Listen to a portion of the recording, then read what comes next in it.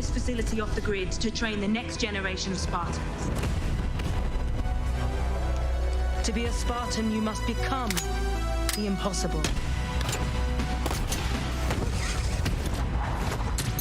Greetings, Spartan. It would be my pleasure to serve at your side.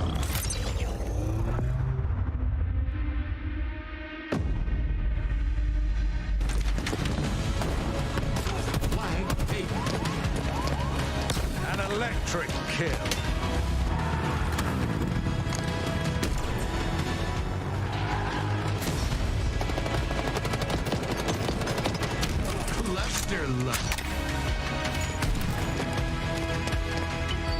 On your feet, Spartan.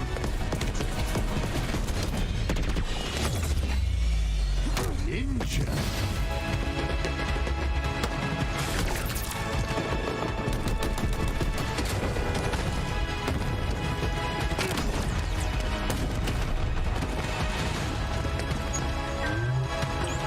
Zone captured.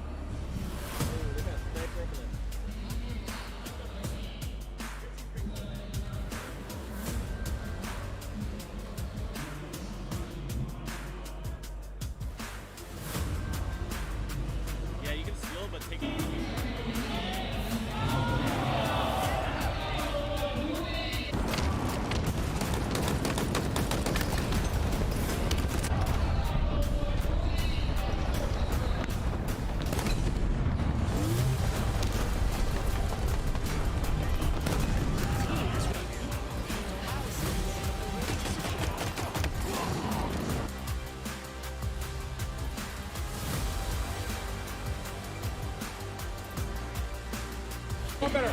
Oh! Oh! One of those.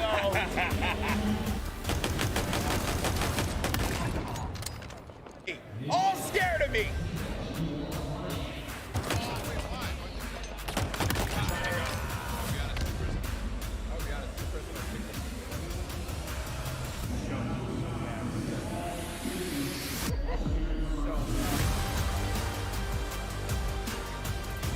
There's so many of them. Oh, there's so many of them.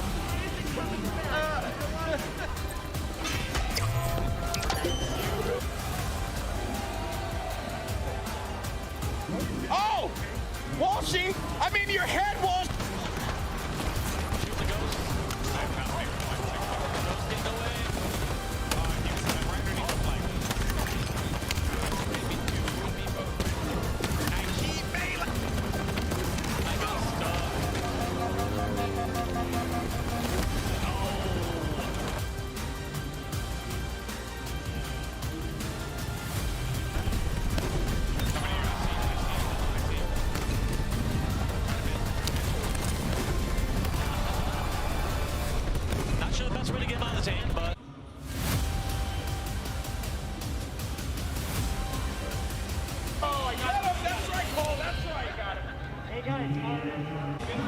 Box is coming with the flag! Box is coming with the flag! Box is coming with the flag! Box is coming with the flag! We stopped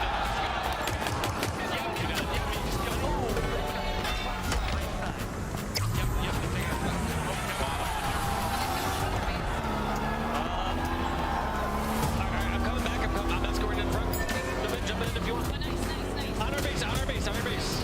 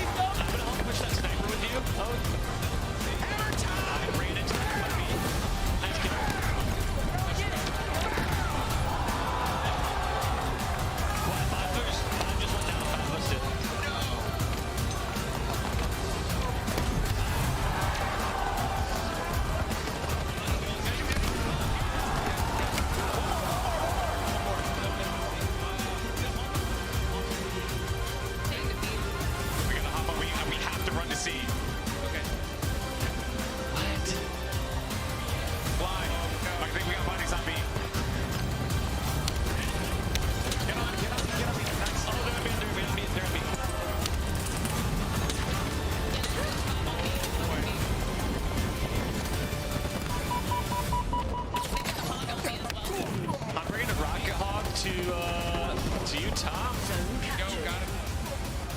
Do you want to jump in hard? Help on C. Or no?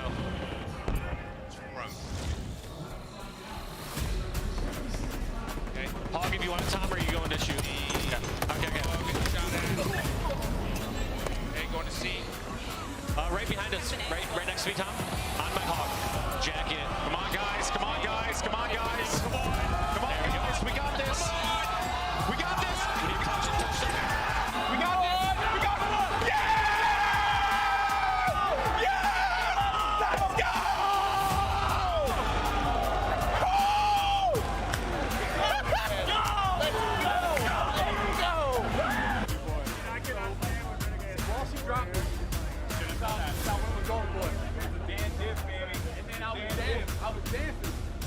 I was dancing, baby. We got to go.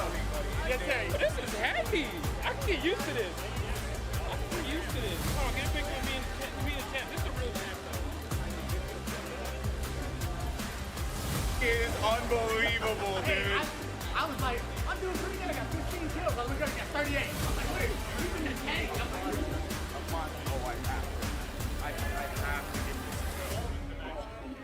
it's only right, dude. I mean, you know, this one until you win the real one. You know what I mean? Hey, this is a real one. Very much so.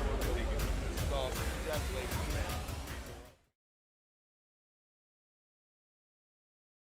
The HCS Raleigh Kickoff Major is presented by Astro Gaming, AMD, The Matrix Resurrections, Game Pass, Rockstar Energy, The Marines, and Zowie.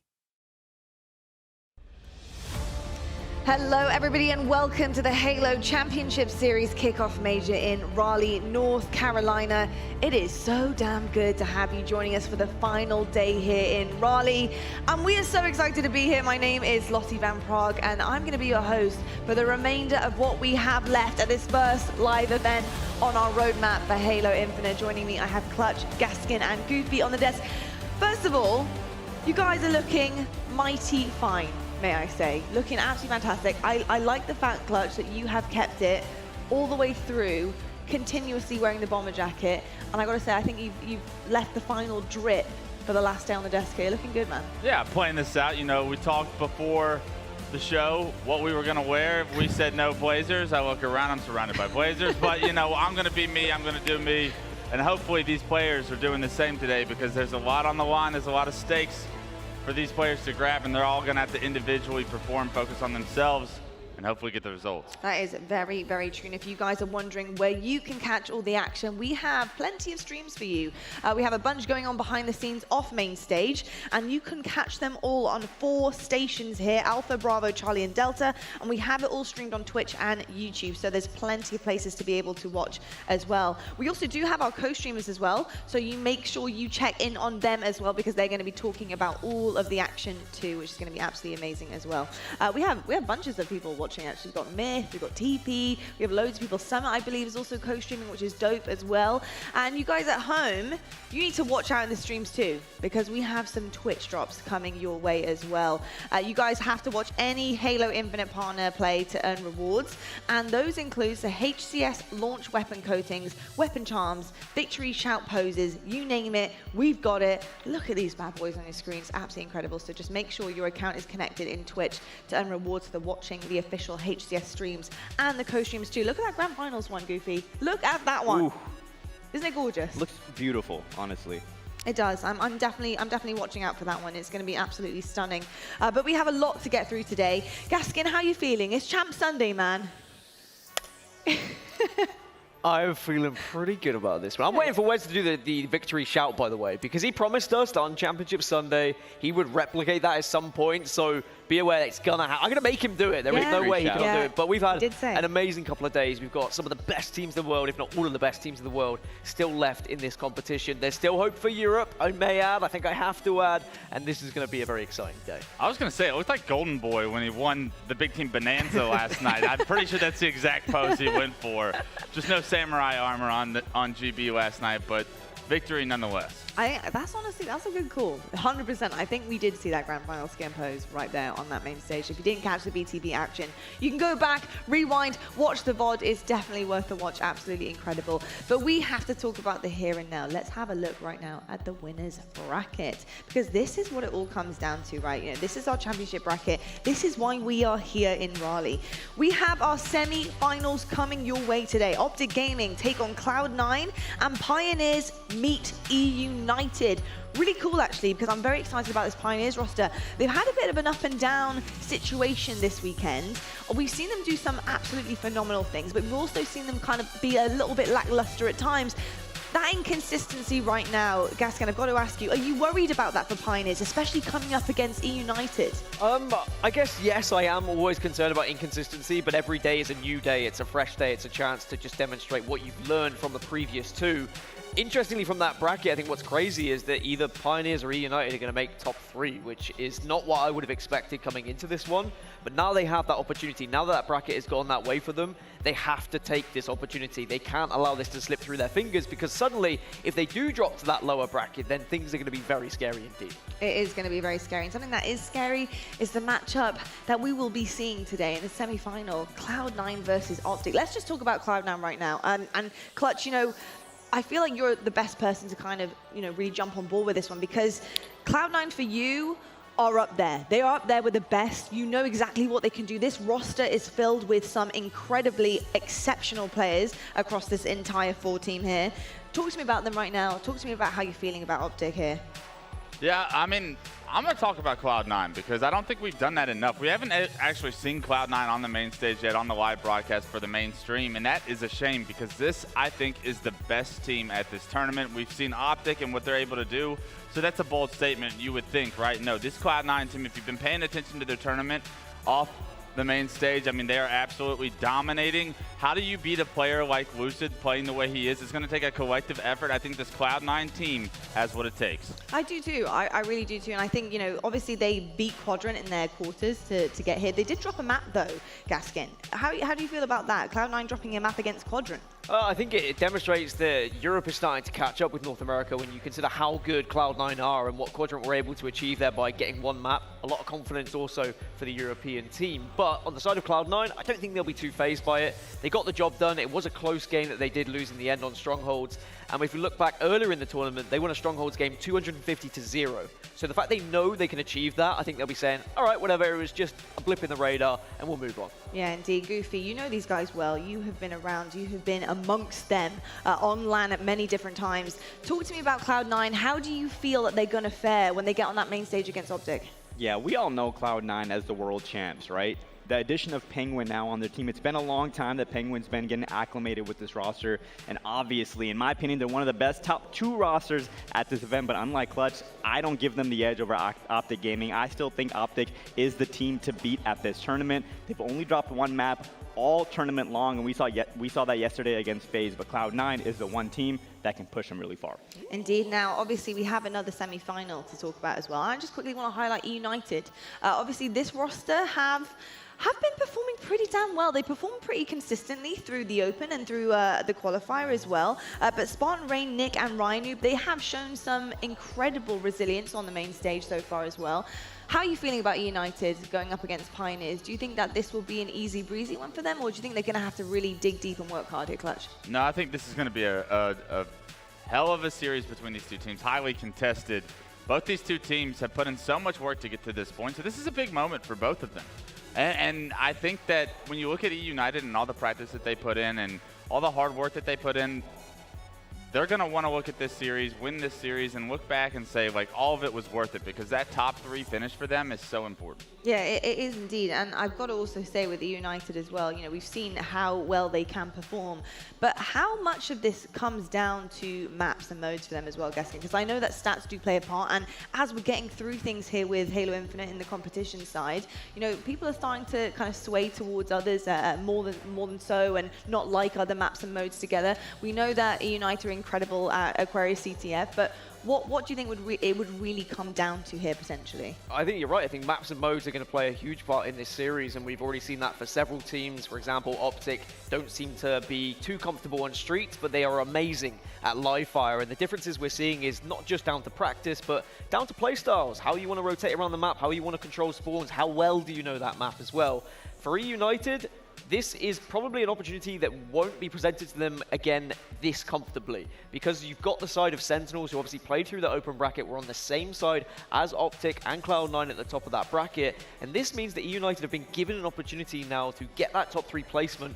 It's never going to be this easy for them, but at the same time, Pioneers have also looked strong, so this isn't going to be just a walk in the park. They're going to have to get their heads down, focus, and do their best. Yeah, they are indeed. What do you think about that, Goofy? Do you think United are going to be running away with the show here, or do you think Pioneers, they're going to be fighting back? Is this going to be a close series? This is going to be a very close series, and we're not giving enough credit to Pioneers. This team has been one of the top teams competing in Halo 5 for a very long time now, going into Infinite, keeping that momentum going. Pioneers is going to give United all they can handle, and honestly, I don't even know who to predict is going to be the winner here because they're so evenly matched. So to Dan's point, saying this is United's best shot, comparing to Optic or Cloud9, sure, but I think when it comes to the skill set that United has compared to Pioneers, they're very similar. Pioneers play so aggressive, so efficient.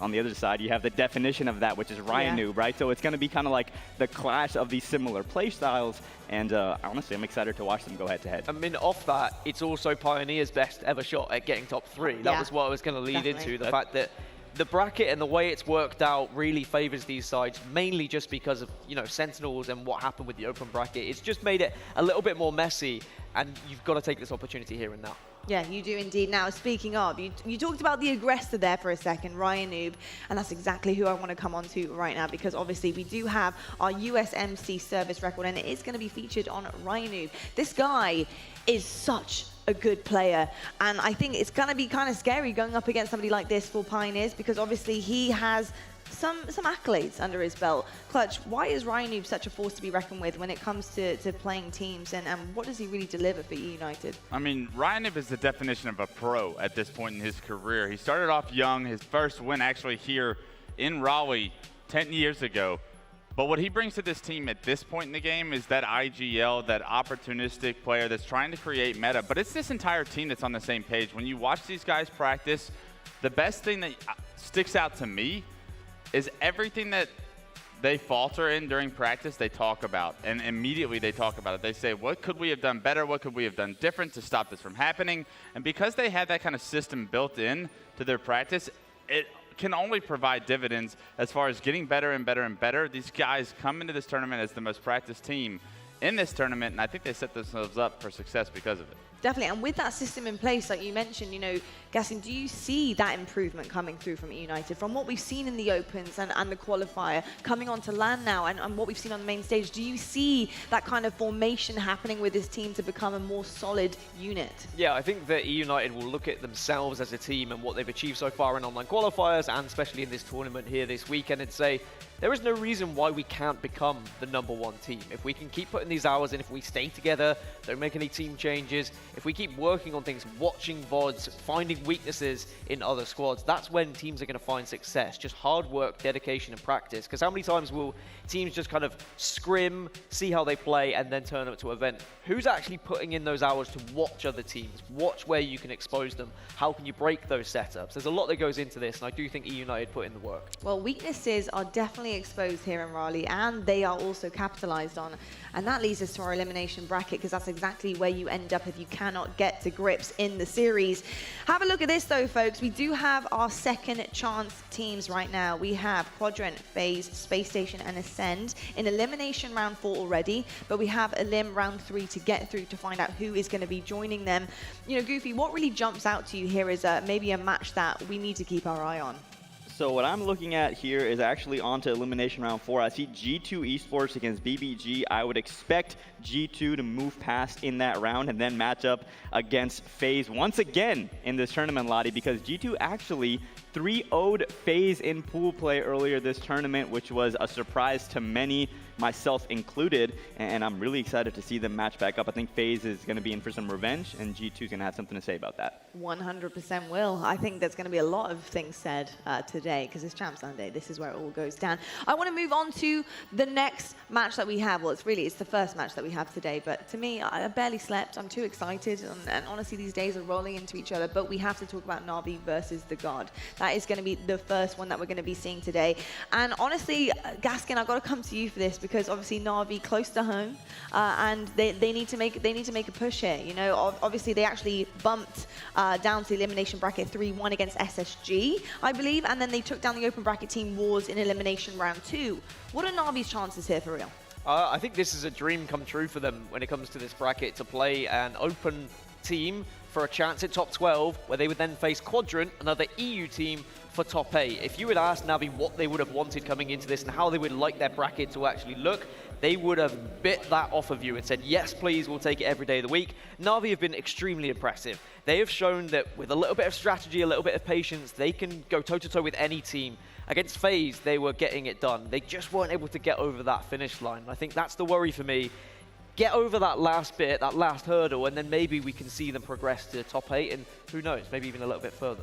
And that is very true. And how are you feeling about that, Clutch? Na'Vi versus the Guard, how are you feeling that one it might potentially go? Yeah, I think Dan's right when we talk about Na'Vi versus the Guard. I think this is a great opportunity for them to solidify top 12, look into that top 8, because when you're a European coming over to the US, I think your eyes are obviously set on getting first place, but top 8 is such an important placing for all the pros up there on that main stage. It's always been that bar that you kind of set for yourself coming into a tournament, not being one of those top 6 North American teams. So Na'Vi actually going to have to go up against Quadrant if they're able to win this first series, and that's some EU on EU action, and those guys play each other all the time. Quadrant actually gets the better of Na'Vi so far in Infinite, so I'll be shocked if Na'Vi comes into that thinking that they have the edge over a team like Quadrant. Quadrant has looked very good. They'll be waiting in the looms here, watching this series very closely. This is a potential banana skin, though. They can't afford to underestimate the Guard. They've been very impressive getting this far in the tournament, but we do have to remember that this Na'Vi roster features several players who were on that roster way back when Europe made history. They got top 6 finally. That was the first time we'd ever seen it actually happen. Hey, we got top 6 is the best we could do. But it was history. It was something that Europe had never done before. But we still want to see someone go further, and I think Na'Vi, if anyone's going to do it, Na'Vi, Quadrant, Ascend, this is our best opportunity of doing so. Yeah, indeed, and I tell you what, we are just about there, folks. We're here. We're going to see this happen before our very eyes. Elimination round 3 starts now.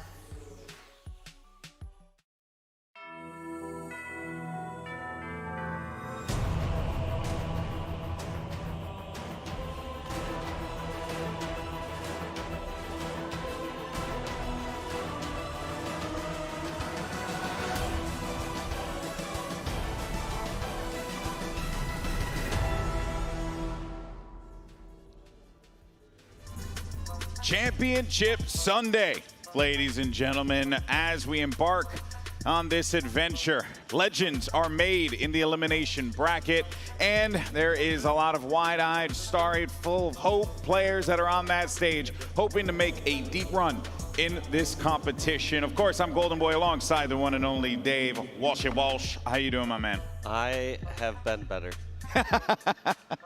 My voice has been better, to be fair. Wait a minute, though. Actually, I feel like I'm missing something. Hold on. Oh, there we go. Oh, yeah. All right. I think we're good now. We can cast, right? Sure. Thanks, guys. Don't clap. Whoever is out there, do not encourage him. Oh, man. So, you know, and it's great, too, because, like, Walshy had this whole line for when he won. He was going to be like, it's like taking candy from a baby or something like that. It's okay, Papa. You get him next time.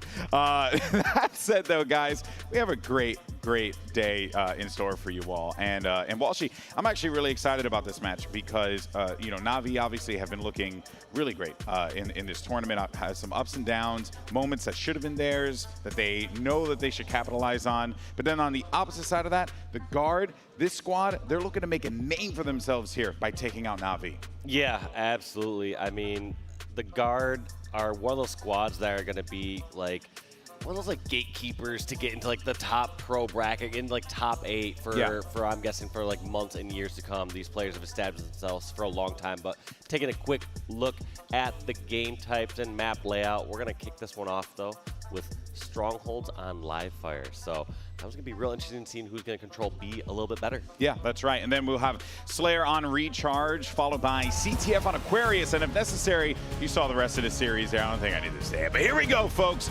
First match of the day, the Guard versus Na'Vi. And I'm particularly excited, Dave, because the Guard, an all-Latino roster. So it's actually pretty awesome to see that right here on the main stage. And we're going to be kicking things off, though, with the one and only Kimbo. And an early day for all of these players, man. You know, this has been a marathon for them. You have to imagine everyone's feeling it on that main stage. Yeah, absolutely. But this is what these players are here for. They get excited to wake up here and go in towards Championship Sunday because you have this option of being up here early Sunday and playing, or there's some of these players that unfortunately have the option of sleeping in because they're going to be a spectator today. Yeah, that's right. But we're going to be having a full house later on today. That much I can guarantee you here. But first plays are going to be happening, and it seems like it's going well for Na'Vi. But I believe the fight for Camo actually went to the Guard here, and they were able to successfully acquire that. Now you're going to start looking to make these plays around B. Eli now trying to make some plays as well as he gets repulsed, but has to finish up this 1v1 battle. Sees exactly where he's going. This is the worst feeling, man, when you're shooing someone 50 times the dang BR and they don't die. Finally, yeah, he was not letting that one go. Eli was like, all right, I'm done chasing. I hope this person peeks back out, but it's just one of those times where it's like, as you're sprinting behind, when do you know when to stop your sprint and finish off that headshot? And it's just one of those things that, worst case, you're at least pinging that player and keeping their shields down. So great job by Eli. However, you want to see a little bit more out of the Guard to finish off some of those kills. You don't want to have to be chasing down your own individual kills on a well-oiled team. Man, that Mangler, you see what happened right there? Player ends up getting the melee, right? And you think he has the advantage, but with the fire rate of the Mangler plus the strength of the melee, wins out that battle, and it's still here, and managed to cap C, put a trip cap on Na'Vi, all that because of one simple Mangler play. Yeah, any of those little turnaround fights that you get on the Stronghold are the absolute game changer. It's what's going to either turn that in your team's favor, or you're going to stop that bleeding and stop a trip cap, but the Guard already putting in some damage and establishing a 60-point lead. So this is going to be really tough here for Na'Vi to break this out, but clearly guns blazing immediately for the Guard. You know, David, impressed me that you were able to do that math that fast at this time of the morning after the last 3 days we've had. The better part about that is I was just rounding it out. So the fact that I can probably throw out any random number and Golden Boy's gonna be like, dang, Dave, you're good at math. I'm like, yeah, you're sure right I am. Bro, you already know the line I'm going to say. The New York public education system has failed me. But, guys, now it's looking like Na'Vi, they're going to try and bring this one back here, capturing B and C, Heat Wave for 2 Foxy and a double kill to boot. So far, so good for 2 Foxy. He's got 8 kills to his name, popping up behind here, looking for another one. That's going to be a second, and 2 Foxy is certainly going to be on point here. I have loved everything I've seen from 2 Foxy this event. He has definitely, like, turned everything around. Great by 2 Foxy and crew, but I'm wondering why they're not just immediately going straight for that weapon. They had the numbers in towards top center, but now they're getting a little outnumbered. So really interesting kind of timid play there from Na'Vi. I expected they cap C, they have numbers, just overwhelm over towards top center, or make sure you have that A bridge, or sorry, the C bridge to watch towards the B stronghold. Yeah, and a good attempted play here, and you know, totally right. There's like little moments that, you know, obviously it's like coulda, shoulda, you would have loved to have been able to do, but obviously it goes without saying that these players, right, in the heat of the moment, things are always going to get a little bit lost in translation there. The Guard so far trying to hold on to this A stronghold as they push forward towards C, seeing that flip over. 2 players, 1 below, 1 at the nest.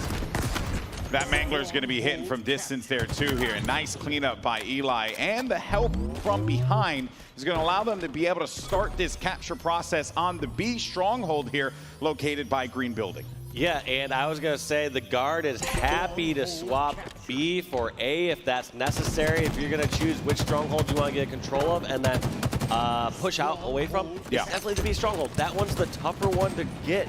However, the downside about the B Stronghold is you're just in a bad position sometimes. Exactly. So the guard really needs to push out there, and they do it without much effort as Bomax gets that back jack for the double kill. Yeah, you know, you're so right about that. There's nothing pretty about going after that B Stronghold because fighting out of that is a pain in the neck. That being said, though, man, the guard are on fire, and it feels like Na'Vi, they have a little bit of a, you know, I don't know, it feels like the guard are playing with something to prove here, and they're bringing it to Na'Vi. Every opportunity they have, every opening that they have, they charge for it, and they make sure that they make Na'Vi pay for it. Yeah, and they're also just keeping this pressure on for a trip cap again. Here's a trip cap again. Full control. We're going to see what Eli decides to option for, whether that's going to be guarding B or running all the way towards A, and it looks like he's going to option to guard B. They're getting all these kills, Walsh, and they constantly get the refresh. The guard are on fire here, but finally 2 kills for Na'Vi,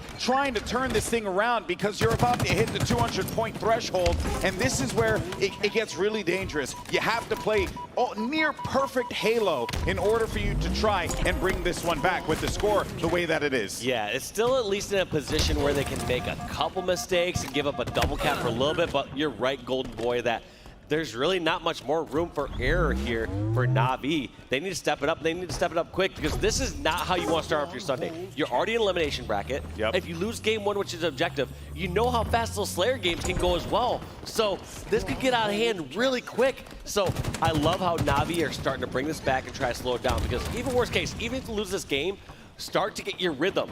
It's okay if you start to get your rhythm and feel good going into game 2 in the rest of the series, but do not just get stomped this first game. Yeah, you know, it's deflating. And the battle for Camo was successful for Na'Vi. Maybe they could use this as well as the Mangler to turn things around here. We joked a few times about how weapons like the Mangler are semi-power weapons. Well, hopefully we could see it being put to good use here. But Kimbo's not going to be in a really rough spot. He has to push out. They know that Camo's going to be lingering about here. And here comes Kimbo. He's got the Mangler, looking to get the finish on the kill there. Has the help as well. Also has assistance too. And that was just so well executed. To Foxy from the Nest side, had Kimbo's back, and he was the bait. Yeah, and for the first time, we're actually seeing Na'Vi hold an extended control. They were holding that for the good last, 30 to 90 seconds where they had at least 2 strongholds. They run around getting the majority of the kills, and we're now seeing that finally reversed here in the favor of the guard. But that's what Na'Vi need. They need one of those string-together efforts and sprees in order to bring themselves back in this game. 100 points, that's within reach in Strongholds. It really is. Especially with the way that Strongholds operates now, right? Time stops when you're capturing the objective. Points tick faster as well when you capture all 3. This is a doable comeback for Na'Vi, and the guard, they can't get too overzealous here. They're going to have to play the same way that they've been playing. Yeah, Na'Vi have been changing some things up, and feels like they've woken up midway through this Strongholds live fire game. So the guard need to continue to apply that pressure if they want to walk away with this dub, and they're so close. Yeah, they're doing such a fantastic job. And just a bare miss there from Kimbo for that 2-shot melee. And those are those times we talk about Golden Boy, where that kill right there is the difference between converting that stronghold and keeping control of it for Na'Vi, or it going in the hands of the guard. Yeah, well, B looks like it's going to go to the guard here, but Jimbo awaiting someone at the garage door. That was going to be Bohm, who ends up getting beamed by the Mangler. Now the play here for A, respectful, perched up on top, right by top mid. Big fight here between Brainstorm, and Brainstorm wins that one. Crazy battle. Now he's going to have to win this out of B. Yeah, and he is just fighting desperately for this. Jimbo doing all he can to try to take out this member of, or obviously taking out Brainstorm over at B. But you can see how important this stronghold is for both these squads, because once you get control of it, you can watch that from so many different angles. Whether you go over towards Nest or towards Garage, there is no safe route to get over towards B, and so you need a lot of firepower to go that way. So that's why the guard is so desperately just hiding a couple of these spots and forcing Na'Vi to really match them in firepower over here. Well, this is going to be the guard's opportunity to end this one out here. 10 points remaining. A capture starting to begin over at B. Kimbo's playing some overguard duty, helping out a Nest, but he's going to get wiped out there. 2 Foxy now looking to get this trip cap. He's got Brainstorm in his sights. He knows exactly where he is. Also, assistance coming from mid as well. They're going to go and capture B here, but again, a great opportunity for them. But watch out, though. A and B have flipped to the guard. A lot of investment from Na'Vi to get C, and now they're losing out on this. Only 5 points remaining here, and the guard will walk away with game 1, but they managed to stop it right at the nick of time. But they have to stop this fight at C, but no! And Fomex manages to win a big battle, and the guard walk away with game 1. Yeah, that ending right there by Bomax really secured it. I mean, if they were able to flip that around for a second, but as I unfortunately found out last night, a couple stronghold and control points can shift away faster than you realize. Hey, man, who'd have thunk it? Who'd have thunk it? That said, though, man, what a great start for the guard. I came out of the gate feeling like a ball of fire, right? It was like nothing could stop them. They went up like 200 points. Na'Vi were down to 34 or 64 or something like that. So the fact that Na'Vi were able to bring it back was very impressive. Yeah, and I think the other part I didn't get a chance to highlight there was how many slays Bomax had. I saw at one point earlier he was like plus 12 with like a 19 and 7. I didn't see how he closed it out, but I did see how he closed out that B stronghold at the end. So I know he at least added 1 or 2 more to close it out. Oh yeah, and he also made sure that Na'Vi felt it as well at the end. A little, you know, tactical crowd share never hurts anyone. But you know, we started things off in game number 1. Obviously, it's an early morning for us here in Raleigh, North Carolina. But honestly, feels like the guard are wide awake with the way that they started this matchup. Very, very strong, going up 200 points, Walshy. And then we started to see Na'Vi make their comeback happen. And the guard, they needed to dig deep. They did just that, but they're gonna have to do it for the rest of the series. Yeah. We're going to have to see them really step it up. And this is a situation we really see Europe in quite a bit, where they put up such a strong fight. They have such a great tournament showings, but then they really have to take out these juggernaut teams or these strong, like I said, gatekeeper teams here in North America to really break into that top 8 or top 6. There's no easy feat. Just even beating one squad like the guard, there's a couple squads. There's a few squads you have to go through here in North America to get a really, really top placing. Yeah, you know, it goes without saying the talent pool in this region has and always will be very strong, right? Halo has had a very deep and rich history in the North American region, East Coast. There was always the East Coast, West Coast, you know, especially back in the old Xbox Connect days. So it's like everyone's been playing and really like challenging each other to become even better, like better versions of themselves. So even like from 1 to 16, in as far as our seeds go, our top teams, like all those teams are capable. And I feel like especially because Infinite's a new game, all those teams are capable of like walking away with a win, right? Any given Sunday, and what better Sunday than Championship Sunday? Crazy stuff, man. But hey, Na'Vi far from out of this one. As we go to Slayer Recharge, they're gonna look to bring this one back in. What are going to be some of the things you're looking out for, Walsh, for Na'Vi on Recharge to try and bring this thing back? Well, when I'm seeing these top teams play out Recharge, this one is slowing down quite a bit more. Yeah. Where you see teams start to rotate and start to, you know, whether it's hold A or hold pipes and try to actually use that shock rifle or get the camo. So I expect this one to play a lot slower. And then, you know, once they get that kill or two, they'll start to charge it and try collapse in towards like A or pipe. So expect I would say different cadences of fights. Expect it to, you know, be a little fast at the beginning, slow down, and then once a kill or two happens, it's just going to speed up again. So knowing when and how to increase that pace is going to be the factor for one of these teams to be successful. Yeah, it feels like as well, and you know, speaking of team playstyles, we really don't know much about the guard because this is the first time that we're seeing him on main stage, but we've seen plenty of Na'Vi over the open competitions, and one thing that, you know, Na'Vi likes to do is they like to control the pace of the game on their own, right? They like to ensure that if they want the game to go slow, they're going to make the game go slower. If they want to speed it up, they'll do just that. The guard have to recognize this, and they cannot let Na'Vi dictate how that pacing goes.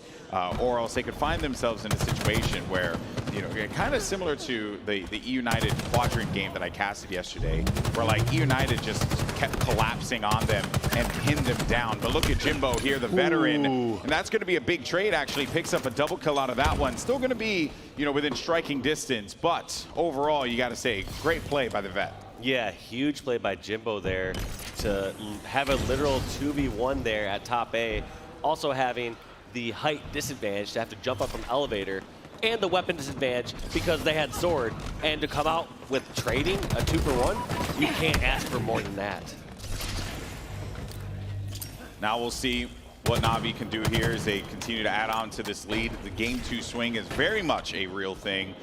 You know, you lose that game 1, then you pick up the pieces on Slayer.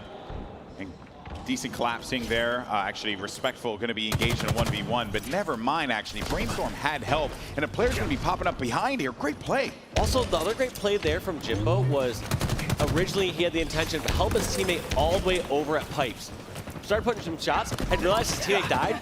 He immediately stopped focusing over there. He says, I'm not going to lay damage across the map that cannot be finished up. And he focused nearby. And the fact that he target switched that fast, he was able to find someone in control right next to him. Didn't get the kill, but was able to at least not die because of his attention being focused on the right places at the right times, Golden Boy. Yeah. You know, we speak of how the veteran players here in Jimbo, certainly one of them, having competed on the world stage multiple times in competitive Halos history. He has been so awesome to watch, and man, this game in general has just been a nail biter as the Guard have managed to take the lead ever so slightly. It's going to be a 2-frag lead. Brainstorm with that 17th kill against Respectful. All 4 players of the Guard are going to be located on the Hydro side, Whirlpool side of the map. Na'Vi on the yellow portion of the map here, and that Mangler could do some. Could be a problem. Oh, okay, you stop it in its tracks. At the very least, you get a trade there, so you're happy if you're the Guard in that situation. Yeah, I'll take a Mangler trade. Like if the opponent has Mangler and I can go 1-for-1 with that player, I'm like, all right, I did my part. Someone else step it up here.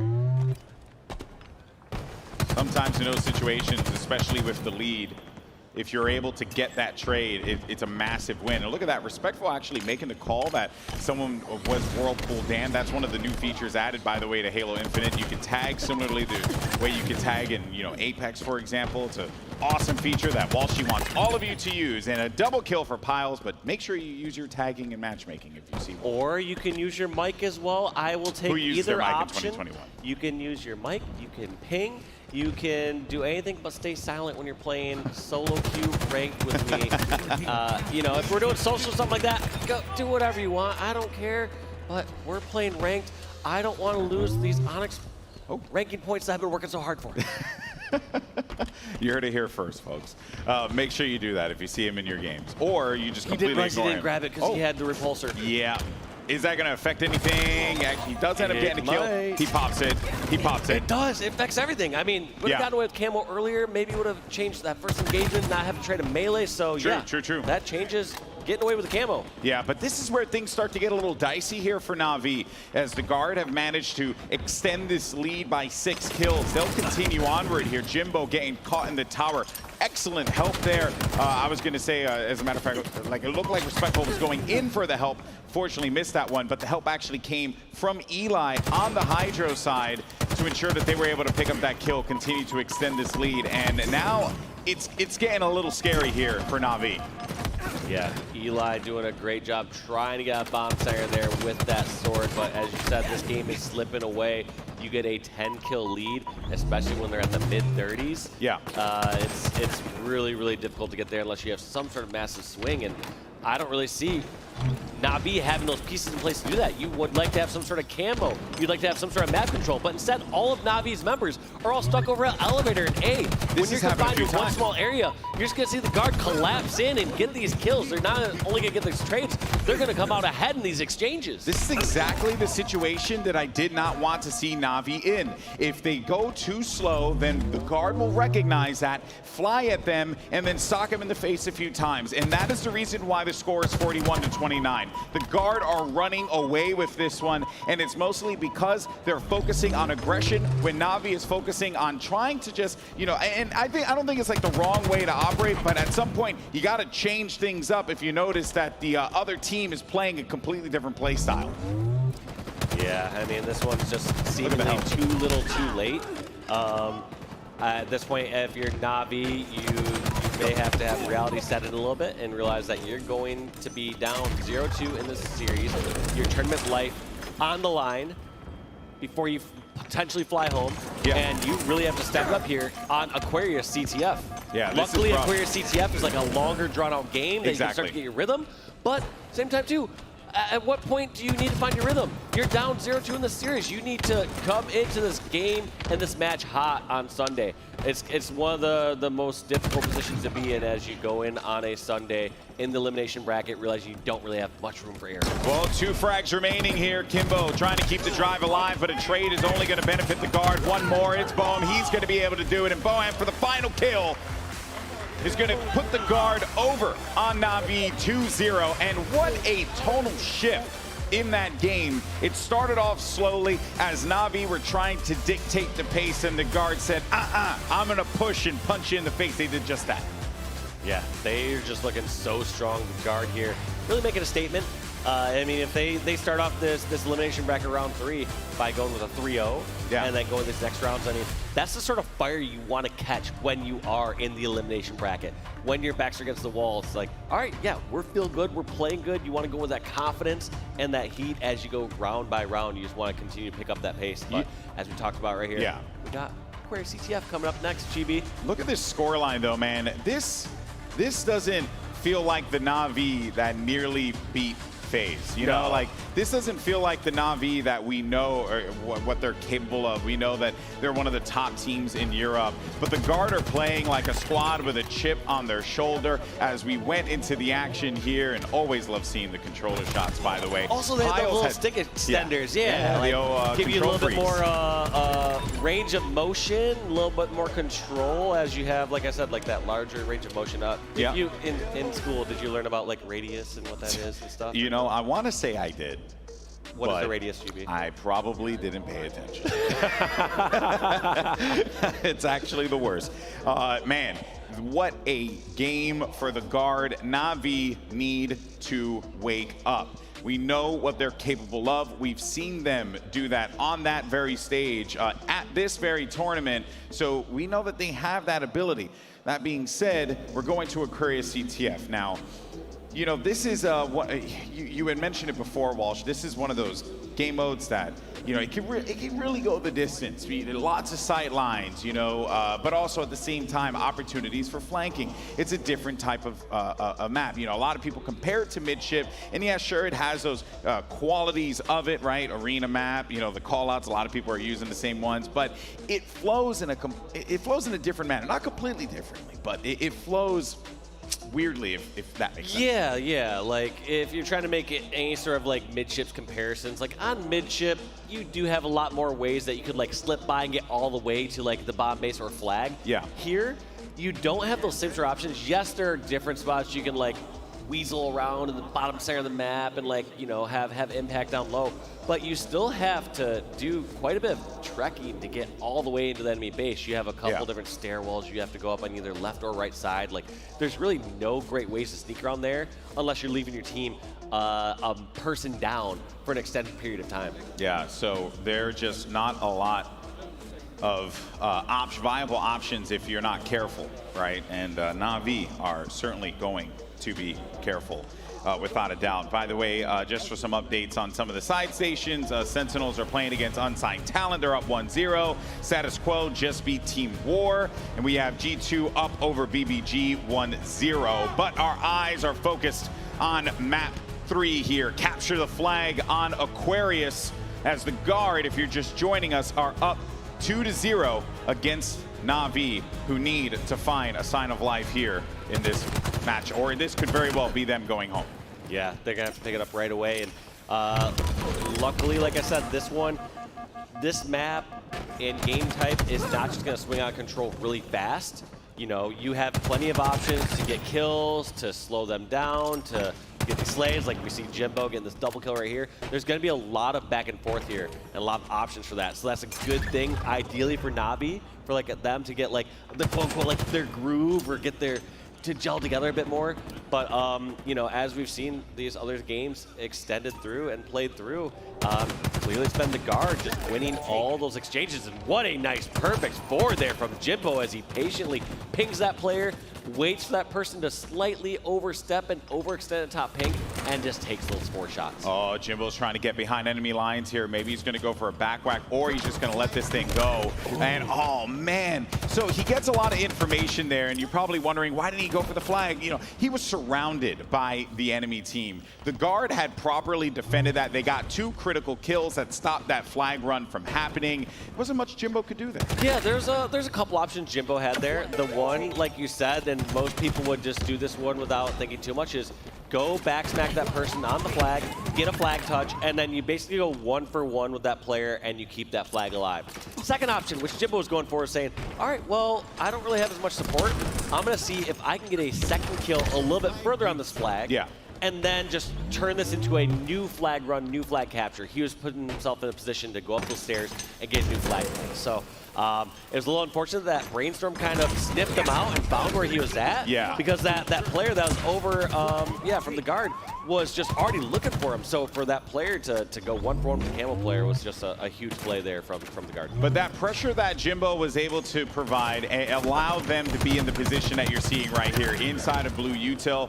The flag now starting to make this run happen. Because he was present there for that last play, you know, Halo is just, it's like a butterfly effect in this game. One action can lead to so many things happening that you know, could really just change the entirety of the game itself. And one has to wonder how the guard are going to try and get back into this one, because 2Foxy, he has his flag clear across the other side of the map. It's in his base, and I think this is going to be a flag cap here for Na'Vi. Some signs of life here from the European squad, and Na'Vi go up 1-0. Well, it's not going to be too surprising as we see this lane actually going in the favor of Na'Vi for once. At that point of that flag pull, and when they had all the way back to their base, Na'Vi had 15 kills on the board compared to the guards only 10. 50% more slain. Piles had 0 kills on the board as of yet. You can't really expect much if your team's, you know, you're 3 minutes into a game or 2.5 minutes in the game, and where your teammate doesn't have a kill yet. Like, generally, that is either the best wingman I've ever seen in my entire life, or that player is still just having some rough moments to start off the match. So, yeah, no really surprise there that Na'Vi was able to, like I said, cap that while they had 5 more slays. Dude, and honestly, you're really looking for Piles to be the player that steps up here, because he was so instrumental on recharge. Multiple multi-kills for him, right? I felt like every time we went to a screen, we were constantly seeing him get some doubles. So this is where Piles is going to need to really dig deep here and also rely on his team. But for Na'Vi, everything is working out right now. One thing that I really like there from those nades from 2Foxy is, yes, one, banking off the back wall seems most obvious in some cases where you have to nade somebody out of a certain position at a pillar. Ooh. However, anytime you are able to throw a grenade past someone's peripheral and banking off a wall behind them, it really does throw off your perception of how to react to that grenade, because anytime there's a nade banking off a different angle, or like I said, from behind, you really can't perceive it as well compared to like a nade coming directly in front of you. So that's very true. I really liked that play from 2Foxy. Like I said, it was one, probably the only option of how to do that, unless they were trying to bank it like right in front of them. So yeah, I like that play, but it's good one of those things, like, you know? even when you're in like a small, close range quarter fight, like if you're able to like throw a grenade past somebody, they really, even the top players at some points have difficulty understanding where that exactly is going to lie and land. Well, you know, it's always all about the Holy Trinity in Halo. You know, melees, your gun, as well as your grenades, and how you take advantage of those. As for right now, though, as the action continues, it seems like Na'Vi, they're in a position to be able to make a flagpole happen. Some shots are coming from behind here. Kimbo's aware, but he should have the support on the right side of the map. You see a few of those red, I guess, exclamation marks shooting at the members of the guard. Bohm is going to be down as well. Flag is going to be moving across the map inside of the Na'Vi base. And number 2 for the European squad. That was surprising because, yeah, I saw Na'Vi have some slays, but I didn't think they had enough slays to move that across the map. What this tells me is they kind of scrapped that one together, and I did see 3 members temporarily down for Na'Vi. So Although they got that flag capture, they gave up some map control in exchange for that. So we're going to have to see if the guard can actually use their positions on the map here now to ideally get a few kills, but it feels like they're consistent in the defense. Yeah, they're struggling on this one. Yeah, there was a traded kills back and forth, but Na'Vi still somehow back in the base of the guard. The guard just having some trouble establishing where they want to be on this map. Yeah, it feels like the defense is, non-existent here for the guard.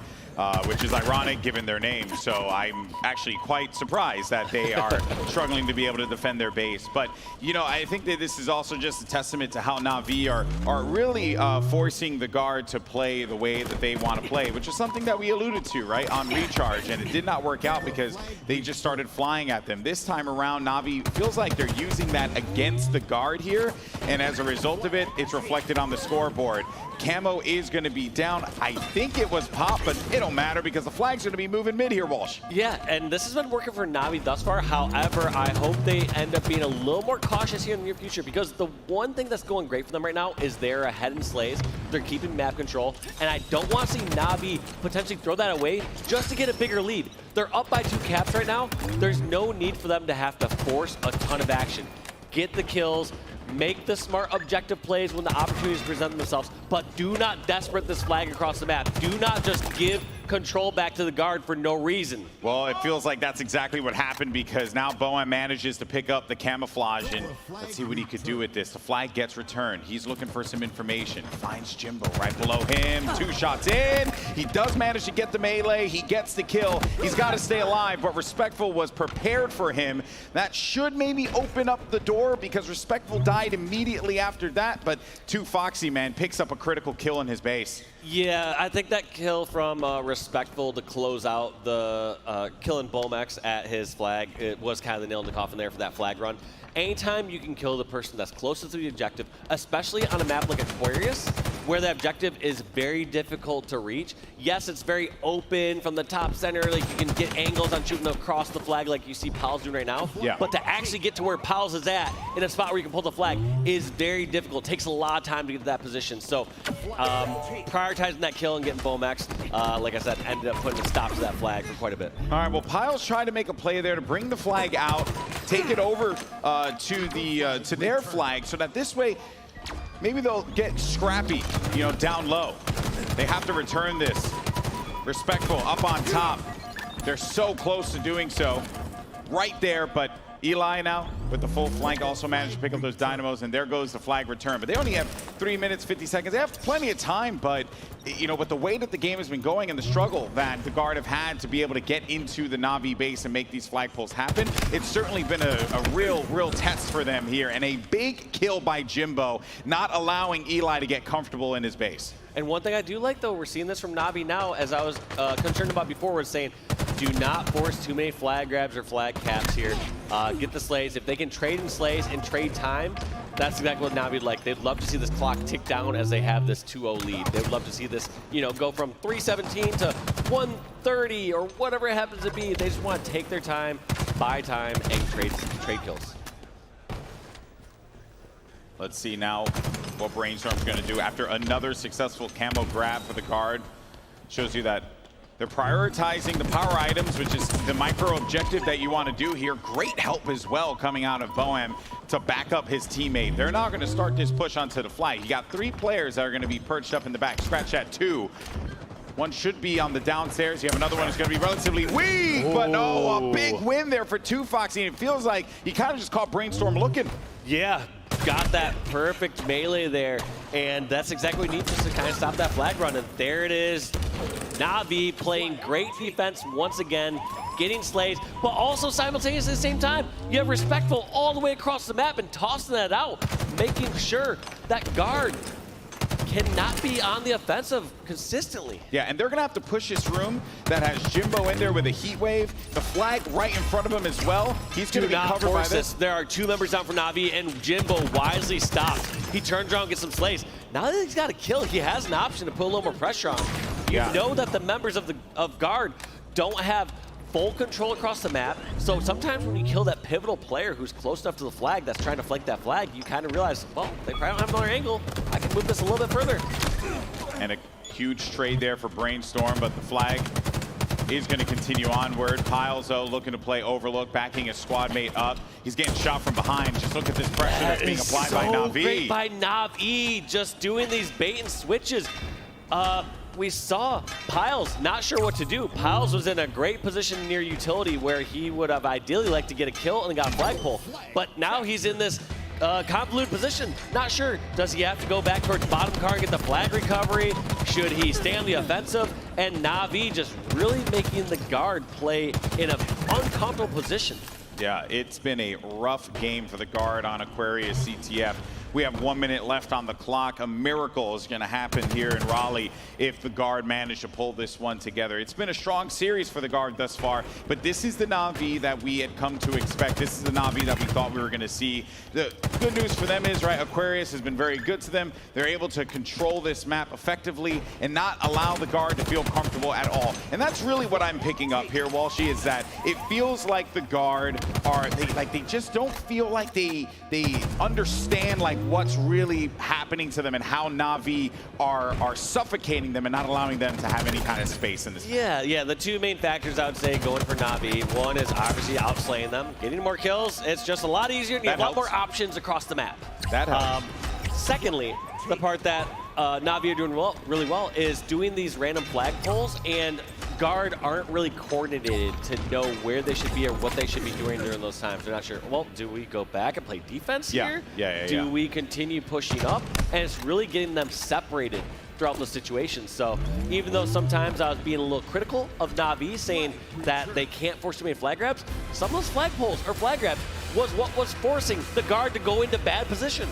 Well, Na'Vi can breathe a sigh of relief because they managed to fend off the sweep and be sent home. They take game 3, Aquarius CTF, in spectacular fashion, control the entire time. The guard felt like they were not quite too sure how they wanted to execute on that. And this is where we see what the guard is made of, because a lesser player would be frazzled coming out of that game. And now into oddball recharge, which is, you know, you're gonna have your setups, you're gonna have your speed, you're gonna have that aggression, and you're going back to recharge too. Maybe this is where the guard begin to, you're gonna be like, hey, you know what? Whatever happened on Aquarius, forget it, man. Yeah, and I mean, we did see the guard were looking really strong on recharge. However, oddball, complete different game mode, and we did see how well Na'Vi played during these, like I said, those difficult scenarios where it's a couple even on players. strongholds. Yeah, they did great at strongholds as well, but I would compare oddball also a bit more to how they played this scrappy flag game.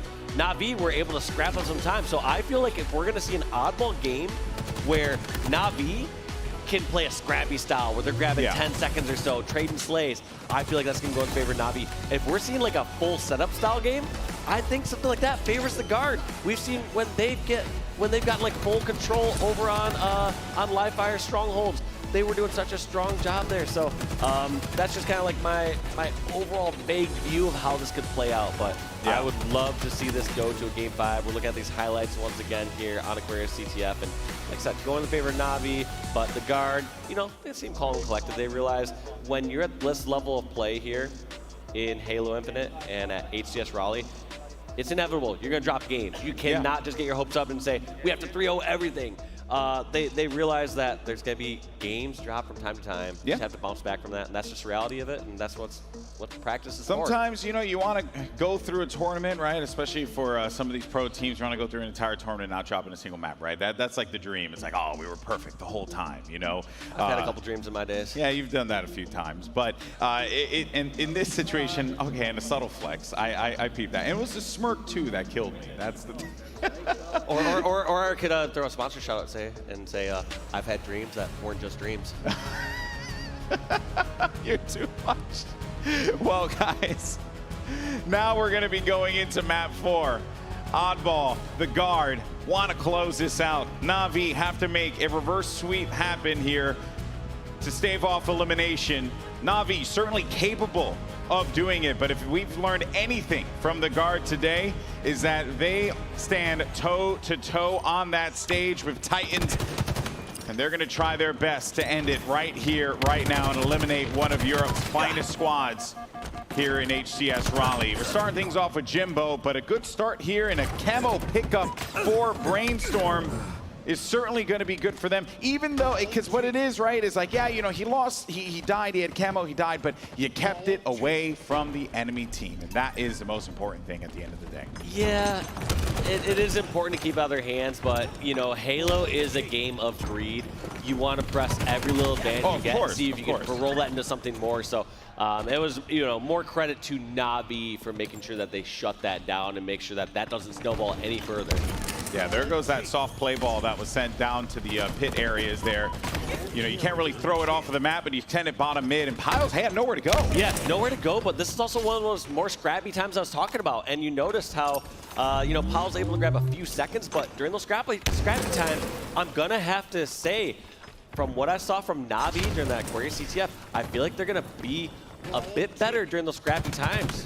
So like right there, look at Kimbo, getting a little scrappy time, but not dying, respectful, taking advantage of this, pushing in towards bottom 8 elevators, and they're able to try to translate this into a couple kills. I like that they're prioritizing keeping that sword alive. A big shout out to Eli for backing up his teammate there. Unfortunately for him, he wasn't quite able to stay alive long enough to see a better day. Brainstorm, though, is prioritizing the sword. And that's the reason why, right? That whole play led into a killing spree for Brainstorm, who's having one hell of a series right now. And now they continue to hold on to that sword. So even if you go for that ball, you're going to be met with a sword right to the stomach, and no one wants that. Oh, look at the help.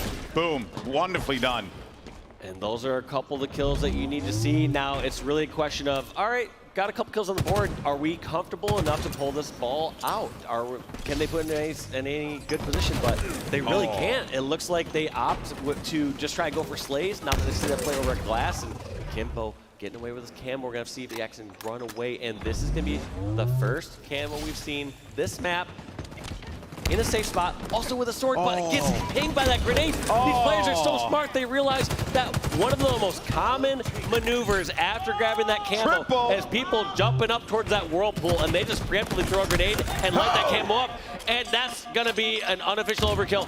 Put that medal back up if you can, 3-4-3. I'm giving it to him. Well, there you have it for Piles. We wanted him to be, you know, really just come online here, and that's exactly what he needed to do. Game 3 was a bit of a wash for him. He had a very slow start, but a nice, you know, as Walsh says, unofficial overkill here. And look at the way that he's running around this, right? He's constantly getting vision. He's letting him know, hey, long haul's clear. We can start to make this move happen if we need to. And he gets away from that as well. Look at the assistance that comes through. No matter what happens, Piles played that as well as he can, and that was very well done. Yeah, and that's the reason why you're seeing a 24-point lead here for the guard. Just that spree of events, allowing his team to get away with that ball. And, you know, an overkill in itself is amazing, but consider the fact that to help start that overkill, part of that was killing a camo sword player. Yeah. Think of how big of a swing that would have been. That would have been insane. He had camo sword at batteries. Like, everything could have gone right for them, but that one pesky grenade. Hey, but you know what, though? Jimbo's trying to, at the very least, bring this one back as all 4 members of the guard are down, and now we're going to start to see Na'Vi add some points here to the scoreboard. Yeah, 2Foxy deciding to set up over here at the gen, deciding if he wants to jump this off or do a full setup. One thing that's a good benefit of having that spot is, yes, you can do a play ball if you need. However, I like the fact that 2Foxy isn't already in the play ball position. Instead, is in a spot where he can rotate if he needs to. Looks like he was going to try to rotate towards long, but was taken out. So somehow this setup falling apart there. 3 members of Na'Vi taken out. Eli leading the guard, trying to do this setup over at A, but back and forth, trading of slays as soon as 3 members of Na'Vi go down. Now 2 or 3 members of the guard go down, and this is kind of the effect you see sometimes in Halo of these swings. I really, though, I have to say, that play from Na'Vi to send the ball to the whirlpool area, right, and leave it out in the open, you know, there's no way to, like, really predict where you're going to be spawning at, but you can kind of get a general idea after playing the game for, you know, as much as these players are, even with it being out for not that long. That whole play led to them getting that ball, bringing it over to yellow, and they knew that they were going to get those long spawns. Now they have the ball, and they continue to add on time. and they have a substantial lead that they can continue to build off of here. Let's see if the guard can break this. I like this play. Na'Vi realized they don't have pipes just yet, so he's just going to rotate away from there. Now that Jimbo's over in there, if Jimbo acquires a kill or two, they could rotate the pipes, but now they realize that there are threats over in pipes. Rotate the ball away. Do not go towards pipes. Yeah, don't come this way. Stay away, stay away. But of course, so given that Na'Vi and the rest of the crew here have ball in the elevator side of the map, they continue to add on to their score here. 71-35. Ball has just been picked up. 2Foxy with a crispy double kill. Might even get himself another one here in batteries. Piles playing a little game of ring around the rosy, but unfortunately it's a deadly game as he dies there and the ball's played in the pit. Yeah, great play there by Kimbo and just staying alive here towards A. Like we said, this A/elevator area is such a difficult position to push into, especially over from control. Yeah. You either have that top narrow hallway where you can get shot in the catwalk, or you have the bottom narrow hallway. There's really no great avenue. You're getting shot either way. I mean, you could try to rotate towards Whirlpool, but like that sort of flank is just way too long. It takes multiple angles or multiple persons to try to push over and take over A. So such a good job for Kimbo, like I said, to get that play ball and then also to stay alive over in A. So ever since the last big camo swing play that we saw with the sword and camo, we haven't really seen camo play that much of a role here, or at least on our screens. And Brainstorm's trying to change the narrative for that one as he continues to patrol around mid, getting a heap load of kills and a ton of information. Also, a great play by Brainstorm to realize when does he need to play sneaky and be like a flanking camo player, or when does he just need to treat it like a full-on setup. And you notice when he's at bomb control and he has teammates shooting people over batteries, he's not hesitating to just shoot across the map and reveal himself. He doesn't always have to play like a sneaky player when you have camo. Sometimes you just need to pull out the VR and shoot. Yeah, but you know what? In that instance, I would have liked him to bring a knife to the gunfight because he probably would have gotten the kill there. Would he stayed alive a little bit longer? That remains to be seen. But Boam now looking to make some moves here and get in front of 2Foxy. Surely one of those nades are going to connect, and that's a nice little killjoy there for Boam to kind of end that one there for 2Foxy. Great job, and you notice Boam just staying alive over here towards top A, trying to just get some plays. I actually do not like this move here from Boam to push closer to that ball. I like that original position towards top A because they were even in numbers and down in numbers. And at some point, you just need that anchor. They got to get the ball. You need someone up high. They got to get the ball. They got to fly to the ball. There's no time left on the clock, and that is going to be Na'Vi walking away with round one due to time. And based on Jimbo, I'm guessing that something's going on right now because I see him pointing at this on his screen. I can't tell if he's saying, dude, check out my stats. I was slaying this last game. Or I can't tell if he's saying something was a little off. But, you know, I'm pretty good at reading body language, and I'm pretty sure he wasn't talking about stats there. Yeah, I'm pretty confident on that one too, Dave. But, hey, you know what?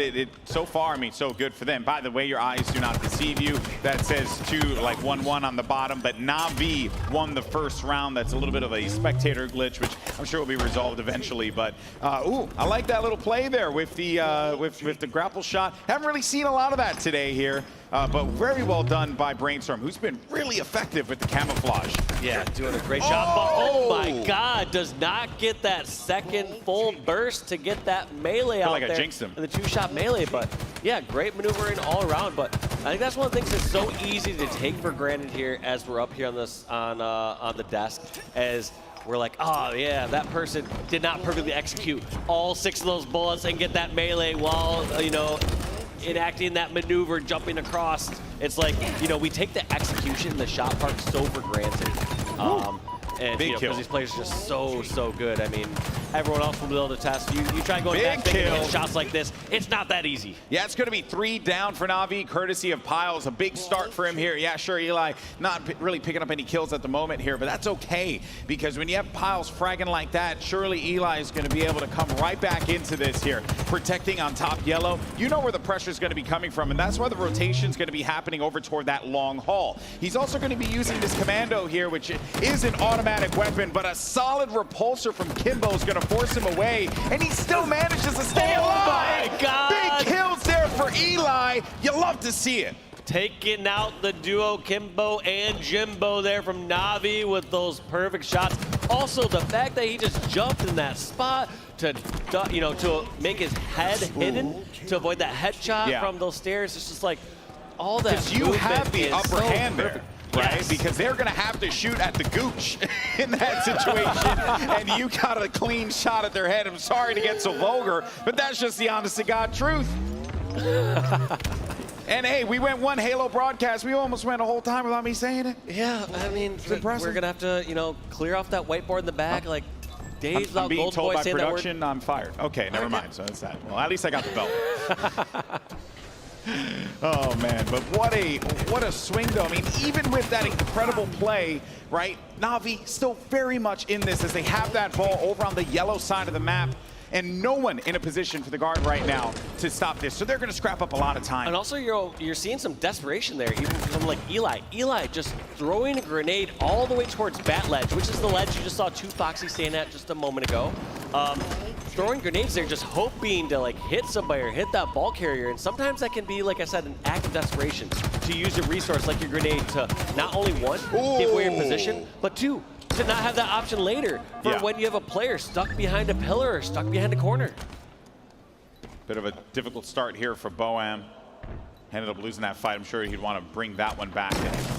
Kimbo, well done with the shock rifle. Big win for him. Eli went in there challenged because they want to try and take yellow so that they can make this push effectively into the Whirlpool area. Instead, they're going to have to try from tower, but they know that they're going to keep running into a sword. So there's just a lot of utility, or a lot of options in the sandbox there, I should say, that Na'Vi are using to their advantage, and excellent positioning as well. A lot of time that Na'Vi have been able to gather here because of that. Yeah, and during the scrappy time, I like, great play ball there.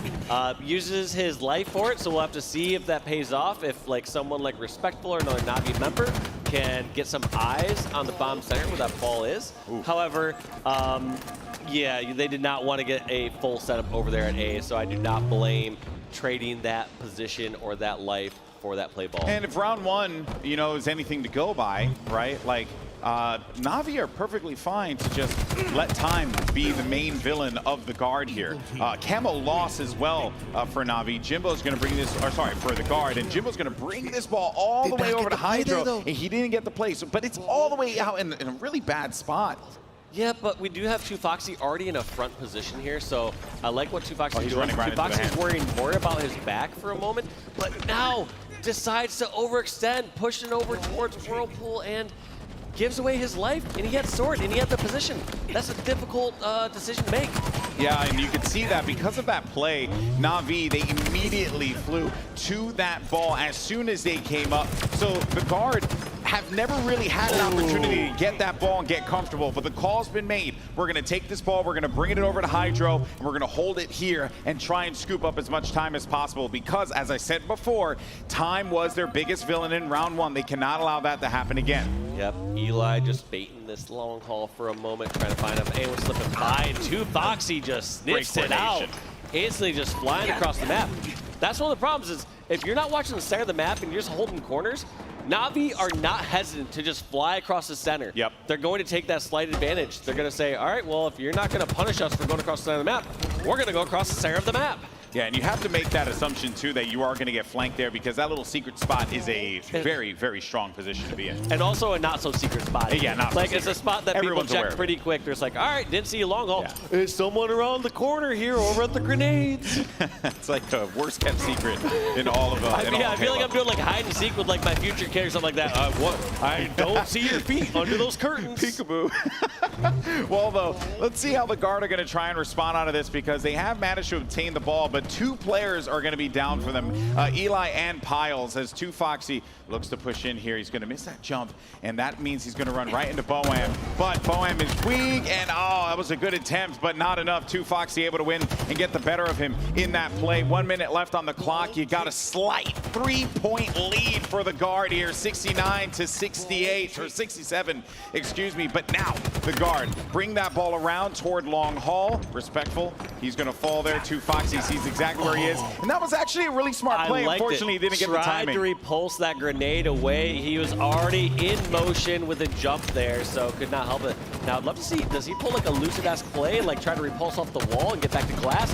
Or instead punch them for not having grenades ready to go right at that moment and buys time for Respectful flank through long haul, but it's just not enough. That's 2 members down for Na'Vi as this ball fight is going down in long haul. But Dave, look at what happened because 2Foxy was pulling so much attention. You ended up having 2 players for the guard. Actually, everyone got wiped out in the hall. The last 2 players for the guard were one-shot, so they were able, as a result of 2Foxy hiding in a freaking corner, able to grab the ball and bring it over to their side. This could very well be going to a game 5 here if it keeps going like this. And Na'Vi, they're feeling it. Yeah, the guard, they're panicking. They realize they have to get over to this ball ASAP. They start to take some shortcuts. They've been getting a little punished for it, for going down the bomb center, and now they're in a really difficult spot, trying to push through that pipe room while their team has grenades. It's difficult, and just as soon as they make it through as well, they're just gonna play the ball. Respectful drops it in towards bottom center of the pit. Yeah, and gives the guard no opportunity to comfortably grab that ball and get out of there.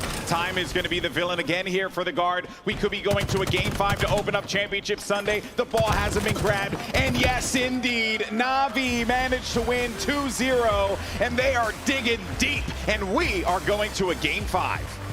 That is so huge for Na'Vi. Getting that slow start, but bringing it back slowly but surely. And this is such a terrifying position to be in for the guard.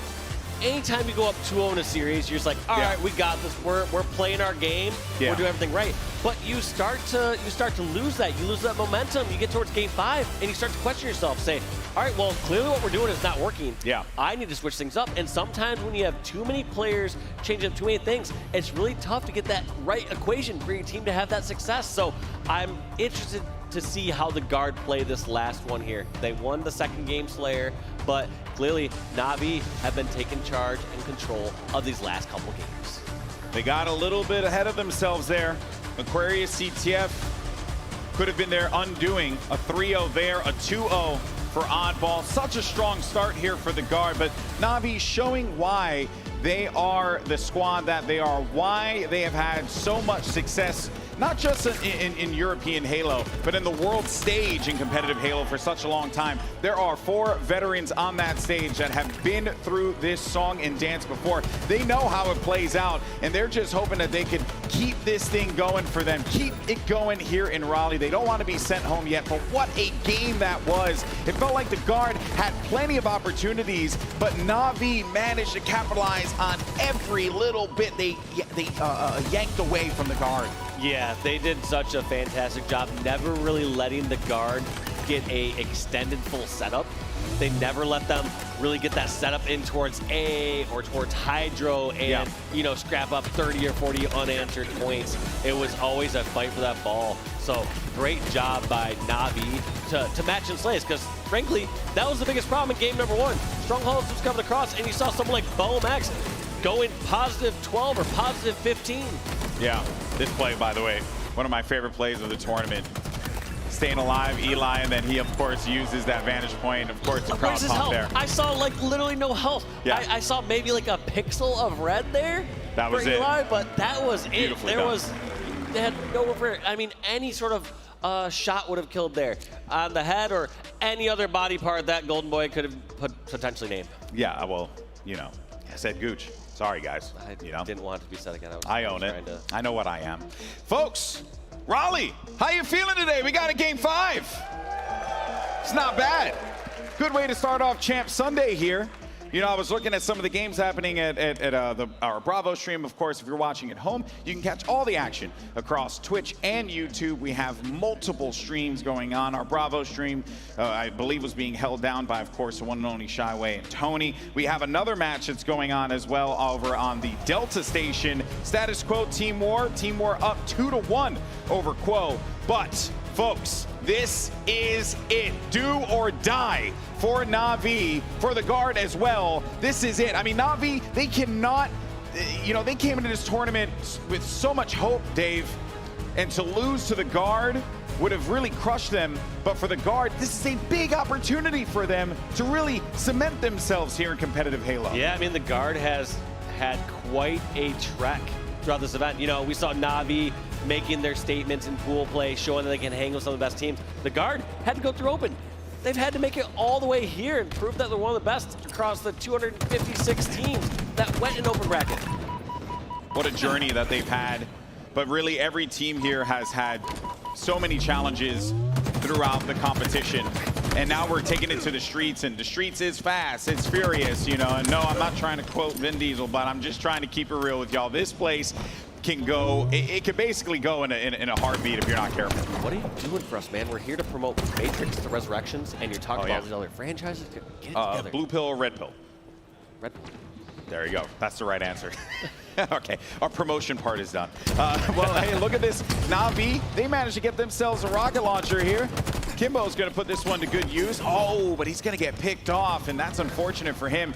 You know, that rocket is deceiving. Sometimes you get a shot right on the feet of someone, and they somehow manage to stay alive, or you can shoot a railing, and they'll die on the other side in arcade. Lord knows how that works, but, you know, hey, man, it is what it is, right? And this gun as well, the Bulldog has seen a lot of work, and that is mostly because 2 Foxy and players like him have put it to good use. Also, huge plays by 2 Foxy, said going to killing spree 5-1 to kick it off for his team in game number 5. Keep in mind, 2 Foxy in game number 4 had a slow start. I want to say it was about 2 minutes in where 2 Foxy, until 2 Foxy got his first kill. So yeah. I love that he's able to turn up here on Slayer and during game 5 when his team needs him the most.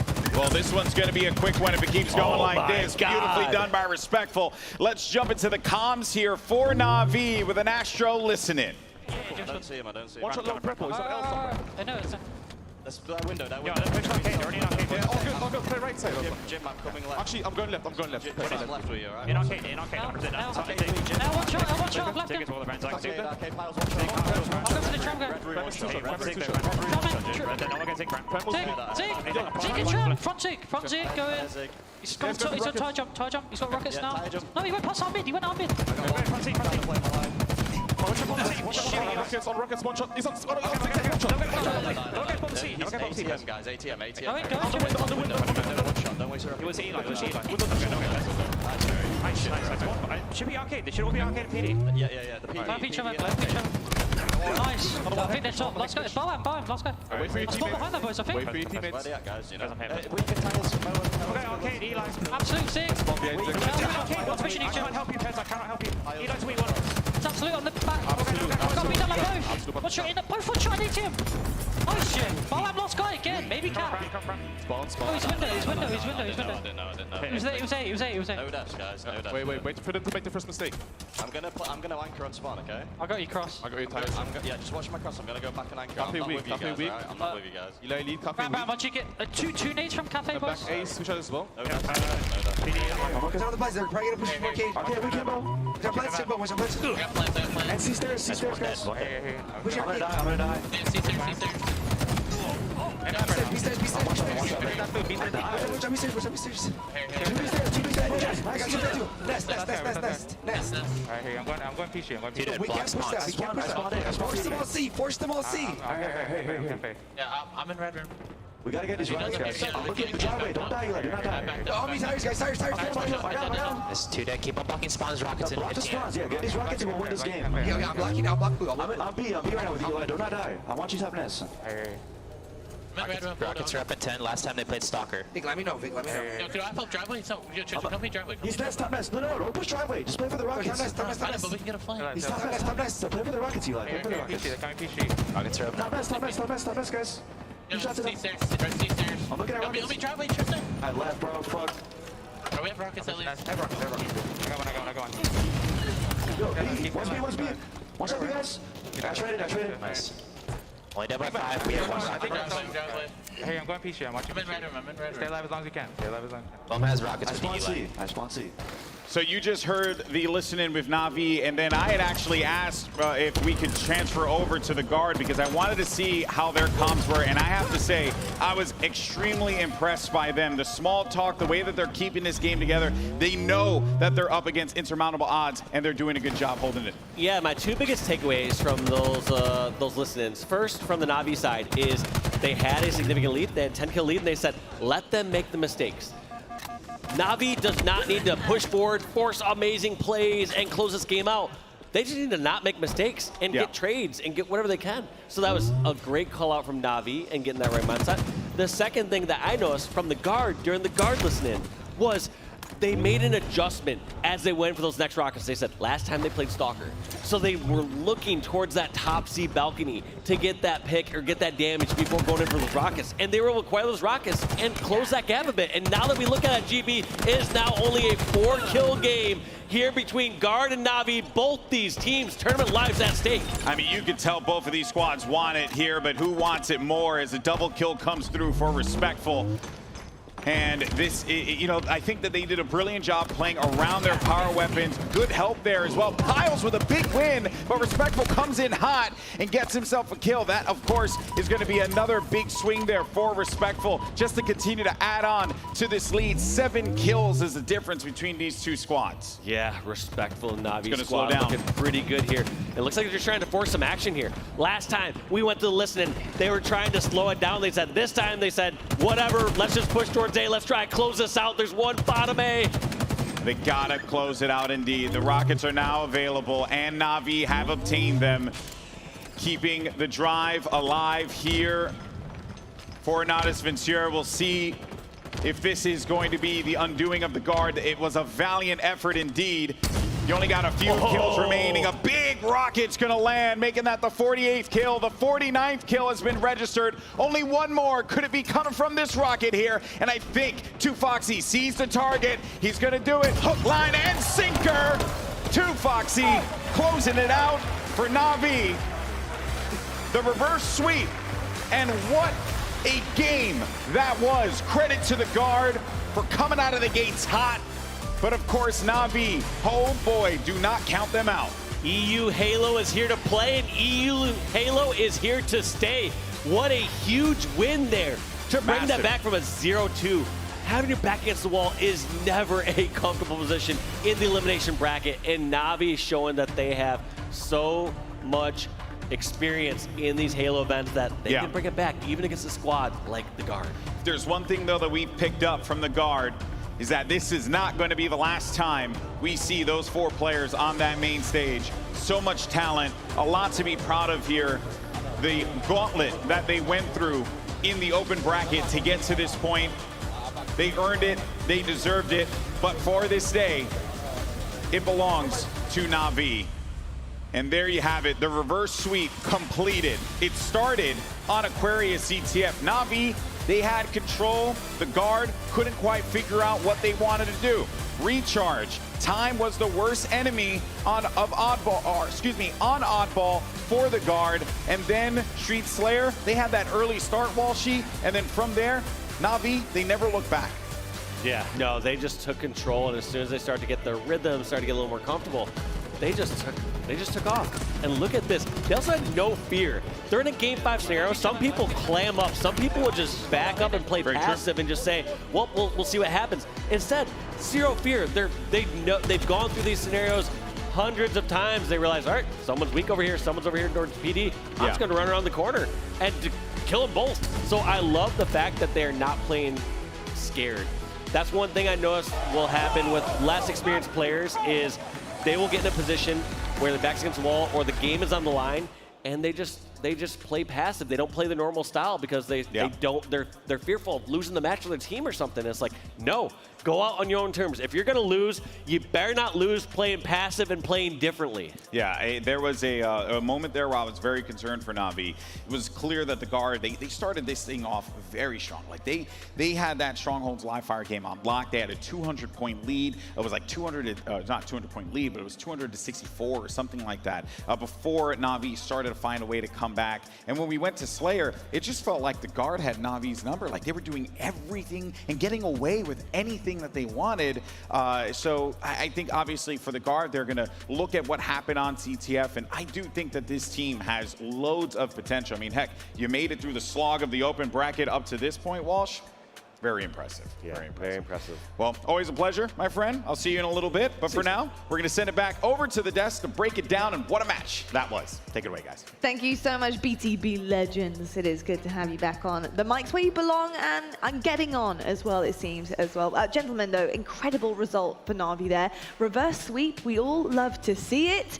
And especially if it comes from Europe, Gaskin, Na'Vi, incredible stuff. I think there was a lot of questions, wasn't there, in the Opens and the qualifiers about Na'Vi. You know, they had a lot of pressure. They obviously partnered. They have a fantastic org behind them and weren't quite getting the results, I think, that they'd hoped for at the beginning. But here we find them now in a battle for top 8 very soon, which is huge. And I got to say, the turnaround there obviously started at Aquarius CTF. Talk to me about what you saw there in terms of their execution of objective, because I feel like they really started to heat up in that regard. Yeah, first of all, I'm not biased at all. Go on! No, it's great to see that they were able to overcome that, get the reverse sweep, because otherwise I probably would have disowned them as an EU team. Because that was a banana skin. They should have won that series, and going 2-0 down would have been really difficult for their mentors. But Aquarius CTF is a map that you can be a little bit more strategic about. I've always said that Na'Vi are a very strategic-based team. They like to just focus on what they can do and achieve off spawns, how they push, how they pull those flags, how they control the spawns, and they really asserted their dominance. I think they realized in that CTF Aquarius they are the better team, Wes. Were they? I'm stuck on the banana skin reference, but do you not know what that means? No, I have no idea. idea. It means when you slip up. You slip up. Did you watch cartoons as a kid? That's a European no, it's phrase, not. I guess. Have you? Really don't think it is. Anyways, I would. Comment. All right, now that I know and it's been explained to me, I completely agree with you. I think that was going to be a series that if Na'Vi loses, like this Na'Vi team, I'd be saying you guys need to make a change, right? Like, because you cannot be coming all the way over here and then not performing in a series like that. So it was a great reverse sweep. I mean, they have to wake up. They had that opportunity. It's weird to see a best-of-5 go the distance and none of the games be close, right? The first two were pretty much blowouts for the Guard, and then you saw Na'Vi really start to take over. The teamwork started to function, and all of a sudden, that kind of production, they got the wheels turning. They're going to have to play against Quadrant in the next series. They're going to need those wheels to churn even harder because that Quadrant team has had their number across all of Infinite. You know, as we dive deeper now into the performance of Na'Vi and kind of, you know, how they manage to deal with things on the map, and in series like this when there is potential banana skins out there, Mario Kart references, all sorts of things, their potential, not just a UK thing. Just want to let you guys know that. Let's actually take a look at our AMD performance, our power performance though, because I want to highlight Respectful here. I think Respectful is such an incredible player, obviously coming all the way from the UK. He's a true UK lad, but he's been having an incredible weekend. So incredible stuff here from day 1 and day 2. The KD ratios are coming through, very consistent. And I just kind of want to highlight, you know, what he did at the end of that odd ball as well, Goofy, because you know, I think there's choices that you have to make, and these are the veteran plays that do win you series, that do turn these series around in your favor. Knowing when to hold the odd ball, knowing when to drop the odd ball, knowing where to put it into a better perspective for your team to be able to close out those wins. Talk to me about some of these performances that you're seeing from Respectful and his team that are really just the higher level, smarter plays that they need to carry forward here. Yeah, Respectful doing what he needed to do that series to turn it around for his team, right? He is a big part of why they're so successful, why they're partnered by an organization like Na'Vi, because players like Respectful make big-time plays. And got a little bit scary there after they went down 2-0, but Lottie, we were talking about it a little bit earlier, these early matches, sometimes they're a little foggy, you're not warmed up, but going down 2-0 is scary regardless of what time of the day it is, and they really dug down deep to bring it back, and now that they've reverse swept in their first series, they're going to be rolling going up against Quadrant. Very true. When you focus on a player like Respectful, he very much got into the Halo scene as a free-for-all player, just a lot of individual talent, great slaying ability, very much a Halo 5 kid for what he was able to achieve in the early stages, loved his kind of automatic weapons, would hide around corners, would abuse the radar, but he's really come into his own. He's learnt how Halo works. He played it as a kid, a very young kid, the old school Halo games. So this one was always going to be a little bit difficult, transitioning from 5 to Infinite, having some of those older mechanics, but his positioning is amazing. The way he pushes other teams very, very much impresses me as well. I think he's a solid bit of this roster, and I really think if they're going to have success, he has to step up and has to slay hard. Without a doubt. I'll tell you what, I saw a different team from the start of that series to the end of that series, and I think the teamwork was there for that reverse sweep. They need to continue that forward going up against Quadrant next. It's the Battle of Europe, so they have their works out for them. So do we, and with that being said, we're going to go to a quick break right now, but when we come back, boy, do we have some action for you. We have FaZe versus G2 coming up next. It's Elimination Round 4, folks. Somebody is going home at the end of this. You're going to want to find out who it's going to be, and we'll see you guys right after this.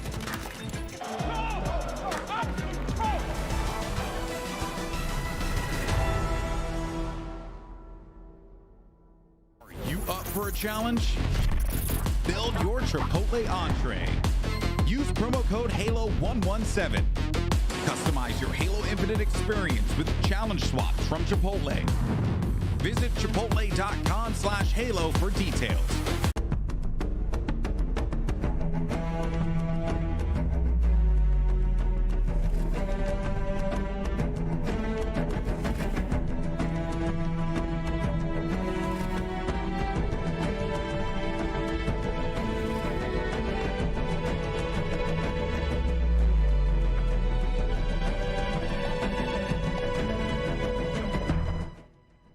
Searching for meaning in a relentless world, always connected, but somehow alone, trapped by illusion. We offer another path, where the battle to belong begins. Awakened by a calling, united by the cause you fight for. No one can take away what it means to be among the few, the proud, the Marines. Thomas, welcome home.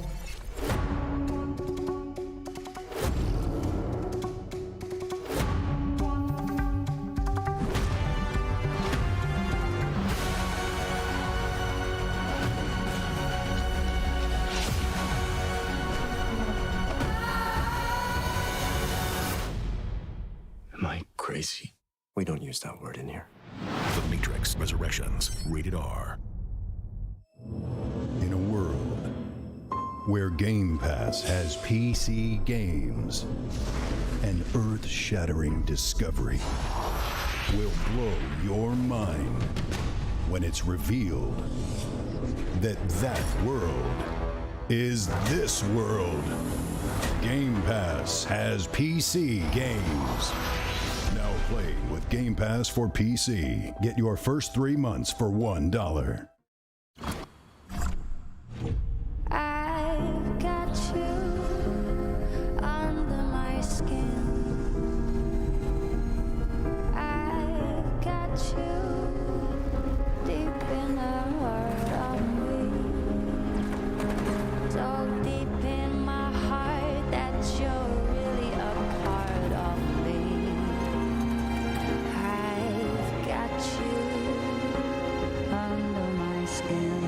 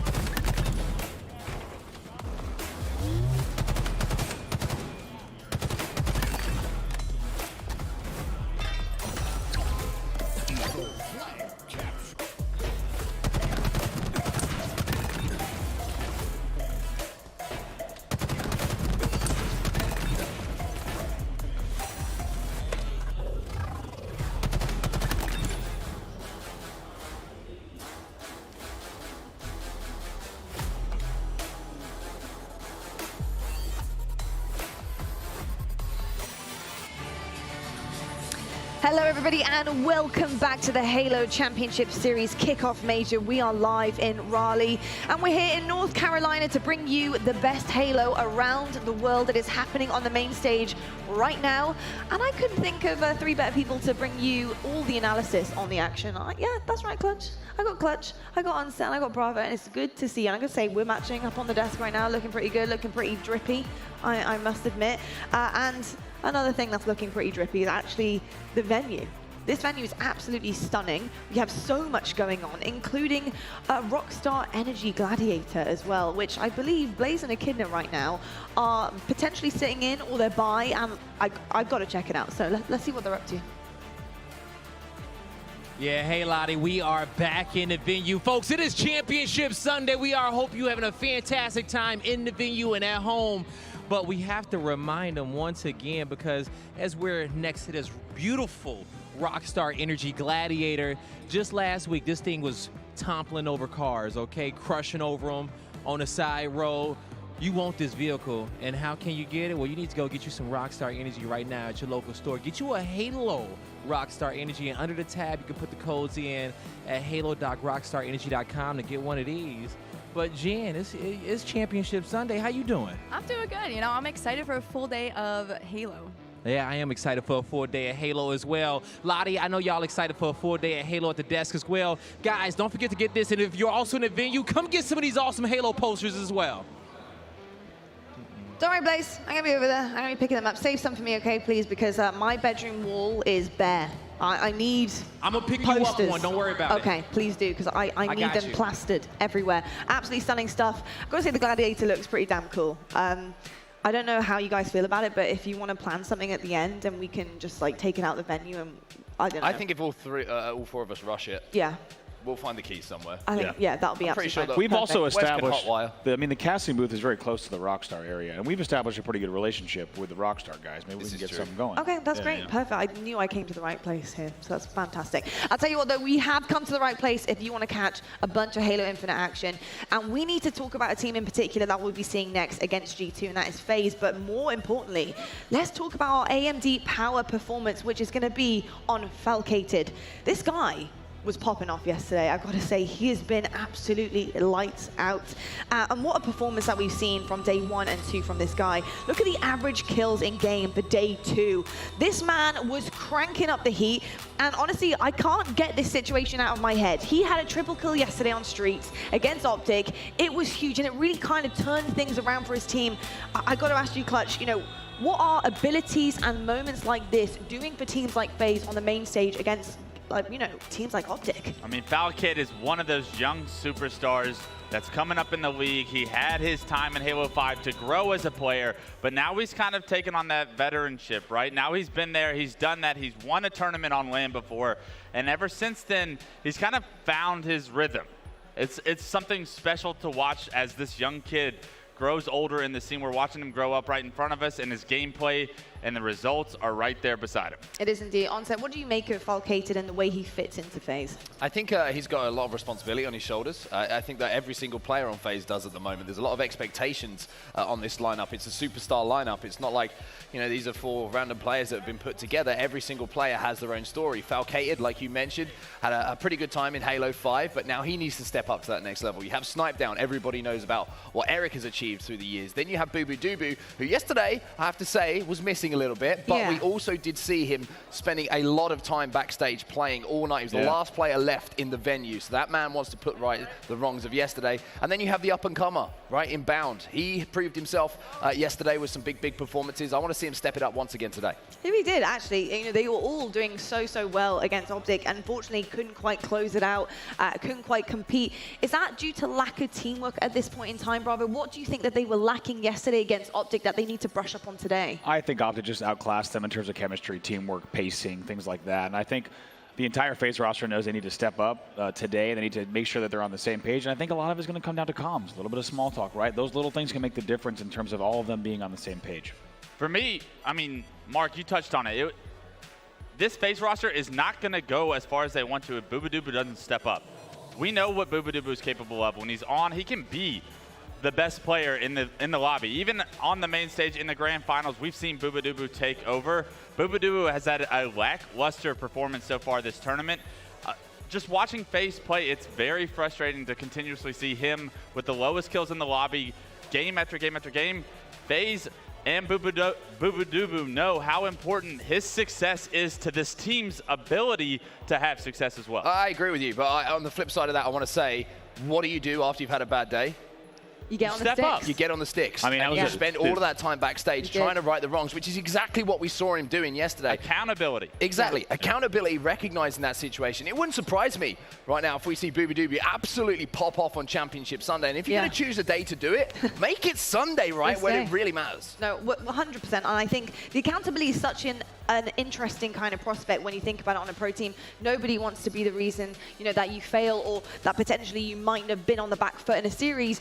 But the fact that you can step up and understand that potentially, you know, you might have been costing there is huge. And then to go and right those wrongs, like you said, is everything. I agree. And I think that there's also accountability, not just for one player on this team. I think they have to step up objectively. I feel like they're playing a little bit slow at the moment. Nobody's willing to sacrifice themselves to create space on the map, to push up a little bit, to allow the likes of Falcate and Snipe down the room that they need to do what they do best. So I think there's kind of like maybe a chemistry thing that has to be discussed overnight here for FaZe, but if they can put that right, we know how talented this roster is. They're insane, and they just need to find that little missing link to have that success today. Yeah, right now this FaZe team has 4 great individuals, but they haven't found their play style yet as a team, right? Yeah. Bubudubu, when he's comfortable on a team, we've seen what he's capable of. He's clearly not comfortable so far. I love the fact that he was grinding late last night while Big Team was going on and everybody else is probably getting an early night's sleep. He's trying to fix what he can, control what he can control. If they're able to start getting the wheels churning on their play style and how comfortable they want to play Halo Infinite, this FaZe roster can go on a run and win this entire thing today. Yeah, and they're going to have to find that pretty damn fast. It's Championship Sunday. That playstyle is so important because some of the teams have established that. And the matchups are everything. And speaking of, I do have a Bound versus Arctic matchup to have a little look at as well, because player on player, this is what it's all about. The 1v1s are super important. We have a 1v1 right now on your screen for you. These guys have a bunch of kills to their name so far in this tournament and great KD ratios. They're keeping up with one another right now. This is a pretty good matchup, but I just want to point out that G2 have a long way to go against FaZe. Although FaZe, yes, are lacking in terms of what they want to do, what team are they right now? G2, they beat BBG to get here. FaZe have just had a series with Optic. They know what they need to brush up on. I'm kind of worried about G2, Brav, because obviously you're playing the best of the best now. You know, you've got to go hard, but do you think G2 have what it takes to be able to kind of go toe-to-toe with FaZe? I think they do. I think there's actually been a good series here. I think it might be something that we could see this go to game 5. Clutch, what are you thinking? I mean, they played each other in pool play, and G2 3-0'd FaZe. Yeah. Wow. I mean, that right there shows me that G2 comes into this series with the ultimate confidence, knowing, hey guys, we already beat this team at this tournament like literally 2 days ago. So they're absolutely capable of stealing this series. I expect FaZe to play better than they did previously against G2. We'll see if they're capable of it, though. We certainly will see, and we'll see right now. Let's head over to the casters. We've got Goofy and Gaskin on the mics. Let's get Elimination Round 4 underway. Thank you so much to the amazing Lottie and those 3 handsome gentlemen on the desk. I got Dan Gaskin here with me. I am Goofy. And we have a big time match coming up here on the main stage. G2 taking on FaZe. Dan, how are you feeling about this series? The rematch, as Clutch just said, they've already gone toe-to-toe in pool play. It went in favor of G2, which was unexpected. So FaZe will be out for revenge here. But there is the series layout that we've got on our hands. And I've just, you know, I've done my little research. I've looked at the statistics. And this looks like a pretty good series for FaZe. They haven't lost Oddball Livefire so far this tournament. For G2, we have seen them lose it once. So I think if you're looking at it for game 1, certainly FaZe have the lead going into this one. Yeah, this is going to be a tight series. Obviously, as we talked about, G2 has 3-0'd FaZe earlier in this tournament. Granted, it was pool play, and since then, we've seen FaZe gain a lot of momentum. We saw them give Optic a great run for their money, but unfortunately, they fell in that series. Now they find themselves here in the Elimination bracket. It is win or go home here on Championship Sunday. Map 1 is Oddball on a Live Fire. Dan, I cannot wait to hop into this series. Live Fire Oddball, one of my favorites to watch because there's so many different ways you can play it. You can hold the ball back tower, you can take it towards garage. Sometimes you can even just hold it bottom middle if you're confident. And of course, the area over towards green, so you can play it, you can get it off the map. We're into this one now. Very excited for this revenge tour from FaZe. A revenge tour indeed, as we just see Snipedown gets taken down by Straight Sick, and Sab on your screen moving that ball over towards tower with the heat wave in his back pocket. This is a great place to get some time on the board. It gives you the opportunity to play that ball off the map if you're in danger and not risk giving a setup to the other team. This is not good news for FaZe that already G2 have been able to get the ball to one of the more desirable locations, and Gilkey has the sniper rifle in hand. They just have to be careful of the camouflage, but it looks like Gilkey will spot it out. So FaZe need to make this work. The push needs to come alongside the camo here. Gilkey with the sniper and Mangler in his hands right now. He's going to be a very important player on the map, already doing a lot of damage. And look at that scoreboard. Good start for G2 here as they have the early lead, and once again moving that ball towards the tower to get that setup early. It's been such an up and down tournament for G2 as well. They had the high highs of course, taking down FaZe, 3-0ing them, getting the reverse sweep onto Na'Vi into pool play, topping their pool, but then losing 3-0 to Ascend in the winners bracket, which is not something that anyone would have really expected outside of maybe some massive European fans. So they really are looking to try and make up for that here in the elimination bracket, try and do the same thing they did within pool play, but finally FaZe now able to get a few kills on the board and get some ball time. Yeah, 3 members fall for G2 essentially at the same time, but we saw Gilkey there throwing the sniper and Mangler off the map, keeping that weapon out of the hands of someone like Snipedown, as we're on your screen right now. Boo Boo Doo over here towards that B stronghold point, trying to head over towards Snipedown and provide some cover fire, knowing he's the only one over at this tower side with the ball, so he's in a bit of a predicament right now, Dan. And the desk brought it up. Boo Boo Doo had a rough day yesterday, has had a rough weekend, a rough tournament. He was putting in those extra hours last night, still yet to find a kill in this round so far. I'm not going to highlight it too much because it's still the early stages, but he certainly is where I'm going to be looking at throughout this game, because he's going to be the difference maker for me. If he can step up, I think FaZe, they should be able to answer G2, but in the early stages, it seems to be very much blue heavy here. On board with Straight Sig right now, seeing if he can find that heat wave. Not on spawn just yet, so he's going to head out towards the dummies. Finds a camo player and goes down. Falcated does have that camouflage. He is one shot, but I believe he will be able to stay alive now. Looking to help Abound and his teammates towards that tower side. Boo Boo in a great position to grab the ball and rotate. Yeah, on the other side, I mean, Falcated has had some amazing plays throughout this tournament. A great triple kill, which was the difference maker in a series that we saw FaZe go down yesterday. And the moment he's just patrolling around bottom middle, trying to give his teammates the chance to get that ball away, but unfortunately for them, G2 very much hot on their heels with some grenades here.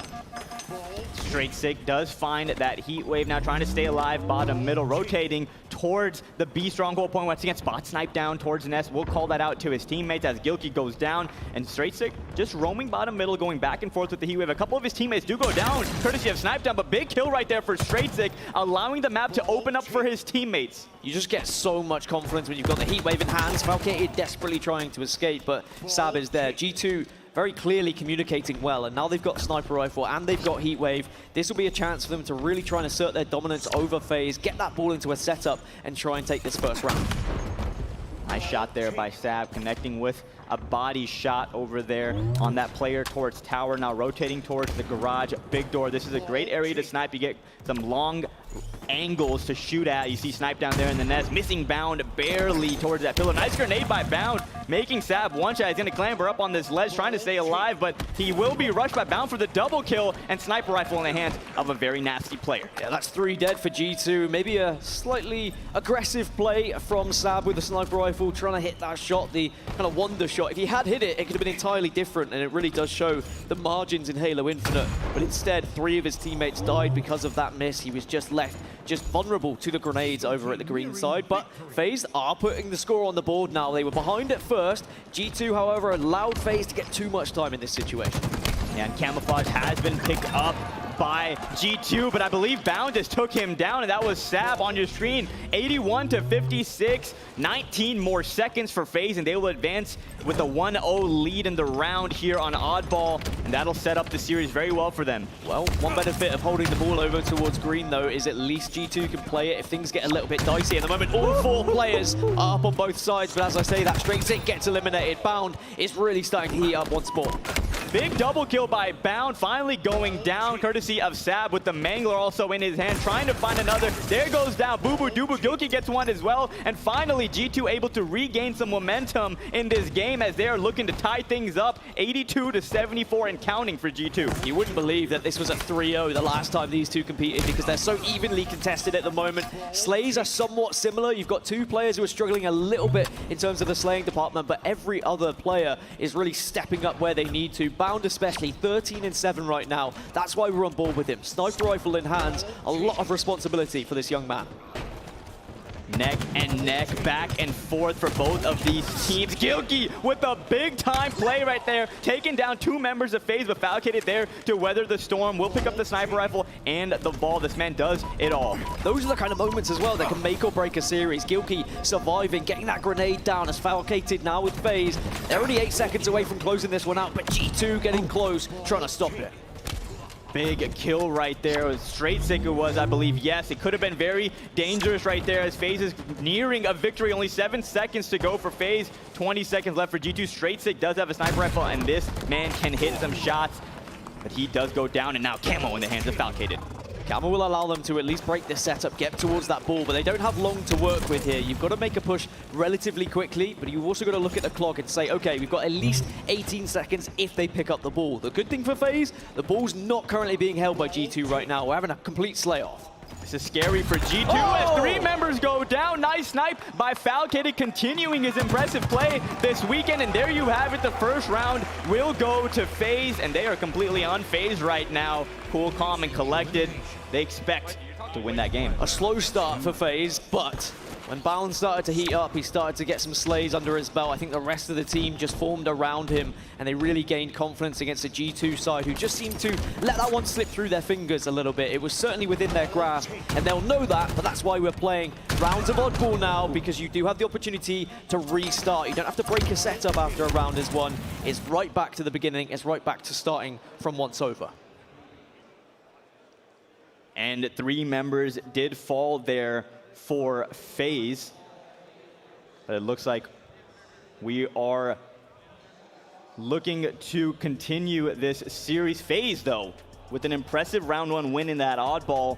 Much better start than they had last time around, going up against G2, getting 3-0 like we talked about. Yeah, a great start from FaZe. I think if FaZe had lost that initial round, then maybe the heads would have started to drop, especially when you look at kind of Boo Boo Doo Boo and the performance he had over the weekend. He needs a pick-me-up. I think if you allow yourself to get into that point where the seed is planted in your head of maybe I'm not good enough, maybe I'm the reason I'm letting my team down. We can still continue to watch. It was the observer that wasn't in the game anymore, so we can just have a little sneak preview. This feels like LANs of old days, just watching over people's shoulders, Goofy. Looking at the scoreboard there, if I'm reading correctly, FaZe does have about a 40-point lead in the second round. Excuse me, I think that's G2 that does have a lead right now, so they are starting off this round much better than the previous. With your screen right now, Bound looking to soar out towards this open camo area. Been a bit of a trouble right here, and he does go down. Gilkey gets a double kill. Sab with the heat wave, so 3 members fall for FaZe. Yeah, and FaZe just need to make sure they don't allow G2 to get rolling here, because otherwise things are going to start to get a little bit scary. When G2 start to pop off, when they start to get loud and the confidence is just flowing through them, then they're at their very best. Then they'll be terrifying anyone in this tournament. 47 to 8. FaZe is starting to put some points on the board, and like we saw last game, Dan, even though G2 came out strong in the early stages of that round, FaZe was able to kind of rebuttal a little bit and then close strong. So there's still a lot left to be played in this oddball live fire game, as that lead is dwindling down slowly and surely for FaZe, trying to bring it back. I think what impressed me with FaZe in the previous was they weren't deterred by the fact that G2 got those early points on the board, that they were able to set up its tower. Because sometimes when a tower setup is actually found here on live fire, you can get a little bit antsy. You can maybe just send individuals across the map to try and rush and try and get those kills, desperately try and make that ball be played. grenade, but FaZe, they stopped, they were patient, they waited for at least 3 of them to push, and they were very successful in breaking those setups. I believe we got Boo Boo Doo Boo on your screen, throwing down that drop ball right there for some cover as his team is moving the ball towards the tower, trying to get a solid setup here, put a big chunk of points on the board. And there's that Camel player, he does go down.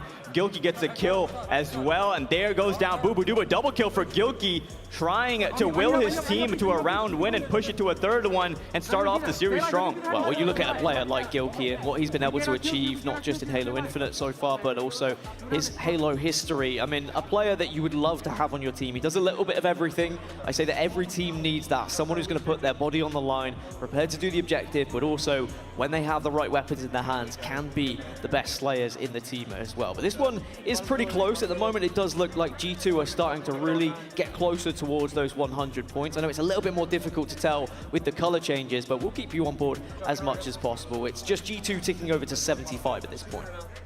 Great plays all around by G2 right now, allowing themselves to get a comfortable lead in this round. Now they do start to fall and play that ball, so a great opportunity here for FaZe to rebound a little bit and get a setup of their own. Setups are difficult as well, especially when you're off spawn and you're kind of finding yourselves either on your own or just as a 2. Do you push round towards the open area? Do you maybe go down through bottom middle? There's got to be a lot of communication between the team. Otherwise, you can leave yourself so vulnerable to grenades. Falcated falls there, Sab with the melee. And looking at that scoreboard, G2 so close. This is going to be a big round win for them. They want to set the precedent early that 3-0 was by no means a fluke in pool play, and they are obviously one of the top teams. But keep in mind, this is the elimination bracket, so a loss in the series here means you are packed and going home. This is such a big series for both of these rosters who has championship aspirations. Remember, this is still map 1, phase 1, round 1 here in Oddball, but it looks like G2 are closing in on potentially tying this one up if they can get a little bit more ball time on board. But FaZe are not making it easy for them whatsoever. Every single time G2 think they're going to get some time, members of FaZe just flood through to take them off the map. But G2 just managed to get hold of the ball once more, and maybe this is going to be a little bit too far for FaZe to get back into. Yeah, at this moment, time isn't necessarily the issue. The game time, I should say. It's the score itself, as G2 are just inching towards that 100-point mark. They're so close, but FaZe currently does have the ball in their hands. They have a bit of a setup, and Mangler as well, bottom middle, trying to rush that ball player and get it out of his hands. At least, like, usually when I'm watching a game like this over the shoulder, I'm usually quite short, so I'm behind loads of people in the open bracket. At least I've got bird's eye view. This is perfect. But with the ball being played, it looks like maybe, actually, no, FaZe are able to grab that one. So FaZe are slowly crawling their way back into this. G2, though, so close to getting that 100, and that's the scary thing. I think when you're that close to winning a round, sometimes you get a little bit desperate. You start to push unnecessarily. They just need to stay focused, stay calm, don't allow FaZe to get back into things. Yeah, G2 just needs to get it. They need to focus on getting a couple kills, Dan. That's what G2 needs to do, is just get a kill, get 2 kills, and allow yourself to open up the map and get that ball comfortably. There's going to be no point in just mindlessly rushing for the ball. You're just going to give FaZe an opportunity to come back into this game, as that camo does get grabbed. Gilkey gets a kill. Gilkey gets a double. Straightstick gets one as well, so 3 members fall for FaZe. This could be an opportunity for G2 to close out this round. Just need to pick up that ball, get those 4 more seconds. It looks like they will do so. The round gets closed out, and we're tied up 1-1. G2 coming back into things, and FaZe, they're going to be wondering, maybe G2 aren't going to be as much of a pushover as we thought they would be initially in that opening round. But I was really impressed with how G2 had what they had to offer in that particular one. Yeah, G2, that was a big round win for them, and we're hopping over really quick to this Space Station versus Team War matchup. Space Station, I want to talk about them really quick, Dan. They had a bit of a slow start to this tournament. They find themselves in the elimination bracket right now. How do you feel about the Space Station roster so far in this tournament? Do you think they have what it takes to go the distance? I think that Space Station certainly have impressed me at times, but also other times I've been a little bit concerned with them. And if they don't win against Team War, then that would be, in my opinion, willing of maybe a team change, or even just considering a little bit more practice. I know that Tusk came into it a little bit late because of the formal situation, so there's always going to be that extra excuse. But Team War, even though they've had an amazing run through the open bracket, right? When you look at some of the players that have been able to get here, Septify, of course, we all know him. We've all seen him at various Halo tournaments. When you look at the Space Station roster, they should be winning games like this. Definitely. Being one of the partner teams, Space Station making a name for themselves in Halo Infinite. And yeah, like you mentioned, Team War does have some Halo players on the other side, some veterans perhaps, just Zero, Super CC, Envor, and Septify. They've been around the block. They're actually a collection of 4 very individually skilled players that can do it all, right? So War definitely has earned their spot in this matchup right now, and they're going to be a tough opponent for the Space Station team, who currently does have the lead in round 1 of this live fire oddball. And I think these are the perfect tournaments to experiment with, you know, 4 players who are just very individually talented, because we're not going to see as much practice teams because there's only been a certain amount of period of time in the game's life cycle. So for Team War, they've battled through that open bracket. They beat Chiefs in their first elimination bracket round, and then they actually took down Status Quo prior to this. So they're in top 12 at the moment. This one, of course, is for top 8, and what an achievement that would be, not only to take down Space Station here, but also to move themselves into that top 8 position. On board with Super CC, under a lot of pressure, and Ace Elam takes him down. Sniper rifle in his hands as well. Nice couple kills for Ace, running around towards his bottom area, heading towards dummies, runs into Jazero and wisely backing up, but Jazero says, no way, you go down with that sniper. So who I've been really impressed with this tournament is Tylenol. I think he's a player, again, I mean, I speak about those who will put their bodies on the line, but his slaying ability has been fantastic, but he's also prepared to get that ball. You can see in this game, 44 points already on his side, but knowing when to drop it, when to slay, when to join the rest of the team, picks up the double and will help assist for the third as that power-up's coming up. Deciding it does pick up the odd ball, 70-39. Only 30 seconds left to go for Space Station and everyone on this team to advance in this round, and they're looking to make a run. You saw Ace on his Twitter last night talking about he's going to reset today and have a big day, and that's what I'm looking for. Ace specifically to step up for this team. He is the veteran, the global champ. He needs to step up and lead the troops to a long elimination bracket run. And sometimes that can add extra pressure to you. When you do build a squad of kind of young talent and you're the older, more experienced player, even though you're looking towards them to, you know, have a good tournament and not choke on LAN, it's also up to you to show them how to do it, to perform well, to show why you have all that experience, why you've been able to achieve so much throughout your Halo career. So that adds extra pressure onto your shoulders, but certainly Ace in this game performing very successfully. 12 kills and 5 deaths at the moment. Picked up a little bit of ball time as well. 87 on the score for Space Station, so they're not far away from taking this first round. Heat wave in hand for Ace, trying to spot this player who took down his teammate Tusk. Nice easy kill there for Ace. A Super CC gets one on the board. So 1 member for each team going down, and that heat wave is still causing all kinds of problems for Team War. Ace is making them pay and rushing this garage. Heat wave in hand for Ace. And the ball's going to be there as well. I mean, Ace has the round in his hands right now. A couple of kills here or there would make it very difficult for Team War. 5 seconds left to go for Space Station to win this round. Tusk on the edge in case anything happens to play, but nothing will go wrong for them as they win first round in this all-ball live fire pretty comfortably, with Ace leading the charge. Yeah, I think Space Station need to be winning comfortably as well. If they allow Team War to think they've got what it takes to beat them, then that's when the belief starts to kick in, right? That's when actually you get a little bit more adrenaline about you. We've all been there as the underdogs. When you're playing, you've played through open bracket, you've got this far, now you're going up against a team as big as Space Station. If you start to win a few individual fights, if you start to take a round or two here or there, suddenly that round becomes a map, and that map can very quickly turn into a series if Space Station start to worry. Tylenol takes down Septify, picks up the ball, runs into Jazero bottom middle, who will get the better of that engagement. Super CC gets one as well, so a couple members for each team going down. This has been a pretty even start to the round. That overshield is on spawn right now, Dan, and Ace will fall before activating it. Envor does pick up the OV. Let's see if he decides to click it in. And yes, he does. Just about. Tusk unfortunately whiffing that first shot. Otherwise, that could have been huge for Space Station to stop this overshield being in play. But just look at the nade placement we're seeing from Space Station at the moment. Recognizing they have to back off ever so slightly with the overshield approaching them. Throw a few nades just to deplete it ever so slightly. And they are trying to survive, trying to at least make it so that overshield is gone by the time they re-engage.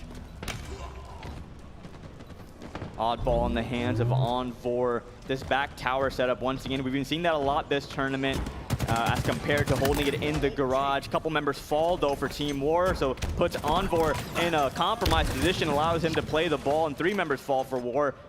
And we're on board with Tylenol and that sniper. Even though he's got a sniper, he still says, well, so well, let's get the ball into a position where we can actually make it work. You just got to be careful, though. He's in a very difficult situation where he knows he has to play that ball, but also doesn't want to give away this sniper rifle. He needs to get into a position now where he can at least do something with it. You don't want to allow the sniper rifle to be in your back pocket for too long when it can make such a huge difference, but a big double there. Double kill for Talonol, still has the sniper rifle. I know he puts that weapon to use, but Septify takes him down. Tusk goes down as well. A good couple kills for Team War, trying to string them together and get some kills, but Ace once again there to shut it down. The overshield is on spawn as well. Let's see if Ace can grab this, putting down some shots on Envor, who will be rushing him to zeros there as well, causing all kinds of problems, and Ace gets taken down with the overshield still on spawn. Team War have really stepped it up in this round. They're actually in the slaying department, matching Space Station, if not outdoing Space Station at this point. And as I said, that will give them the belief that, you know, they're not second best to this squad, that they can take them down in maps and even potentially a series. But Tusk will look to try and shut this down with a couple of interesting weapons in hand. Does have the Needler, but the Needler does do damage if you use it correctly. The Needler, one of the few times we've seen it used on this main stage. Tusk putting in the work right there. Talonol, multiple members of War falling, allowing Tusk to just roam around here bottom middle with his teammate Talonol, who gets that ball back towards tower. Tusk gonna use all kinds of movement to get top middle as he repulses into a safer position. Yeah, just make sure he's not too vulnerable for grenades. He also knew that the sniper rifle was coming up, trying to put it to work. But every single time the sniper has been popping, Space Station have been there. They've been waiting. They know that they can actually do some damage with it, but a great push from Team War to ensure that that sniper rifle doesn't get out of hand or into the right hand, should I say. Here we go, we got Envor with the sniper rifle. Let's see what he can do with it. Misses one shot on Ace, and Ace is gonna continue to put pressure on Envor, and he chooses to back down and gets taken down. So a couple members falling for War every time it seems that they get some sort of advantage in the game. They get a sniper rifle, they get a mangler. They're always there. Space Station is always there to shut it down. 2 minutes 38 left on the clock, so still plenty of time. But for Space Station, they don't really know where to take this ball. Ace wanted to get it towards tower, but Skeptify was there waiting, lurking in the depths of bottom middle. And it's really important you have those players who are prepared to kind of take those risks, push those angles, to stop a ball from transitioning from point A to point B. Because if that ball had got to tower intercepted, then that could have been very, very detrimental to Team War.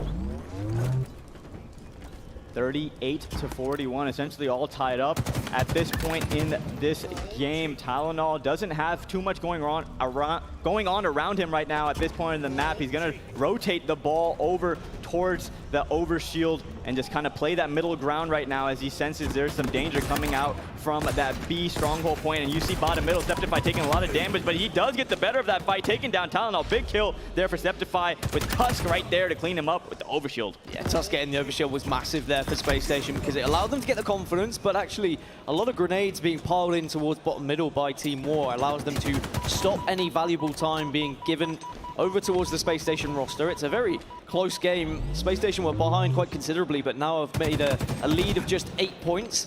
1 minute 48 on the clock. This one could come down to time, so that's where you've got to start to consider. If you have a significant lead, you will start to just play around that ball rather than holding onto it and stopping the clock. Only 1 minute and 37 seconds on that time right now, 49-44. This has been a back and forth round, Dan, as we saw Space Station comfortably win that first round, but War is here to let you know that they can compete with the best of them, as Super CC does have the odd ball in the back of this tower and looks like he's gonna be able to grab a good chunk of time here. Yeah, one setup is all it's really gonna take for either of these teams, but Super CC in a little bit of trouble, but it doesn't matter too much because he's gonna be able to deal with that all by himself, and that individual fight is going to do wonders for the rest of the Team War squad. And by holding the ball here, it at least means that Team War can play it when they get into a vulnerable position. They do so, and with 1 minute 20 now, Team War have a decision to make. Do we just watch this ball bottom middle, get some nades in, keep Space Station away from it? Talonol and Super CC getting a trade there.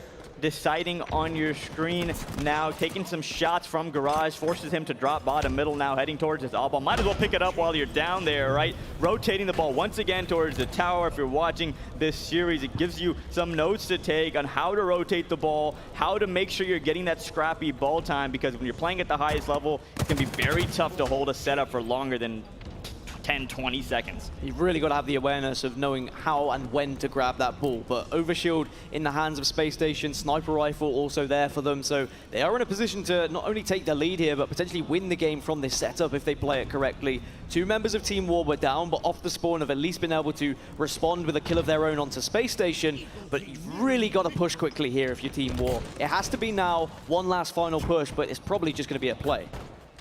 A strong setup there for Space Station, allowed them to get a comfortable lead by 20 points. Deciding taking some shots. Envoy gets a kill as well, so 2 members drop for Space Station. Let's see if War can get a setup, get this ball time. Super CC has to drop down to help his teammate right there. Skeptify is trying to jump around with that Mangler staying alive, and both of them able to successfully get out of there with their life. Yeah, they've done really well to escape with the ball there. I thought that Space Station might have had a little bit more presence, a few more grenades to throw, but this is the scary situation. If you allow Team War to escape with this ball and get into a position where they can hold it and set up, they probably win this round with time starting to dwindle away. But for Super CC, it was such a big play to just hold off on this ball because he's got that heat wave available and for his use. Oh! 3 members go down for Team War, and Tylenol does have the oddball in his hands. 10 seconds left to go for Space Station to win this game 1.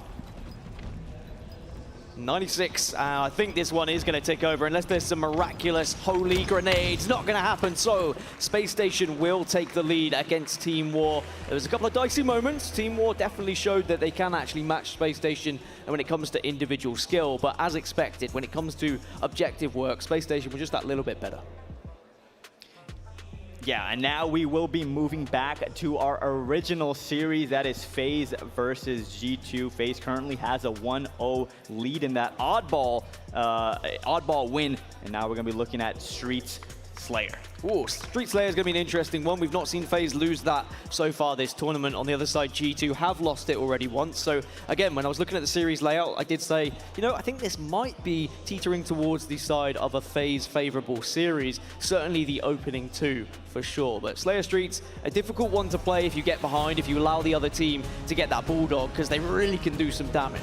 Yeah, not just the Bulldog, Dan. You have the Rockets as well. You have that Stalker Rifle. Takes a lot of skill to land shots. And, of course, the utilities around the map. I want to see G2 come out strong. Make this a series. Game 2, a lot of people call it the swing game, Dan. And this is going to need to be a swing game for G2. Yeah, G2 do not want to go 2-0 down here. But at the same time, they did reverse sweep already once this tournament. So at least they know they have the capabilities to do so. But they don't even need to think about that just yet. For now, get back into this series. Show what you can do when it comes to a Slayer game type, because it's all about that raw skill, that individual talent, hitting your shots, winning your fights. Let's get into it. Starting things off with Boo Boo. We talked about him a lot before the series. He was staying up late last night after everyone went home, was staying, practicing, sharpening his skills for today. It's Championship Sunday. Get hyped up in the crowd. We got FaZe taking on G2. Boo Boo runs into Gilkin. Good shots out of Boo Boo. That's what I want to see. We need to see some Boo Boo take my Doo-Boo in the Twitch chat, I think, because that is going to be the one way maybe to give him that energy. Boo Boo Doo-Boo was one of my favorite players to watch throughout Halo 5's era, but doesn't seem to have found that spark just yet in Halo Infinite. But we know it is there. We know what it's capable of, as this game is already slowed down, Goofy, because of these rockets. Straight Sick has been able to pick them up, and neither team wants to move at the moment. No one is going to take that risk, but someone's going to move eventually. Falcated right there. We're in observer mode, so we can see all 4 players of FaZe. As you see, Falcated's in the cafe, Snipe Down's on that driveway, providing his line of sight. And Straight Sick has the rocket, will not be able to pick up the kill on Falcated somehow, some way, getting away, but Bound does go down the other side. Falcated will be one shot as well. It's a good start for G2. Clutch adds that to Rockets that maybe should have got a kill, but did not, as Straight Sick still has 1 left in the chamber. So can wait, can assess the situation. FaZe still reluctant to push out into a vulnerable position, knowing full well that Straight Sick could be wait. And look how FaZe are spreading out. No 2 players are stood within the same proximity because they know full well it would be an easy double. Straight Sick taking some shots from Snipe Down, still controlling this tires area of the map. Shoots another rocket. It's a whiff. 2 rockets, 0 kills so far for Straight Sick, and you really want to see a player with rockets get at least 1 kill, preferably both with those rockets. And Boo Boo does have that Stalker Rifle. Gilkey putting down some shots on him, forcing him to back up towards these B stairs, and it's going to allow that Stalker to rotate. Whilst it was disappointing StraightSick didn't get the rocket kills, we have to commend FaZe for the way they played it, the way they avoided him, and stayed at a distance to make it difficult for him to even find anything. In the end, he kind of didn't have the trigger discipline to hold off and wait. He thought he'd be able to get some damage off of the wall. And in the end, it didn't work out, as it's now 5-5. This is one of the slowest Street Slayer games I've seen since Halo 5 started, since Halo Infinite started, excuse me. And now we've got to see someone just maybe try and utilize these rockets. It's going to be Bound. Maybe he can have more success than StraightSick did. Rockets in the hand of Bound, takes down Sab with no problem, rushing towards this back base right now. StraightSick gets one on Falcated. Gilkey takes down Bound. So good couple swing kills there for G2. And Gilkey with some great shots right there. We'll get some help. But big plays out of the Gilk Dud. Gilk's playing very well already in this tournament and in this series. Impressed me even in the 2 rounds we did witness a little bit earlier. Bubu now doing his job to get a little bit of damage onto that final remaining player. But if you are G2, I don't know if you're happy with the pace of this game. I think that you don't want to allow FaZe to have too much structure. I feel like FaZe are a team who do like to set up, do like to play a game in a more traditional sense, whereas G2 like to kind of rush around, use their individual talent, get those slays on board, and really try and overwhelm their opponents. StraightSick taking some heavy fire from that Bulldog. Snipe down, always there to control the power weapon. You know he has Snipe in his name, but any sort of power weapon, he will be having a big smile on his face because you know he can do some heavy damage. Now locating bottom middle, Snipe down, trying to position himself in somewhere to get those rockets that will be spawning in about 20 seconds. Bound does have the soccer rifle. Gilkey in front of him takes him down. Good shot there with that soccer rifle, and then switching over to the BR for the kill. I love that all teams are prioritizing this stalker rifle as well. When I first saw it on the map, I questioned it. I was like, you know, is anyone actually going to pick it up? Is it usable? But then once you get it in your hands and you start to hit the shots, this thing shreds. And if you've got someone who likes to anchor, who can actually be accurate, who can hit the perfect, it becomes a terrifying weapon in the right hands. It reminds me of that light rifle in Halo 5, Dan. It just that 3-shot kill, and you can, you know, use it close range, swap to your secondary, whether it be a BR sidekick and clean up the kill. We saw Bound there putting it to use. Bubu Dubu gets taken down by Sab, even though that Stalker will be down. Sab choosing to stick with the Bulldog and BR combo. Yeah, the Bulldog is going to just do so much damage. I have seen one player, and unfortunately for Snipe Down, he got spotted out and will fall to the ground. And now with a 6-kill lead, G2 suddenly will be like, okay, well, actually, if FaZe do want to slow this game down, now we finally have a commanding lead here. We can really afford to just wait for them to come to us. And when they do arrive, we're going to have lots of goodies. We've got the Bulldog in the back pocket. We can whip that one out and be, you know, a real nuisance to this FaZe roster.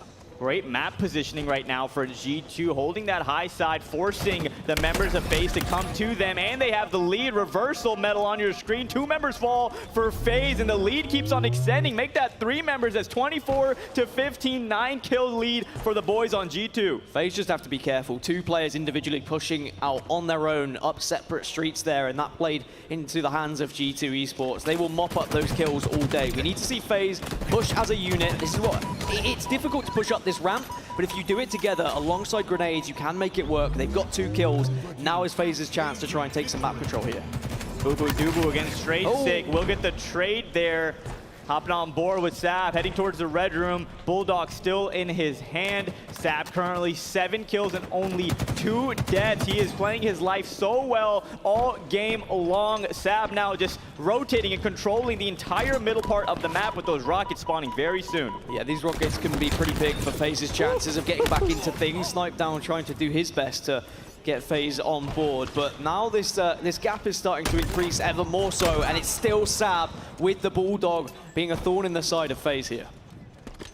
Rocket launcher has spawned, and StraightSick able to get those and run away. Arctic cleans up that kill on Snipe Down. Sab takes down Bubu Dubu, and a 13-kill lead. This one is being blown open by G2. StraightSick now rockets and Stalker, everything going in the favor of G2 this game too.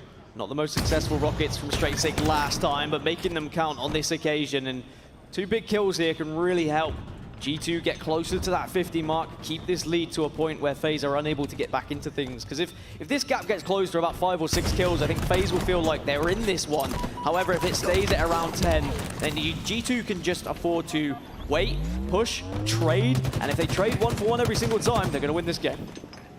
Arctic and that Planner gets taken down by Boo Boo Doo. Gilkey falls right into the trap as well, but it managed to get a kill right there before falling, so not terrible for G2 right there. You got to be careful to not allow the momentum to swing too much. They're so close to closing this game out as Bound just shooting some shots just to see if he can get some information here.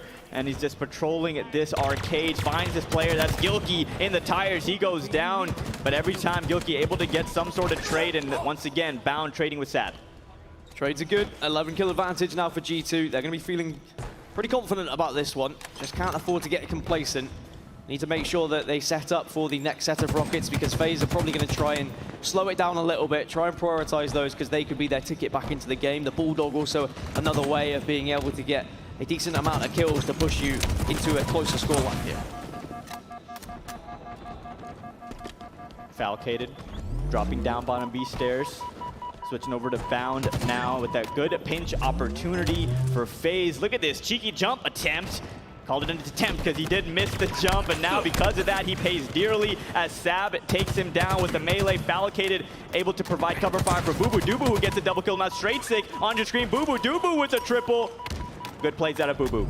That's what you need to see. Someone stepping up, someone trying to get those multi-kills so you actually have a chance to just stop this deficit from being too much out of reach. Rockets are up 44 to 36, 8 kills in it at the moment. If Rockets go in the hands of FaZe, maybe there's a chance, because they forced a few players back into station here. Bound has found those Rockets as well. This one's not over just yet, but G2, if they can stop the Rockets, which they will, they go into the hands of Gilkey, and I'm sorry, FaZe fans, I think this one's starting to trickle out of control.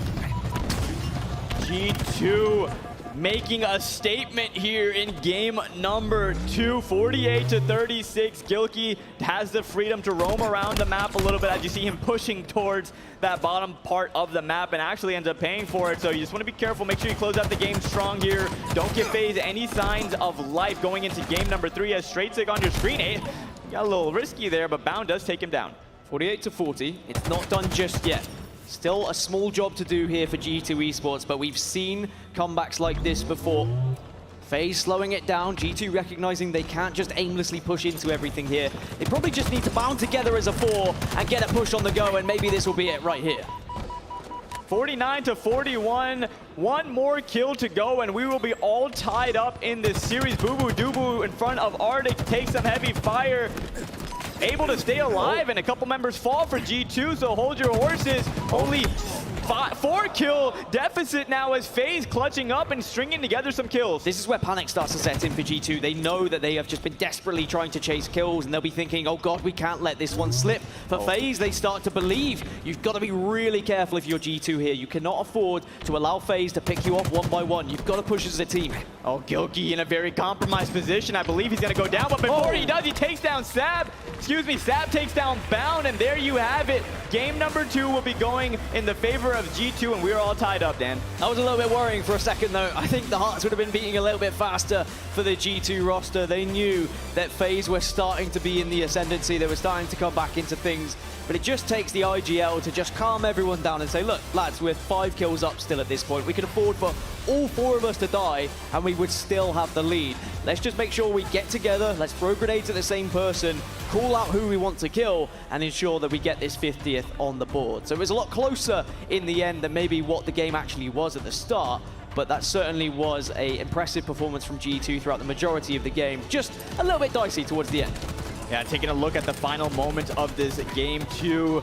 G2 was really smart to make a play before those final rockets did spawn on the map, because otherwise, who knows how that game would have ended. So they decided to make a coordinated push towards that arcade area, towards tires, and were able to take out that final member of FaZe. Sab making plays all weekend long. Straight Sick having a great game as well, and G2, after a close game 1 loss, able to tie things up. It was a risk, though, that push, because if FaZe had managed to win that initial fight, we would have seen G2 being on the respawn for when the rockets were coming up, and then FaZe would have technically been in control of the map and had the power weapons. So it was a risk, but I like the move, because they had to try and do something. They couldn't allow FaZe to dictate the pace of how that game was going to go. Instead, they just said, look, we just need to get together here. And it was as simple as that.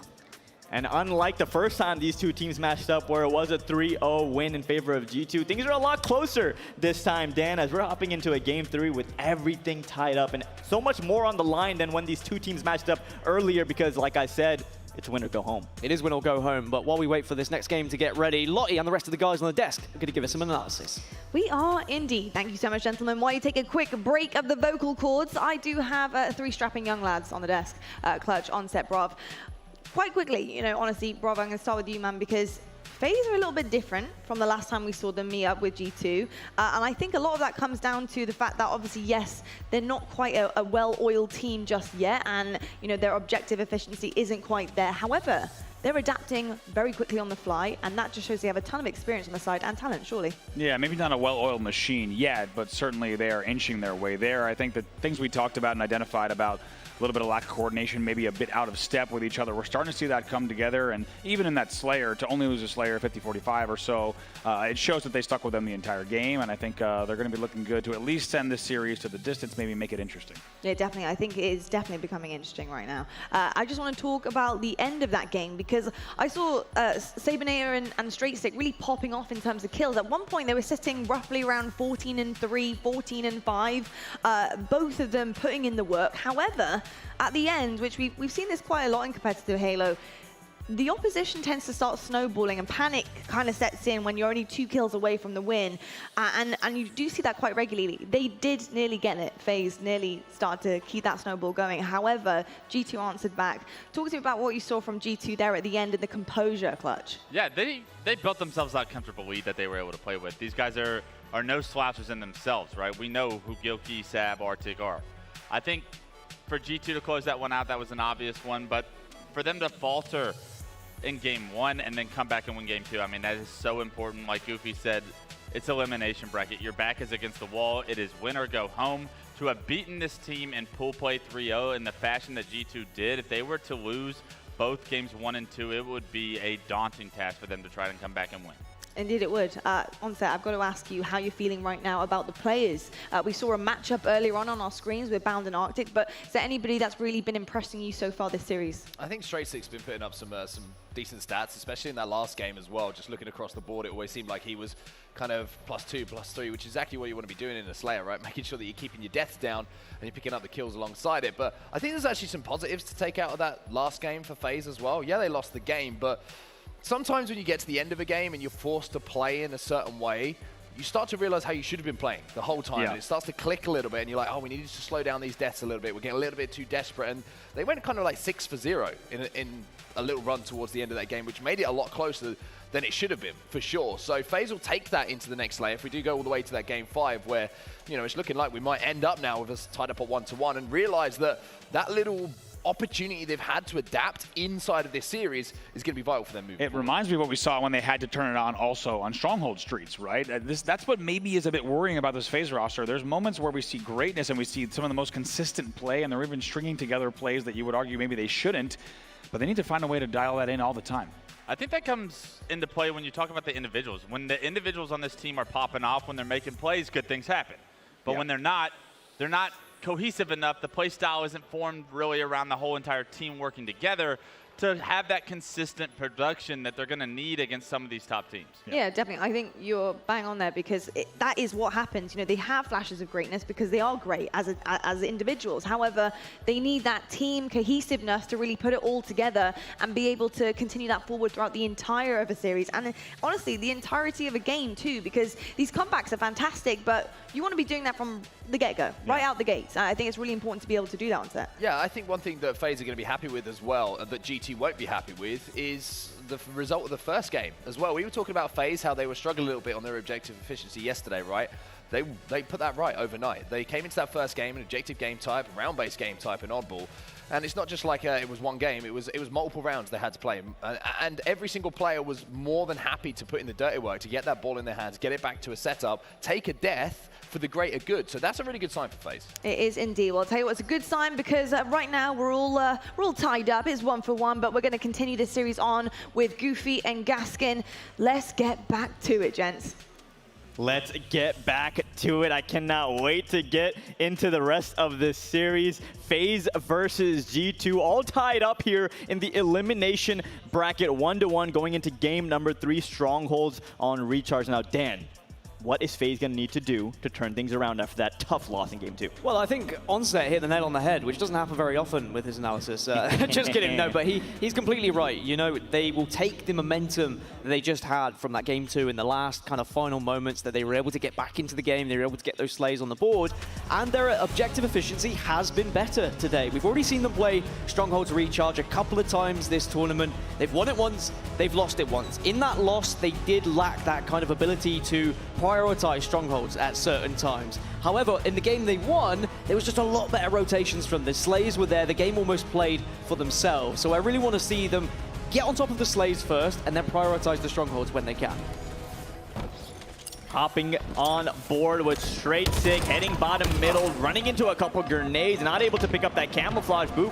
Bound actually opts to leave the camo first, get that kill, and now he will comfortably be able to pick up that power up. Let's see if he activates it. I'd imagine he goes for that Mangler. Camo could be big here for Bound. Just needs to help his team. The trade is okay, and actually it's good that the trade actually happened because he didn't have to fire his weapon, doesn't have to give away his position.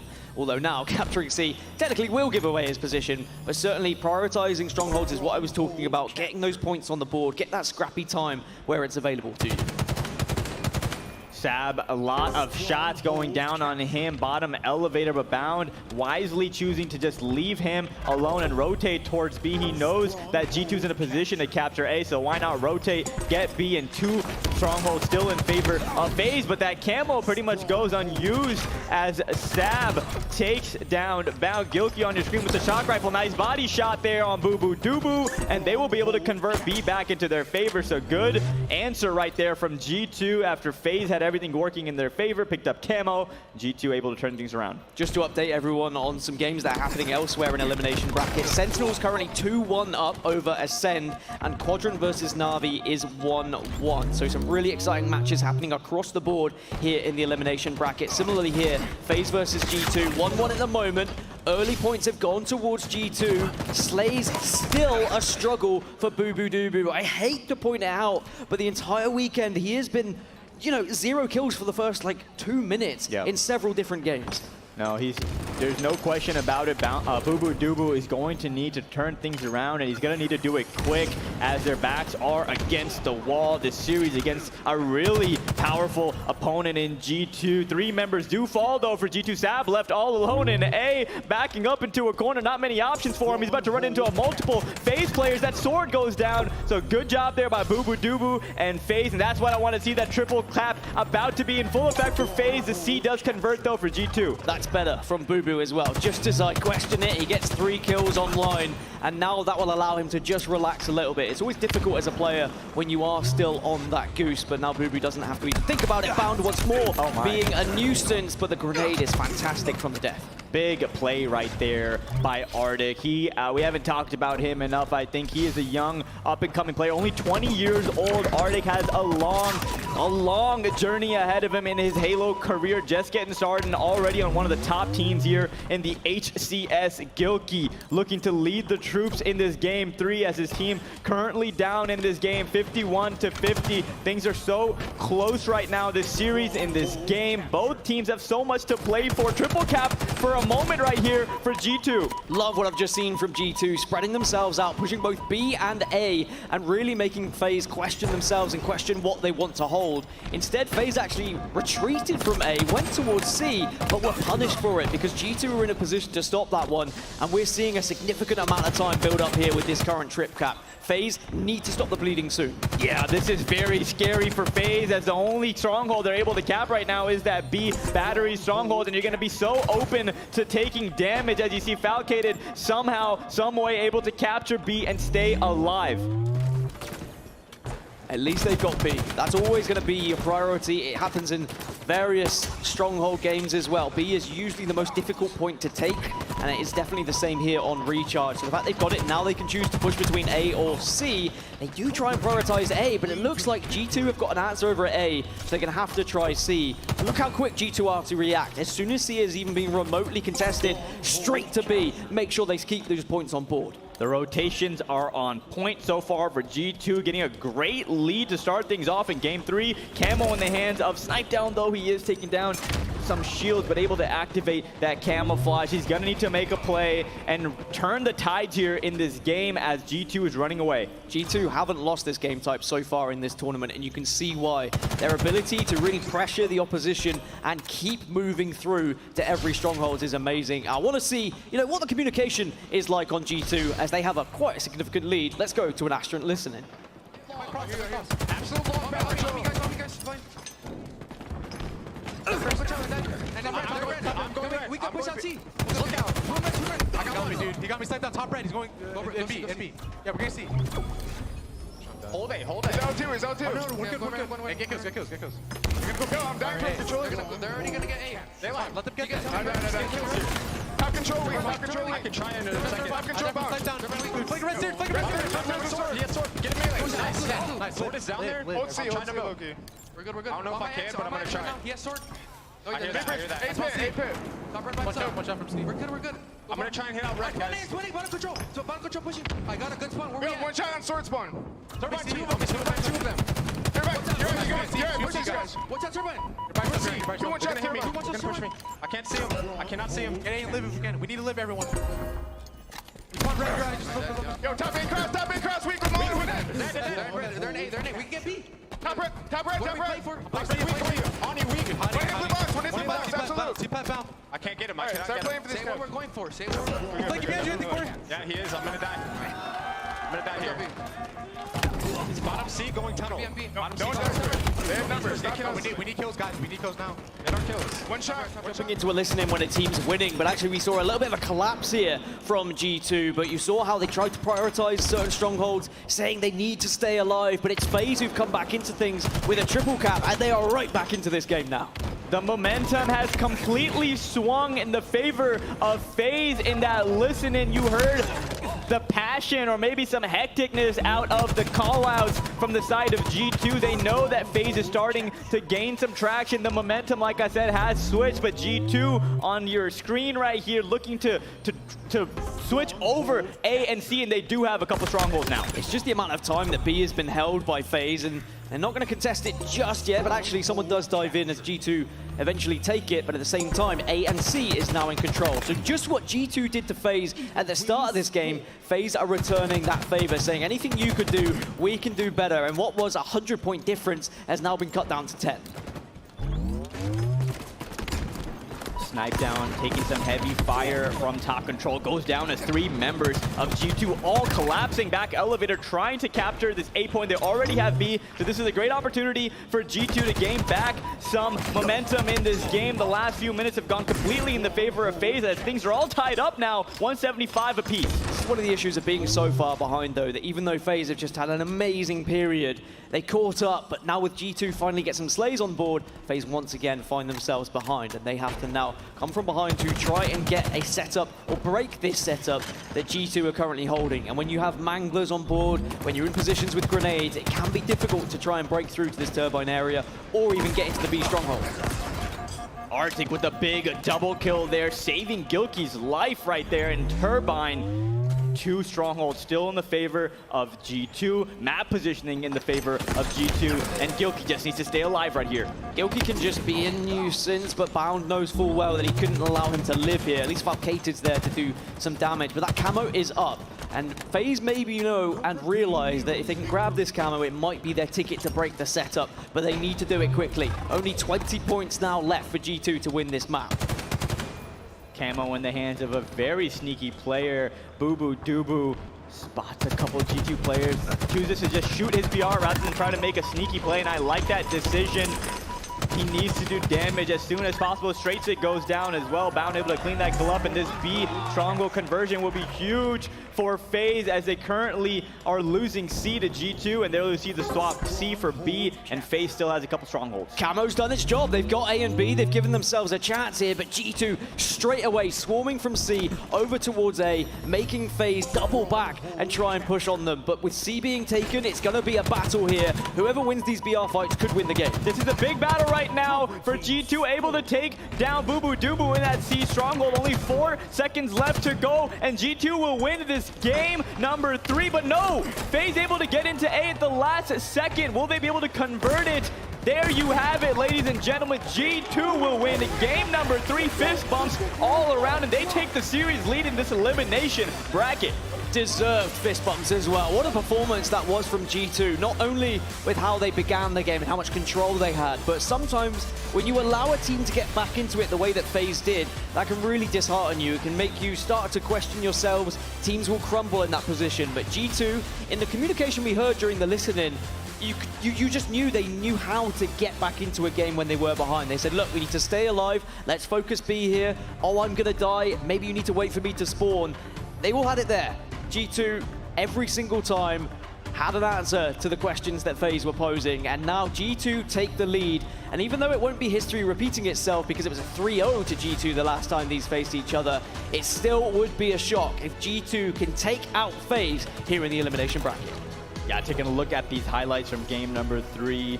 Boo Dubu was able to turn things around a little bit in the middle parts of that game, but struggling to close things out along with the rest of his team. Gilkey, you heard the passion in his comms as we went into that Astro listen-in, and that's what I love about this G2 team. You know, you hear rosters like Sentinels and Cloud9 call out, and they have that, you know, very calm communication, but some players thrive in that. You know, some players thrive in that passion, myself included. I've always been a big communicator, and I've loved to get my teammate typed up, and if it works, it works as G2 takes the 2-1 series lead. Look at that passion. Yeah, and you need to have that passion. Let's go. You need to get that adrenaline flowing. You need to have the belief that you can take this series, because knocking out FaZe Clan would be a big one for G2. Not just for the players, but I mean, when we look at organizations, when we look at kind of partner teams, this is the first time we've seen G2 on the main stage, and they are going to make a statement if they carry on playing the way they have been. FaZe certainly will be a little bit disappointed that after, you know, the comeback they had in those last 2 games, they weren't able to get a victory out of it. They just need to start a little bit quicker. That's where they've been failing in this series so far. Yeah, this is a big opportunity right now for FaZe to turn things around. You know, the only way they're going to win this series is if things go to a game 5, right? And there's nothing like winning a game 5 in the elimination bracket, keeping your tournament hopes alive. So this could be a blessing in disguise. We need to see FaZe turn things around, and it needs to happen in this game 4. Capture the flag, Bazaar. No more room for error. FaZe, Boo Dubu, Bound, Snipe Down Falcon. I want to see them all playing at the top of their game and push this to a game 5. The bad news for FaZe is they have played Bazaar CTF twice this tournament, and they've yet to win it. They've lost it both times. It is clearly one of their weaker game times. G2, however, have won this already in the tournament. So certainly it seems like Bazaar CTF would be a more comfortable and confident map for G2. But I think in this situation, when these two teams are so closely contested, we throw the form book out of the window. I don't say it often, the stats go out the window. It's about who's stepping up, who's actually hitting their shots. Are we going to see people choking? Because if you do miss, you know, that one BR shot, that could be the difference to a flag cap or not. Definitely. It's very tough when at the highest level getting flag caps on Bazaar. And we're going to need to see both of these teams play at the highest level in order to capitalize on their advantages. And if we get there, we'll have Slayer on Aquarius in game 5, and that is going to be an absolute madness all around. It really will. Slayer Aquarius is actually one of my most enjoyable Slayer game types to play because of the arena-based map, but we'll talk about that if we get there, because first we have a Bazaar CTF to play. Very simple, capture your enemy's flags. There's so many goodies on this map as well, Goofy. You've got the rocket, you've got the overshield, and you got the grapple, you got the bulldog. It's all there, all the tools to try and be a nuisance to the other team and try and just absolutely pummel them into the ground. And those 2 manglers on each side. We can't forget about that overpowered little side weapon that we've seen players using it all weekend long, putting the sandbox to use. Those dynamo grenades bottom middle, you got the grapple. There's so much on this Bazaar map. I'm a big fan, and let's see how this game goes. Elimination bracket FaZe versus G2. Backs totally against the wall for FaZe. No room for error as one more loss in this series, and they are going home. Well, FaZe Clan fans, I think this team might need your energy right now because they are on the brink of elimination, as Faisal just said. G2, however, are looking to try and make a statement, progress into that top 8, and try and bid their chance to move even further into this elimination bracket. One player falls for each side. Overshield still on spawn. Good positioning for Straight-Sig. This line of sight allowing him to keep players off of that Overshield. And there you have it. Arctic from G2 able to pick up Ovi. So good start for G2 in this game number 4. And I was going to say, I'm really worried about this map in particular. When you look at how FaZe have played this series, they are slow to start. And the one map you don't want to start slow on is Bazaar capture the flag. All the control of mid-map now in favor of G2. They've got the rockets, they've got the Overshield, they've got all the tools that they need, and now they can push in through tree and potentially even look to get an early flagpole here. A great start for G2 as so many members of FaZe already down. Nice little slide there by Straight-Sig, allowing him to get that much more momentum with this slide, but he does go down. So big kill on Straight-Sig right there by FaZe. Yeah, really important. There was a member of FaZe to be in the bar, to be ready to stop that flag, because if it had been tossed to bottom middle, you have to say that could have been a cap already for G2, but Snipe Down in that priority position, knows there's a player in tree, has to win that fight, but he doesn't, so the flag is still kept alive here.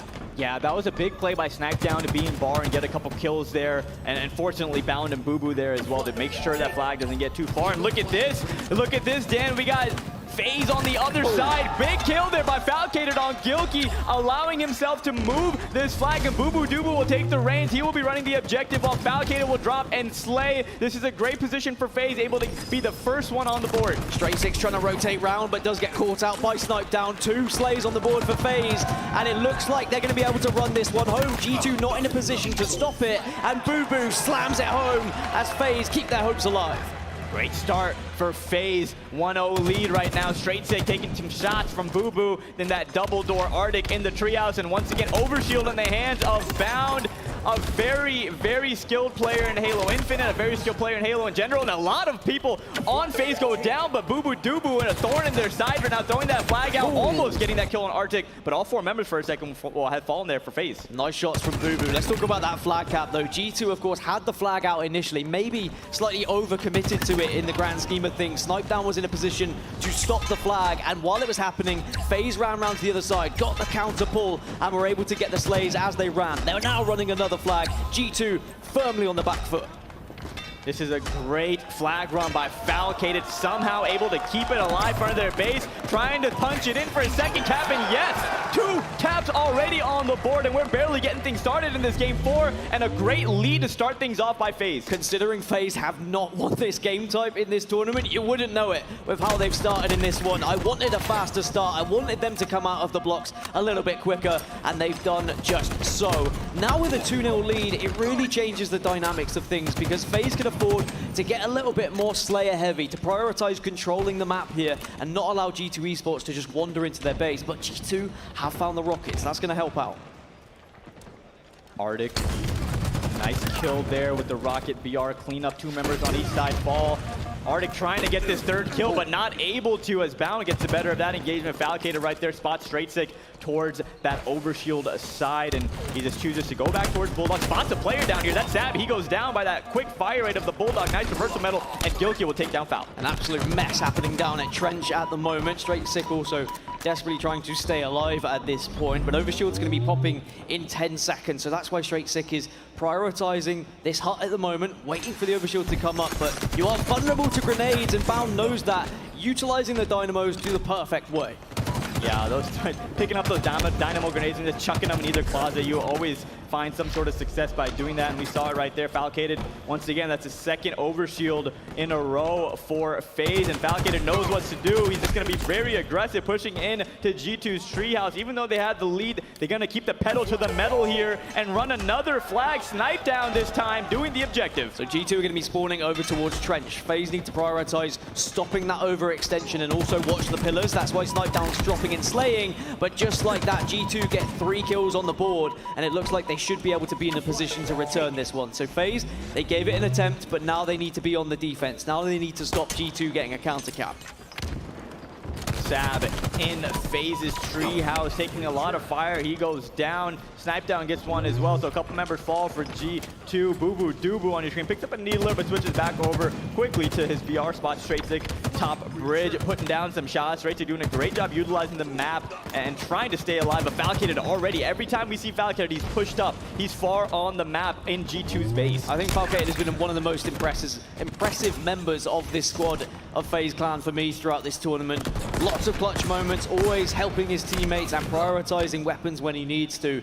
And now with a 2-0 lead, G2 Esports, being behind by 2, have to try and find a way to break this kind of domination of middle control from FaZe at the moment. A lot of scrappy kills going back and forth. G2 can't allow that to happen. They need to get a solid 4 dead to really regain control.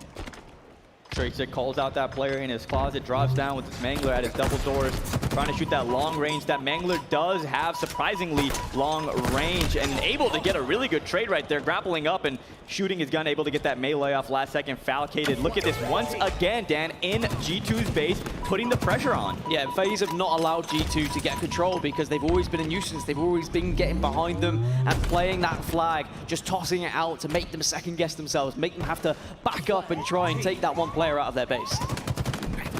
Runs into a couple players. G2 able to get a perfect right there on Sab. Will they get the double? No, Gilkey shuts that down, but great attempt there by Falcated, and Snipedown takes his place. Overshield does get melted off, but he is able to throw the flag out, and continuously the pressure is on G2. If at this rate, we're going to go to a game 5. Yes, I think if FaZe keep this pressure up, if they keep pulling these flags and don't allow G2 to get into their base and get any control, then we should be going to a game 5. But there is 5 minutes still remaining. There is still plenty of time for G2 to get control. We need to see more overshields, more rockets going in favor of G2 so they can start to get heavy on the slays. Sab having a difficult game at the moment, 4 and 14. He needs to step things up. Snipedown on a killing spree, keeping things going. This man is an absolute machine on the map. Very rarely do we see him miss any shots, and right now he is showing us he is one of the best players in the world. Finally gets taken down by Gilkey. Straight gets one as well, so good couple kills there for G2, and they're gonna need to really get into FaZe's base. They're gonna need to start throwing those flags out like we're seeing Falcated do. We're seeing Snipedown do it as well, and once again on your screen we got Falcated. Just a brief update from other games that are happening right now. Sentinels took down Ascend 3-1, so that's Ascend out of the tournament. Sentinels will progress. Space Station 2-1 up against Team War, and Na'Vi 2-1 up against Quadrant in the EU matchup. Some amazing games here in this elimination round 4.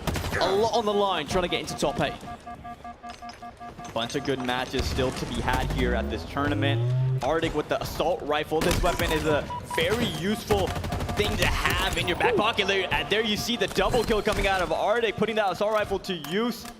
Bound gets a kill on the other side, so one member for each team has fallen, and the flag is being run by Gilkey. Doesn't have much support from his team as all of his teammates are on the other side of the map, but that's actually not a bad situation because it allows a pinch opportunity if Gilkey can throw that flag out. And it's a 3 versus 3 at the moment. If G2 can get some slays, then maybe this flag can move, but with Sab and Arctic down now, you imagine that FaZe are going to be in a position to maybe run a flag of their own. Falcated once more is trying to be a nuisance bottom middle with the overshield. How many overshields has Falcated been able to achieve?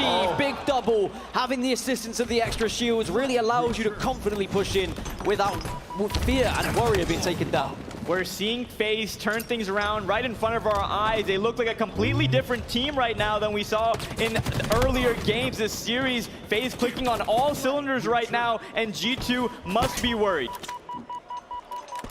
3 minutes remaining. It's not long when you think about Bazaar CTF and how long it actually takes to take control of the middle of the map, then push into the base, then slay another team, and then get that flag to your base. We need to see G2 getting a flag on the move soon, but it's not going to happen when FaZe are consistently getting 2 or 3 dead. Arctic, the only remaining player of G2 right now, he's over towards that trench area. Snipedown just gets through, and that's important because now he can toss this flag out into bottom middle. And Gilkey desperately trying to kill that flag runner. Snipedown, but Boo Boo Doo Boo predicting him going double door, pre-shooting that rocket. And there you have the 3rd flag being run in by Snipedown. 3-0 for FaZe as they have blown this game open with only 2.5 minutes left, up by 3 flag caps. And this is a very, very tall order for G2 if they want to try to tie things up. Snipedown currently 24 kills, 10 deaths, plus 14, and he's doing the objective work. Stepping up when when he needed to. Bound having an amazing game as well. This whole FaZe roster have really just demonstrated that they have that kind of do or die attitude. We need to win this one. We can't afford to drop out at top 12. An organization like FaZe, a squad like this, top 12 would not be good enough. Admittedly, not good enough for G2 either. This is not a game I would expect for top 8.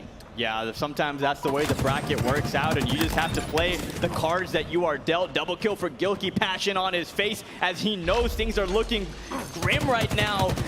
They're gonna probably go into this game 5 to look to turn things around, but right now, a minute and a half left on Bazaar, capture the flag, snipe down with 25 kills, Bound with 22. Remember, everyone watching, this is Bound's first ever live major tournament, and we're seeing him absolutely pop off as Snipe Down doing the same, takes out Straight Sick. Only a minute and 25 seconds left before we hop into the game number 5 of the elimination bracket. FaZe can just afford to play this one defensively now. They actually could afford G2 to take the flag, run it back to their base, and then they just wait for the respawns, and there's just not enough time for G2 to get 3 flags from one side to the other without a perfect run every single time. And with how Falcated's playing, that's not going to happen. He's keeping G2 at bay. He's keeping them in this base. I think G2 know it. I think FaZe know it. I think the crowd here knows it, that FaZe have shown what they're made of here, and they will be taking us to a game 5, which is exactly what this series deserves.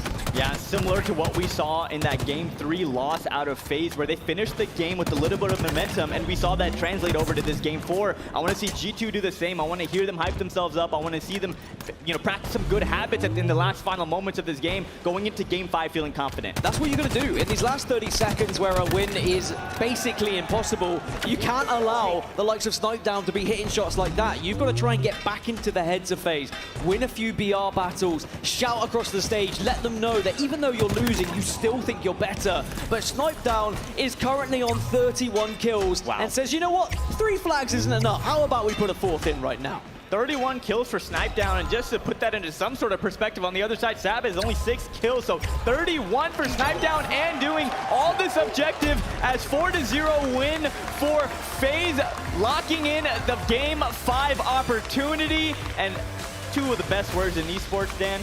Game 5. Game 5 indeed. It looked like maybe G2 had done enough to just pin back FaZe, but they've shown that they have fight, they have grit and determination here in that game 4. In a game type that has been very unsuccessful for them so far this tournament, may I add, but they turn against the form book. They rip the pages out and they start to write a new one instead.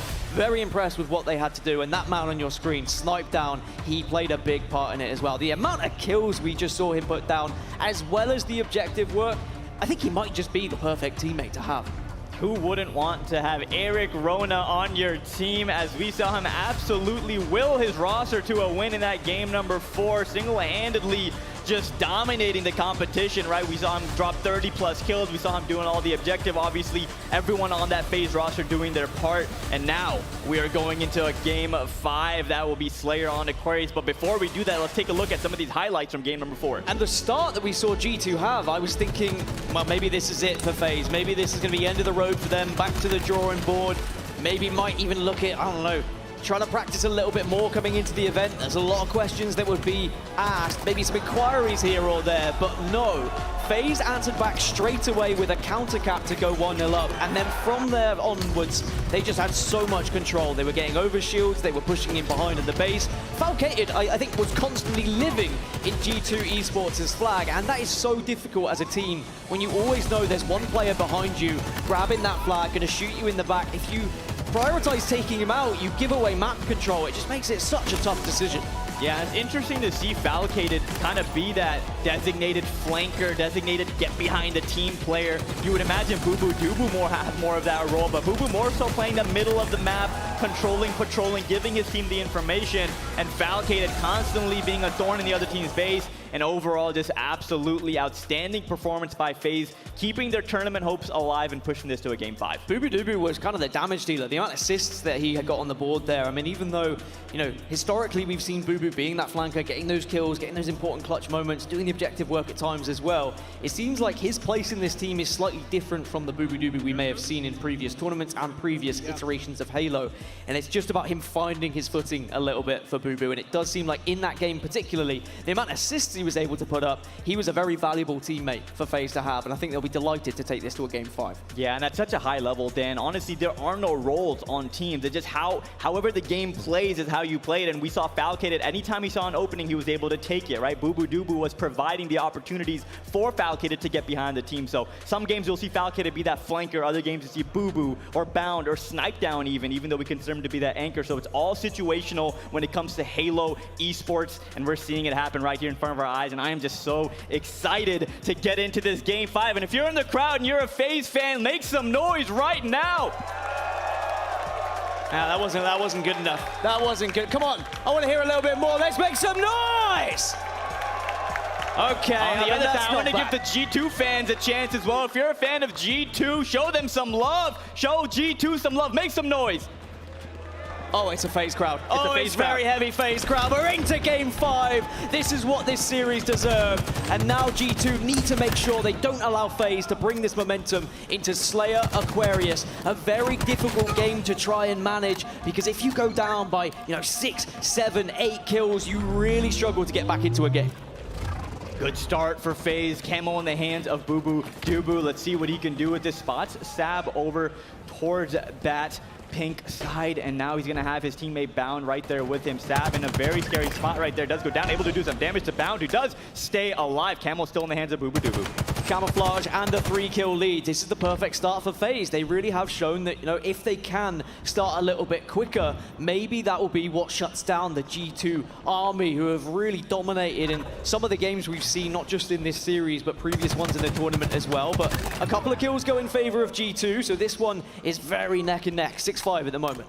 Yeah, and look at that scoreboard. Great start for Boo Boo. Already 3 kills on the board. Make that 4 at that important pivotal fight against Gilkey to control this P side. And that's such a big kill, even though it just seems like 1 kill. He's able to open up the map and keep G2 trapped on the other side. So big play so far to Boo Boo Doo Boo, trying to stay alive with his heat wave. Well, I said that Boo Boo was going to be the player that I wanted to watch. Not because I think he's going to be, that main Slayer, the snipe down effect of going absolutely massive. But as long as he is performing, I feel like this FaZe roster around him just finds so much success because of the damage he outputs, because of usually the amount of assists he gets. Not able to find a kill with the heat wave though, but at least Bound's there to clean up.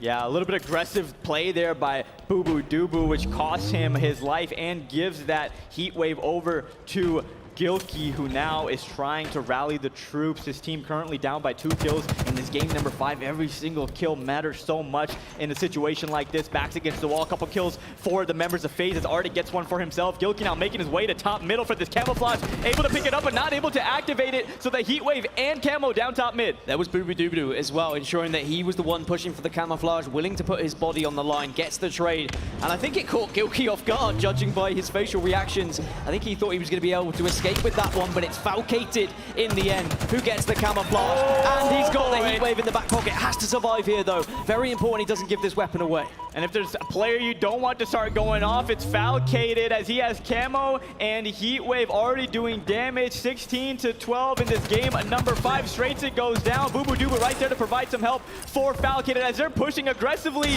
into Sab and the members of G2. Look out, but those grenades will be so crucial right there to keep FaZe at bay. Great collapse though from FaZe. They saw 3 members of G2 were all in the base and they tried to pinch them.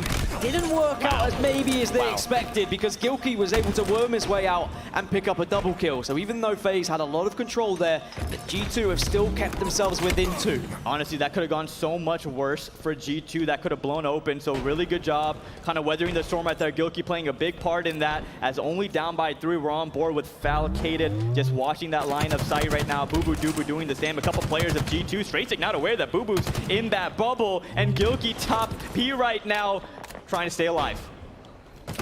Will stay alive, challenged by Straight Sick, but good positioning from Boo Boo. Unfortunately, not very much help to work with, but elsewhere, a couple of FaZe members have fallen. So G2, just like that, turn this into a tied game. So FaZe, they had a pretty commanding lead, 3 or 4 kills. It looked like with the pinch it was going to get even worse, but G2 have responded. This is going to go down to the wire because these 2 teams are so difficult to separate right now. And at about the halfway point in terms of kills, this camouflage is going to be a really big difference maker, spawning in about 5 seconds. Let's see who can pick it up.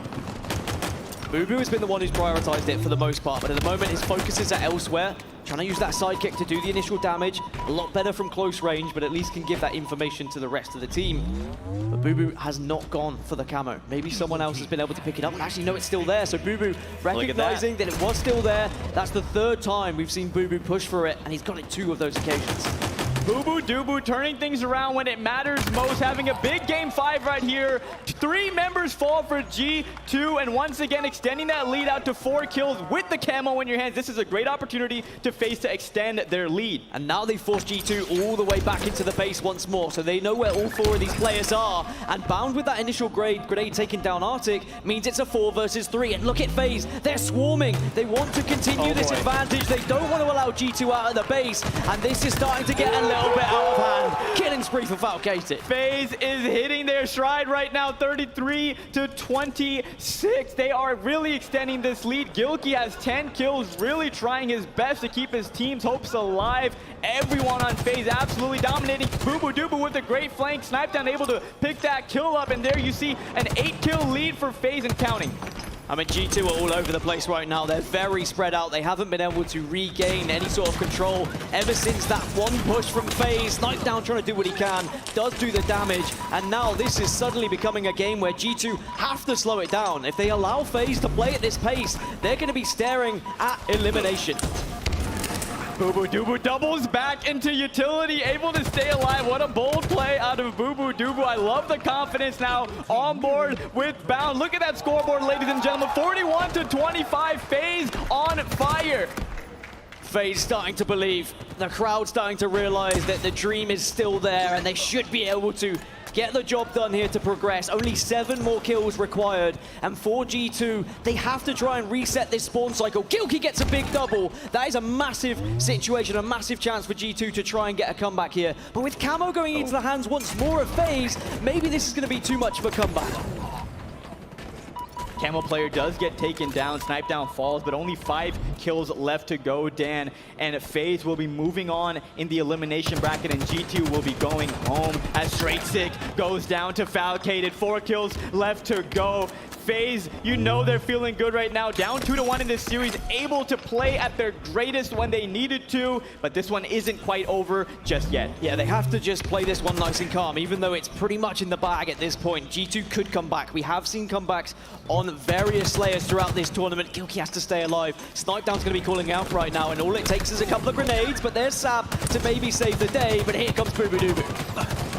48 to 37, not able to get that 49th kill right there. Falcated just playing his life in utility, runs into Stab, takes him down for the 49th kill. 1 more kill to go for FaZe as Falcated just dodging grenades, trying to stay alive here in utility. Scoping in, trying to work with his teammates, finds that last kill. Bound taking some damage, gonna double back once again, and there you have it. Sniped gets the last kill. FaZe with the win, and they are advancing in this tournament. What a win by FaZe, backs against the wall, and they play massive, amazing, impressive Halo to win the series. We've still got plenty more to see out of this FaZe roster. It's the end of the road on the other side of the stage for G2, though.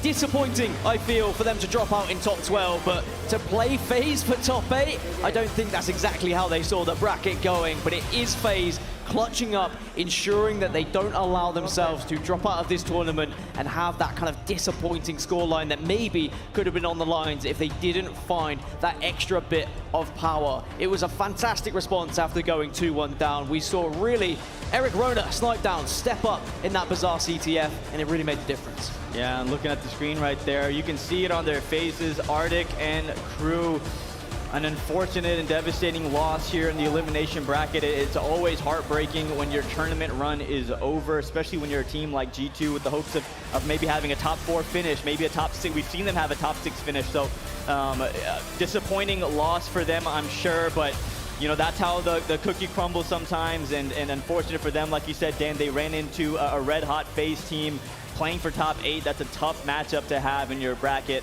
and I'm sure they're going to rebound and we're going to see them come out strong next time around. Also, speaking of teams dropping out of the tournament elsewhere, we've just seen Na'Vi take down Quadrant 3-2. So Na'Vi progress into top 8. It's Quadrant being eliminated. That is a huge upset in the EU scene because consistently Quadrant have beaten Na'Vi over and over again. So we've really had some amazing matchups here in the elimination bracket. But FaZe, I mean, I think there's a lot of FaZe fans who will be really happy, quite relieved that FaZe have been able to survive here, because it was looking pretty dreadful at one point. They were probably thinking, oh god, maybe I need to change my t-shirt here today. But G2 are out, FaZe carry on, and what a great day it's been so far. And I want to hear from a winning member on that FaZe team. Let's throw it to the main stage for an interview with Bound.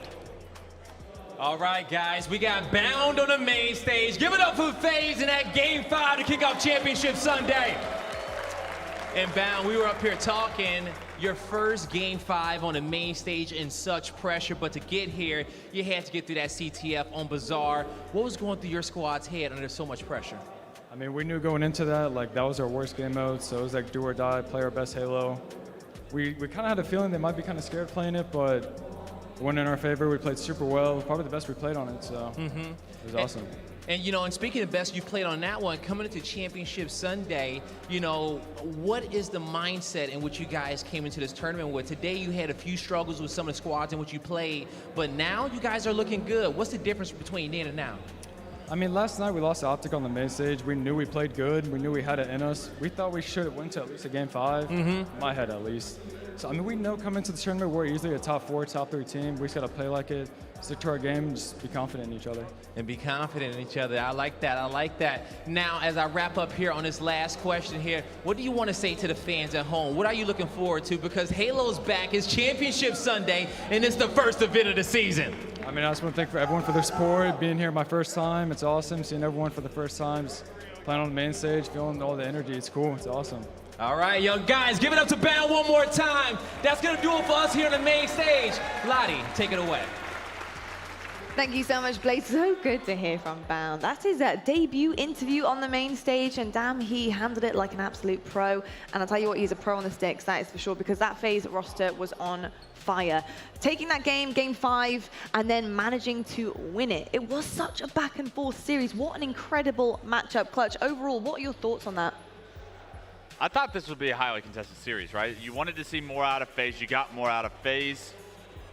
And the real player that stepped up in Game 5 is Bubudubu. I know 100%. I called him out before the series started. We looked at him to play better, step it up, and that's exactly what he was able to do. He was able to really provide so much utility with those dynamo grenades. He consistently rotated back and forth from base to base, picking those up, putting them to use, and because of it, we're seeing a whole new life out of FaZe. We're seeing more assistance from the rest of FaZe. Snipe down popping off also helps. So FaZe looks to continue this run, and it's going to be a hot one if they can continue the gameplay that they had in Game 5. Yeah, I got to agree with you there about Boom, and I think it's so hard to sometimes single out a player in these situations, but you've got to, you know, at this high level, you have to you know, take that to the next level for Boo, and he did. I was a little bit worried about him, though, in Bazaar CTF, although they were winning very convincingly on that one. He did have close to 20 assists, mind, but just wasn't slaying out there for his team. What was going through your head there on that CTF game onset, though, with FaZe? Sometimes you have those kind of games, and if you're not maybe putting up the numbers, it doesn't really matter because you're hitting flag caps on the board, right? And that's what the objective of the game is. If you're picking up assists, it means your teammates are listening, the communication is pretty good, and you're doing a lot of damage for your team as well. You know, it's one thing that it's very difficult for us to do up here, right, is sit here and call out players because we know the players, we know what they go through, we know the hours that they put into the game, and we had to do it. It's only right for us to point out that Bubu wasn't playing brilliantly yesterday. On the flip side of that, we get to say Bubu just had an amazing series. He just had an incredible Game 5, and who cares about yesterday if you make it through to Sunday and you put the performances in when it really does matter, when your tournament life is on the line, and when you're playing against some of the best teams in the world. So Bubu, hats off to you, my friend. You have stepped up today, and I'm excited to see what he does for the rest of the days too. That's what Pro does. He went backstage hours and hours after the tournament on the sticks, practicing, making sure he can correct all the wrongs going into the series today. Bravo, real quick though, I want to get your thoughts on what happened before us. This FaZe roster, we spoke before getting into that series about how they are adapting as a team. You know, what is their play style? How are they performing as a unit? Has your mind changed at all based on that series and based on the fact that they got through that Game 5 and managed to seal it? I think it's just more of what we hope to see from them, and I think we talked about what FaZe can do with their backs against the wall in specific game types because we had seen amazing stretches from them, and now I think we're finally seeing what FaZe looks like on Championship Sunday, right? We know what Snipe Down looks like on Championship Sunday. He's brought the whole team with him. We knew that series could go to Game 5. It does. We started the day with multiple Game 5s here in Championship Sunday. It's been fantastic, and I think, like Bound said, FaZe is already looking ahead. They're looking for their next series. They are indeed. We have so many talented players, though, here in Halo Infinite, and we just want to make sure you guys know exactly how talented they are. We have our Astro breakout player. He's on the stage right now with Blaze. We have Frag out from Status Quo. Let's find out exactly how he's feeling. All right, thanks, Lottie. I have our Astro breakout player on the stage. It's Frag out from Status Quo. Give him a round of applause, because he absolutely fragged out this entire event. And Frag out, man, I've known you for a long time, you know, Cass, you and Gears and other shooters out there. You come to Halo, this is your first event, and you absolutely turn up. How is it that you have gotten to this point, and how does it feel? It actually feels amazing. Playing with two legends, you know, two champions in the past. Learned a lot from them. Tough loss for top 12, but feels good. Yes, yes, and when you speak about playing with those legends, you're playing on Status Quo. You're out there with Flamesword and a bunch of other vets out there. What has this organization and Flamesword as a veteran has helped you with here coming into the Halo scene? Flamesword's actually the GOAT. He helped me a lot. He taught me a lot about the game. Taught me how to be like the best I could be. Told me how to calm down in game, not do too much, not be, you know, low IQ player. Really helpful. Yeah, and you've been helping this team a lot throughout the entirety of the tournament. And when it comes down to the help, you want to give a shout out to anybody who has helped you get this far. Any fans out there you want to show some love to? Because, hey, this is Halo, and now you at the top. You are a professional player at your first event. What is it going to be? I just want to give a shout out to my teammates. You know, they're actually the best. They taught me a lot. They were hard on me, but, you know, you got to be hard on your teammate to get them better, to get them to the top spot. And I want to give a shout out to Mama Dukes. Hey, shout out to Mama Dukes and shout out to the entire squad. He say family help him get here, and it's going to help him get to the top. That's going to do it for us here at the stage. Lottie, back to you at the desk. I'll tell you what, he's gained a new fan right here. Love that. I like Four this new guy. fans. 4 new fans. 4 new fans. I mean, Frag out, what an absolute G. Legend. He absolutely incredible. I love the dude. I love him. The premium gas, brah, from this guy. I mean, you know, what is it like picking up a player who is willing to learn like that? He's willing to mold himself around you and really take on board everything that the team has to say with the experience they have. I think it's amazing. I think it's also the great opportunity for someone like Flamesword, right? Veteran player, also just a really mentally strong player. Flamesword prioritizing not only his physical health, his mental health. Flame knows all about that. So to bring in a player like Frag out from a different FPS, pretty special, pretty cool to be able to do. It is really damn cool. Clutch, why is this guy such a legend? Come on. Yeah, I mean, coming over from Gears, it's odd that he's been able to have the success he's had even at his first tournament. Right, people Halo, don't come from other people go from like Halo to other games and dominate, right? We've seen that for decades. Not a lot of people come into Halo and dominate from other games. Yeah, absolutely. And the fact that he's got Flamesword on his team, that means that obviously Flamesword being a veteran, having a great eye for talent, Flamesword really sees something in this guy. And from what I was able to see over this weekend, I saw something from this guy as well. A ton of individual skill, plays very fast, and if he can continue to learn and continue to be molded, which it seems like he has a great personality for, the sky's the limit. Yeah, I want to just touch on that. Well, the last thing that you just said there, moldable, right? He's very humble. You can see that from the interview there, willing to learn. And as a teammate, if you're looking across, you know, when you got options, you're looking for that personality that you want to have in your team, right? Who's going to be willing to do what it takes to win. And I love that. Sometimes you see these players who think that they know everything, right? That they're going to be the best in the game and that they don't want to listen and learn. You've just seen a very different player on that stage. Very, very true. I'll tell you what, though, I have in my mind, though, another player who I think brings out the best of the best in people. And we saw him last night in Big Team Battle, and he is the Sneaky Beaver. And Puckett is in the building, folks. And I'll tell you what, little something for you here. Come a little closer. He's going to be casting the next game. Yeah, we're going to get some Chris Puckett in the building. Back on the mic! He's on the mic, folks. So really, really excited about that one. But we are just about done up here, fellas. We are just about done. And actually, we have had some intense games so far. Na'Vi sent the guard home in a reverse sweep fashion this morning, and now G2 will join them. It's a cruel world in the elimination bracket as our teams have their last chances to fight for their tournament lives. This is Championship Sunday. We'll see you after this.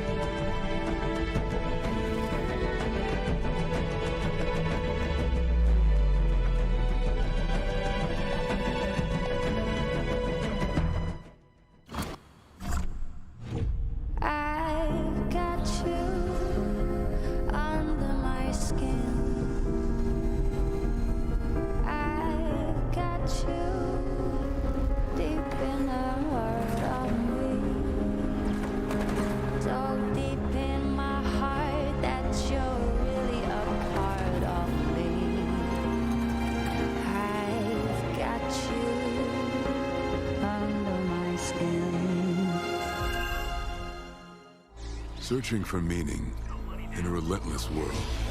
Always connected, but somehow alone. Trapped by illusion. We offer another path, where the battle to belong begins. Awakened by a calling. United by the cause you fight for. No one can take away what it means to be among the few, the proud, the Marines.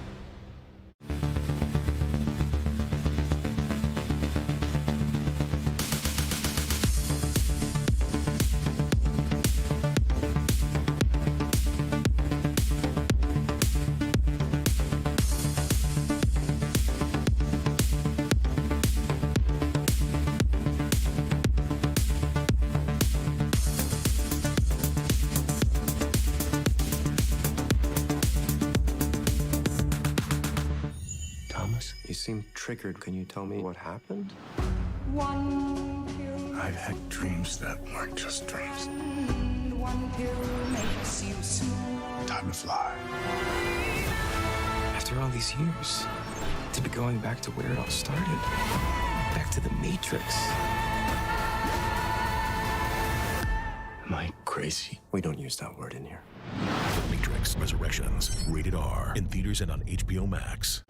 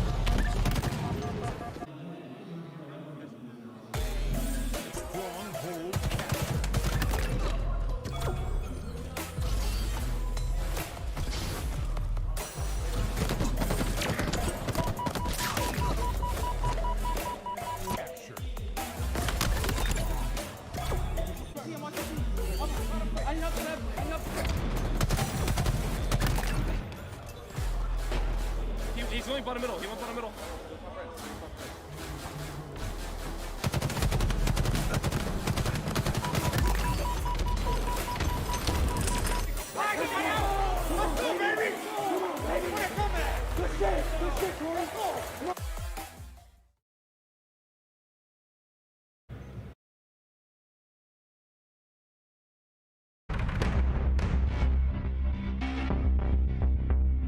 My name is Jonathan Willett, my gamertag is Renegade, and I play for Cloud9.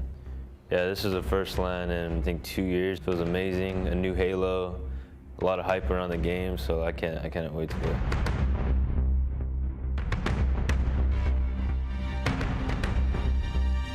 Seeing a lot of players come over, like the Gears team, it's very interesting. I believe they're gonna do really good. I feel like they bring a whole new element to playing video games that a lot of these Halo players aren't used to. Kind of like a cracked hit your shots type. I feel like Halo players are usually more positioning based and stuff. So it brings a lot more different elements to how Halo's gonna be played.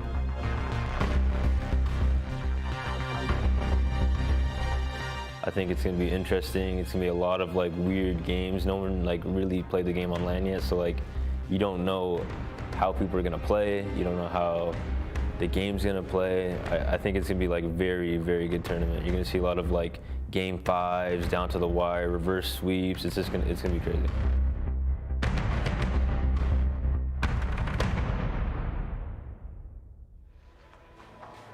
Hello folks and welcome back to the Halo Championship Series Kickoff Major. We're live in Raleigh. You just saw a legend on your screens. Renegade is going to be taking the stage very shortly with the rest of his team on Cloud9 versus Optic.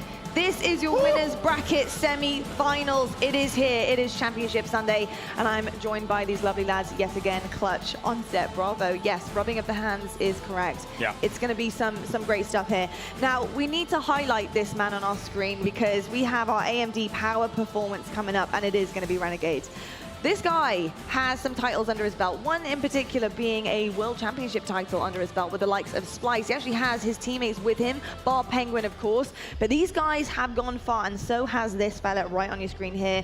He has done something so far in these opens, and he's trying to do it yet again. Renegade, honestly, he has been dictating the meta of Halo 5 for as long as I can remember, and coming into Halo Infinite, I have a feeling he could be doing the same with this Cloud9 roster. What does Renegade bring to this team, Clutch? I mean, so much slaying prowess, so much individual skill, so much space he gives to his team. Every single time Renegade steps into a game, everyone feels his presence. One of the best to ever do it. Power weapon control, second to none. Renegade is the player to watch in this series if Cloud9 want to step up and beat a team like Optic. Fearless. That's one thing that always comes into my mind when I think about Renegade. It doesn't matter who he's playing, almost reckless. It's kind of that it's like, imagine driving a car as fast as you can on kind of a big turn and you're almost losing control at all times, but you stick in it and that makes you get that max speed. That's what Renegade is as a player. He's always on the edge of making something which might not go his way, go a little bit, a little bit loose, but he pulls it off. He pulls it right back, he gets that grip at the end of the turn, and he pulls off these crazy plays. He really does indeed, and I can see why. We have our KD leaderboard here. Renegade is sitting at number 3 currently this weekend with a 1.5. Crazy stuff across the board from a lot of our players. Bravo, I want to ask you, obviously with this leaderboard in mind, what do players managing to really clutch up their kills do for teams, especially when trying to swing a series? I think players like Renegade, they just make every kill they need to in the right order, right? They're looking at the entire map and they're not thinking about their kill depth. They're not thinking about their kill total. Like Clutch said, they're thinking about how do I open this map up for my team so we can run over the opponent and do everything we want. Taking a look here, of course, Lucid going to be a player to watch on the side of Optic for sure. He really is indeed. Of course, Lucid right now, arguably the best player in the game that has been tossed around, and rightfully so. He has been a showcase of what you can do with the sandbox, what you can do on the maps, the movement, the speed, the super slides we're seeing from this guy, the jumps, all sorts of things that he's able to use in his arsenal that's really kind of pushing him and his team forward. And I've got to say, this will be a really interesting battle. How do you think Lucid kind of lines up against Renegade, Clutch? Yeah, I mean, it's two completely different playstyles, but they both provide such essential pieces to their team. They both are going to lead their teams in kills most of the time, but they do it in two different ways. Lucid with the movement and his equipment and everything that he's been able to do with the sandbox is something special. He's playing a different video game. Renegade more so just consistently not missing, consistently being a little bit probably more aggressive than a player like Lucid, but the two play styles, they benefit their teams, and both of their teams play around these two individuals so well. They do indeed, and I think that's honestly what starts to elevate these two teams, and this is one of the reasons why they are in our winners semis. I've got to ask you though, Onset, this matchup, I mean, the green, the blue, Optic, Cloud9, are you excited for this? Dude, this is the kind of match we've been waiting for, right? This is two of the biggest. This is arguably, in my opinion, the two best teams of the tournament. We haven't seen a huge amount of Cloud9 on this main stage. Now we get that opportunity. And not only do we get the opportunity to see Cloud9, we get to see them play against Optic. This is going to be an incredible match. This is going to be a real showcase of what Halo Infinite is all about. This is what we get up out of bed for, right? In the mornings. This is what we want to see. It is. This is exactly why I set my alarm as early as I do, because I've got to be mentally prepared for a matchup like this. Bravo, talking about Cloud9 really quickly, I did mention briefly that we do have some players on that team that have the accolades. They have that World Championship under their belt when they were on Splice. We do have the addition of Penguin here. What are you feeling about Penguin on this roster? We've kind of discussed it a little bit, but now we have them on the main stage. How do you feel like this roster gels together? Yeah, I think Penguin's great on this team. I'll tell you one thing about the C9 roster. They wouldn't have picked up Penguin if they didn't think that this was the guy for the job, right? I mean, this team has the opportunity to pick any player out of the whole player pool over the past few weeks, months, to pick up who they wanted to. They picked up Penguin for a reason. The guy looks good. We talked about it yesterday. C9 has just been quietly moving their way through this tournament. A lot of fanfare around Optic. C9 is ready to shut that down right now. Yeah, I couldn't agree more. I think C9 feels a little bit disrespected so far through this tournament, not being featured on the main stage. As players, you want the main stage. You want the limelight. You want an opportunity for your fans to see you on the big jumbotrons in the back. It's a problem that we haven't seen Cloud9. I think Cloud9's going to make a statement here and say, hey, guess what, guys? You forgot about us. You've been talking about Optic all weekend. Well, it's our turn.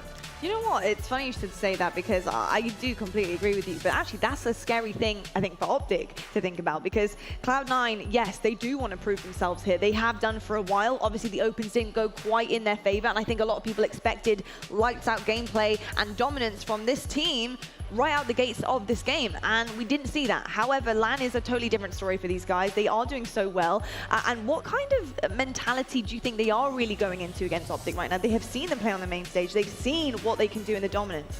They don't care who they play, C9. You can put anyone up there. You can put 8 players up there, and they'll think that they can beat them. They are that confident in their ability, and you know, we look back at the build-up to this tournament, the onlines and everything. You know, C9 versus Optic, that was the first couple of finals that we had, right? And Optic, unfortunately for C9 fans, did manage to topple them both times. But C9 on LAN, C9 at an event is a very different proposition. These guys live for these events. Yeah. They don't care too much about online. They still put in great performances. When they're on that main stage, that's when they perform. Well, do you know what? I live for these events on set. Should I be on that main stage?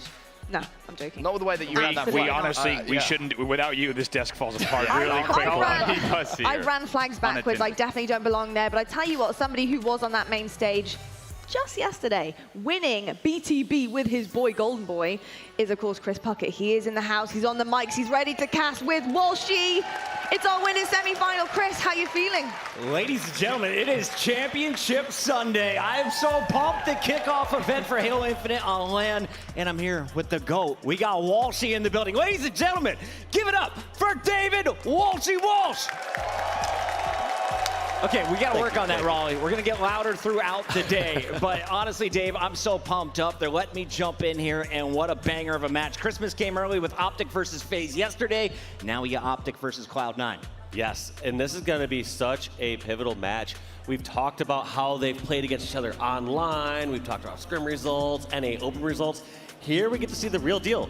These two teams battling it out on LAN. A couple of the biggest names that we've talked about in Halo Infinite with Lucid, you know, from Optic Gaming, being heralded as possibly the best Halo Infinite player. And on the same side over here at Cloud9, we have Renegade. He's been the talk of the town. He's such a dangerous player. So we now get to see these two go head-to-head for the first time here on LAN at HCS Raleigh. Looking at some of the numbers, these teams have been incredible. Optic Gaming, 1 map loss this entire time. On the other side, 3 map drops for Cloud9 on their way to this perfect 5-0 record.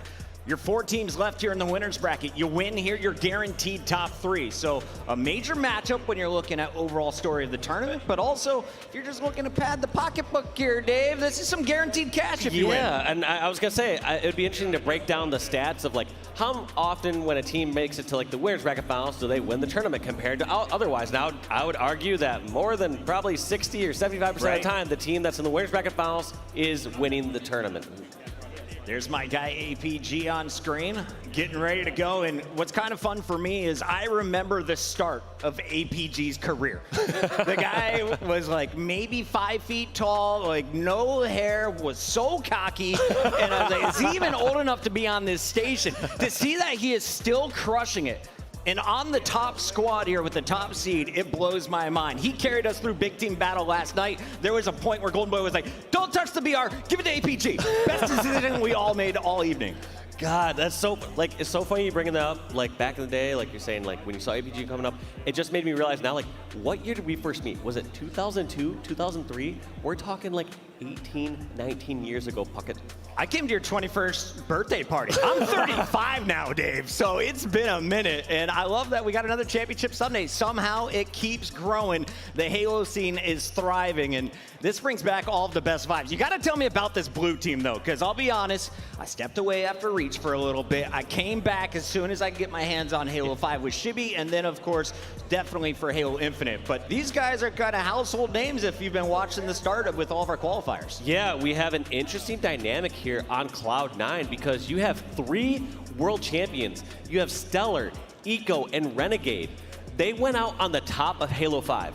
Yes, the current Sentinels roster were the talk of the town. They dominated most of Halo 5. But if you consider the very end of Halo 5, this team was the team to beat. Now with Shotzi moving over Call of Duty, they had the choice of anyone that they could pick up, like Bravo highlighted, and they chose Penguin, a player who has not won a tournament yet, or not a major 4v4 tournament yet.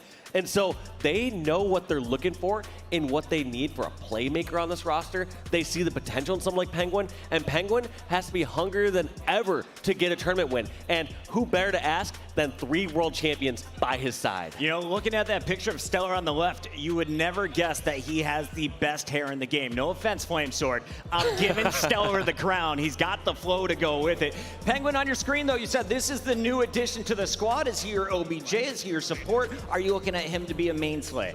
Oh, man, he can do it all like everyone can at this top level. But if you had to classify him, he's more of one of those all-rounders. He's going to be doing more objective, more support. He wants to enable a player like Renegade to get the sniper and go off. So he's just I would look at him almost like a lethal style play where he's always in the right position at the right time, doing all the dirty work that does not show up on the stat screen. Oh my goodness. Justin Dees, what have you been doing? 270 kills, 210 deaths. That's a 1.29. And I got your pistol running all over the map, just putting 2 shots on people and disappearing. He's been doing that since midship. Yeah, the little wizard knows what he's doing. He has been a force to be reckoned with for far too long. You know, he was coming up on the scene when I was at my peak, and he was hitting his peak long before I was gone.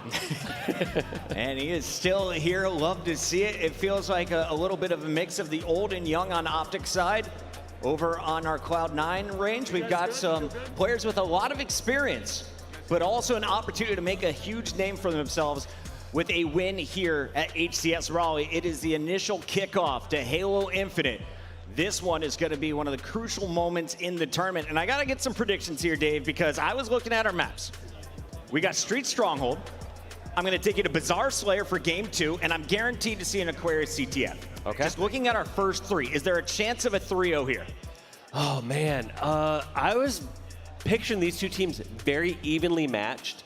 I don't really foresee any team being able to 3-0 Optic Gaming. However, I would not rule it out for Optic Gaming to still have that capability to 3-0 even someone like Cloud9. Like when you brought up their map count so far this tournament, yeah, Optic has not dropped a map. They've taken out Sentinels. They're just looking so strong. And then when I think about Cloud9, I was even talking with Penguin on the side a little bit, and I was like, how's it going so far? He's like, Optic's like our first toughest match, so we're ready for it. But the fact that they've dropped a few other maps throughout this tournament, and he claims that they haven't played more difficult teams thus far, that doesn't add up well. I want to go to game 5. I feel it. It's in my blood.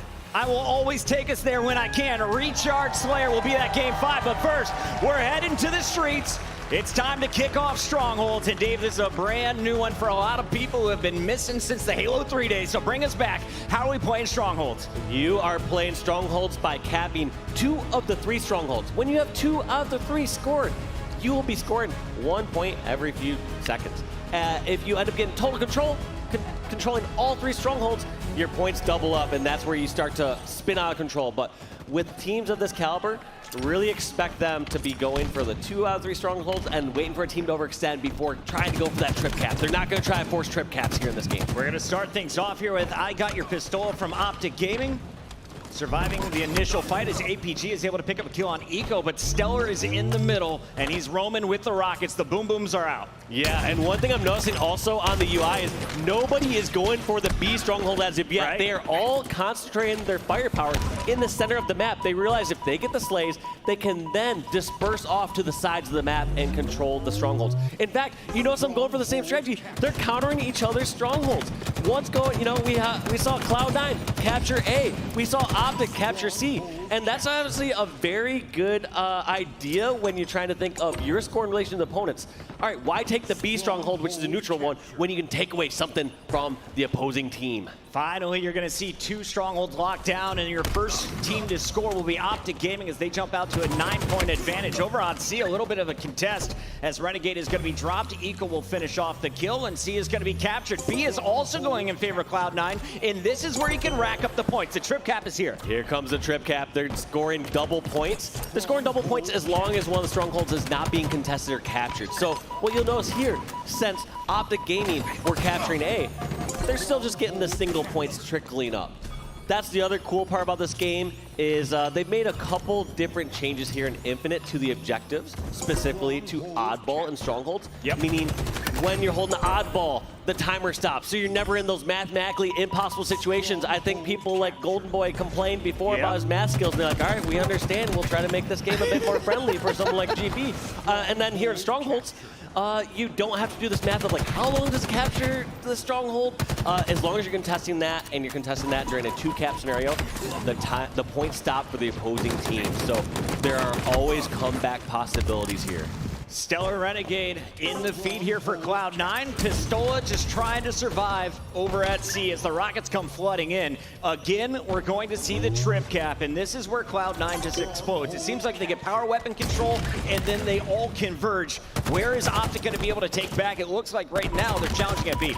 Yeah, and B is probably one of the more difficult ones to take. If you're going to try to decide if there's a trip cap going on, you don't want to choose B. B is the most central spot on the map of all the strongholds, where people from Cloud9 are going to be able to collapse in and challenge. Instead, you want to go for one of these side caps like C, which is exactly what Pistola does. He's a wizard for a reason. Yeah, and I got to give big props to Lucid there. Pistola makes the call out. Lucid instantly trades the beat down. They get the double kill cleanup. Now they're staying on the move. Pistola, though, caught by 3 players on his left, and what a rotation from Cloud9. They felt it. They push out. They make sure they have control, and they continue to score up and over 84 points. Their opponent still held in the 20s, as this has been dominant in the last minute and a half. Yeah, Cloud9 just seem to be in such control. They seem to know Optic's moves before they make them.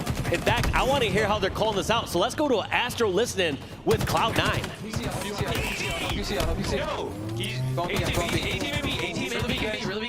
Yeah, help him. He's arcade. Yeah, right.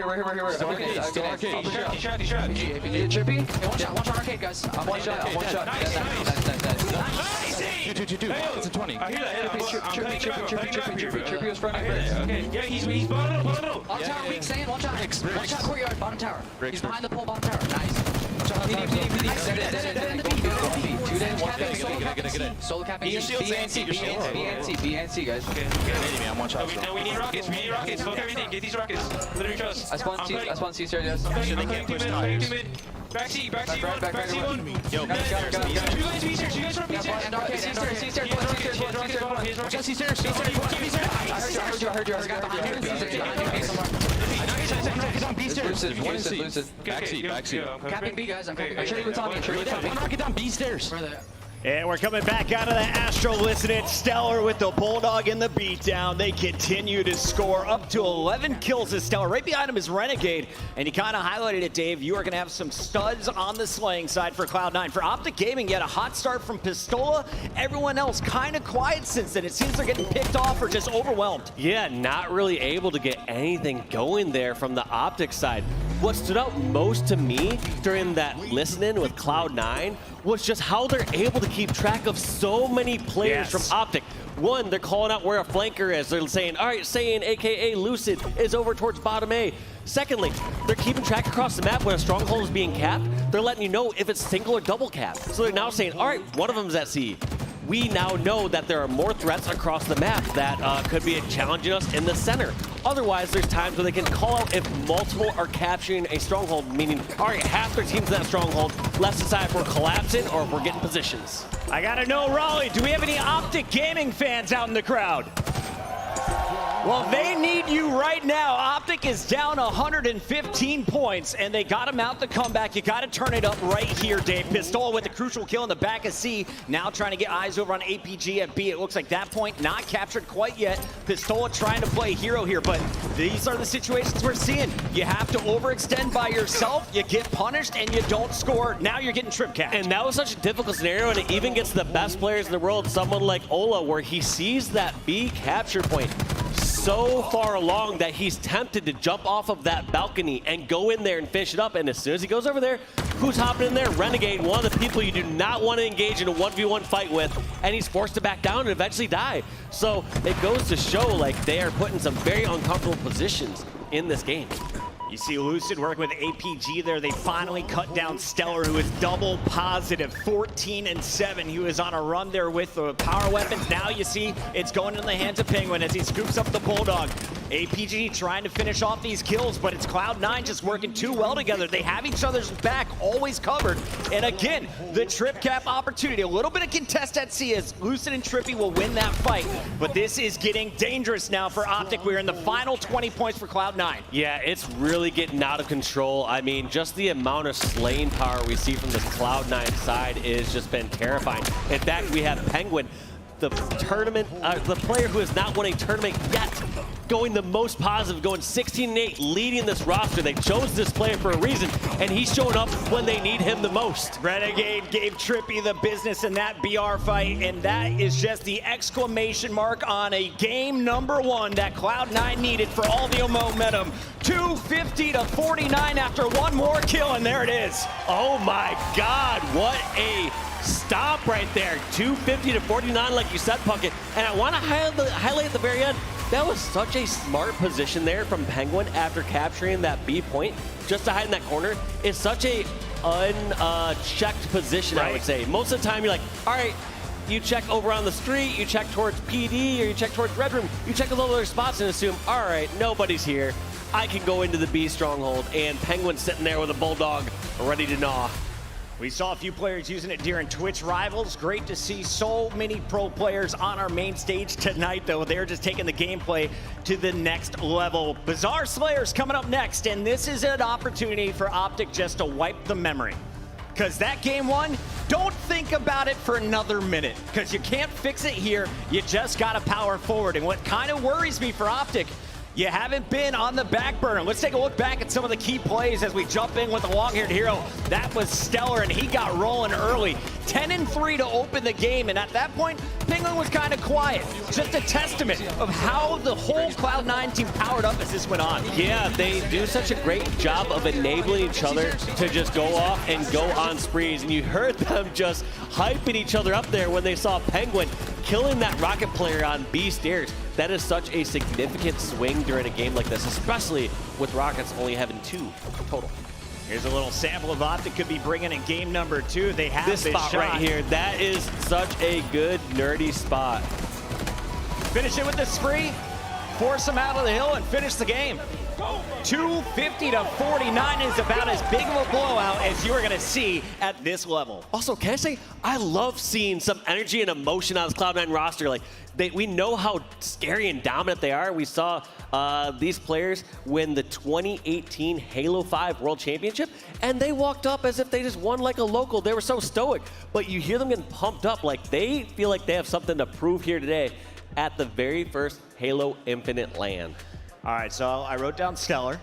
I wrote down Penguin after game 1. I think it's time to just keep a camera on Renegade. I feel like that guy on the far right of your screen is ready to pop. On the other side, Dave, this is Bizarre Slayer. We've got some power-ups. We've got the Overshield to work with here as well. So who's going to be in control of that for the Optic Gaming side? I mean, the talk of the town has always been Lucid since Infinite's come out, and I don't know if we're just continue to push this narrative or build this narrative. I mean, you watch his POV and he's just on this other level as far as his movement and everything. Yep. But it's clearly a team effort. You cannot just say, oh, Lucid just needs to step it up and here Optic goes. Like, right. Clearly they have 4 of the best players here in Infinite. They are winning the online qualifiers and only dropping 1 game out of this tournament for a reason. Both teams with fantastic coaches. Coach Lunchbox going to try and make sure your your red team Optic Gaming is going to be in charge of those power weapons. Early fight going in favor of Penguin, who picks up the double. Now they've got the goodies to go with it. I want to see how Penguin got that. I couldn't tell. I could have sworn it was dynamo grenade. So they must have had, it might have been a stick. All right, it might have been a spike grenade then. It's interesting to see where he got that kill, because a 2-kill swing with 1 grenade off the start to secure an overshield, that's quite a game changer. Looking at Penguin's positioning, I believe he is that player on the Dynamo, so that was probably the solution. Eco, well, your overshield's gone. Great use of the green gun, and if you're in my rank games, take note, you don't have to push out and feed when they have all the goods. You can hang back and punish. 2 kills, though, swinging in favor of Cloud9 as Penguin hits the beatdown and the Bulldog goes to work. Stellar, he's still loaded up here with the Rockets. They have full control of this map. I mean, I expected Bizarre to play slower than Street Stronghold, but not this much slower, Puckett. Yeah. It's interesting seeing these teams maneuver across the map. You notice how they're just flipping this over. Last time you saw Cloud9 holding the lockers, holding the rocket side, and then collapsing in over towards the tree and BR. And it seems like they're gonna repeat the same thing over at the blue base. And I just saw Lucid take a bit of a sigh there as one more player escaped that fourth shot. Just cannot finish these kills as Cloud9 is peeking in, getting 2 shots off and getting out. Stellar with a nice trade on Trippy is going to keep the score 10-5. It's still early, but already Cloud9 off to a fast start, and you're gonna see Pistola now grabbing the grenades that can do massive damage. This is where you can swing it. You got middle control, just keep the team shot up. Yep, getting those dynamo grenades. Not only getting them is important, but figuring out the most effective use of them. And it seems like most teams are really opting to, one, use them to get out of a time when they're in a very peculiar situation or being put on the defensive. However, the more majority of the time, you want to see them use it to like clear out the trees or the BR. Right. Because there's such confined quarters that, yes, you can maybe roll around the corner with your teammate and stuff, but it's such a risky maneuver, and that's why it's nice to just have that to help clear out those areas so that you can take them over a bit safer. You can basically just close off an entire entrance. Look at Optic Gaming, though. We said it was 5-10. Now your score 11-13. The comeback is in. The player leading the charge, it's going to be Trippy on your screen. Lucid also in the background has been aiding with multiple kills. I've seen him putting in 2 shots and backing away, setting these up. Stellar, though, Mangler in hand, trying to get a little bit sneaky, and he's got players all around him. APG spotted. Here's the gift he was waiting for, though. Thrusting forward, hasn't taken any damage yet. Perfect grenade, should be able to finish this, and it will. APG there to clean this one up, but the damage has already been done. Yeah, damage has been done. We saw how Stellar broke behind the enemy lines and did not just shoot the very first person that he saw. He wanted to get more information and then start. And as soon as he saw APG, or I should say Ola there, running down towards that second pillar, he realized now is the go time. You don't want to get too greedy. You don't want to say, all right, I'm going to wait until I see a third person or wait till I get something else. He knew that that full side on rocket side was cleared out. So he wants to start doing damage and creating panic and opportunities for his teammates to collapse in the center of the map. And you recognize the timing. He did it. He did it while rockets were coming up. This was a team effort, a coordinated effort to secure back-to-back rocket grabs now for Cloud9. Penguin, though, has to launch it before he dies, and that one's not going to earn him anything. 20-16, Optic still very much in this. They have neutralized the power weapons. Now they've just got to battle for this overshield. It's popping in the next 5. Yeah, we've seen them make comebacks before. I remember watching on Lucid's timeline where he posted this ridiculous comeback on Bazaar Team Slayer. I want to kind of hear how they're communicating because oddly enough, when I was playing with Hex last night, he was kind of asking me, what does this button do? How do I pilot this vehicle? However, I feel like when we go to these players listening, the comms are going to be a little bit different. So let's go to a Astro listening with our friends over here on Optic Gaming. Going back to flag, going back to flag. Penguin. It's on box hiding, box. He's on box. Nice shot. What's their flag? What's their flag? What's their flag? What's their flag? I'm going double door. I'm going double door. He's gonna go big door. Thrust spawn. They spawn here. All here. I had to back up. I had to back up. Watch out their double door, guys, with that thrust. Under you, right under you. If you look double door. He's right under. No, behind me also. They spawned blue behind us. Blue cubby. Nice, Tommy. Be careful. I might die. Blue bridge pushing Justin. Red bridge.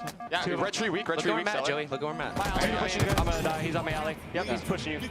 All right, we gotta. I'm looking alley. Just watch. I'm looking alley. Okay, I'm looking big door. They're on top rocks, I think. Get together. Blue BR. Your bridge. I'm looking at you. He's one shot from blue. One shot behind you as well. Look at me. Tommy, I'm looking at him. Tommy, you're good. I jump out on me. No, you're good. Okay. Their tree right now weak. Watch out their tree. Alley, guys. Watch an alley. Stellar's on the tree. Alley? Do they have a mangler? Yo, they might spawn blue on us if we don't block it. I'm watching it. Yo, can someone get push with me? I can't. Yo, I'm in their cubby, guys. I'm in their cubby. Just got their tree. Their tree right now. Yo, it's their alley. Their tree's weak. I'm about to push out their alley. I'm pushing out. Still here. He's here. Fucking got me. Watch out their red alley. Penguin's weak in their BR. I died. Alley right now. Watch out. Three there. I died bottom middle. He's pushing. He's going truck on you. Two bottom middle. They're getting shot nades and they got all the nades on. Yeah. Everything's going up. They're controlling both cubbies. I'm a big door. It was all going so well there for a moment. It cut down the lead to 2. Now it's back up to 6 in favor of Cloud9, trying to break out from the BR as APG. During that listening, though, Dave, what do you take away from it? just how calm they are during these chaotic scenarios where just saying, hey, can someone get their eyes on me? I'm just happen to fight, you know, like Lucid was saying, he's fighting somewhere at the pillars and trying to stay alive at double doors. Just that calm demeanor that they have throughout those scenarios, and just the overall awareness that they have going on throughout that map. They said, all right, we know that 3 of them are over here at red. Do we know if one's spawning at blue right now? Because what some teams tend to do, or players tend to do, is they get very tunnel vision on what's going good for them. It's almost like when you hear that that old chess adage where it's like, if you think you have a good move, your opponent probably has a better move. Yeah. They are having that sort of mindset where they're saying, well, we seem to have a flank on them. Do they happen to have a flank on us? Like, let's think this through really quick before we make a move here. It's the double kills that are coming in that are really the difference maker in the last minute. The lead growing up to 10 now as Renegade looks to punish with the Bulldog. APG, a sliver of health in the head. It will fall. Renegade and Penguin again in the feed, and a beatdown to follow it all up. The trades are in, and from here on out, you're happy with those. 12 kills to go until you have a 2-0 lead over Optic Gaming. Optic's got to turn it around. Lucid trying to do so, but the Rockets are at his back. They do, but it's going to be difficult, especially when you have someone like Renegade going off like he is.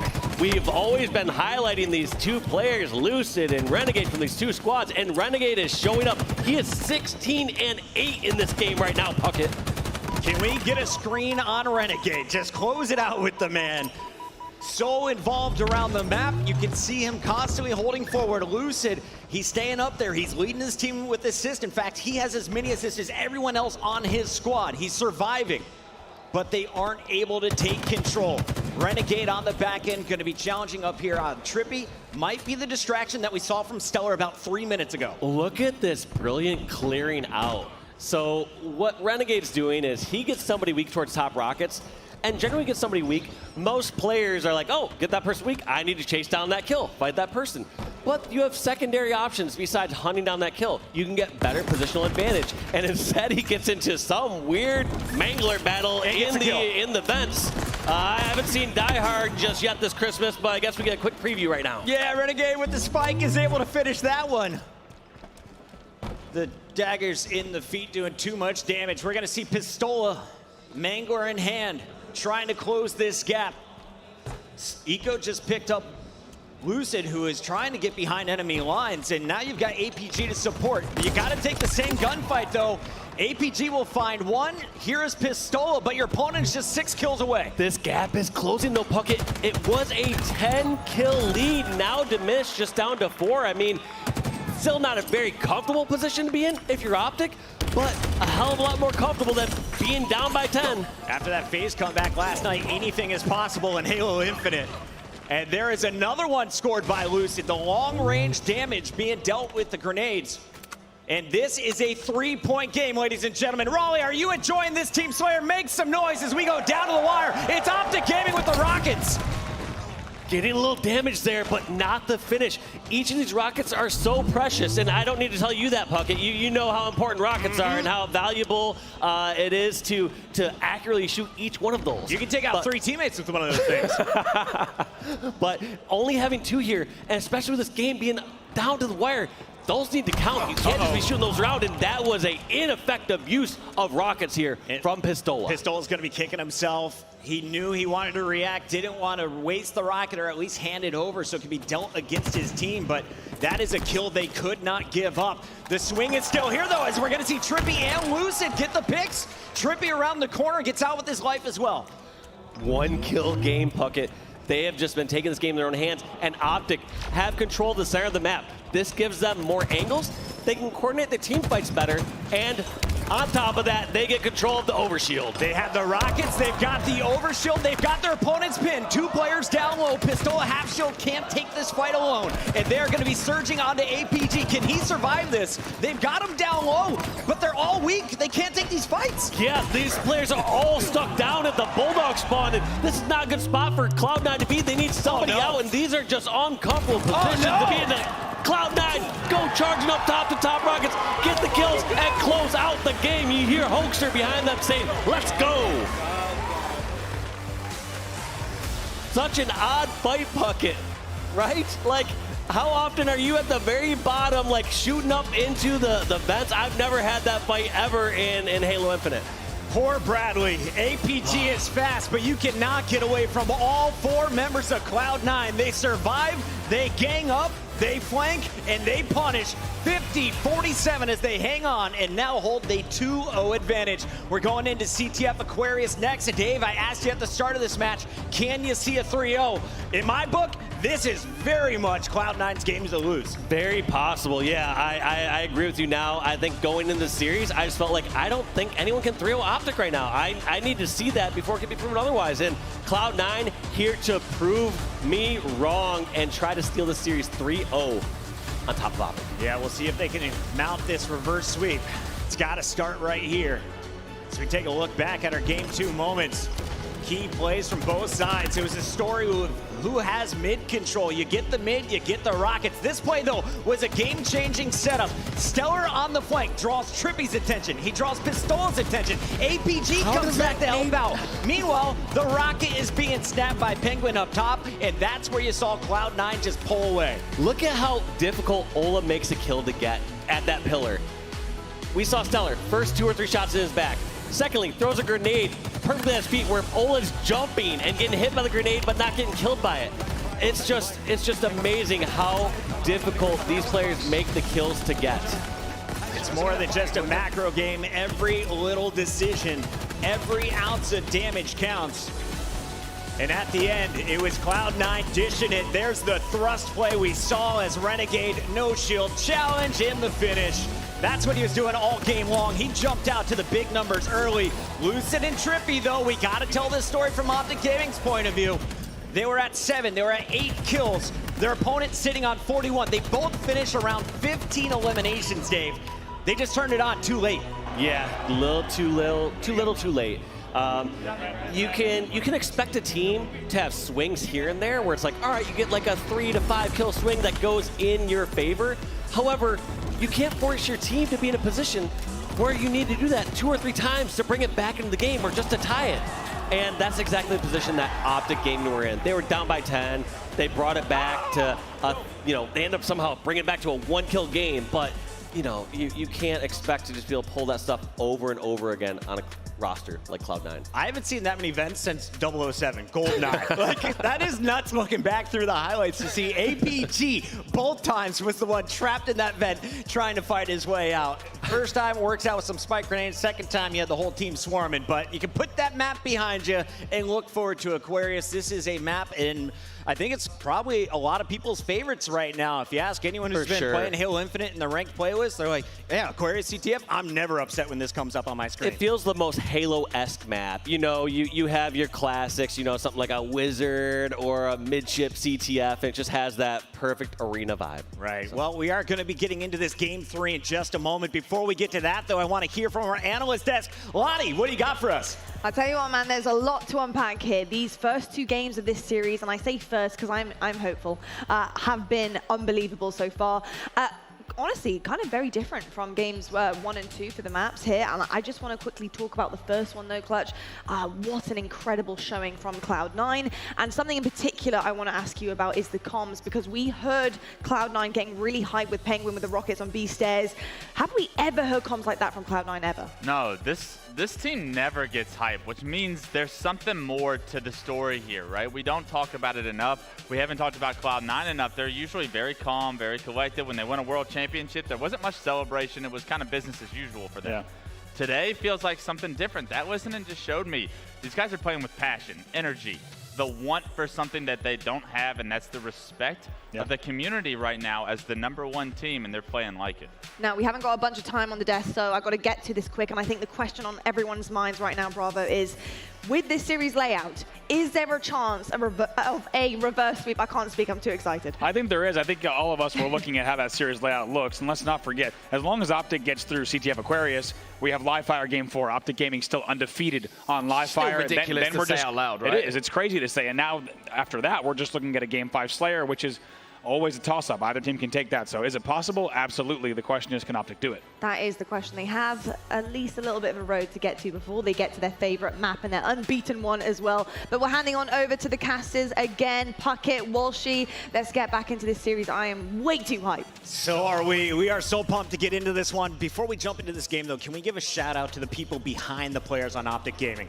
Right after that game, Lunchbox goes to the players. Do you have to go to the bathroom? We have to go to the bathroom. Talks to the ref. You take a short breather. You get away from the controller, away from your opponents. You calm down. You talk about what's coming up next. Yeah, whenever you get an opportunity to take a slight timeout or something like that, you need to do it. And Lunchbox has been on that stage more times than most people out there. And so the fact that he's just like, guys, take a step back, shake it off, and then let's get back into this Aquarius CTF.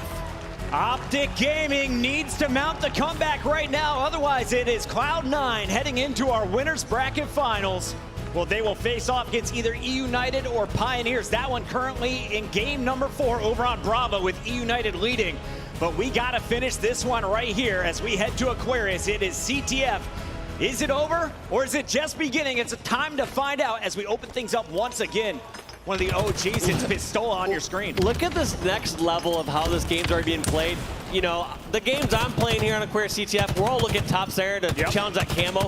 We got Ola and Renegade challenging each other at each other's thrusters. I'm still on my flag, shooting at the other guy on the enemy's flag here. Meanwhile, the flag is moving in the hands of Trippy, and this side of the map, definitely the preferred route for all of our flag heroes. APG, he's got the camo, and this is going to enable some huge movement for Optic. You literally can't get any more objective efficient with these flag grabs and runs. They got a couple kills. They're already blocking the spawns, and they got the first flag in. Trippy and the Optic Gaming crew are just getting started, Puckett, to answer your question. And I thought APG was going to keep his slaughter rolling. Penguin, though, fortunately cuts him down. That finally allows Cloud9 to push up on this left side of the map. And you're going to see Eco trying to make his way in, but he's met by 3 different grenades. Sidekick in hand.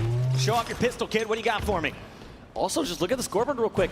2 world champions right now just being completely shut down. Stellar and Renegade, both at 0 kills apiece. They are just being taken out of this game completely, and Optic Gaming are taking full advantage of it. But Renegade has something else to say about it. He's got Heat Wave now. He's got 2 kills under his belt, and he is putting some work in over at the Optic Gaming base. Just getting gunned down. The commando in the back is so annoying. Trippy trying to help out his teammate, but Eco is too fast for him. And here's the tough situation. You know where they're coming from. You don't really have the ideal weaponry at that distance, and a little bit of an ego chow from Trippy is going to cost him. Meanwhile, this is going to be in favor of Cloud9. 2 kills down. Flag almost got away to safety. Unfortunately, it stopped short, and there's a big one from APG. That'll stop this one from going anywhere. Optic Gaming can go back on the attack. Don't have to worry about too much defense. Back on the attack, but I hope to see Cloud9 maybe get a little more top control, because one thing we've been seeing this entire time is Optic Gaming been controlling top pink, top car. Most of these teams and players call this just like mid-chip, the side with the 2 ramps going up towards pink. And so they've just had that height advantage. And sure, you can sneak around every once in a while and scoop up a kill or 2, but that's not going to amount to things in the long run for your team. That's relying on too many small factors to go in your favor. You really need to have people up top on the sides that can see more of the map. I got your Pistola picking up the 2nd camo of the game, and he uses that one to shut down the flag run from Stellar. Stellar, you mentioned it, just seeming to be a little bit off in this one, trying to make the objective play when the opportunity isn't there. Hasn't really been able to score when it comes to the kills. Pistola and crew, though, forced to play extremely heavy defense, and they will get the trade as finally the flag goes home. Stellar is going to get beat down in his base, but neither flag will be moving anytime soon. Yeah, neither flag moving, but Trippy doing a great job actually pushing over from the util side to push into this Cloud9 flag, but just staying alive, being a nuisance, realizing that he does not have to do it all himself. I was a little curious, though, about Ola being so cautious there. He had camo, just sat in the back there, trying to make sure they got that flag recovery. I don't know if that was a wise play to just ensure that they get the slays and don't let anyone from Cloud9 sneak by, or if he's just being a little too cautious. Wizard might have some tricks up his sleeve we still don't understand. Eco back on your screen, though, has taken top control here for Cloud9, and that's what you were highlighting earlier. They need to establish this top high ground control. Then you get 1 or 2 players to pinch in with the cover fire. APG gonna get pinched, but Penguin falls, and APG doesn't get finished. So again, I feel like every time I look at this feed, it's Bradley who is getting the key victories to allow Optic to push out. They've had the last 2 camos, Lucid and Crew, trying to make sure they get the 3rd as well. More than a key victory, we're talking about a scenario where APG was getting shot in the back, was absolute one-shot, somehow rolls on through, gets a melee kill, and does not die. That's more than just winning a crucial 1v1. 3 flags. Only 1 has gone through for Optic. This is their 3rd camo, though, and could be the 2nd flag score opportunity. 1 player down as Penguin finds Lucid. It will slow it a little bit. Trippy's got to do a lot on his own here. No support quite yet. One thing that does look good for Optic Gaming fans right now, obviously they're out slaying, they're up by a flag cap. However, I wouldn't celebrate too early. They're out slaying by 13 kills, and they've only translated that into 1 flag capture. Now, if you flip down the other side, we're gonna have to see who's gonna be more objective efficient once they get the slays. We know there's gonna be a period in time here where Cloud9 are gonna come out ahead of the slays. It's just the natural ebb and flow of how a Halo game goes between top pros and top teams. So we're gonna have to see who ends up getting more out of their killing sprees. Bradley just letting the lightning rip. Dynamo grenades, taking out everybody's shield in that room, and he's going to finish off 2 here as Eco is going to get the help from Renegade. Here comes Cloud9 on the left side. We've got Stellar still on 3 kills. If we can get over to his screen after Eco dies, I want to see what is going wrong for him, because they are going to need all 4 players to be slaying like they were on game 1 and game 2 if Cloud9 is going to start converting on the objective. Yep, we see Cloud9 finally make it over to the base. It feels like in a more dominant fashion. They've been struggling a little bit to get over there. One thing we're also noticing both these teams really prioritize is to push in from the car or the utility side. They have that bridge that goes directly into the flag rather than pushing it over from closet or pink side, which you just have only that 1 ramp up. Lucid with a nice finish on Renegade here. This is 3 up for Optic, all surging forward. 2, make it now 3 respawning in the flag for Cloud9. And with the 4th popping up, this isn't going to be easy, but Lucid is going to open the door. Pistola swinging in. Got to go for kill number 2 before you pull this. It's still not found, and Penguin will hold strong on D. That's exactly what they need. Those kills are so crucial. You can be slaying as much as you want, but if your player who's closest to the flag dies and you don't have someone pull that flag, some of those kills are all for naught. This is 4 camos in a row, Dave. What's going on, Cloud9? It seems like Optic at least is playing for that mid control while Olo is thinking about the flags. The rest of his team setting up for those power positions. APG holding on to his. On the other side of the map, though, you just lost help as Olo falls and Lucid is forced back. APG is alone. And I would argue that those camos that they're acquiring, it isn't as much about just timing. It's more about that top center and top middle control. Yes. Just the presence that they have there. They're able to grab that at their leisure when the time is right. 5 minutes left on the clock. Plenty of time for either team. It's just 1 flag separating their squads. And we've seen it before. You can pull that flag with 1 second left to keep the game alive. Stellar trying to finish, and that is what is happening in his game. He's finding shoulders, just not finding the head on the 5th shot, or 4th shot in that case. And it's just going to get frustrating here, Dave. It is, yeah. Every single minor battle that they are winning, for example, on the Street Stronghold game, they're now losing in this case. We just have players putting on a show. Lucid actually going 20-10. We were highlighting Renegade last time as a superstar in Cloud9. The Optic Gaming superstar is bringing his team back here in game number 3. Let's get over to Lucid if we can. He has the hot hand right now. 9 assists to go with his 21 eliminations. And production just told me, shout out to Carter behind the scenes, that he is averaging almost 21 kills a game. That's across all game modes. Well, he's already his average this game thus far. So clearly going to set the bar a little bit higher here after this Aquarius CTF, as he still has 4 bids to go on top of those 21 kills he already has. All right, flag is up top. Penguin trying to send it back home safely. Lucid was the threat up top. Great grenades are going to soften them up, and here's the finish. One thing I would like to also highlight is they just took out Lucid. One thing that Eco was talking about, I was watching a video that the Cloud9 team posted recently, is they say they do like to focus on the superstars of the other teams. They say when they have someone like Frosty down from Sentinels, they're like, their best player is off the map right now. We can do whatever we want. And they do have that mindset saying there are players that are very pivotal to certain rosters, clearly Lucid being one of those players here on the Optic Gaming roster, and I wouldn't be surprised for them to make sure they're calling out or stressing those call-outs a little bit more to make sure that those kills get finished where possible. I'd fit in on Cloud9 pretty well. I was only gunning for you and Ogre 2 in Big Team Battle last night. I think I went 1-47. Here's a look at Renegade, though. If there's going to be a player to put this team back into a power position, it will be him. Need to see the squad start to challenge together, though. You look at these blue dots, always it's just one player alone with no angle for help, and here is Optic on the flank. Lucid gets in, finishes off Penguin. Flag is moving with lots of cover. You got 2 players top mid, the third is falling right behind you, and there you can see on the other side, Cloud9 can't even look at this flag here. He has not taken an ounce of damage yet. No, but he realized that he has now been spotted. They do not have the top center control that they had before, so Lucid is not just going to panic and run this across right away. Instead, they're going to take this a little slow, try to get some slays, get some damage before running that flag in.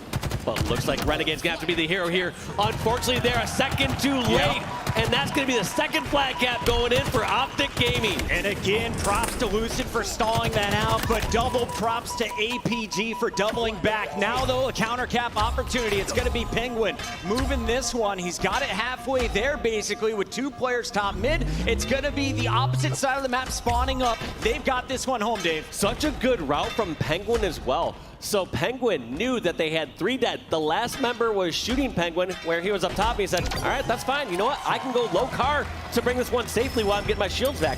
Whereas if Penguin did not take damage, he would have taken the safer route towards top car where his team can cover him fully. And if I'm Lunchbox right now, I'm telling my guys, listen, we got 90 seconds left to play. The only way they score is after we score. That's fine. Just play some strong D. We need these clutch kills, and that's the trade. In fact, Trippy gets out without falling on his back that they needed. Numbers up for Optic. Renegade is getting caught out. He will be punished, and Optic can surge forward here. Oh my God, great hunt down there to kill Renegade. But what I was going to say is Optic is, like you said, doing a great job playing defense. However, they want to play defense by not just solely being in their base. The risk that you make about being in your base and guarding your flag is, yes, you have great defensive positions. However, if you die, you do not have a respawn to help be a factor or have a chance to stop that flag run. You need that safety at the midway point, right? Yes. Someone to be that last clutch to stop the flag's movement. 40 seconds remain on the clock here for Cloud9. If they want to keep this game alive, they need to tie up the score here. At least get the flags out of the base. And that's what Lucid's doing right now. You saw Lucid pushing out of the flag. Make the Cloud9 roster have to slay you twice before they can get that flag cap. And Lucid wins another one down low. That was on Renegade as Lucid closes in on 30 kills with 12 assists. APG right behind him at 26. And 15 seconds to go. This is Optic's game. They're going to force a game 4 here, Dave. And look at this, Lucid, like I said, the best defense is a good offense all the way over at the Cloud9 base. However, not pushing it deep enough to make sure that they spawn out. And that's going to be game number 3 going in favor of Optic Gaming. We got a series here, Puckett.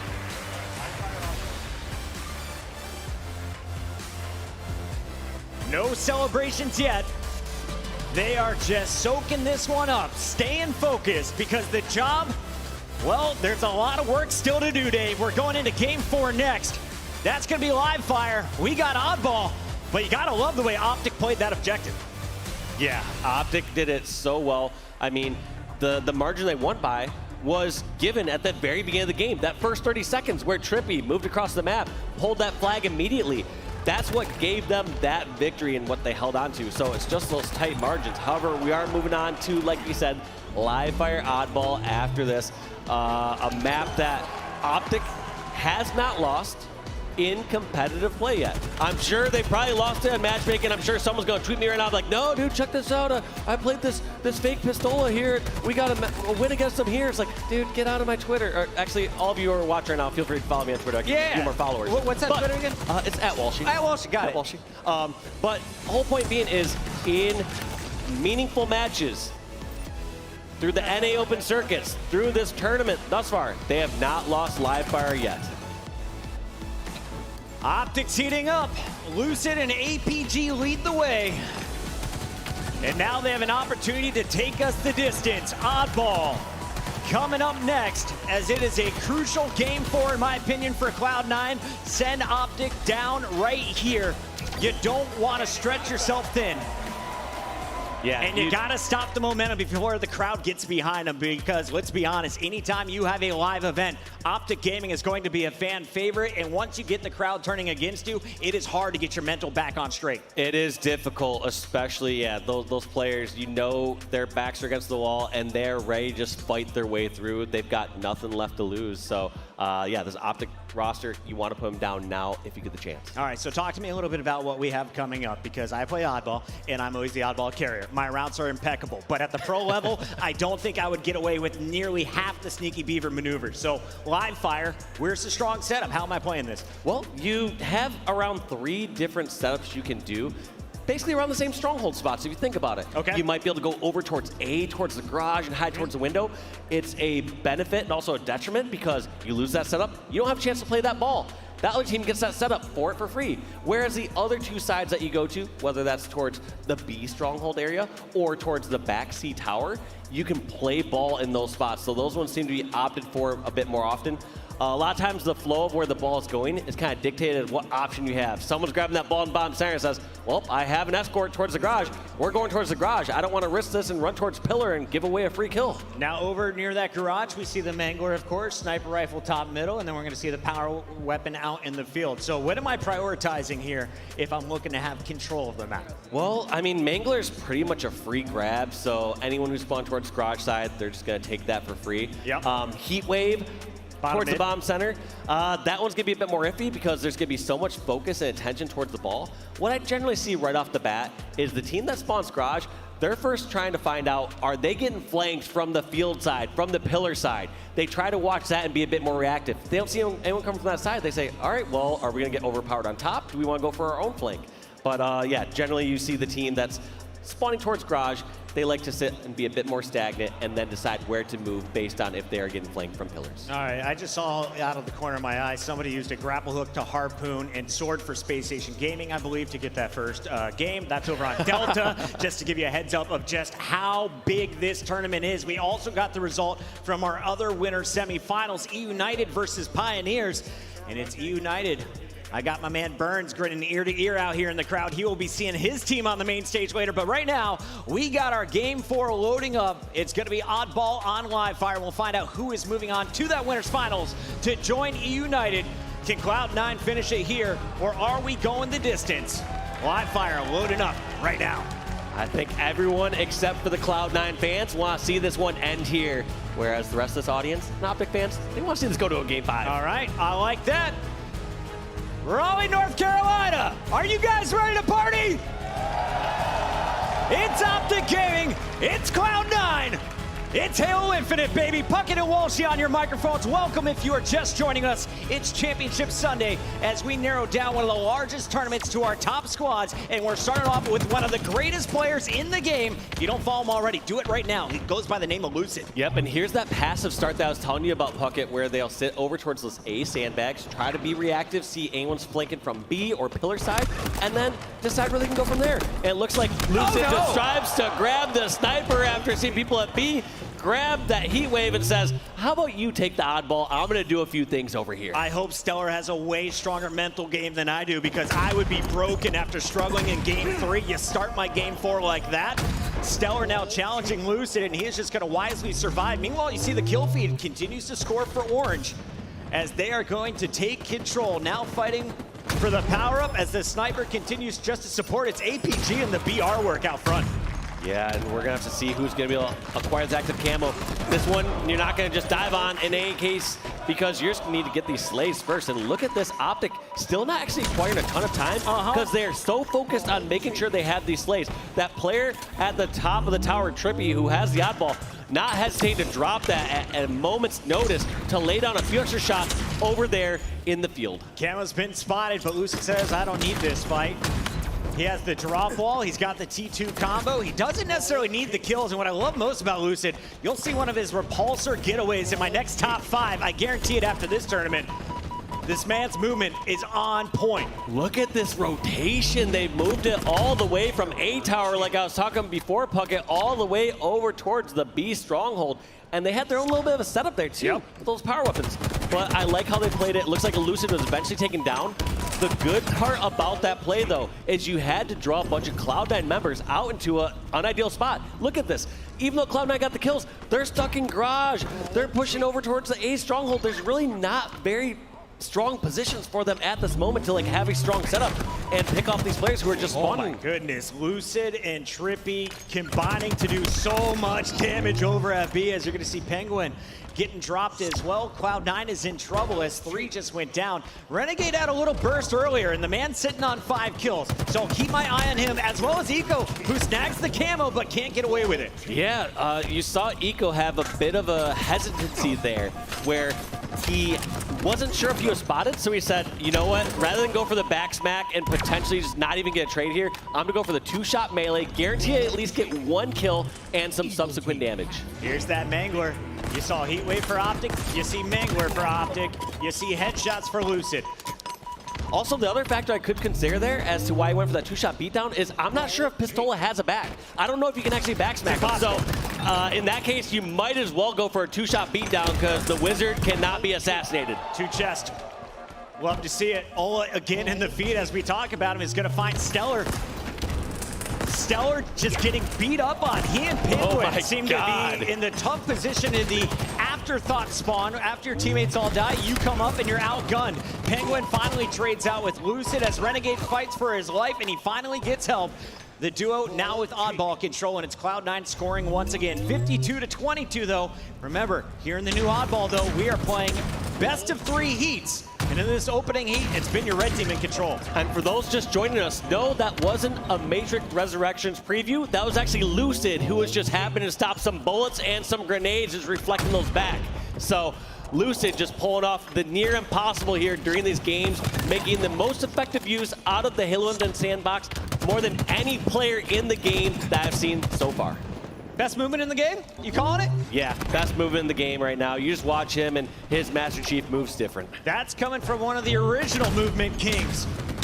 Put that on your Twitter bio. Here's Trippy down low, and he is going to let it loose. 2 players drop shield, make it 3 now, but all of Cloud9 survives. I say it as the grenades come in, and it's APG raining down the fire. He'll be traded, but nice back and forth kills will make sure that the oddball does not move as they battle for control. Puckett, we've noticed this a couple times already where Cloud9, they're able to acquire the kills like they did over at the B stronghold or there over in the field, but they're in poor positions afterwards. And so even though Optic Gaming might not have as many numbers, they might only have 1 or 2 alive, they just have superior positioning. They can, you know, flush them out outside of the cave, or they can finish them off over the B stronghold. Oh, the panic, I feel it. I feel it for you, Lucid.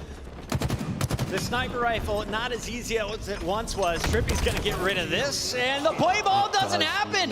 This is gonna be an opportunity for Cloud9 to pull away. The spike almost nudges it off as Lucid is doing everything in his power to keep this ball out of their control, but Penguin surviving for now, and he's got help. With that said, they're both hurt. Yeah, he's not sure anymore. He's like, Lucid surviving. He's like, I'm not sure. Should we still play ball this anymore, or should I have grabbed that? But yeah, that was such a safe snag there from Penguin. But the beauty about this spot, though, you get a couple of these kills. You don't need your players right next to you. Look at this. Renegade's able to flank out through the bottom. We had his teammate, I believe that was Eco, over near Nest. They have eyes on Penguin from all these different angles. Even though Penguin's alone, he's got help from afar. Yeah, and when you can count out how many players are in the tunnel, you know, don't play it, right? They're just going to scoop it up. Stellar getting out with his life can drop in on this as soon as it's grabbed. Yep, you don't want to just dive in on that, especially with that superior positioning. So smart by Stellar. Stellar actually flanking on over and trying to get his teammates some help over at the B stronghold, but just meeting resistance from way too many angles. Working down low with Penguin, though, and Penguin's just going to chuck the ball back towards Garage. They say, guys, let's just run it away from C. That's where all of Optic Gaming is spawning. And it's going to be Trippy trying to get to this. He stopped the oddball score, and he's got 1 player to beat here. He's at the window, and Stellar gets away with his life. Nice job by Renegade to rotate and get that clutch kill. Yeah, those are huge kills, and Stellar, Obviously still opting to go for these slays first. As I talked about before, that garage setup bucket, whoever gets the kills is going to have that setup. There's no play ball opportunities nearby. So when in doubt, you need to slay in that position, whereas you can't afford that same luxury. Or I should say, you can afford that luxury when you're over at B or C, because you can just play ball if you're not sure and you don't get the slays. All right, I saw a Mangler, I saw a Sniper, I see an Oddball. Those are all in favor of your red team, who is currently leading 77 to 61 here.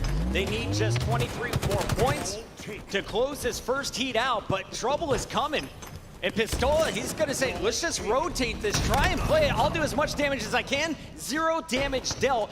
Nice retake here from Cloud9, and they keep the ball alive. I don't think that one got played either, Puckett. That's the second time we've seen a failed play ball from Optic Gaming. Nope, actually, I was wrong. I guess I got the play ball then, so. Okay. It's a little tough here in third person to see exactly where that ID is. Renegade, though, he's going to try and get the angle as Eco calls it out. APG's down low. There's a 3-man pinch. He never stood a chance. Eco coming in to finish things off, but it's Pistola who finds Stellar outside instead. This team is in trouble. Cloud9 just getting pinched from all directions here just when they had the upper hand. Well, Renegade's going to make sure they keep it. I thought he was going down. Yeah, that was a scary scenario. This was a 4-on-2 for a moment and a massive play ball. Lucid realizing that if Cloud9 were able to get set up in tower with that ball, especially with the time ticking down, that would have been devastating. But instead, they play it for these last few seconds. They need to get a ball touch right now, and that is going to be round 1 going in favor of Optic Gaming, playing the time so smart and getting those play balls where they needed it. I thought the way Cloud9 was set up, we weren't going to see that happen, but if the ball isn't being picked up by anyone, that 5-minute countdown timer, it just keeps draining. Optic wins based on time.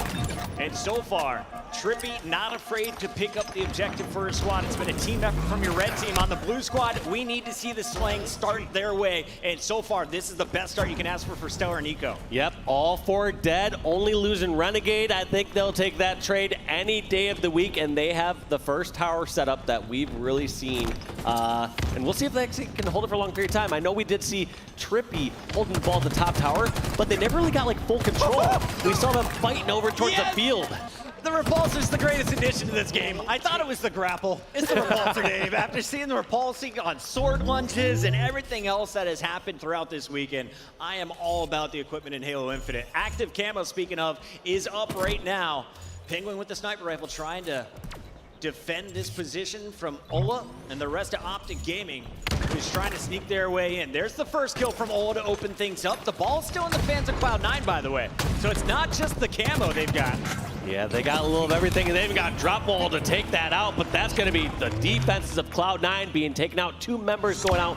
They decide to play ball, and APG, so smart, just jumps on that ball right away. Anytime you have a numbers advantage, you want to see if the opportunity presents itself. That time it didn't. However, the fact that APG went down there, he now can have other teammates from Optic Gaming go down and help. So it's all about a numbers game. You get 2 people down, draw them in towards the objective. If there's players down there, the rest of your team can collapse, and you can trade kill for kill, get the ball, and rotate out where you need to be. If somebody is not down there, that's where APG is just walking away with free time. And we are seeing some serious time being scored by Cloud9. They had a big hold on C earlier when we were talking about camo. Well, you're going to see up near 60 points here for Renegade as the grenades come in. Stellar is still distracting, and Eco is there to support this ball. Nice spread here from Cloud9, but Lucid is going to break the fortress.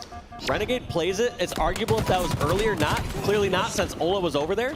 But the whole point being is Renegade knew he had to get that play ball, and he's playing this weird balancing game during a time like that. It's how much time can I waste from Optic Gaming so my teammates respawns diminish a little bit more or reduce, and then secondly, you know, besides buying some more times, like how greedy can you get? Because you never want to be in a position where you don't play the ball. And you know, we have someone on the desk later that can explain why you should play the ball. What a bounce back after dropping that first heat based on time. Cloud9, they are looking to tie this one up with some dominant control here. Their opponent's only 3 seconds. Optic hasn't gotten anywhere near this objective. No, they have had such a struggle this game, but it's all come. And I was gonna say at first, I was gonna be like, they're outslaying heavily, but it's not quite so. It feels like Cloud9 got the great slays off the beginning, but now it's just been more of trading slays, but they're grabbing time during those trade slays. Get 2, run away from the other 2 with the oddball. Yep.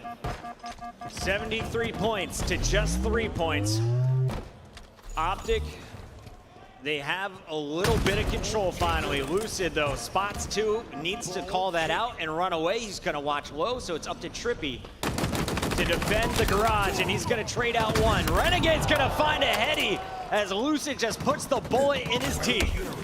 That's going to be 2 for 2, but this time we are seeing Optic at least coming ahead in ball time during that trade, whereas Cloud9 has been doing that previously. But they get a play ball, and it's not played for long as Stellar grabs it and brings it back to the garage where Cloud9 feels like it belongs. And Stellar is going to have most ball time for his squad here, without a doubt. He was the one holding it on C after the intro fight.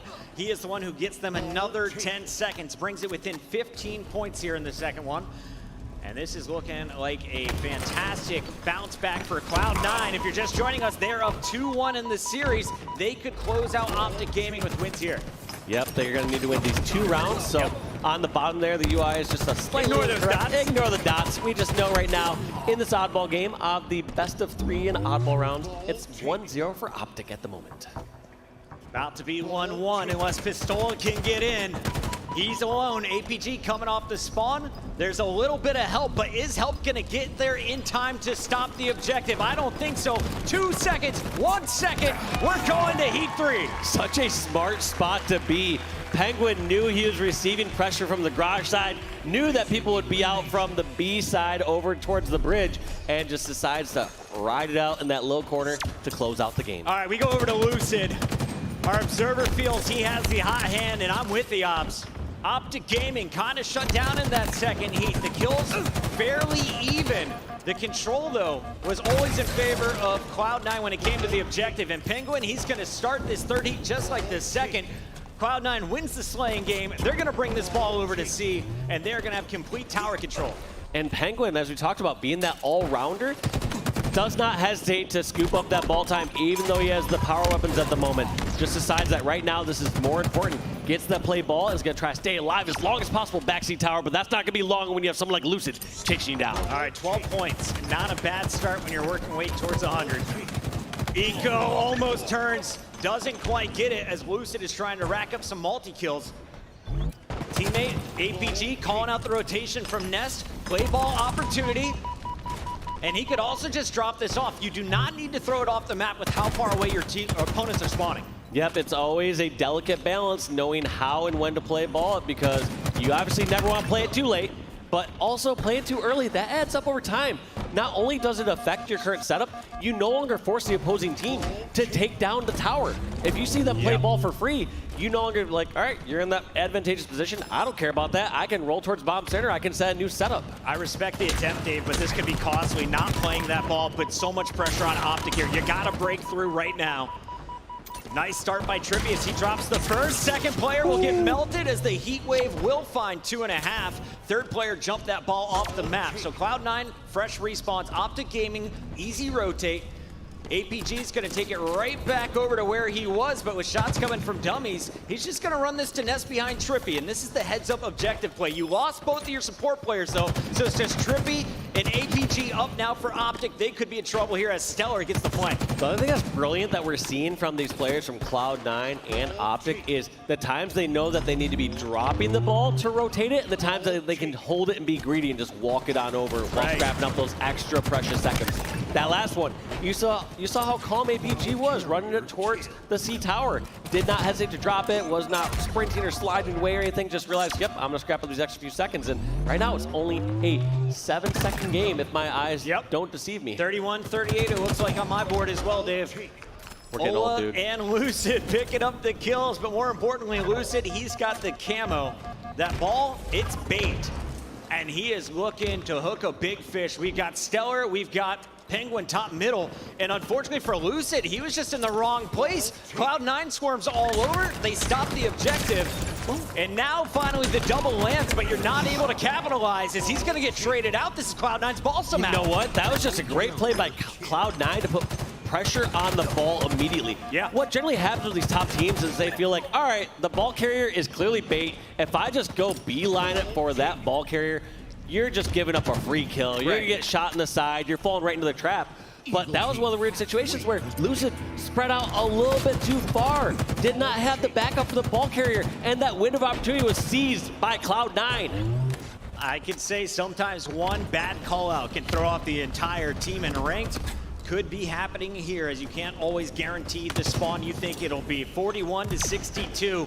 Cloud9 not out of this one, but they have been chasing after this objective for what feels like the last 90 seconds outside of that one push. Stellar is going to be chasing this one still with Penguin, but APG might get to play it here.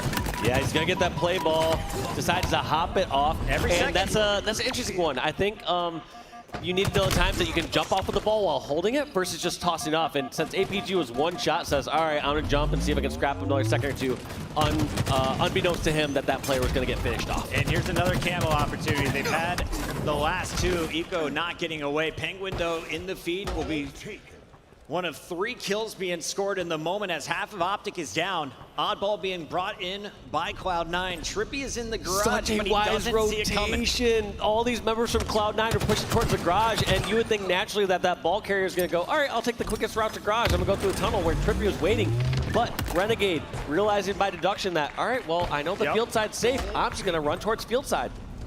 And that is a 70-56. As Optic Gaming is now within 25 points of forcing a Game 5.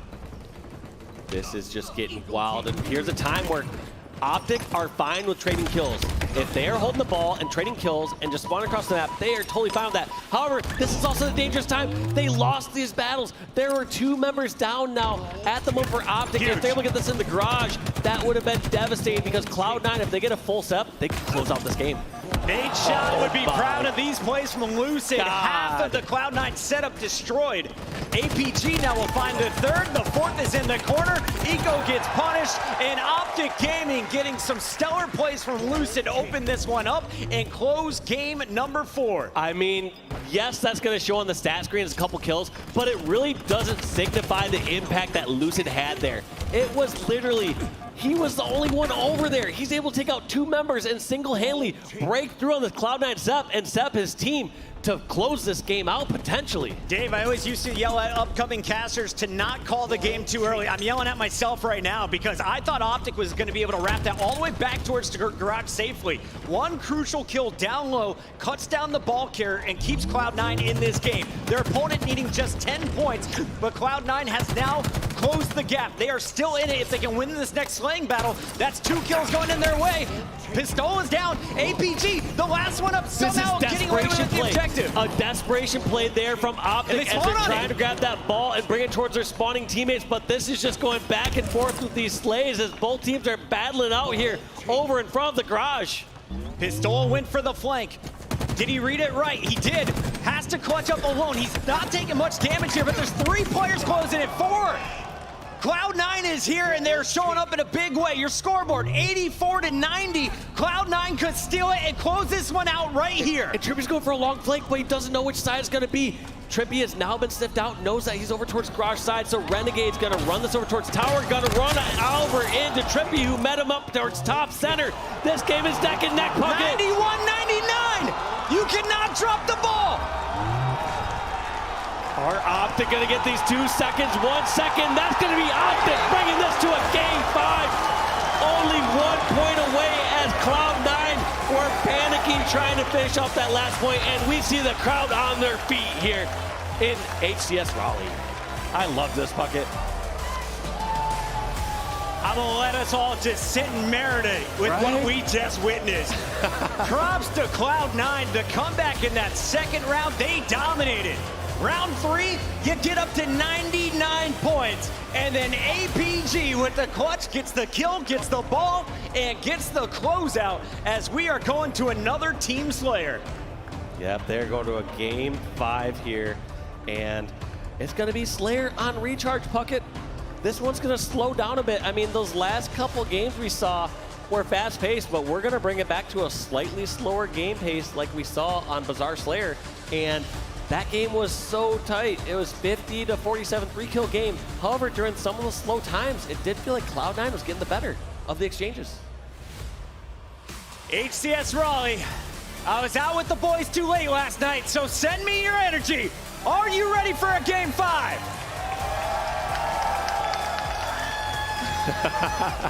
I love it, Dave. They put me on one cast. I get the best match of the whole tournament. Golden Boy, I'm sorry. Thank you for giving me this spot. I am so pumped for this final here. We've got just a winner's semis that is this good. Imagine what's still in store for us for the winner's final, for the grand final. What a championship Sunday. Yeah, Sunday's just starting over here. I mean, it's barely 2:30. Yeah. And this is the sort of matches we're getting. We've got our I love players it. I love loading Halo. up for that Game 5. In the meantime, let's send it over to Lottie in the desk to get us set up. Thank you so much, gentlemen. My goodness. I'm pretty sure it's safe to say we all have chills over here on this desk right now. There is 4 of us that are really geeking out over this matchup. And Brav, you did say to me just a moment ago, we knew this was going to happen. We knew this was going to happen. I mean, you saw my actual goosebumps. We knew this was going to happen. Props to all 3 of you guys. I think we knew this was going to a Game 5. Optic Gaming, don't count them out. They win that Aquarius. That was the key because we know they're undefeated on live fire. Folks, still undefeated on live fire, an official HCS competition. Undefeated. Since the game released. Incredible. And they are, of course, sending us to a game number 5. But oh my God, the end of that game. Talking about the end of that game, Bravo. Let's take a quick Outrageous, unreal. look of it. I mean, on set, what was going on here? Because we know that both of these teams are capable of great things, but my goodness, Optic's resilience to bring this one back and take it to a Game 5. Championship winning mentality, right? In the biggest moments of the biggest games, can you perform? Can you make the plays that you need to? You've just got the answer. Optic do it in that big moment, but I mean, there's so much to talk about. Trippy is the key though, Andy. Look at Trippy here. It is just a moment here. Luce is trying to make the push. As you saw, he gets pinched over here at Pillars, but watch what happens next after APG falls. It's really all about this move from Trippy right here, and it starts in open field. He's the first spawner here. Wes was saying, we don't think they've got enough time for a push. He has to go straight towards that ball carrier. What does he do? He walks up, he gets the first kill. Look at that kill field. He takes down Eco. Stella, he gets no scope beat down. That creates the opening for Optic to swarm. And you can hear the crowd popping up as well. It was absolutely ridiculous. Every single piece of that has to go together perfectly. Amazing. Unbelievable there. And if you pay very close attention, I know we haven't seen every point of view from that perspective in that event, but that ball carrier, he does trade melees with Trippy, but he dies to a heat wave. If you watch his body evaporate, you know a heat wave was shot. Where did that heat wave come from? It was a teammate. That's what I'm saying. That's what I'm saying. So Trippy's in Pillars in a 1v2, misses the first no-scope, hits the second, and then it's chaos because Trippy dies with 2 C9 players there. I thought it was a team kill. It was a team kill from Cloud9 that takes down the ball carrier at 99 seconds, and that could be the very shot that determines this series. Yeah. Yeah, 100%. But then you do have that teamwork coming in from Optic that we know and love and have watched evolve across this weekend. APG is right there to pick up that ball. Absolutely insane stuff. We've seen so much going on. There's so much more left to be seen. We have Game 5 coming up right now. Walshy, Puckett, let's get this going. Come on. Take it away, Dave. Oh my God, I cannot wait. We are going into a Game 5 here, as we heard from the desk. Optic Gaming versus Cloud9, Recharge Slayer. Can't ask for a better match in the semifinals or even in the finals. I'm trying to think of what is going to be most important. Is it going to be a star player? Is it going to be finishing the kills? Is it going to be power weapon control? I don't know. You can throw it all out the window. I think it's going to come up to clutch plays like we saw being the difference maker in that Game 4. Micro decisions. They're going to have huge impacts. That last Slayer, it was Cloud9 leading early. Optic had the last-minute resurgence. You saw Trippy showing up in a big way. APG and Lucid having nice stats at the end of that game, but they got off to a slow start. I want to see both teams have an equal start here. Let's go back and forth, 52 different lead changes, Dave. I'm here for it. That's exactly what I want to see as well. And you ask, like, what's going to be the key to victory here? It's so tough to say.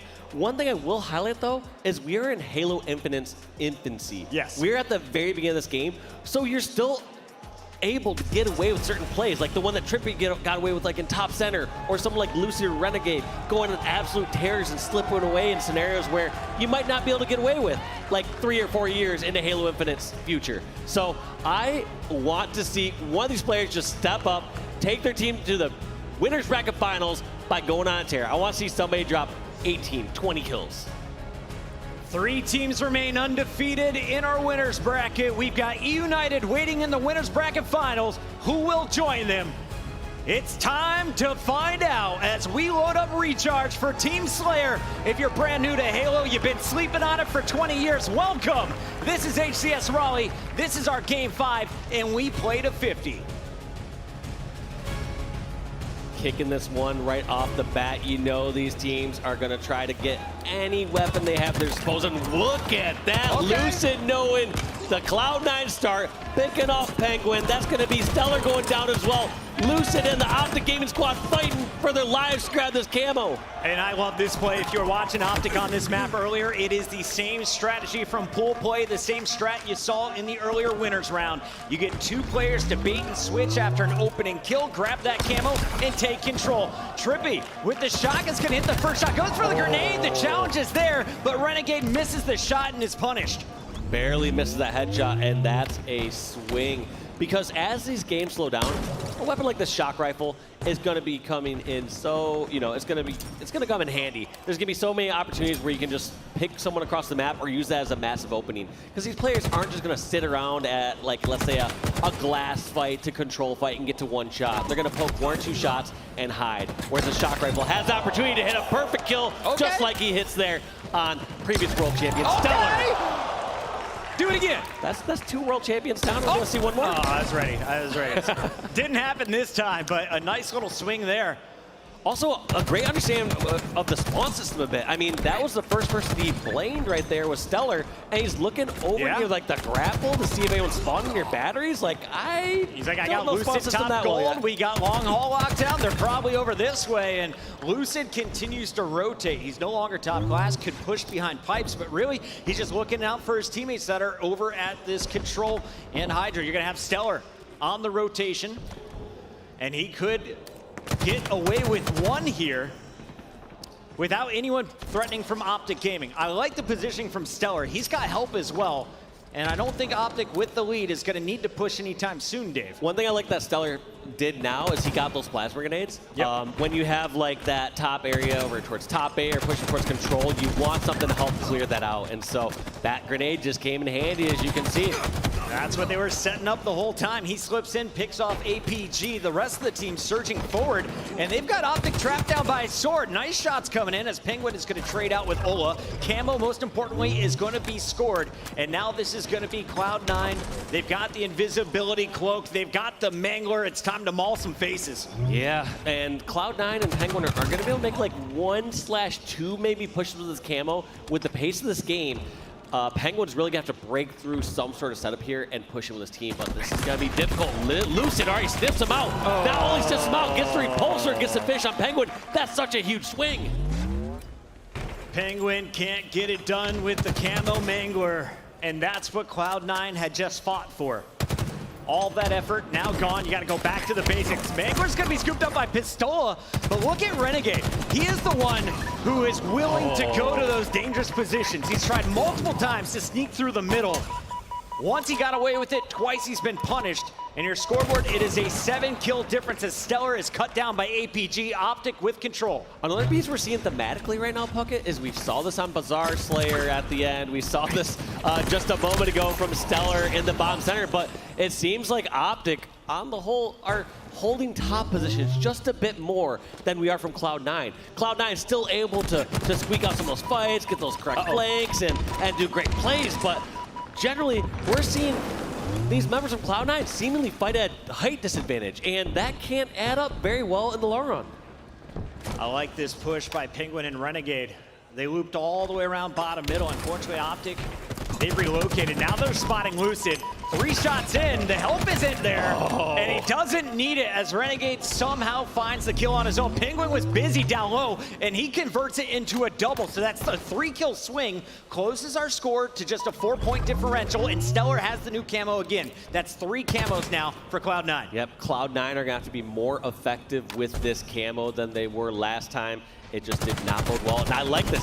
0 hesitation. Perfect. You make eye contact with them, you're like, that person's not looking at me right. He just starts shooting immediately over at those stairs and make sure that he does not get just, you know, lit up first. One thing that people can make a mistake with camo is just playing a bit too passive. Yeah.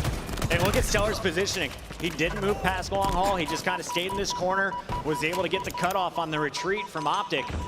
23-23, Dave. The 7-kill gap has been closed. And this game, with it slowing down, it seems like this is favoring Cloud9. I like this.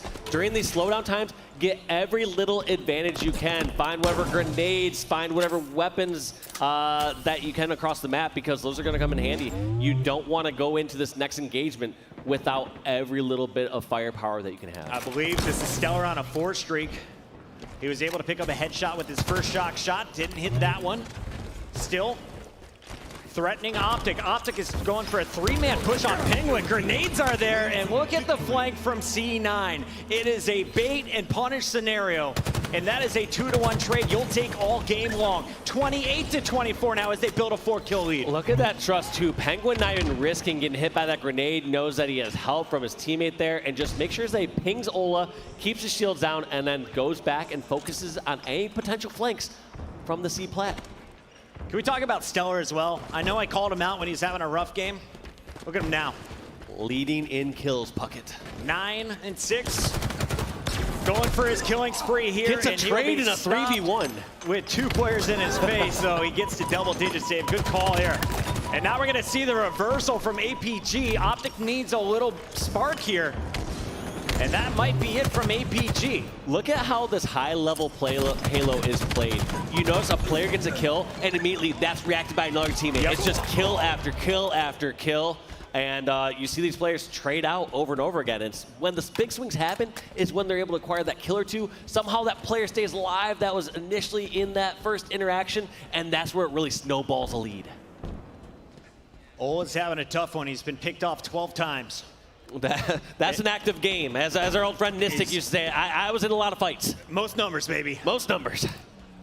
Ola looking for some more kills to go with those deaths. Unfortunately, has been picked off by the help from Cloud9. Lucid, he's teaching all of you bronze players how to climb up. Know the jumps, kids. And some of us Onyx players, I don't use that ledge either just yet, but I will start using it now. Yeah, I just got back in Onyx. Thanks for the carry, 72 hours if you're watching. Here we go, Lucid on your screen. He has kind of been outgunned in the last few 1v1s I've seen, and that's not something that was happening earlier in the series. Stellar, again, the one on the flank who's going to be able to finish the kill and go for the trade. Eco with 7 assists is able to add to his kill feed, and we're going to see Ola now the last hope, repulsed off the map by Penguin. What a play. You saw Ola too. He's been repulsed before, and he was looking down to grab that ledge. He was trying to pull a, what's the cliffhanger? Yeah, cliffhanger. Yeah, there we go. We'll go with Rambo on this one. Lucid, what's the game plan? I honestly want to see just BRs running forward together for Optic. This whole find a target, get an angle hasn't been working recently, but you see the 1v1 as Ola is able to find Stellar out in the tunnel. Grenades are the issue though, as Eco wins the war in yellow. Yep, if you are in these stale or these stagnant times and you're not getting extra grenades like you see someone like APG getting, you are going in this next battle as a disadvantage. All these players know how and where everything spawns, and they want to make sure they grab this, even in a situation like, oh, look at this late activation. In fact, I wish it was a little later, since especially if you're making this move, but you get a little busted from Ola and not seen somehow. That was wild. I thought for certain Ola was going to sniff that out or see that player, but my guess is Ola is not looking at that position for very long. Instead is focused on that little, the little turbine around that at Hydro. Yeah, might have looked over at a teammate screen, see what else is going on around the world. Ola falls, Eco survives, and Eco still got the sword in hand, hunting down kills as it's Penguin who finds the finish. 7 kills now here for Cloud9. They were down as much as 8, I believe. Now in control by the same number. And also look at this patience here from the Cloud9 members. They get someone like Ola weak, they're not just charging in right away. That's what Ola wants to bait players in to do. Instead, they're waiting until he makes his next move, or at least wait until they get a second angle. It generally takes a couple players to take down one of these members here from Optic. Cloud9 in control. Renegade, it might be early in the tournament for some back smacks.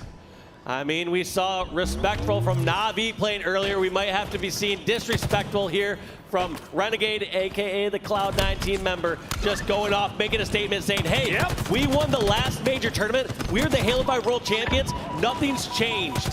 49 kills, that's gonna be 50. Penguin closing it out here for Cloud9. Cloud9 making it all the way to the winner's bracket finals, making a statement above Optic Gaming. Raleigh, give it up for Cloud9. And give it up for my man Renegade, not backing down. He and Stellar playing confident in all of their engagements. It was a difference maker for me here on the final map. The confidence pays off as they get the kills and they get the win, taking control and finishing strong. Yeah, they were just looking so good, but it got scary there for a minute, Puckett. Going into a game 5 after you're up 2-0, especially with like that first commanding victory on Strongholds. It's a scary position to be in, especially against the likes of someone like Optic. But, you know, Optic, they're going to go back to the drawing board. They're going to go into the elimination bracket. Going to have some tough teams down there, but I fully expect this team to make it all the way back into the losers bracket finals and the finals. They've just shown their strength, how consistent they are. They can be down in games, still bring it back. They can be down in a series, still bring it back. Cloud9, however, gosh, what a performance. 50-37 on that last game, and cement themselves right now as top 3 team at this event, if not potentially the best team. I'm going to say go ahead and bookmark this page on your browser right now, because this is the rematch of our grand finals. You couldn't ask for a better 5-game series. Every game, especially those middle 3, going down to the wire, as we have 2 of the top dogs in Halo Infinite showcasing their best on the main stage for you all here at our opening LAN event. And I think a lot of teams or players out there have maybe been counting Cloud9 out a little bit just because maybe they didn't have the exact performances through a couple of the opens. But here they've shown on LAN, they are not to be touched. They're not to be messed with. They have figured things out. They're playing so strong. And this Cloud9 roster, you know, how awesome an accolade would it be to be like, they win the last Halo 5 tournament, and then they win the first Halo Infinite tournament. I mean, very few people, I think, get to say that had that sort of path and goes in from victory to victory. I know my guy Jack, he is smiling at home from the Cloud9 lair. His team is on top right now, and they are still alive in the winners bracket. They face off against E United next in our winners bracket finals. Walshy, I gotta say, this was a blast, man. Thank you for letting me crash the party. Raleigh, thank you for letting me come party with you in Halo Infinite. Give it up for Puckett. Give it up for this blast. Commentary legend. It's such a blast having you out here, and we hope to see you at more Halo events. Cheers, brother. All right, Dave. I don't know how much longer we're supposed to fill, but thank you guys so much. No, we actually got an interview on the stage now. We're going to hear from Renegade himself to hear how that last match went and how he expects the rest of this tournament to go. Take it away. All right, thank you, legends up there in the casting booth. But ladies and gentlemen, give it up for Renegade! Cloud9, you guys got this done, okay? Yeah. To lose that game for 100-99, then you go into that game 5, you're down by 7, but somehow y'all managed to stay afloat. How you get it done? Dude, gotta just top it off to my teammates, man. They're like the most iciest players I've ever played with. Like, last tournament, I didn't play with them, and I regretted it. So now it showed off on LAN. We beat Optic, the team I wanted to beat. I mean, the job isn't over, but I'm excited with that win. Exactly. That's a big win to be proud of. And like it is, you got it done. You said that, you know, you regretted not teaming with them beforehand. But now being in this moment, how does it feel to play with these guys? And tell me what makes your team so special.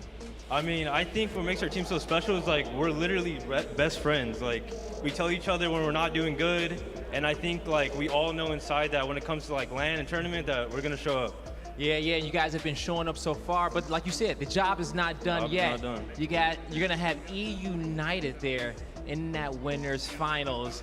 How you feeling about them? You got any words for them coming up? I mean, after that win, we are ready to go. I'm ready to play United. They're a great team, but I mean, we just took down the Juggernaut, so we will beat everyone in this tourney. Hey, there you go. Everybody give it up for Renegade once again. That's gonna do it for us at the stage. Lottie, I know you guys gotta break all this down. My dude, there is a lot to break down. That series was lightning, absolutely incredible. And Clutch, I gotta say, before we actually saw that series, you told everyone at home that Cloud9 were coming out to prove a point. They were coming out to show everybody what they can do. Did they do that for you? Yeah, they made a statement here, right? Taking down Optic Gaming with how strong Optic has looked, that's an amazing accomplishment, but you heard it from Renegade. The job's not done yet. This Cloud9 team isn't satisfied with just going to the winners finals. They're not satisfied with second place. They're here for first, and they still have work to do. Yeah, they do indeed. Onset, obviously, at the end of that Slayer, we saw a little bit of a close quarters kind of run-in. You know, things were getting a little bit tight. Cloud9 denied that right at the end there. It was a bit of a snowball towards the end of that series and that map. Talk to me about that Slayer, that final go on Recharge. What did you make of Cloud9 and their performance? I mean, Cloud9, you hear it from Renegade, some of the iciest players, and they had to be icy around the middle point of that game because Optic had a pretty significant advantage. And then all of a sudden, I think it was around 12, 13 kills that they managed to put together with any response coming in from Optic.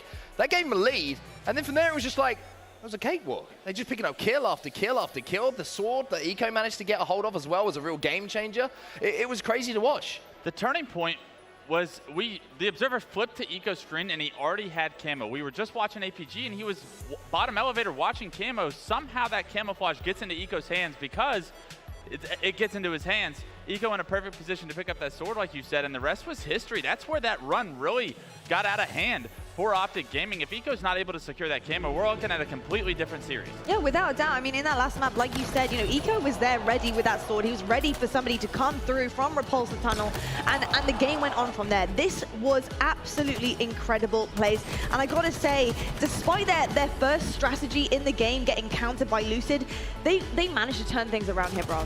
Yeah, I mean, moments like this, look at Stellar getting that trade. It's a 3v1. You cannot let Stellar get a trade in a 3v1. Things like that were the difference. The crazy part about that is that almost the exact same play happened a few seconds later on the other side, and it did not go that way. That was another one of the examples of the play where C9 were clutching up in those big moments. And unfortunately for Pistola, he took a little bit of a swim there, didn't have the armbands to climb back out. A very tough game for Ola, as you saw Eco right there take him down once again with that sword. You thought, Ola, if he sees him, getting that camo repulsed off the map was a very realistic possibility, an opportunity for maybe Optic Gaming to find some life. It doesn't happen, and Cloud9 continued the snowball. I think there's two things also that we see as we see C9 pop off here. Two things that come to mind.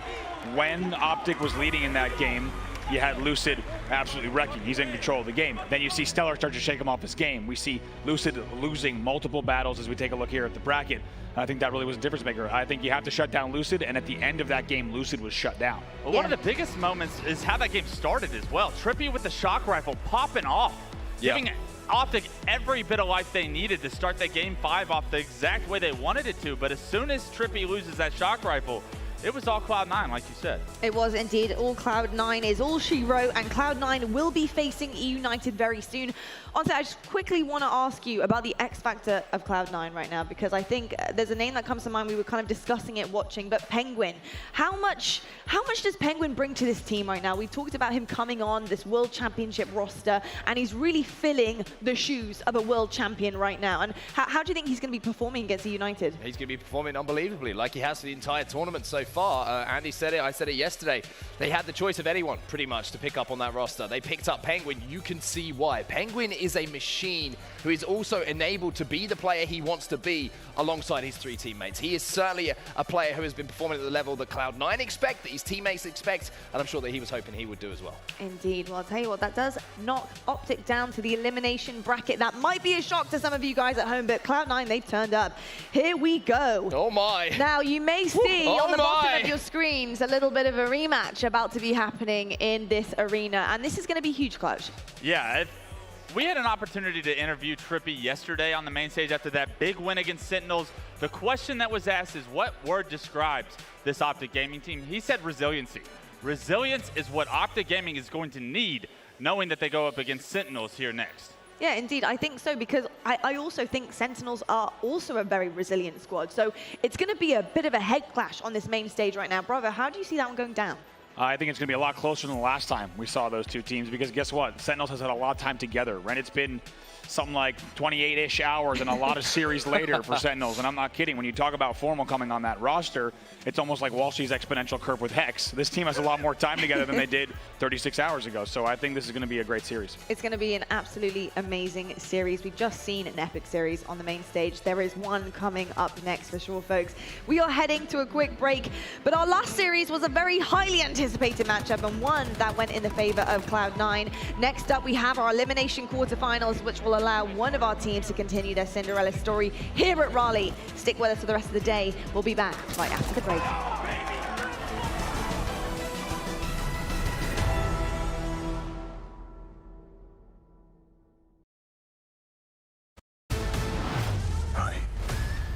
Have we met?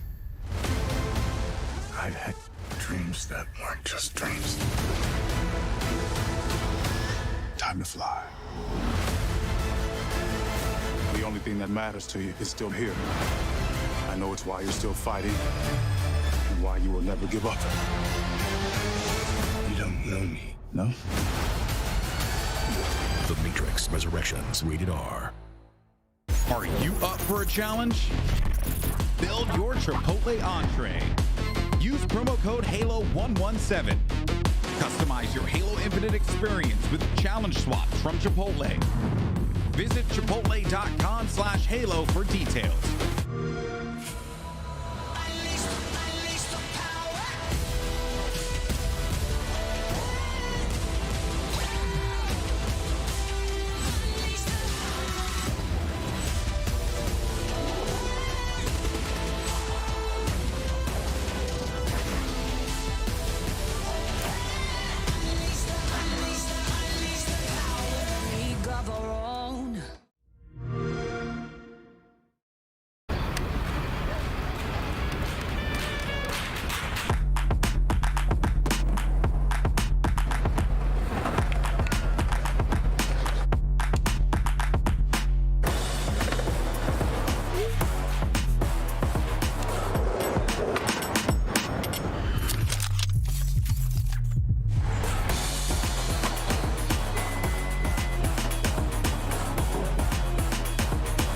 Nice play.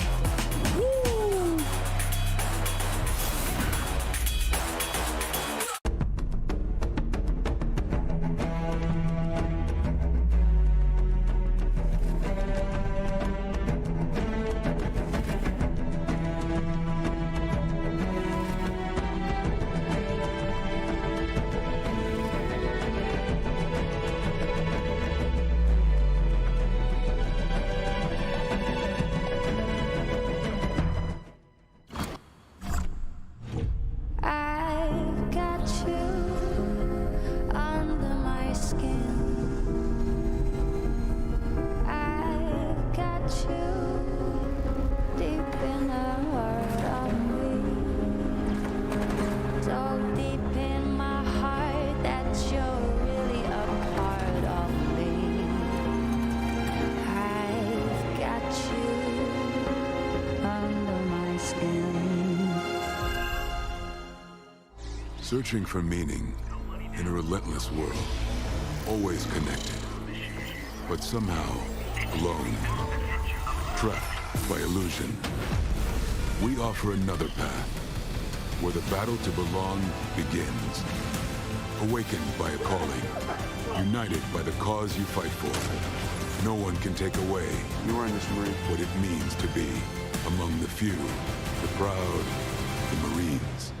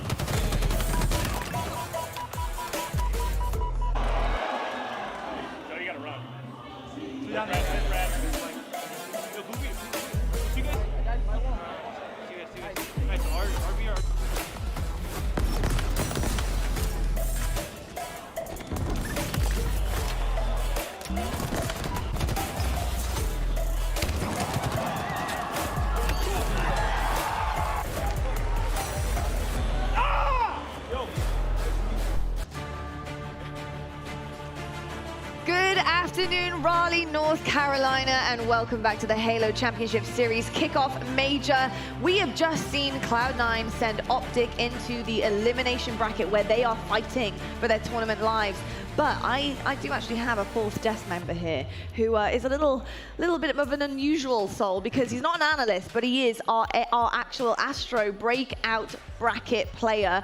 King J, is so good to see you on the desk. I've also got Gaskin and Golden Boy here. GB, you're also a bit of a breakout player in BTB. Well, sorry, King J. I know. Just give me one moment. There we go. All right, now we can talk. Jay, if you need to learn one thing about Golden Boy, he cannot help but flaunt his wealth of achievements. If you got it, you flaunt it, you know? There you go. And I'll tell you what, Jay, you certainly have it with your team. You guys have been performing so well, and it's so good to see you here at Raleigh at LAN. Tell me a little bit about BBG and how far you guys have come here for your first LAN event on Halo Infinite. Yeah, definitely. We actually formed not too long ago. I'd say like 2.5 weeks ago. We formed the team. We thought we were going to do pretty good here. We've been practicing against some of the top teams, and we've been doing like really good online. So when we showed up on LAN, it was kind of just natural. We knew we were going to get out of open, and that's what we did. Amazing stuff. Well, your team are the Astro bracket breakout team, which is absolutely incredible. And tell me a little bit about your teammates, though, because obviously you have Nemesis, he's the IGL here, and I kind of want to know about your play style as a team. How do things go when you play other teams? We have a play style we like to call chaotic but controlled. We call it chaotic control. We like to be aggressive, but it's a control aggressive for sure. We know what we're doing at all times, even though it might not look like we know what we're doing. We know what we're doing, and it kind of catches teams off guard for sure. And it was G2 you fell to in the elimination bracket eventually, wasn't it? I mean, but being able to play against the top teams and being in the championship bracket, what did that mean to you and the rest of the squad? That's awesome. Well, we have the saying, it's not losing if you learn. So we lose, but we're going to go back. We're going to figure out what we have to do, and we'll be back better for Anaheim. Question for you though, man. I mean, you guys came into this, and I have had the opportunity to see Built by Gamers really rise up as an organization. What was like to get signed by that team and be a sponsored player here in Raleigh? It's a dream come true. I've been gaming my whole life, so being able to say gaming is my job now is for sure a dream come true, and I'm sure it is for my teammates as well. So. Awesome, man. Yeah, it's been absolutely amazing. Obviously, King J, you are creating a bunch of content on Twitch. Yeah. You're streaming every single day. I've got to say, I have seen your POV for some time now, and you're a main slayer, man. You are killing it in the game, which is absolutely amazing. What do you, in particular, bring to your team?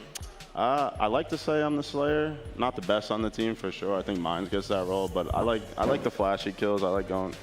I stream, so I like going for the highlight clips. I like going for the kills, but I think I fit in well with the team for sure. I love that, man. That's sick. I think fitting in well with the team is absolutely everything. We got some T-shirts getting handed out in the audience, but actually they're cheering for King J being a main player. That's right. That's what actually they're cheering for here. But obviously, Jay, it's so good to be here at Raleigh. What does it mean to you to be able to come to the first ever Halo Infinite live LAN event? Oh, it's awesome. You can't beat the atmosphere. It's so hard to explain. You have to be here to experience it. It's amazing. HCS, Halo, they did a great job putting on this event, and you can't beat it for real. And what was it like playing kind of in open bracket again? We didn't necessarily get to see that much of it on stream. Was it like the Halo LANs of old? Was there plenty of trash talk going down? Well, to be fair, this is my first event, so I don't know how the old Halo events were, but it's a gauntlet. It's a fun gauntlet, but it's stressful for sure. It is very stressful. I'll tell you what, I think the crowd are going to be a little bit stressed out right now because we're going to head on over to our casters. King J, thank you so much for your time. We will love to see this guy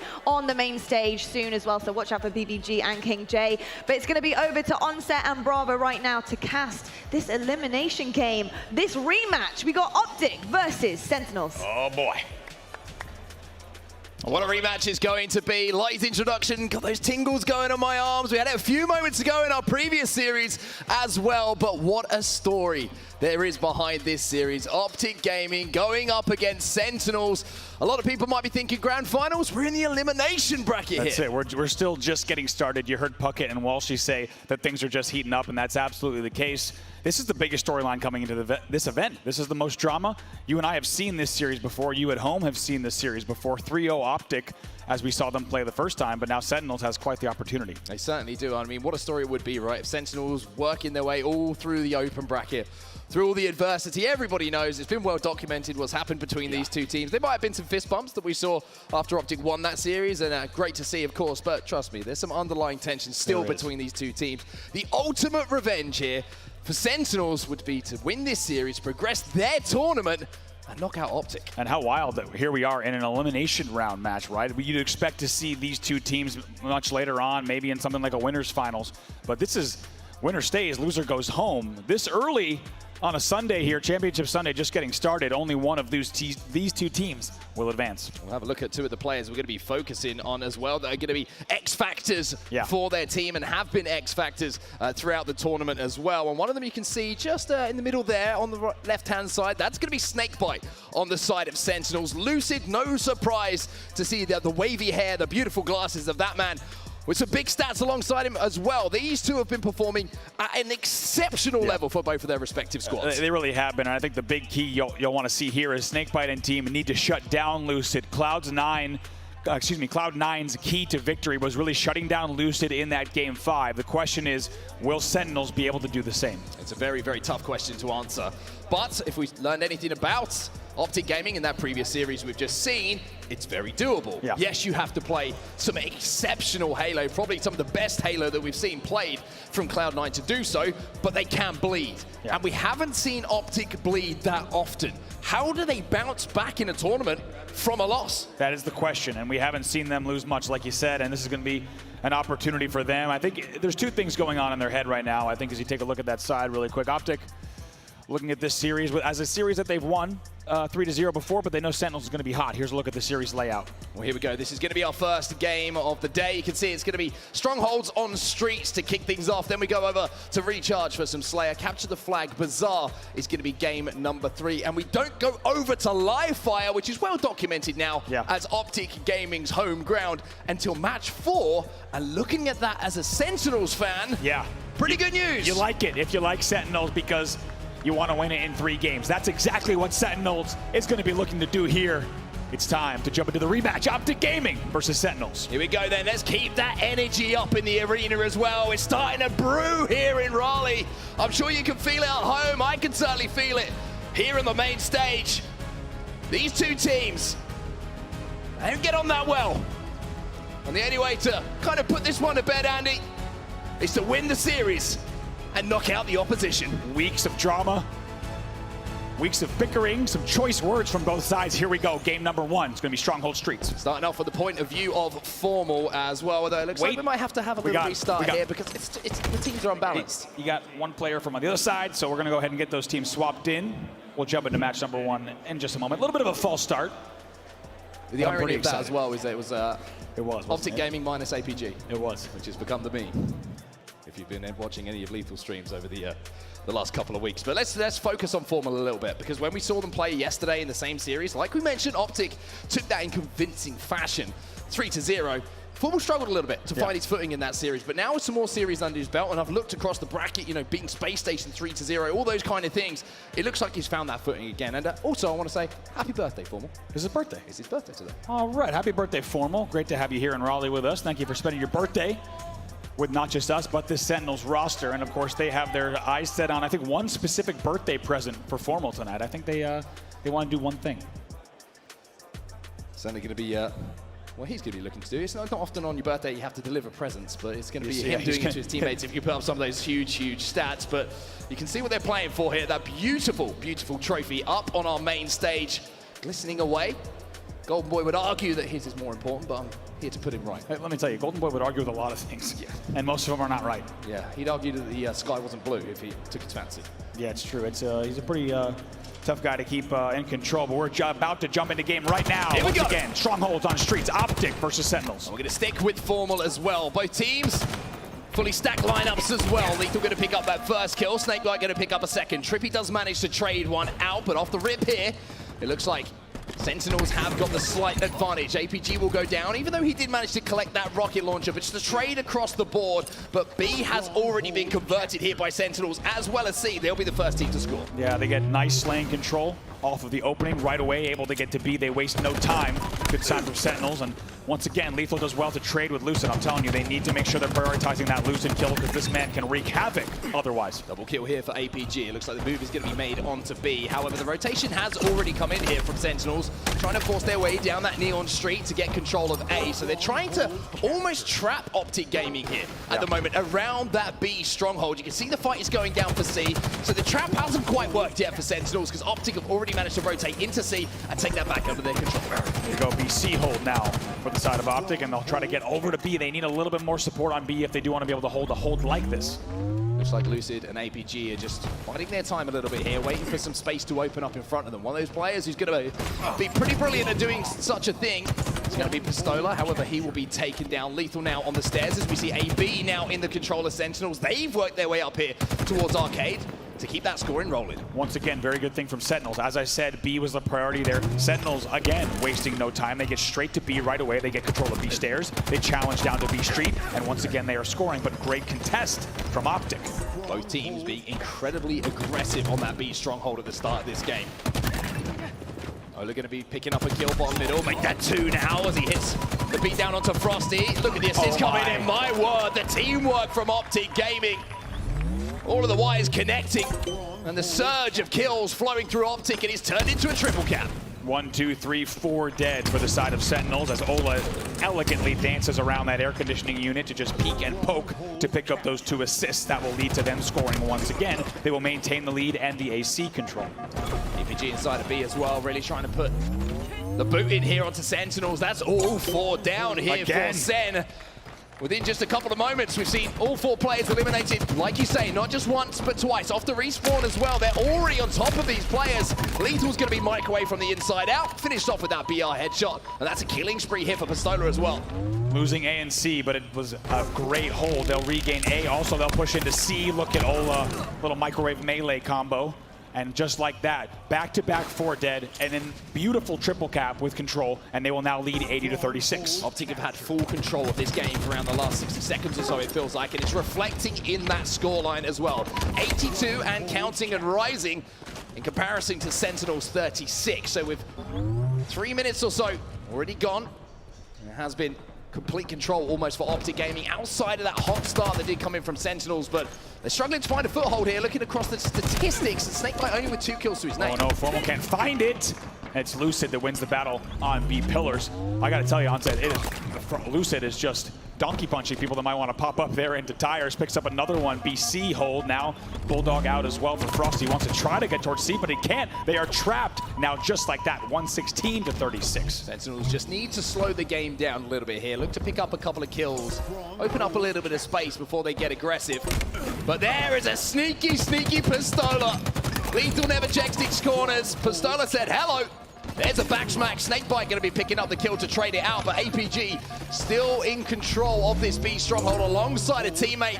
That's going to be AB momentarily in control here for Optic Gaming. However, AC has been turned over now to Sentinels. Finally, they're scoring again. Finally, they're scoring. I just want to highlight Onset how devastating losing all 4 of your teammates back-to-back is in strongholds, and actually we never see that almost ever in competitive Halo Infinite, and you saw what it did to the scoreboard. Sentinels has to make sure they do not go down 4 dead back-to-back again, otherwise they're going to lose this game in that play alone. What a rocket that was from Snakebite, by the way.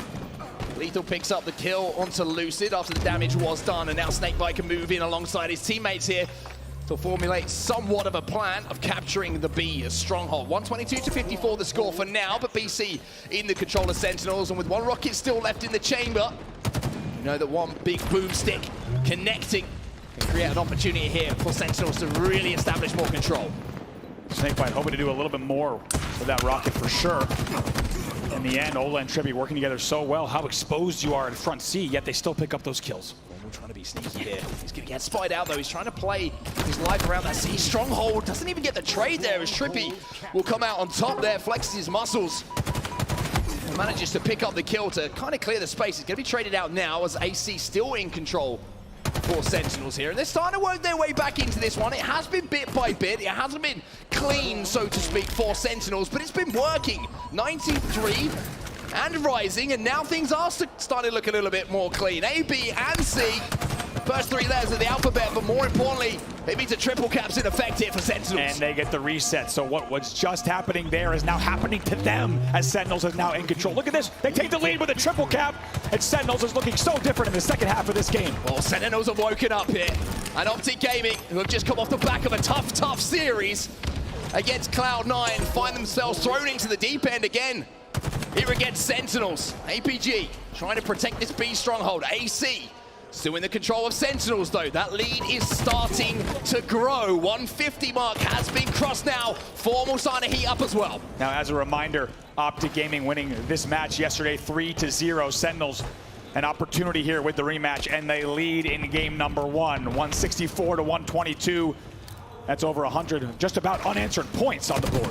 It looks like the call has been made from Optic here to make the push onto A, but there's a Bulldog here. Woof woof, says Frosty as he takes down APG. Trippy is close enough, though, to get that trade, but he's only a slither of shields and a slither of health here, as he will be able to finally get that conversion. However, how influential is it? Not too much for Optic Gaming, as BC still in the controller set. And what we need to see is just here a little bit of calm and composure from the side of Optic. There's plenty of time left in this game. You have to expect 2 kills do come in, and you gotta expect Coach Lunchbox just saying, guys, keep it together. Lots of time left in this one.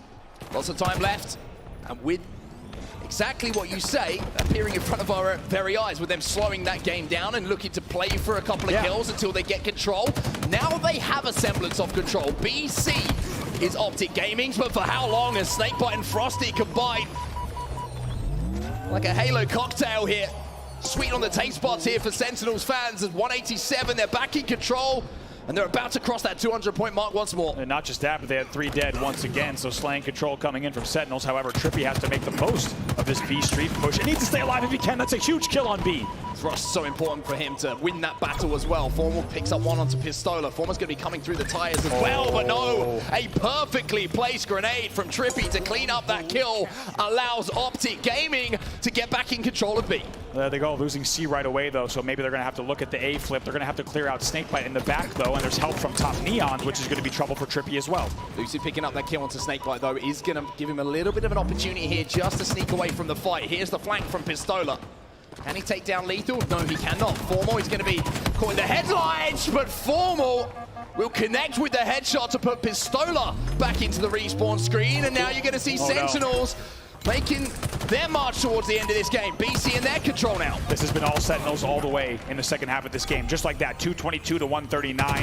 It feels like quite some time ago when Optic was doubling the score of Sentinels here. All of that has changed. Look at Snakebite. He's in the kill feed here, and he snuck behind all of the players on respawn. He picked up not only 2 kills, but also managed to get the reset onto C. Frosty has the rockets in his hands, and what a different series this is looking like from what we saw yesterday. And if you're just a neutral fan of competitive Halo and you wanted to see this one as tight as it could be, that's what you're getting here.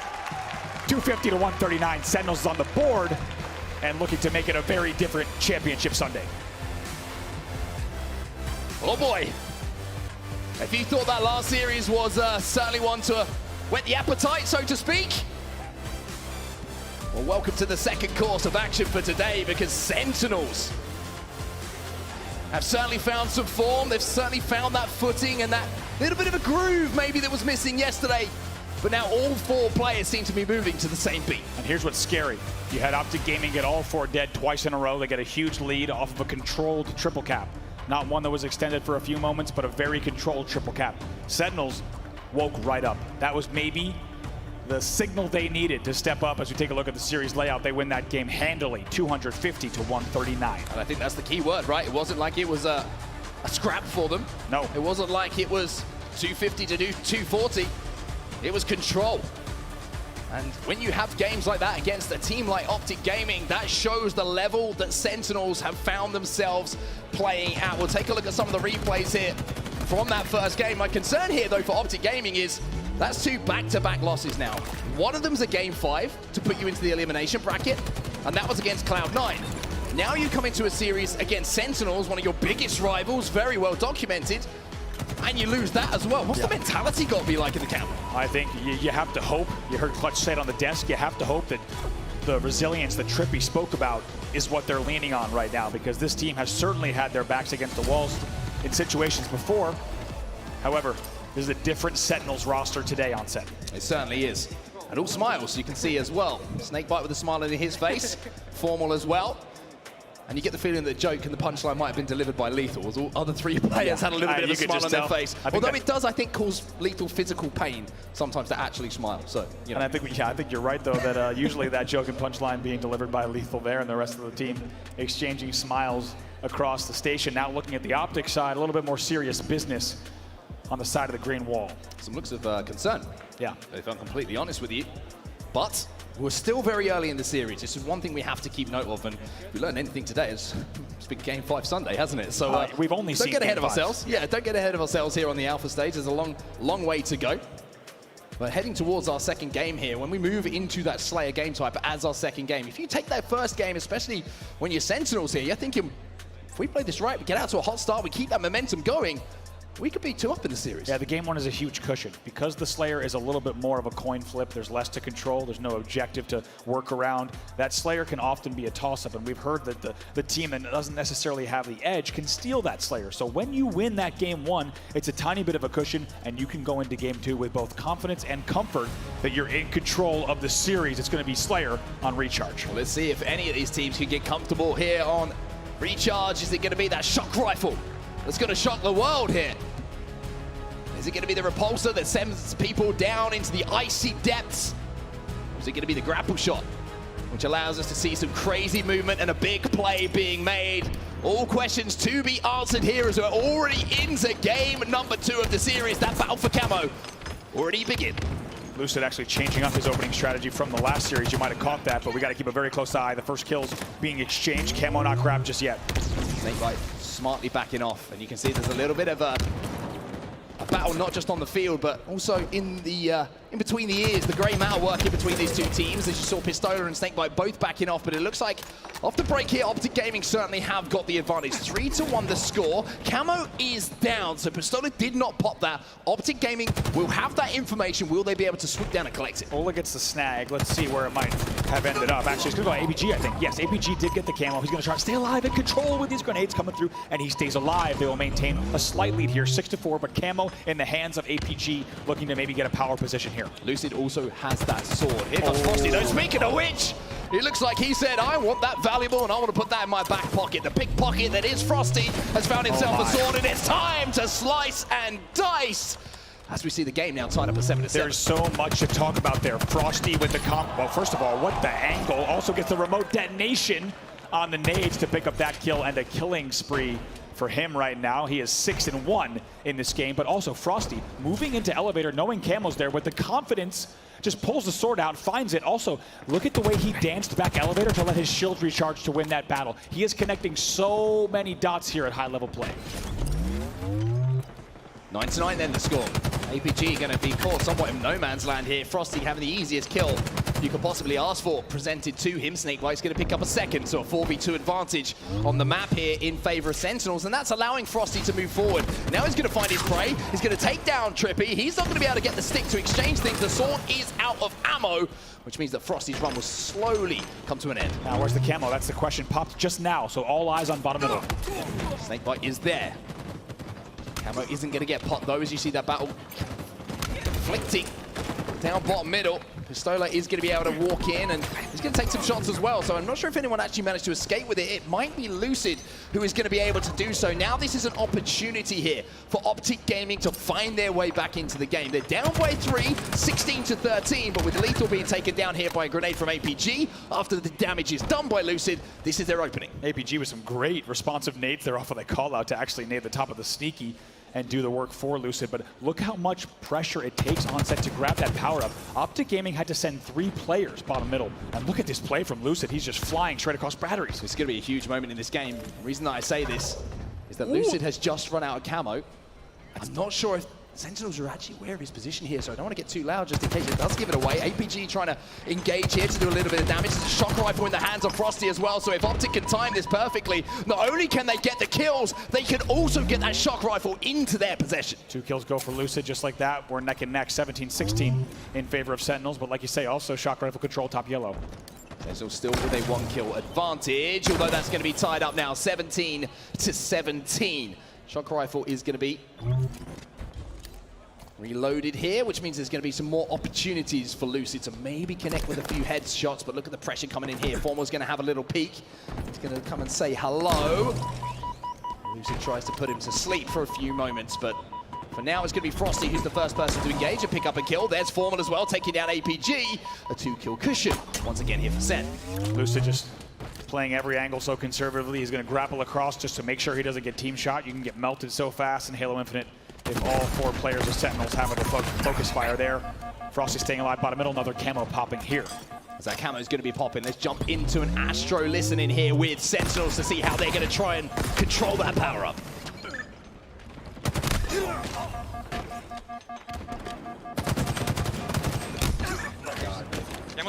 G-step, JPG. I get this. One shot, G-step, JPG. I need help, Kill. Mango step. One shot, Lucid. Absolute bottom mango steps. Absolute bottom mango steps out in the open. Another one bottom mango. It's me. We never killed the guy CEO. Yeah, here. Yeah, I'm dying for turbine. Do not need bomb DR. I got it. Give me turbine. He can't Ola right now. Top PR. I'm on him. Top PR Ola. He's looking for Peach. He's on the catwalk. Outside. Yeah, Matt, watch your ram. I'm looking right. Back elevator on TJ. Enemy teach. They were top yard, guys. They were. Top the cat. Listen, we have right side, bro. TJ, careful. Listen. I want us to flank bottom mid. TJ, that's you. You gotta work it. TJ, keep watching left. Guys, listen. I think they have sword. Top yard. I swear we can flank bottom mid. TJ, that's you. That is you. PJ, I'm down for that. All right, I'm gonna go. Matt, come nades. Yo, triangle. One's on triangle. Actually, no. We want to hit turbine. Watch out. Sitting on Matt, I'm going low, okay? Go ahead. Matt, when I tell you, yeah. On silo weak APG, okay? Silo weak APG above you, PJ. Silo weak APG. One's bottom BR. Lucid weak as well. Where? Sword on me, Matt. Be bottom BR, 2 stuck bottom BR. Watch. Leaving pipes. GG. One shot on me, Pete. They're listening. No surprise to hear the comms being crispier than a chicken sandwich as Snakebite moves in now. That flank was instrumental and so perfectly set up from what we heard from the comms. Let me tell you, we're here in North Carolina. The chicken sandwiches are pretty crispy, and so are those comms. Beautiful work there. And the best thing about those comms is you heard just how much small talk there is. This is a conversation talking about PJ going bottom middle, and PJ's like, we gotta go bottom middle. And you kind of have an interstellar moment there where he's like, I'm the guy who has to go bottom middle. It's me. He goes bottom middle. Perfect flank there on control. They take down Lucid with the sword. Also, Frosty's gonna win another battle against Lucid, and they'll extend their lead, 31-26. 31-26, 5 kills the difference between the two teams. Trippy trying to find some information and trying to find some targets at the moment. He's trying to push into bomb control here. Lethal will be the intended target. A couple of shields going to be tickled by those shots, but here is a big moment in this game. We saw it was last time the camouflage was up. Optic Gaming did not get it. Sentinels then managed to get it in their possession. They established the lead, but Pistola has been taken down, so it has been neutralized here by Sentinels. Big moment in this game for them. Certainly, and Optic staying close in this game, keeping it within 4. It really has been all Sentinels, but credit to Optic as they have kept this game within reason. Frosty 16-9. 16-9 at the moment. Lethal going to pick up a kill as well. Pistola having a little wiggle and a little dance with Lethal as well. Both of them going to fall on their feet though. A few lessons needed. As Frosty will pick up yet another kill. He's picked up 17 of his team's 36 kills on the board. Formal trying to stay alive as well, getting so much information for his team. But here comes the push coming in from Optic Gaming. They pick up 2 just to kind of bring that deficit a little bit closer here, but still that cushion in the hands of Sentinels. We have to point it out again. We talked about how much of an X factor Lucid is. You cannot let him have free reign on this map. Earlier in this game, Lucid was about 6-1. Now he's 8-9. Once again, they have to lead and they are shutting down Lucid. Frosty is a madman here. He has 21 kills in this game. He is frying Optic Gaming. Formal picks up yet another. 9 kills left to go here. Frosty wants to pick up all of them himself, I think, as he takes down Lucid as well. This is a return to form for Frosty. This is the Frosty of old, and he's even better than we've ever seen him. No one else in his team has even hit the two-digit mark, and he says 22 kills. Double kill though for Trippy. APG will get a trade, but not without Snakebite also picking up a kill in that kill feed, and now it's just 6 kills to go. Frosty has eyes on that camouflage, and this is not looking good here for Optic Gaming. Camo into the chest of Snakebite. Kills going in the favor of Sentinels as well. They're just 3 away now. Sentinels completely controlling the pace here. Ola will finally kill the camo, but it looks like it might be too late. 47 kills on the board. Sentinels only needing 3 to go up 2-0 in the series. Lucy going to be trying to move up to finish off that kill. Pistola baiting beautifully for his teammate, but here comes a huge push coming in from Sentinels. They hit 49. It's 1 more kill to go, and who else but Frosty with the stick to make it 2-0 in the series. The man on your screen, he just put in a monster performance for Sen. And for good reason, the Frosty chant opens up in the arena. 24 kills for him. 24 kills. This is unheard of at this level of Halo. 24 kills, just about half of his team's kills, and dominating the scoreboard in that game. Wes was talking about how C9 are demanding respect. Lots of talk about Lucid. Yeah. Lots of talk about Renegade. Everybody needs to remember that Frosty is a superstar as well. And when you don't mention his name, he's going to force that word into your mouth and he's going to make you call it out. You can't say enough about the storylines about these two teams leading into this event. Lots of talk on Twitter, lots of debate about how events went down, and a lot of words exchanged privately and publicly between these players. Some privately that became public. Yeah, that as well. And we certainly saw those, but I got to tell you, now Sentinels is a different day. They get 3-0'd yesterday. Optic looked on top of the world, but here we are in the elimination bracket. Sentinels 1 game away from having the last laugh, sending home Optic, and not just for this weekend, but until the next LAN event. This is a statement. This is the title between these two. And I tell you what, Sentinels look strong. Optic can 3-0, but man, they're going to have a very different game 3. Well, we can talk about it till the cows come home, but while they get set up for game number 3, we're going to go back to Lottie and the guys on the desk, because as I mentioned, the story is starting to heat up. Indeed, and while those cows are coming home, we will talk about that, because absolutely incredible stuff. I have Frosty literally at the forefront of my mind. The slaying ability of this guy is unbelievable. He's how much he dropped that game? Up the heat. 24. 24? Yeah. That's like wild. Almost half the kills you can get in a Slayer. Like, that is not something you see very often. Indeed. I just don't know what it is about Sentinels in elimination bracket. We saw the same thing happen in the online qualifiers when they lost to E United in the winners bracket. They came back, they beat E United, and then they go on to win the whole thing. Maybe this is starting to foreshadow what could happen once more. Very impressed with their performance. They had so much control throughout that game. And even during the moments where Optic showed moments of promise, Sentinels answered back immediately. They did indeed, and I just want to note as well, we saw a couple of different times here where Snakebite grabbed the camo almost 2 to 3 times. Moments like that in a Slayer, grabbing the things that will actually aid you in this series is huge. A Slayer is so difficult. It can swing either way, especially against a roster like Optic. Golden Boy, grabbing those power-ups, grabbing those power weapons, they mean everything. Well, yeah, and we keep on reiterating it, and I'm sure that some people find it to be, you know, a bit monotonous, but here's the reality, or repetitive rather, that the sandbox in this game provides you with so many options that if you're not picking up the Mangler, the Needler, the Heatwave, they're not power weapons per se, they're semi-power weapons, and they're very, very strong, and you have to do that. When you have something like Camo as well to boot, with a Mangler, you're running around just hitting people all over the place. I think something we have to note on, like, you're talking about power-ups, power weapons, Royal One, the coach, I mean, how much of a 5th man is he in this team? Of course. And it really has shown, I think, the Sentinels roster with how on top of everything they've been on these maps. Indeed, and Goofy, I've got to ask, because obviously this is a completely different story and a different look to what we saw previous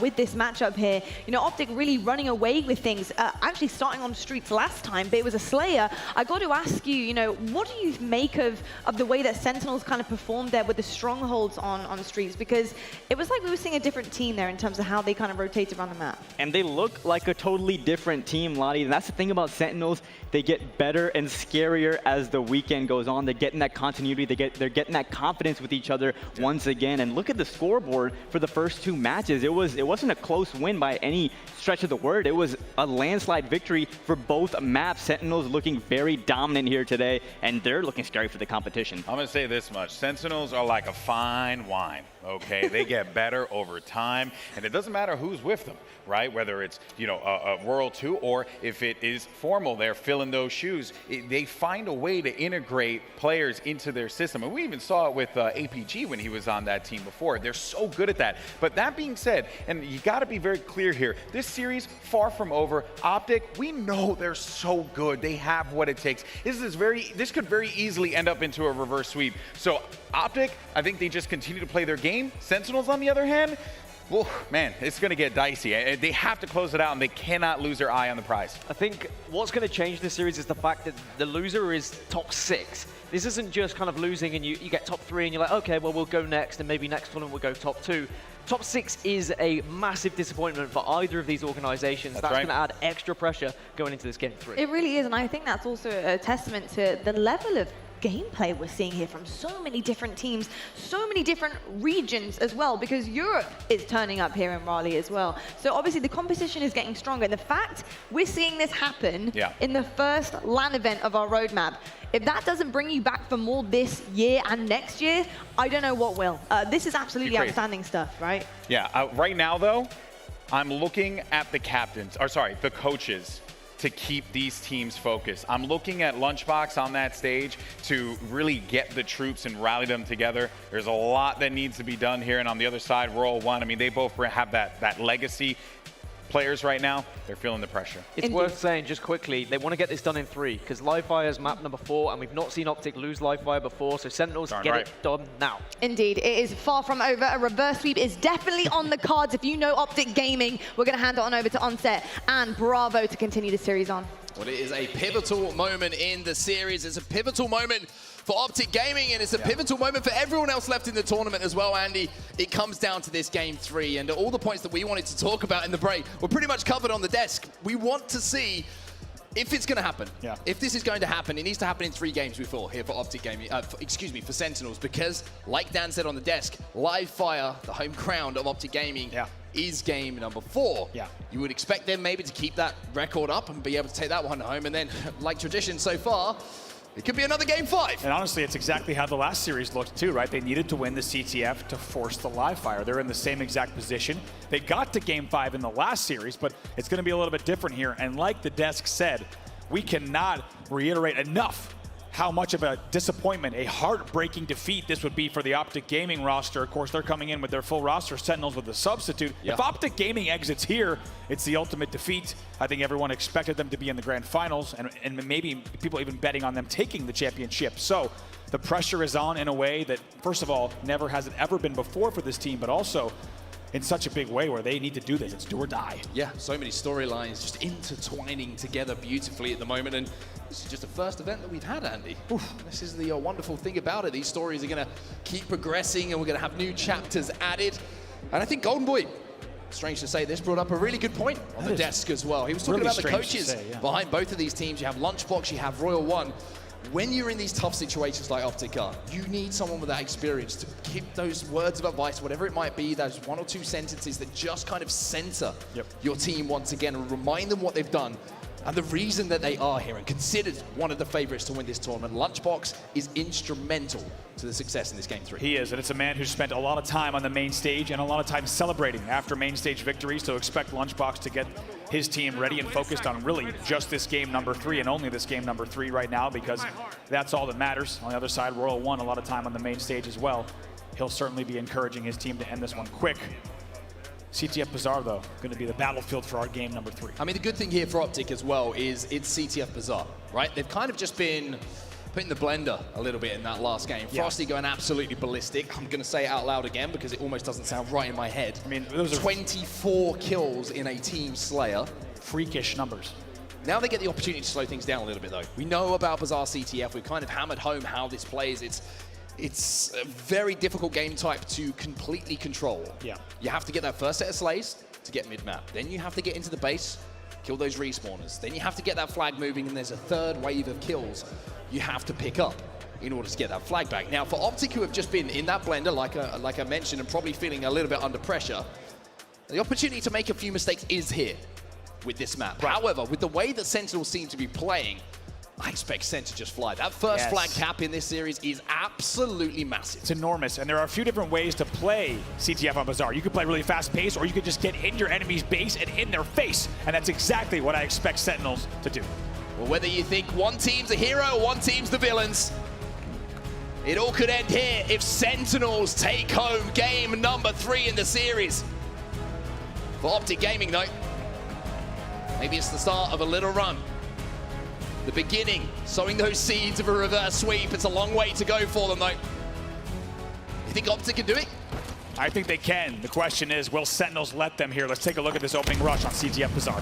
Snakebite going to be playing these double doors. A little engagement with Lucid around the market. Just a couple of shots being exchanged. A little bit of flexing of the muscles between the two. Lethal's going to pick up the first kill. Pistola has managed to sneak away, though, and pick up those rockets. He doesn't have the grapple shot, so it's pretty much a straight push for it. Speaking of the grapple shot, here is the kill coming in. Pistola now has to retreat back to his treehouse to pick up some kills. He'll pick up one, Formal will pick up another to exchange things out. So at the moment, it's looking like Optic Gaming on the back foot. Ola keeps seeing Lethal just sneaking around with that overshield. Nice job to take down Formal as well. And Trippy also takes down Lethal with the overshield. So in the end, it's great presence from both sides in terms of prioritizing both the overshield and the rockets, but Optic Gaming with a slight edge there off of the opening. Off the opening, but now that's turned around, and it's going to be Sentinels who are looking to push forward once more. Unfortunately, Lucid just shoulder peeking, which is beautiful from him to allow APG to move into bottom mid. To finish off that kill. Not only one kill, make it 2 here. Another player in front of him. APG going to back down as well. Lethal picks up one in the feed. Snakebite will fall. Lethal, the last player alive, as Frosty is coming off of that respawn here for Sentinels. Has that Bulldog though. APG trying to keep that pressure. APG finding safe comfort in the fruit stand, but also trying to take down Lethal here at bottom, and he will also win that battle against the Bulldog. Lucid also flying right into the bar, so we talked about how Sentinels wants to play this game fast. Looks like Optic wants to do the same. Yeah, this is going to be a real tug of war almost on this game. Two teams just run at each other, butting heads. Trippy now going to take his time to go towards the alley. Maybe thinking about a little flank. Get that flag moving, get it off the stand, cause that little objective dilemma. APG picking up one in the feed. Lethal managing to trade it out almost immediately, though. It's a 3-for-3 across the mid-map of Bazaar. A couple of Dynamo nades going to be coming in. Lethal now going to have to do some work around the middle, but realizes is with the team falling in the positions that they were, he needs to retreat and stay alive. Look at Lucid's patience. He's been around that overshield there for 6 seconds. Still hasn't grabbed it. Waits for teammates, wins the battle bottom middle, and then grabs the overshield. Great patience, great diligence here from the entire side of Optic. That's 1-to-1 for overshields in this game. Formal coming off the respawn on that thrust. Gonna have a little bit of help, but Lucid is also going to have that overshield, which is going to allow him to push Formal forward. But Formal does such a good job in staying alive there, buying the time for his teammates to get into position to just melt the OS. Great shots from APG, though, as Snakebite falls from the sky. Feels like in each moment we see greatness from these players on the stage, and is answered back immediately by a play from the other side as well. Melee doesn't connect, and it will cost them, though the trade will come in as well. We will stay tied up at 0-0 here. If you're just joining us, it's the elimination quarterfinals. Optic Gaming versus Sentinels. The rematch from yesterday. Sentinels, unlike yesterday, up 2-0 here, and only 1 game away from eliminating Optic Gaming from this tournament. This flank coming in from Snakebite, doing a lot of damage. 2 more kills going to be picked up. That was all 4 dead momentarily there for Optic Gaming. They've managed to now secure the rockets. So Frosty's going to be patrolling, maybe looking for some respawns. I'm not sure if they're going to be down in the sewers, though. As you can see on our observer, the players have already popped up around that flag. Lethal now pushing in against Trippy, but there's a player just sneaking in the corner, skulking around, and that's going to be Lucid, who picks up the back smack. And I think we knew it on set as we see the flank, though. Look at the move from Trippy, answered back, though. Formal and Snakebite working together to shut down that thrust. First time we're going to see that flag moved off the stand there. Frosty just patrolling the balcony. You can see all the players now actually overextending, and that's putting a lot of pressure onto Lethal to try and slow things down. APG manages to sneak behind enemy lines, but here comes Frosty now with the rockets. APG picks up 2, and he'll also get that flag moving. That is a massive play from APG. Oh, Snakebite also answers back, though, drops down on the front doors. They're going to jump on that re, and I think we're going to see both flags re here. Cannot be overstated how important that was for APG to pick up that double. Slow things down. And with that, Optic Gaming now get mid-map control. With that, they also get that second overshield in the game. Lethal's going to be sneaking behind those double doors. He'll be taken down. He gets a touch as well here, Trippy. Only gets it to the doorstep though. Not out onto the street. Pistola gets another touch, but he's met by a left cross. As he'll go down into the feed, and look at this, Frosty's starting to get hyped. He is, and after that last performance in the last game, you expect him to just keep on rolling. That's a great return, and now Frosty has his eyes set on the other base. But Trippy, once again, I mean, great work here from Optic to prioritize those kills, get the back whacks, and also move in numbers. Also, one thing we've got to highlight, great overshield control over the last 2 power-ups from Optic Gaming. In the bar. Ooh, is he gonna hit him with a beautiful grenade there to take him out of that position? The spike grenade up towards the opposition bar. Here he comes. He's going to force Snakebite around this corner to deal with the pressure that is coming on. But where is Lucid? The elusive Lucid.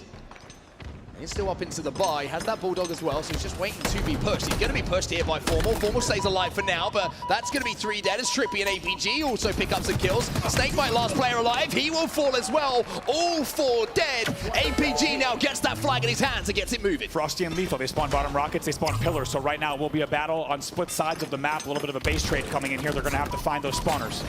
Step 1 completed by Optic Gaming. Let's jump into an Astro listening with the green wall now to see how the rest of this move completes. Alright, so they're BR right now, pushing me.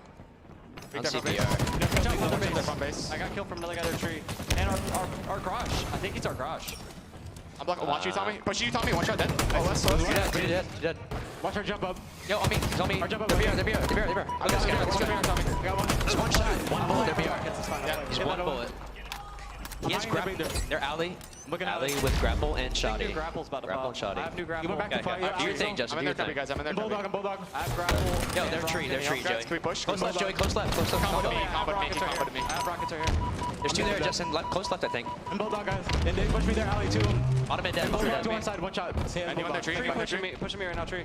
Yo, front base. Yo, Bottom mid, snake bite, Joey.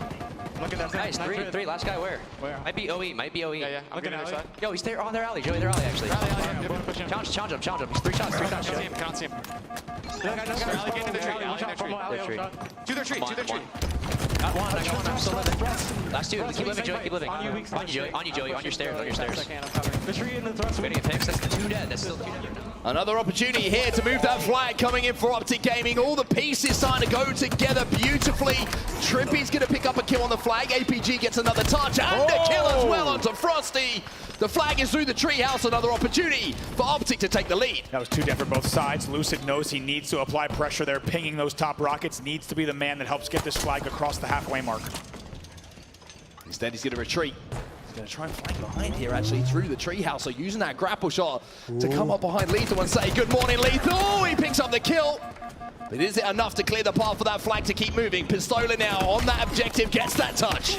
Such patience from Optic, but I don't think they have the kills on the board that would allow them to have the space to move that flag there. To take a look, Lucid still doing work, though. Lucid's it's a double kill, and here goes the flag. Lucid is the key. He stayed alive. He was behind enemy lines. He was forcing Sentinels down onto that flag. APG says, thank you very much, Lucid. As Optic take the lead. Don't count them out just yet, folks. 4 minutes on the clock. Optic Gaming strikes 1-0 here. They're staying alive in the series if the score holds. 4 minutes left in the game as well. Overshield up. Overshield going to be up, like you say, but all the overshields in the last few minutes have been going into the hands of Optic Gaming. Having said that, it's going to be Snakebite who has it as a player, just making him a little bit nervous and making the heartbeat a little bit faster as he disappeared over his head. But unfortunately, for Optic fans, it was a dead body that was taken down. But here goes Snakebite. There's the beatdown, but no, not going to pick up the kill as Pistola stays alive. Goes full Tarzan there for a moment. I agree. I heard a few nervous oohs and ahs there as it looked like Snakebite maybe going to get ninja'd. But just to recap the overshields, opening overshield goes to Sentinels. The next 3 go to Optic. Now Sentinels answer back. So far, that's 3 overshields to 2, and it has also been the difference maker in this game. You have to think those overshields are going to be key to determine who closes this one out. 3 minutes 13 left. Bulldog picking up the kill. Inside of the bar. That's going to just create a little bit of space here as Snakebite will come off the respawn. 4v4 on the map at the moment. You can see that all of Sentinels are pinned in the back of the base here, and Trippy is just holding the line for his team. APG going to be very happy to have these rockets as well. Can just play a little bit of zone defense. Keeping an eye on the tree, also keeping an eye on the bridge. Ola sneaking through. Formal picks up one though. That's going to make Pistola's job a little bit more difficult. He picks up the kill, though, without trading. APG also picks up that kill onto Formal. He also adds Snakebite to the collection. That's going to be 4 dead here for Sentinels, as Optic have the flag moving again. And Ola tries to go 2 fresh spawners, though. That's going to be Lethal and Formal. They spawn bottom rocket side. They get the stop, so that flag's going to stay down bottom tree, but still overall map control for Optic. Now, we were talking about Frosty in the last game, right? And we were quite rightly so, 24 kills in a Slayer, but take our eyes over to the other side of the screen here. You're looking at the stats, you're looking at Trippy, you're looking at Lucid, the 2 key players here for Optic Gaming as far as kills are concerned. 20 and 14 for Lucid, 21 and 9 for Trippy. Remember the name, Trippy, absolutely 22. Popping off in this game. Here he is in the HUD. He picks up another kill. They want to bring another flag in. 2 players, though, overextended on the other side of the map. Last 2 players alive, though. The flag is down. There's only one man who can stop this. His name is Snakebite. He's also managed to sneak behind enemy lines here, Andy. Even though that flag is moving, he has the opportunity to do something, but he's going to be spotted out. The rat will be exterminated. Lucid will get that flag almost home. The overextension is going to come in from Frosty, but there is Pistola. There is APG. There's a Nova Shield, and there's a second flag cap. And they come back with the flag. That's such a key component of this game type. When you pull a flag in Bizarre CTF, you come back with your carrier, and not only that, they came back with the overshield as well. 2-0, only 1 minute 20 left. Formal just trying to play his life here. 2 dead here for Optic Gaming. We've seen some pretty crazy flag runs in the last couple of days here. Never count a team out in any kind of capture the flag. 1 minute left on the clock here. Lucid staying alive inside of the hut. Snakebite's going to pick up a kill onto APG. Maybe that's the opening here the Sentinels are looking for. It's actually Lucid who's last player alive now. Former's going to be jumping up the front, but look at this. He's got absolutely no idea. Lucid will pick up the beatdown and keep his shields. Snakebite now can't pull that flag. He'll be taken down by APG. Lethal tries to move in to keep the pressure on, but that play from Lucid has slowed everything down. 2 dead from both sides there. Lucid staying alive in the hut and just surviving through those grenades was huge. And of course, the players on the other side, they're not getting grenade hit markers. They didn't know. 30 seconds left in the game. Optic still up 2-0. This is looking like it's going to be almost impossible at this point for Sentinels to get the flag all the way across Bazaar twice in just 20 seconds. And even though things were looking a little bit shaky for Optic Gaming in our first 2 games, it looks like with 10 seconds on the clock here, they're going to answer back. Lucid with the Mangler drop. Such a fast kill. We'll talk about it in a moment because only 5 seconds left. Optic going to close this one out. 2-1. And it's 2-1 in the series now. Optic Gaming answer back on Bazaar capture the flag. We get a live fire next. Of course we do. We wouldn't have it any other way here at HCS Raleigh. Optic Gaming staying alive in this series. They do not want to go home just yet, and we are headed to the map that Optic Gaming has never lost in competitive play. The record stands. For how long, though, we'll have to find out.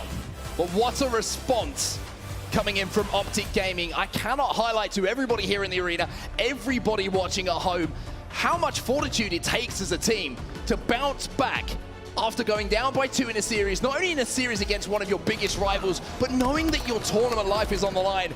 Optic do not want to go home just yet. Also in the fashion that they did it. I mean, that was only a 2-0 on the board, but that was a dominant victory. They controlled that game through and through. They prioritized everything they needed to. They worked as a unit. Great pushes throughout the entire game, and most importantly, great overshield control. Overshield control was there. Objective efficiency was there as well. I think there was 3 flag pulls overall. Maybe 4. Yeah. But converting 50 of those against a team like Sentinel, 50% not what I'm talking about here. That shows some great efficiency. Those kind of numbers are huge. APG, I need to highlight as well. Maybe not all the kills because they went to Lucid and Trippy, but the objective work from that man was absolutely stellar. Also, the way that they played that game, such patience. Yes, overshield might have been up. Yes, the flag might have been down, but they knew exactly how much time they had. They knew where their teammates were on the map. They didn't panic. They didn't rush things. They played each moment the way they intended to, with complete control and understanding of how the map layout was. In the end, they win that one pretty convincingly, 2-0. We will go to game number 4. Yeah, and we take ourselves back to the first minute or so in that game as well. We had Frosty on our screens. We saw his player cam. He was getting hyped. He was getting loud. He was really trying to put the pressure onto Optic Gaming, and I think it's a really good indication of how much some of these players have actually matured. We talked a lot about Trippy and Lucid right back in Halo 5. We'll kind of take APG and Pistola out of this conversation because they've been playing for years. They've dealt with this kind of thing. Sometimes they break under that pressure. Yeah. Sometimes they get a little bit wobbly at the knees. Doesn't look like they will anymore. No. Taking a look at the series layout once again. If you're just joining us, welcome to the elimination quarterfinals here at HCS Raleigh. We got a packed house here in Raleigh, North Carolina. Optic Gaming going up against Sentinels in a do or die match. We're gonna get in now to game number 4. It's gonna be live fire oddball. Live fire oddball. A difficult away day here for Sentinels. But trust me, the Sentinels fans will be in the stands. They'll make the long journey towards Optic Gaming's home ground here on Live Fire.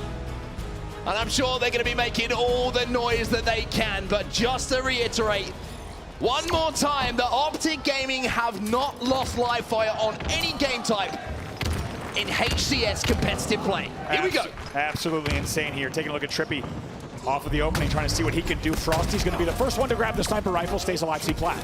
APG with a double though. APG really starting to come to life, making a triple. Oh, and he almost picks up all 4 of the players from Sentinels, but they will all fall as Lucid will clean up the last piece of the puzzle. Oddball in their hands as well. The perfect start here for Optic. Lucid, they're thinking about dropping and roaming with the heat wave. Instead, he will just control with the heat wave back tower. Trippy also doing very good gatekeeping there on dummy side to prevent the pillars push. Pistola with a sniper rifle in his hands. Camo has just popped as well, so trying to divert his attention between 2 different places at the moment. He's going to narrowly miss that shot onto Formal. The second one's going to get a little bit closer. The third one, not the charm.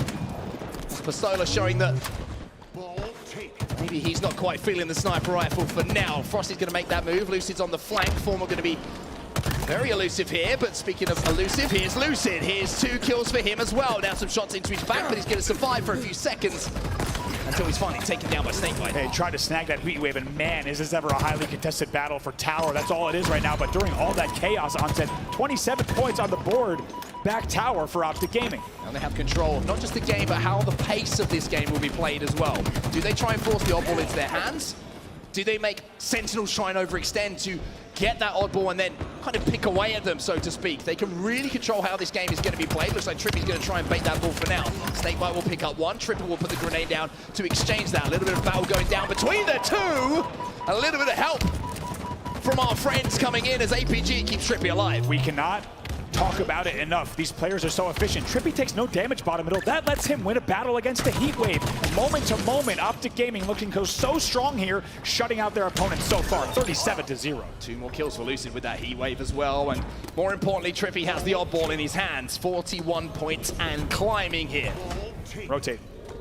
Rotate is starting to come in towards those spawners as well. You see that Pistola's moving across the sandbags as well, and if he looks to his left, he's going to catch Frosty off guard. 1, 2, 3 shots are going to take the shields down. There's Lucid for the trade. The oddball not played though.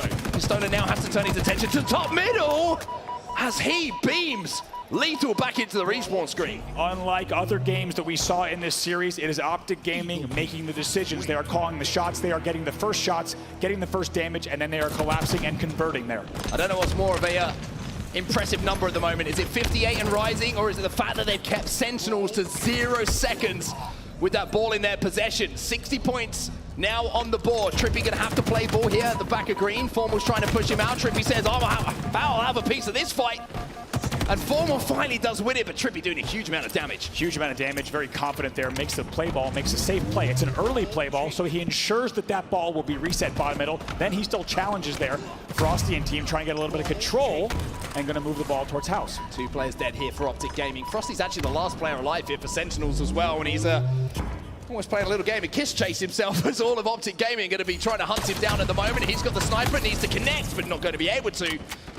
As Pistola will take him down and take that weapon into his own hands. Ola also, as you saw, the sniper of choice on live fire. They had the opportunity to give that weapon to anybody as it died top C-Plat earlier in the game, and it was Ola who got it. Still, a huge lead for them, 63-7 in our first round. Will connect on the body with Formal. Trippy's going to move in to clean that kill up almost immediately right away as well. Right away, that kill is cleaned up, and that is how Optic is playing. Look at that. Great nade from Ola bottom mid. That's 2 dead. Oddball still down as well. Snakebite will trade out a couple of kills. Lethal will pick up a kill onto Lucid. So now Pistola's going to be feeling some pressure. Narrowly misses that no-scope. If he connects, maybe things look a little bit different. But Optic Gaming, now 3 players in the respawn screen. Finally, Sentinels with some sort of semblance of control. Now, look at this. Sentinels are spotting the bottom B spawns as well. They should be able to get some control here. But of course, who else but Lucid goes top middle right away, gets the kill, and then scurries away, knowing that he can still cause a lot of havoc, waiting for his teammates to respawn. Let's see how coordinated they are on this next push. Lucid picks up the kill onto Lethal. Now all the respawners are actually coming in on the dummy side here for Optic Gaming. That's where the oddball has fallen. So Sentinels, unfortunately, spawning away from the ball, and Lucid recognizing the situation perfectly. Lucid with 300 IQ plays here. Did you see what he just did? He went top sandbags and got a kill in house. Your average Halo Infinite player continues pushing house. No, he comes back top middle, grabs the ball scoreboard, and full rotates it just like that. Brings his team to 74. Great shots from Lethal though. Gonna be challenged here. Nice shots once again, and just at the last second, a little bit of help comes in from Frosty to clean things up. Formal picks up a kill here. Ball is down bottom tower. 2 players down on either side. Finally, that's the third. Trippy last alive for Optic Gaming. He's going to be spotted out. This should be ball time here for Sentinels. Finally, they pick it up, and they will be scoring. Should be a moment of control. Lucid, though, right away, getting into the action top middle again. Going to have to reset as Trippy pushes dummies with the wave. Formal picks up a kill onto APG, so a numbers advantage on the map here for Optic Gaming has been taken away from them. Snakebite will fall to equal things out. Lucid picks up a kill, and now it's going to be Trippy with pretty much a free roam here towards that ball carrier. But look at the attention here. Knowing that that player is below him, knew he had the time to engage with that player before he was pushed. Helps out a teammate, now moves back to bottom middle. Frosty will be taken down. This is beautiful decision-making and prioritization coming in from Trippy. The level of control and awareness from Optic is wild. Trippy is up top with the heat wave, thinking about the ball. Right away, he just puts all eyes on B against Lethal because he knows he has APG on the flank. The coordination here is moments ahead. They're steps ahead of Sentinels, and that's why we see a 74-37 lead, but Formal does grab the camo. Momentary control here for Sentinels. Can Formal pick up that opening battle? Can he pick up that opening kill? Lucid's going to be in a 1v1. He's going to be challenging Formal. No, he cannot! Again, Lucid just starting to light things up here when Optic need him most. Dude, I swear, Lucid's just throwing in 360s for style points at this point. Oh! That's going to slow down Sentinels. Lucid now looking for a second kill as well. 88 points and rising. It looks like the first round is going to be going to the green wall as the killing spree pops up on Lucid's screen. Frosty, goodbye. Anybody else fancy a piece? Lethal? Look at that. The repulsor for the victory as well. You might have been wondering, why are we talking about this Lucid player so much? Here's why. The man is unstoppable when he's hot. They look so good. We go right into round number 2 as a reminder in Halo Infinite. If you're just joining us here as we continue to set records on Twitch each day, thank you for tuning in. My God, it's going to be the first to 3 rounds here. So that first round will go to Optic Gaming as they look to force a game number 5. Imagine not watching right now. Imagine not watching this. Imagine how weird you have to be. APG now moving in. He'll clean up the kill. A couple of kills traded across the board though. 3 dead here. Oh my God. Hold up. Hold up. Frosty with the no-scope to take down APG. However, not too much to celebrate here for Sentinels, as Frosty is slowed down almost immediately. Lethal has the ball in his hands though, but the push now coming in. Formal going to be taken down. Frosty going to be challenging once more. Lethal will pick up another kill, and now Trippy is last alive. The end of that game from Optic Gaming was absolutely out of control. Making it look like a matchmaking game, to be honest. Just Lucid just doing whatever he wanted with that sniper rifle, but now Snakebite with the camo. Snakebite with the camo, but also with so much information, he just spotted Trippy bottom middle, and look what that's allowed the rest of Sentinels to do. 3 players now fall for Optic Gaming. They know where the last is. APG should be taken down here, and Optic are struggling at the start of this second round. Sentinels really have a good hold on this game. A true turn of the tables now, just like we saw in the last game, but it's going to be 40-0, but this time in favor of Sentinels as they look to send this oddball to a round number 3 and try to avoid that game at number 5. They want to end it, excuse me, that game number 4, they want to end it right here. It's almost like deja vu, but the colors are the other way round in this second round. There's almost a minute on the ball, on the board, I should say, with the ball time heavily favoring Sentinels. Finally, Optic Gaming get some kills going their way, and the oddball, most importantly, out of the hands of Sentinels. Optic Now going to be moving in bottom middle. Pistola going to be the player to bring it back to Garage. Now, what can they do with this control? Oh boy, look at Lucid here. Repulsor jump up top, switches. He can do it all. Horizontal, vertical, doesn't matter. Lucid there getting the kill. Spike grenades himself, but knows somehow that the geometry of the pillar's not going to hit him because this guy's an absolute genius. Yeah, if that's me, I'm dead. Every time. Pistola picks up another kill in the feed as well. 19 seconds and rising. Look at the pressure onto APG, though. He stays alive with just a slither of health. As Lucid is now on the flank, has the opportunity to hit a big kill with the heat wave. There's Pistola to help out. Optic Gaming starting to find a little bit of chemistry here. However, two players have fallen. Pistola, though, with that camouflage now chooses to use it and try and clean up this last player alive. They're trying to find Formal without the trade. Will be a trade in the end, but still, Ola going to be very happy to control the back of the base here and try to get as many kills as he can, staying alive for his team. Camo expires, so everybody's going to know where Pistola is. Which is something that's very difficult to do for the majority of any game of Halo. As we've seen through the annals of time, APG takes down one. Kills just being traded at the moment, although it looks like Sentinels are getting the better of it. Here comes Trippy, though. He's going to drop down bottom middle. There's a lovely kill from him. It's a nice double. He's looking to make it 3! Trippy with a triple, and the up ball in hand for Optic. And how about the way he does it? He actually picks up the kill with that pre-nade, not the heat wave. The heat wave does the opening damage. It was the pre-nade that got the kill there on the triple. And just when you thought Sentinels was maybe going to close this out, it's almost a tie game here. Creeping up on him. Formal going to be taken down as well. Lucid once again working beautifully with a teammate. A trade going to come in from Trippy. Lucid now with a sniper rifle. Frosty, goodbye. Lethal, hello though, as he manages to slow things down for just a few seconds. Optic still with the ball in their hands. About to cross that 50-point mark and almost tie this game up. Ola knows that Lethal's still there. Hits the body on Snakebite there. Ola knew that Lethal was still behind him on Garage Door. That's why he was prioritizing that area top middle. But a few kills go the way of Sentinels here, 2v2. Ball going to be picked up. Be rotated away as well. Pistola. Pistola's going to be coming around this corner. Snakebite wasn't aware of that position. Pistola now going to take him down. Oddball going to be taken out of their hands. 54 to 53. It could not be tighter in this second round. You could tell there, just like you said, Snakebite not having the information about those tower and dummy spawns coming in for Optic. There's no way he would have rotated the ball there. Might have been a tough mistake for them to bounce back from. Lucid clearing the way, though. You can see the oddball is moving back towards tower. Optic Gaming go into the lead. However, you can see that a couple of kills have been picked up here for Sentinel, so Lucid just puts that oddball down for a second. Decides to prioritize some kills. Camo going to expire. Hasn't been able to do a huge amount of damage, but we're forward distracted. Now he can move in to help out a teammate. They play so fast. Look at that. Lucid, even though he's no shield, he wraps the corner because he knew he had the angle. Still patrolling with the heat wave. 61 to 60. Optic has totally demolished that 53-point lead. Double kill for Frosty. Formal picks up another as well in the feed, while Lucid does what he can to try and keep his team in things. Doesn't have any ammo to work with. Doesn't matter.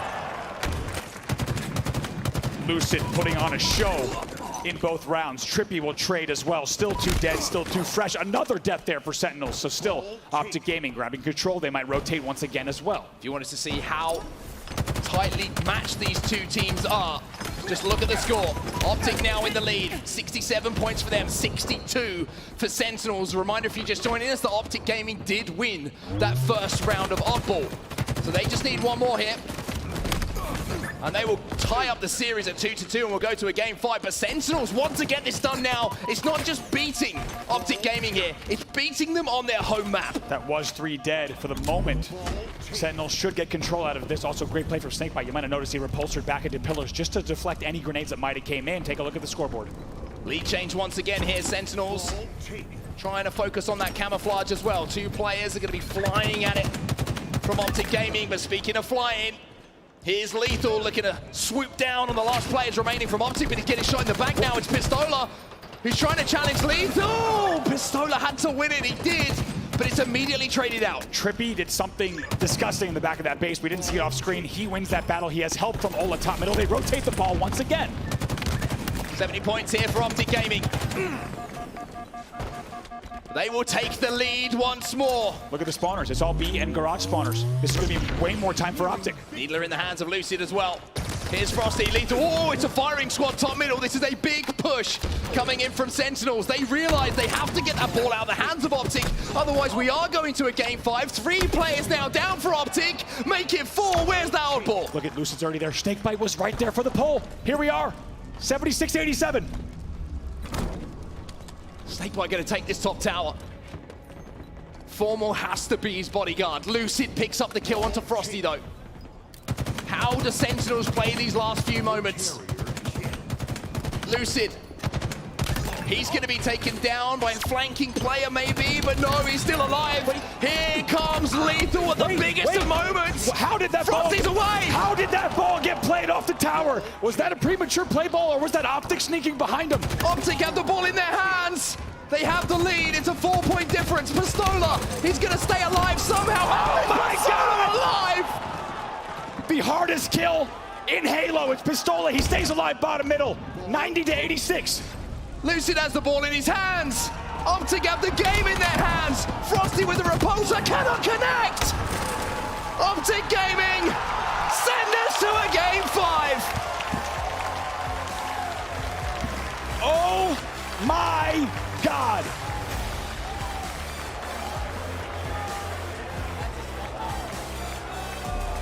Championship Sunday here in Raleigh has not disappointed. This series has not disappointed. It almost feels crazy to say it. It's game 5 again. This is Championship Sunday. This is Game 5 Sunday. We have only seen 5-game sets on the main stage, and that's how we like it here. Look at Lucid and Trippy.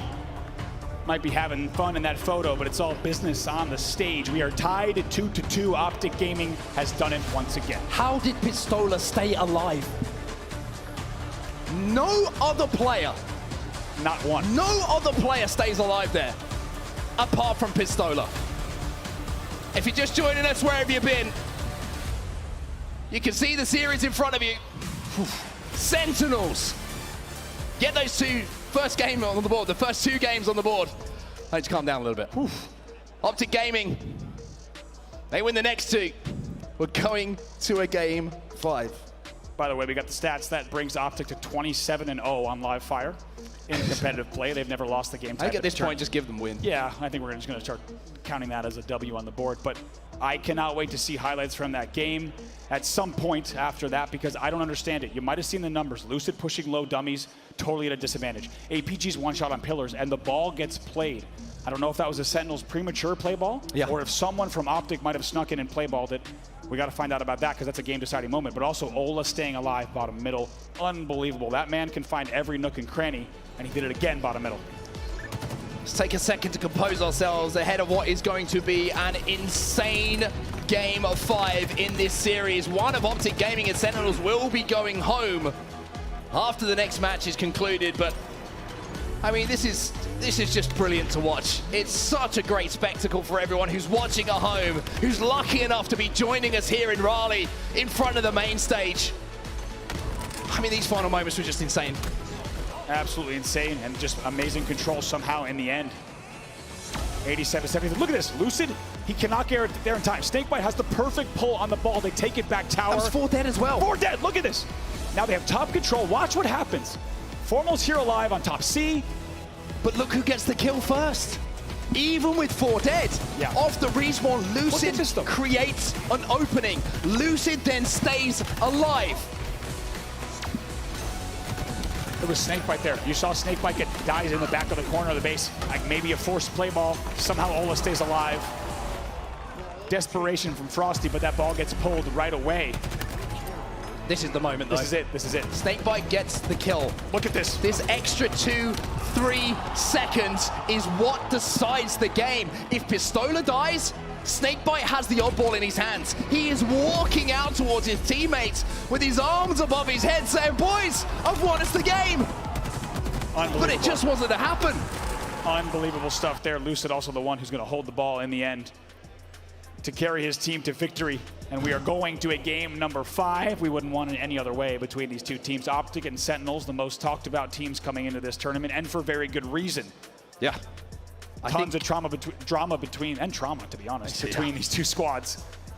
but it's going to come down to one final match, an elimination match in a deciding Game 5 to determine who continues on and who goes home. I think Dr. Bravo is going to be one of the highest earners in esports pretty soon with the amount of drama that we are seeing. But I mean, we do go to a Game 5. We do go to a Game 5, and at this point, it's so difficult to call anything, right? I mean, we should highlight as well, Formal's been playing some crazy Halo in this series. He's really started to find his feet.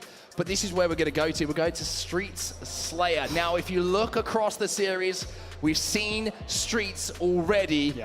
And it was Sentinels. So you can see at the bottom of your screen there, lit up in red, who took it home. But Slayer plays so differently. And also, let's not forget what that game looked like on the opening, right? Because Optic Gaming was dominating with back-to-back trip caps, back-to-back 4 dead. So we know that from that game alone, both teams know how to play Streets. They know how to play it very fast-paced, and they know how to completely collapse and rotate. The question is, who will do that better in our game number 5? Who will also recognize when they do not have an advantage? Can they slow the game down long enough to allow those teammates to respawn, to give them the help to cover those angles? And to be honest with you, Andy, I'm looking across the stage right now. I can see huge photos of the 8 players. Who is going to be the man who makes the big play that could win this game? And not only that, win them the series and keep the tournament alive. You could hear a pin drop here in Raleigh. We got a massive crowd, every chair filled, also overflowing about every side. Hey, Raleigh, how you doing? You looking forward to this series? You looking forward to this Game 5, Raleigh? Trophy on the stage. It only comes out for Championship Sunday. Only one team will walk away, but these two teams did not expect to find themselves here in this round in the elimination bracket. Only one will advance on as we get ready for our 5th and final game between these two. Who do you think is going to be the player that does something special in this Game 5? Because there's always a moment, there's always something we remember. It was Pistola in that last game, strangely for existing for a few Which extra is what seconds. he does best. I mean, like we said, it's become a meme in the community, but this man on your screen, Pistola, the hardest player to kill, the most obnoxious kill to get. He will stay alive in every moment, and that might have been the best display of that ever in a Halo tournament, just finding a nook and a cranny to stay alive and help his team win that game. And you can see how it changes games. You might be watching right now and go, well, obviously you want to stay alive for as long as possible. You might be watching the broadcast for the first time, watching some Halo Infinite and thinking, why is it so important to stay alive? It buys you time. It buys you those extra few seconds, and at the top level where the margins are so thin, that can be the difference. The question is now, who will be the difference maker in our game number 5? It's been a war between these two, a war of words and a war on the battlefield as well, which Slayer is going to be what decides it. First team to hit 50 will send the other team packing. This is what we came for. The drama, the storylines between these two, only one will advance. It's going to be Street Slayer to decide it. 12 minutes on the clock.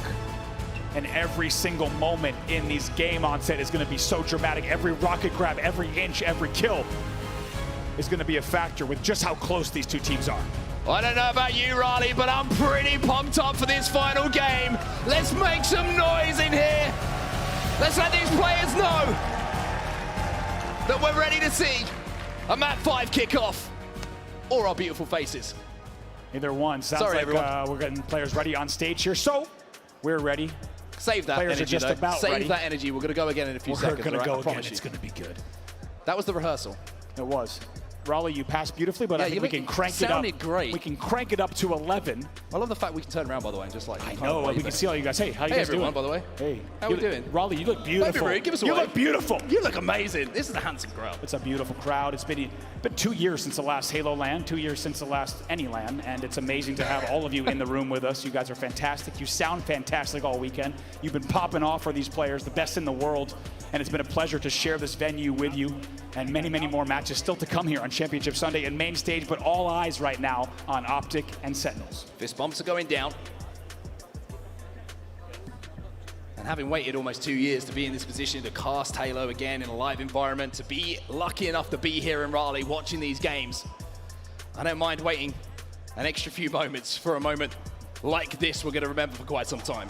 So much veteran experience on this stage. Look at the players just kind of talking to each other, right? Dictating this is exactly what we need to do here in this scenario. They're talking about their openings. They're talking about what they do if they go 2 dead, how they're going to wait for each other, the small talk that they'll need in this game.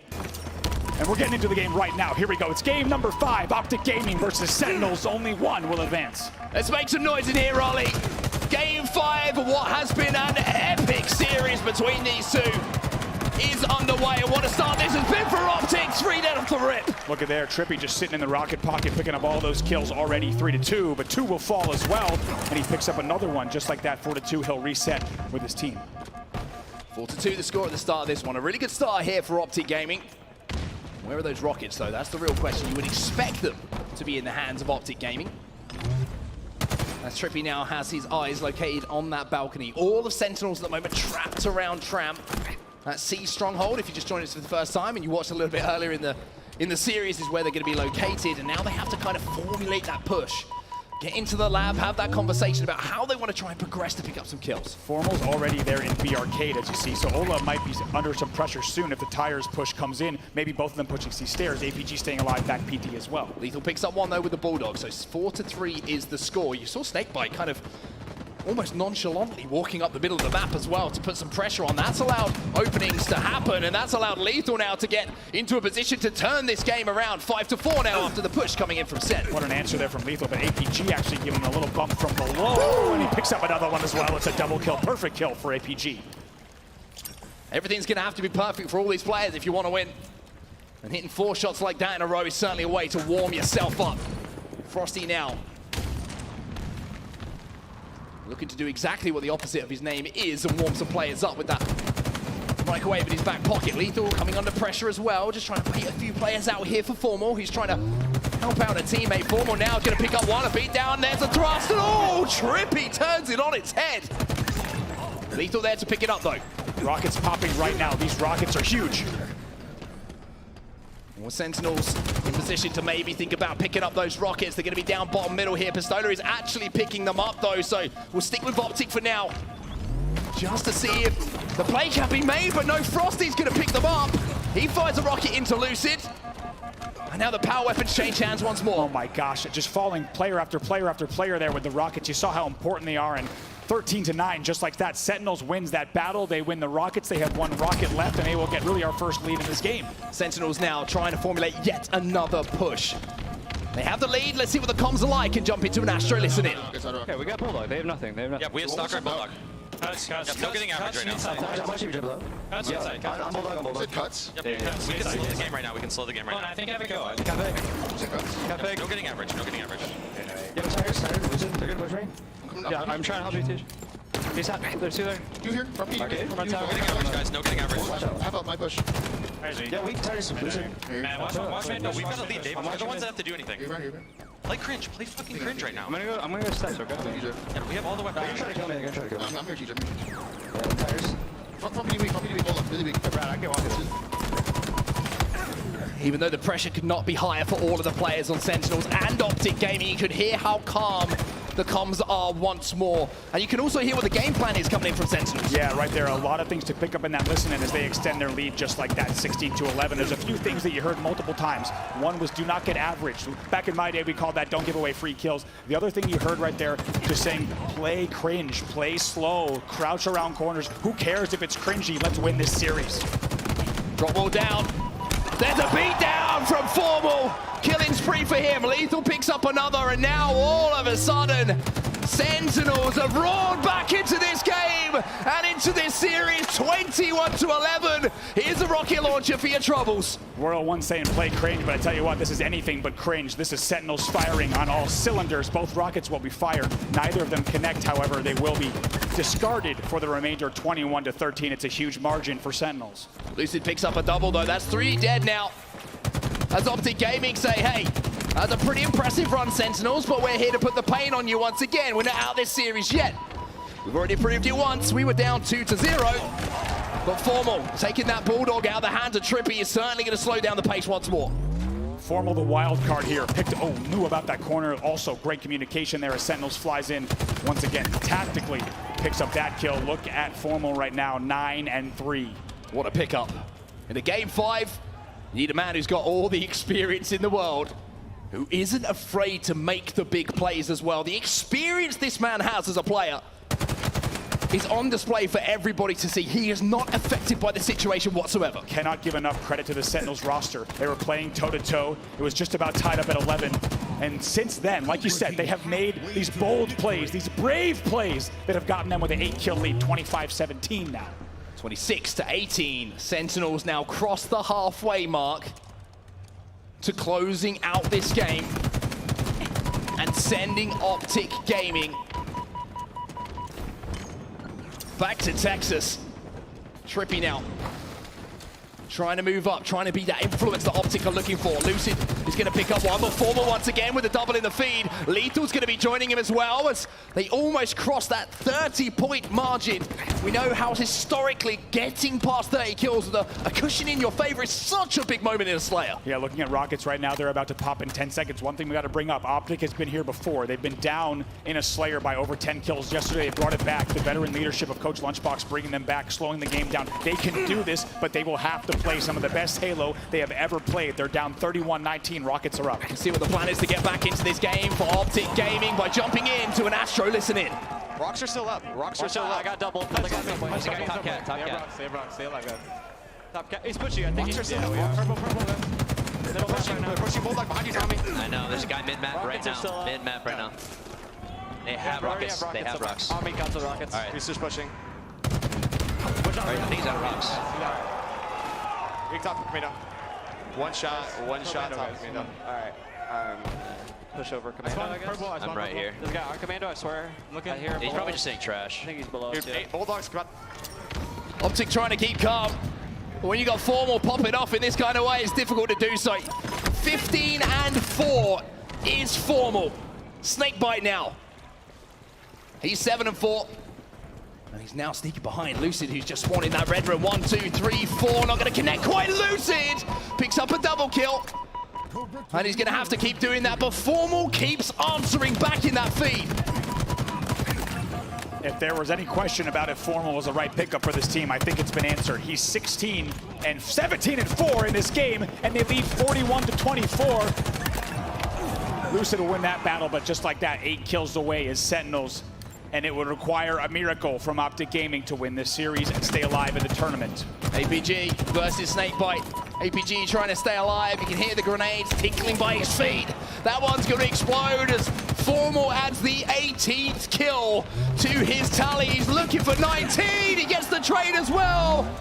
As Sentinels move within 6 kills of knocking out Optic Gaming. Frosty actually looks away. We've all been there. Gets the kill in the end anyway. Double kill for Trippy. We'll keep it somewhat respectable, trying to avoid the steak dinner at this point. 45-35 kills away for Sentinels. 5 kills to go. One player going to be here on the stairs. Trippy manages to take down Formal with that Bulldog. No trade comes in for Sentinels. APG has the rockets in his hands as well. And even though the gap looks absolutely enormous between the two teams, 2 kills here without trade, stagger those spawns, you never quite know. You never know, but what a hill they've given themselves to climb. Almost insurmountable, 45-31 with 3:21 left in the game. Like we said, this is going to have to be some of the most calculated Halo, and that Rocket's not going to connect, and it was a big one. And you have to think time, of course, on the side of Sentinels. They don't care whether by kills or by time. They want to close out this game number 5. 3 minutes or so left on the clock. Pistola trying to do what he can to creep forward, maybe be a little bit of bait. Lucid now making the play towards the Neon Street. Forces Frosty back. I don't know if he knows that Snakebite's actually there. Snakebite surprises him, puts him down to no shields. Pistola will pick up one. Is that the opening the Optic need? APG connects with one onto Frosty. Trippy picks up another. Optic will not die. Oh my God, somehow they bring the game within 10. And now it's 45-35. Still, once again, they're going to have to do that twice more and then some to tie the game. But they have them trapped in Tram. Pistola with that assault rifle is going to melt some shields. Frosty's going to go down. Here's Foreman as well. Optic keep pushing. Optic want to kill. Oh my God! Snakebite last player alive. APG moving up the arcade street now as the spawns have come in towards PD and Cafe. We've seen Ola do this before in Halo Snakebite 3 on the pit, 46-38. It looks like maybe it was just too much of a mountain to climb. I think so. Snake bite.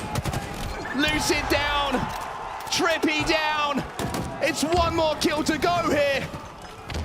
And what has been one of the biggest stories in the Halo Championship Series might be ended here by Formal with the rocket launcher.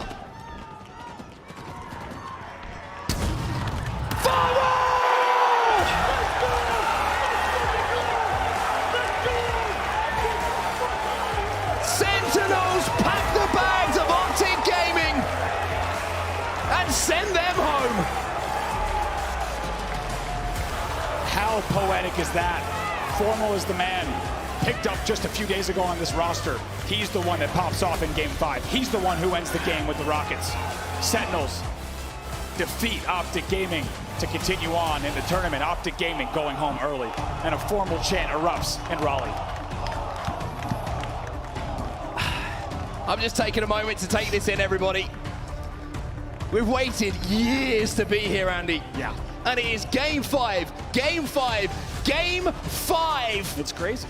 And Sentinels remind us of just who they are. After getting 3-0'd yesterday. 3-0'd by the same Optic roster that you just saw. Their full roster on Optic Gaming. Having to pick up Formal just a few days ago, and they come back today in a dominant Game 5 Team Slayer, even though Optic Gaming certainly made it interesting and tried to connect the dots, but they give themselves too little time. An impossible hill to climb, like we said. You can see just Lucid shaking his head. Trippy can't believe it. They're exiting much earlier than they expected, and Sentinels, and Formal specifically, to be honest, with a game of a lifetime. I have to say, over the last couple of weeks, maybe it was Optic who won the battle, but it's Sentinels who have won the war here in Raleigh. They send Optic home, Sentinels stay alive, and from what has been a round one start in the open bracket for Sentinels, they're still here on Sunday. Absolutely, and now also, it sounds like we got Formal on the stage. That's the man we need to hear from. Let's go down to Blaze on our main stage. Thank you so much, Onset and Bravo. Everybody give it up for Sentinels! Man, Matt, watching you play up there, I didn't know if you was playing Halo Infinite or Halo Reach, okay? Dropping 20 kills there in that last Slayer. You played these guys yesterday. You guys lost 3-0. What was the difference coming today? I mean, yesterday it just wasn't really us. We kind of like weren't really ready to play a team like that. We were playing AM teams the whole event, and they're obviously a really good team. So it made it really hard for us, and we got caught off guard. We just, I don't know, went back to the drawing board. Today we came in, we were like red hot from our other matches, and luckily we got the Game 5. Yeah, lucky you got to Game 5, and I'm happy you said Game 5, okay? Because when it came down to Game 3 and 4, y'all kind of let them slip by, and you put yourself under pressure. But you go into that last map, and y'all pulled away and got that 20-kill lead. What was the mindset, and how was the comms in that moment for you guys to be able to pull away like that? I mean, in Games 3 and 4, they're just a really good team. It's just we don't have much practice, so they just kind of like outplayed us. Yeah. But the Game 5, we just kind of looked at each other and said, let's just give it our best and just kill them. And then when we got the lead, we were just rushing them over and over and over again, and everything was just working out. So thank God we didn't choke though at the end, because that was starting to get a little sketchy. It was starting to come back on you. It was getting a little sketchy. It was getting there. Yeah. And so now when it comes down to the Sentinels team, okay, we know that you had to fill in on a valuable part here for this squad, but when it comes down to what this team is about, because my God, Frosty was cold throughout this entire series, okay? Tell me about this squad and how has it been filling in? I mean, they're just a really good Halo team. They play Halo the way I would want to play Halo anyways, so it was really easy for me just to fit in like the team. Yeah. So I mean, obviously Royal 2's like they're fourth, and like they have a set thing already, but I'm just trying my best, I guess. Well, you're doing damn good, okay? That's gonna wrap it up here. Any shout outs? Shout out Optic, baby. Hey! All right, that's gonna do it for us here on the stage. Matt, it was a pleasure. Thanks, Back to you guys at the desk. Matthew Piper. Formal, my goodness. I gotta say, things were looking a little bit shaky for Formal the past weekend. I just don't think we'd seen, the best of him. That was it, right there. That was the best of Formal. That's exactly why Sentinels chose him to get on this squad. That's exactly why Formal wanted to join this team, because they can do things like that. It went Game 5 Gaskin. Everyone's hearts were on the line there because Optic put on one hell of a show in the 2 games to get to that Game 5. And my goodness, It was absolutely insane. What were your thoughts about it? I mean, that's the resume, signed, sealed, and delivered from Formal to say, hey, Optic, if you do make any changes, Sentinels aren't going to stick with him after. Royal 2's probably sat at home saying, wait, are they going to stick with me? Is this going to be okay? Because that was such a good performance from Formal and Sentinels in general. I think they're going to be delighted with that one. And you know what's crazy? This was just for top 4. They have still got quite a long road yet before they can even consider calling themselves champions. Sentinels coming all the way out of the open bracket and have just secured a top 4 finish, led of course by this man on your screen, Matt Piper, aka Formal, putting on a show. 21 kills in this game number 5. We heard Guy Blaze talking about they were a little bit under pressure, and pressure makes diamonds. Formal putting on an absolute beautiful performance here to put Optic out of this tournament. That was so impressive. I mean, the performance will be remembered for all time. Formal back to Halo after a 10-year hiatus and looking like he didn't skip a single day. But my heart has to go out to Optic Gaming. I mean, it was just moments ago, it feels like we were saying they haven't dropped a map all tournament long, and now they have faltered twice, finding themselves out of the tournament, back to the drawing board, and that's one of our greatest teams in Halo already out of this tournament. Indeed. I mean, it is kind of crazy to even think that for a second that Optic Gaming go out at this point in time here on Championship Sunday, considering the caliber of a team that they really are. I mean, this roster is filled with the greats. They've come together and they have put on an incredible show here, and I think the teamwork isn't at fault here whatsoever. I think at the end of the day, it was a collision of incredible players and 2 incredible teams coming together, and that's what we saw, that game 5. I've got to ask you, though, about Li-Fi, though, Gaskin, because I know that we have seen some ridiculous statistics coming through from Optic on that map, and they still are undefeated on it. But I just want to know, from the Sentinels' point of view, you know, were you impressed with how they kind of kept up toe-to-toe there? They kept some of the rounds pretty damn close, and they were kind of able to counter-strat what Optic were doing in terms of their movement around this Li-Fi map, because it's unmatched. Yeah, when you consider how well practiced Optic are, especially on Live-Fire, Sentinels, you even heard Formal say, look, they were really good on those 2 maps that we lost, but when we looked at how we found success against them, it was aggression. It was trying to break that mold. It was trying to break those setups and break that strategy. And if they kept rushing them, kept pushing them, suddenly Optic were like, oh, well, we don't have a chance to set up. We don't have a chance to strategize or think. And that's why we saw so much success for Sentinels. That could have been a grand final. I think we know that. Cloud9 are probably like, wait, no, a minute, wouldn't have been, because we'll just beat both of them. But certainly in another tournament, I think that this could have been a grand final. I know it's different circumstances because Sentinels have come all the way from open bracket. They changed the seeds, but that was delightful. I loved it. It was indeed, and I got to say, I want to go back to Bizarre CTF just for a quick sec, because we haven't spoken about it at all yet on the desk. I've got to ask you, Clutch, you know, I don't know whether to call Optic baristas, mixologists, or what, because the bulldog in the bar for them is unbelievable. I want to know what you made of that, because obviously 2-0 on Bizarre CTF was absolutely incredible, and they really didn't give Sentinels an inch. Yeah, Optic actually found their stride, it seems like, in Game 3 and 4. They were able to use that sandbox. It was the heat wave in Game 4. It was Game 3 with the Bulldog that they just were able to create separation between them and Sentinels in the scoreline. And those quick kills with those shotguns on both maps really created so much space, so many openings and opportunities for this Optic Gaming team to push this series the distance. Yeah, absolutely, a massive GG's to Optic, but at the end of the day, Sentinels did manage to close out that Game 5. Goofy, and what a fashion they managed to do it in. Absolutely insane lead throughout that Slay on Streets. What was going through your mind watching that kind of point system creep up in their favor ever more so, I can't speak.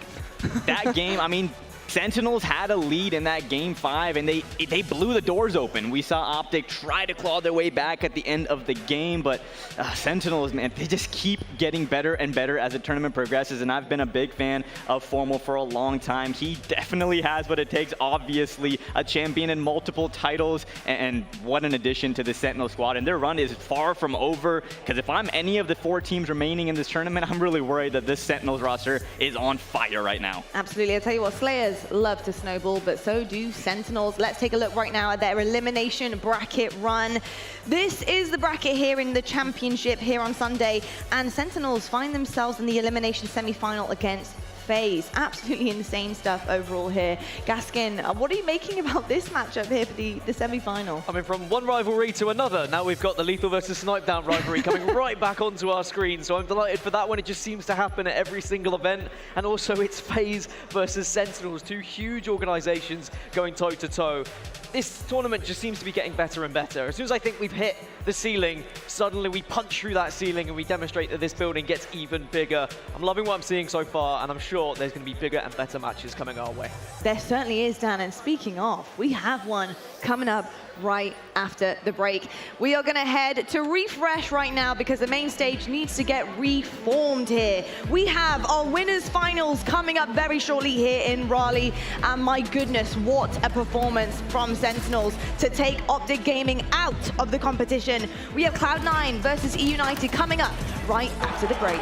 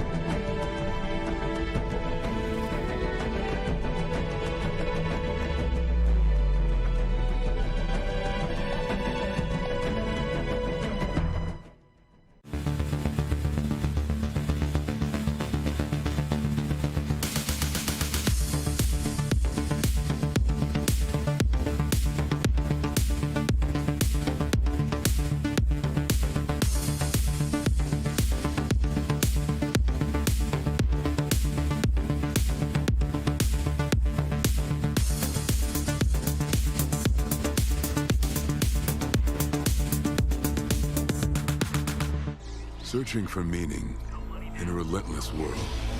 Always connected, but somehow alone. Trapped by illusion. We offer another path, where the battle to belong begins. Awakened by a calling. United by the cause you fight for. No one can take away, nor in this Marine, what it means to be among the few, the proud, the Marines. I've got you under my skin. I've got you deep in the heart of me. So deep in my heart that you're really a part of me. I've got you under my skin. Open your third eye and welcome this ad to reach video game nirvana through Xbox Game Pass. Game Pass has PC Game Pass. Game Pass has PC Game. Game Pass has PC games. Get your first 3 months for $1. Nirvana awaits. Thomas, welcome home.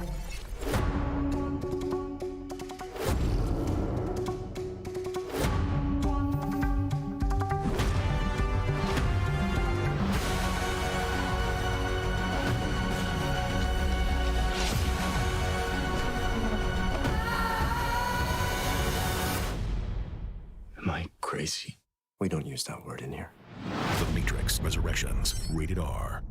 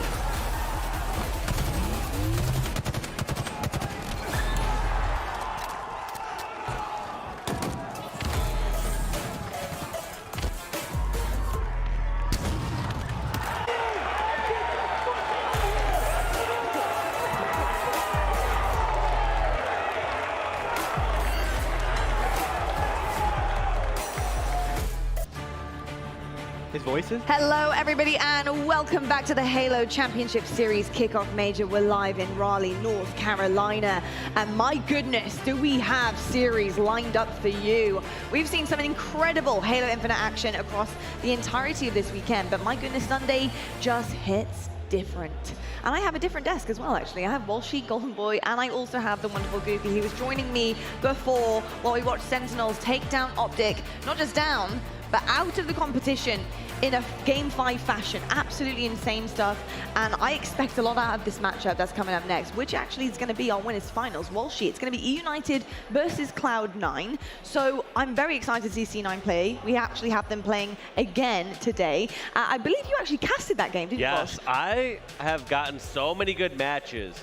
I got to cast the Cloud9 Optic match. I just got to cast yesterday Optic for Sentinels with GB. I mean, Hold on a second. I know exactly what's happening here. Are you paying people in the back, Walsh?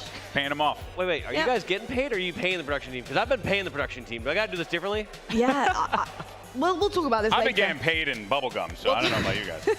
We'll talk about this later on for sure, no, absolutely epic matchup here. Cloud9, how did you feel that they performed? Obviously, you casted them against Optic. They pushed them down to the elimination bracket. Wasn't easy, mine, but Cloud9, super resilient team, but also kind of, dictating that the way that they want to play against these teams as well. Yeah, they just seem like they're so strong individually that they have those moments. They're not fearful to just charge out and finish off their own kills. Whereas compared to that last series, we saw at that moment, Optic started to clam up. They started to just kind of sit back a little bit. And, it's a little tough because if you're going to try to go on streaks like that, you need to have no fear. You need to be able to charge out. But yeah, I think Cloud9 roster are looking so strong. I don't think most teams would have predicted, or most people would have predicted E United to be meeting them here in the Winners Finals. But they deserve to be here for a reason. They came out so strong, and they completely destroyed the other side of the bracket. Well, they made it here for a reason, just like you said, Walshy. And we need to talk about some of the reasons potentially that they made it, and that's due to some of their players. Let's take a look right now at Renegade versus Spartan. This is a big matchup here. These two gentlemen have been slaying out for their teams. They have a fantastic KD ratio and a ton of kills, but look at Renegade leading the charge there with over 100 more than Spartan has so far this weekend. Golden Boy, when it comes to Renegade and Spartan for their team, what do these guys really do? How do they open up the maps and the possibilities? Well, I mean, for Renegade, you're basically seeing it right here, right? The proof is in the pudding. Like, his output rate is absurd. And what's also interesting about the C9 roster is that it's not just Renegade that could do this, but the fact that he's standing out amongst those giants on that team is so impressive. On the flip side of that, though, for Spartan, he's the type of player that when he goes online, when he is active and engaged in a game, me and Goof actually casted United versus the Pioneers, and he did a 20-kill game on Bazaar Slayer and dominated. You remember that one? Yeah, and that was after losing a really devastating game 1. He came back with a vengeance in game 2 with 20 kills. Impressive. Yeah. Yeah, it really was impressive here. And Goofy, I just want to understand what you think about E United at this point in time. We know what Cloud9 can do. They've done it against the best so far here in Raleigh.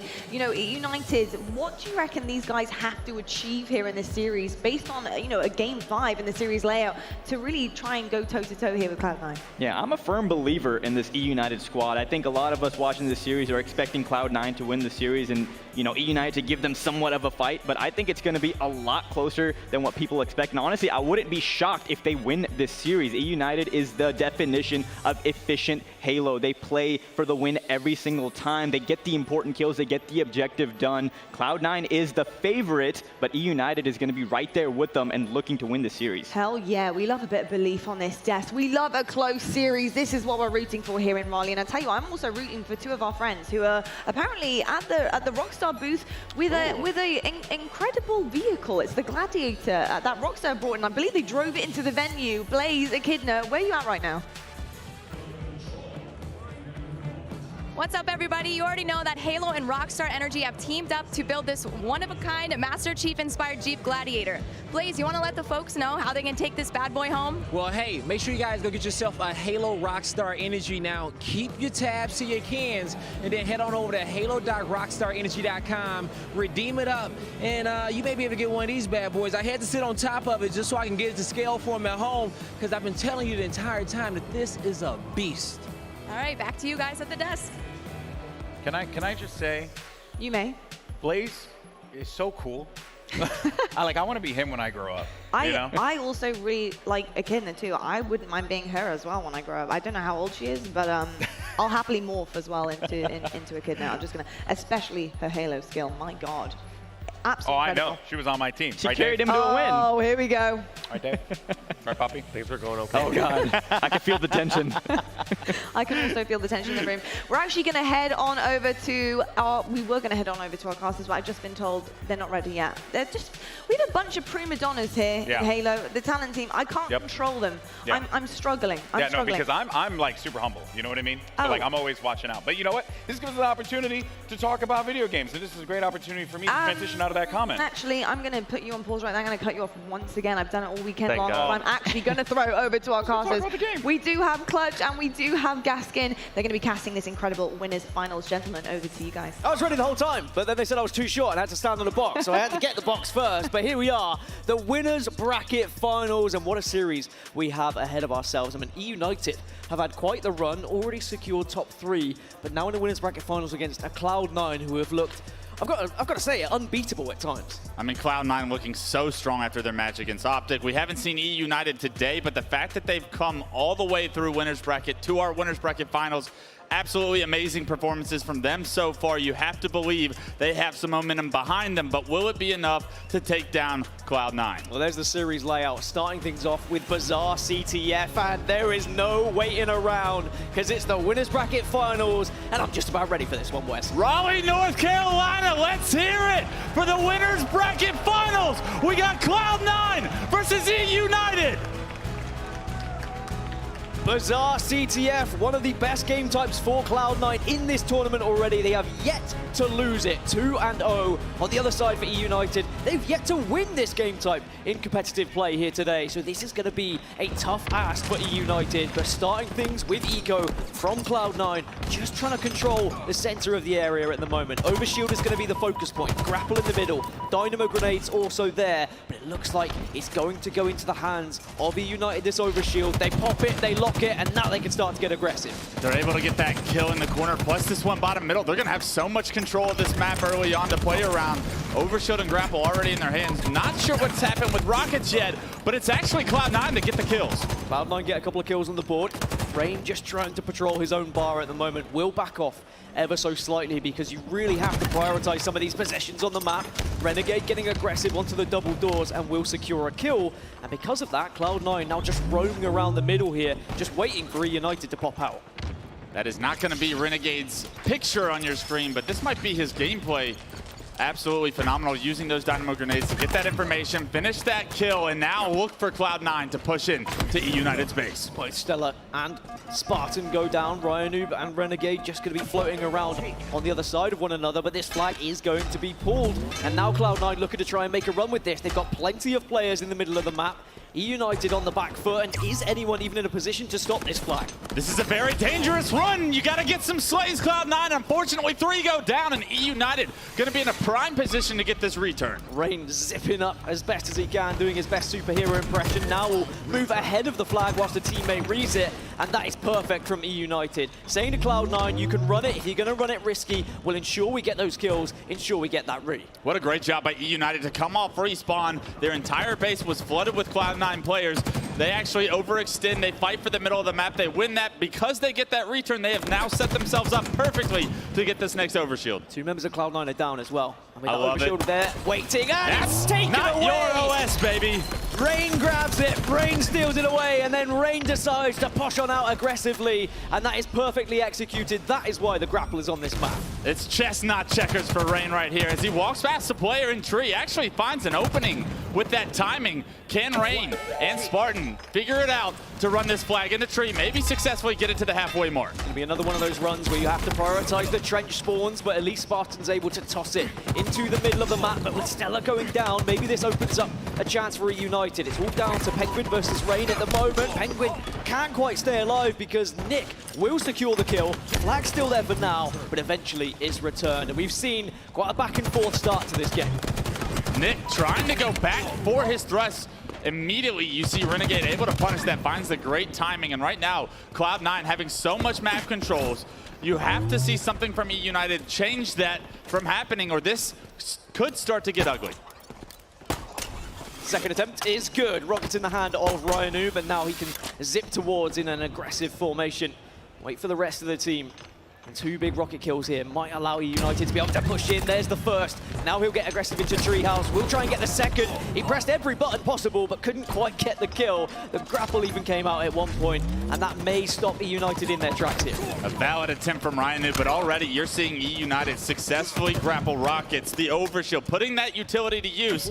United is one of these teams that can really change the meta of games. They're getting the flag out of the base now. It's up to Cloud9 to come off respawn and see if they can defend this. A Renegade has actually got behind. He's in bar. All 3 members of Cloud9 also went down through Trench to try and overextend and stop this flag. Flag down in the middle. Trades 1 for 1. Nick getting a kill onto Eco. The flag is still moving, but where is Renegade? He gets a kill onto Nick. He's doing the best as he can to stop this flag. But Spartan has come off respawn. He's going to be able to try and influence this flag run once again with another life. Cloud9 not getting the slays they need, and already you see E-United with the flag in their base. They're going to punch this one in, Dan. That's going to be 1-0, and E-United taking the lead in this winners bracket final.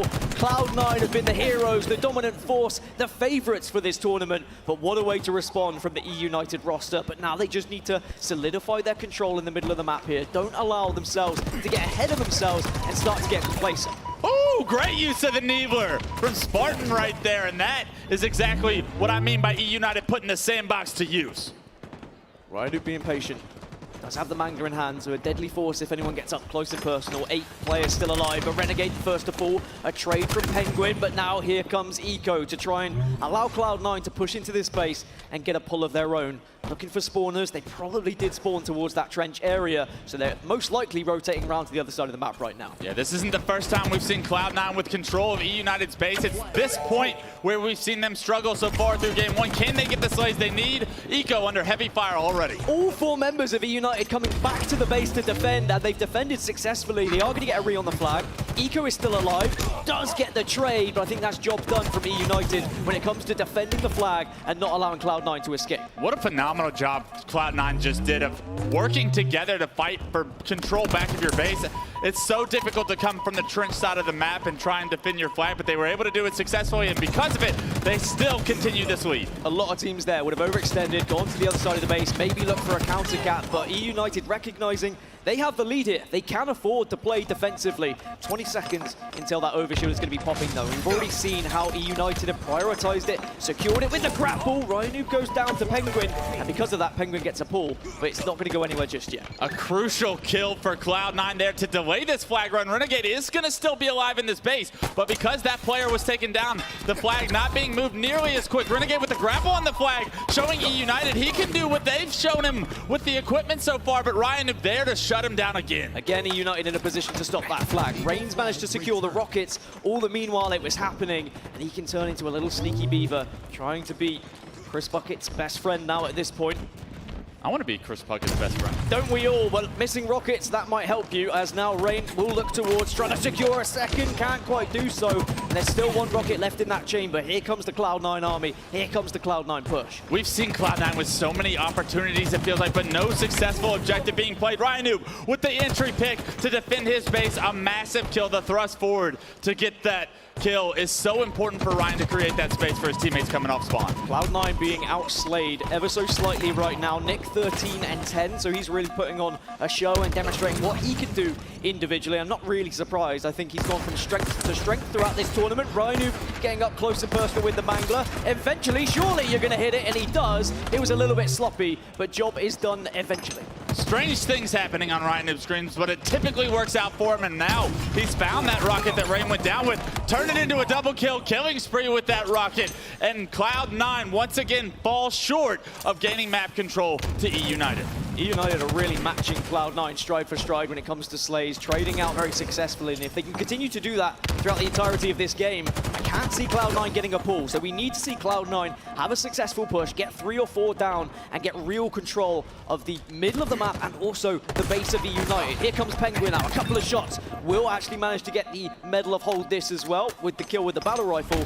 Now he just needs to stay alive, but look at the awareness from the E-United members. What an unbelievable job by all of E-United there. Ryan to get the damage he needed, Nick to follow up with that beautiful grenade, and trades at your base right now are so good for E-United. That's a That's the biggest benefit that they can have. They haven't had map control for a bit, but Cloud9 cannot seem to solve the puzzle of getting into their base and pulling that flag successfully. Well, Overshield was stolen away from Spartan, but thankfully it was one of his teammates who had nipped it away from him. And again, it's E-United getting the OS, and it just seems like they have had so much better timing and so much better prioritization. As Spartan gets in a fight, will win the dance against Eco, but the trade comes through as now 3 members of both teams are still alive, and a death here from either might allow just a little bit of control.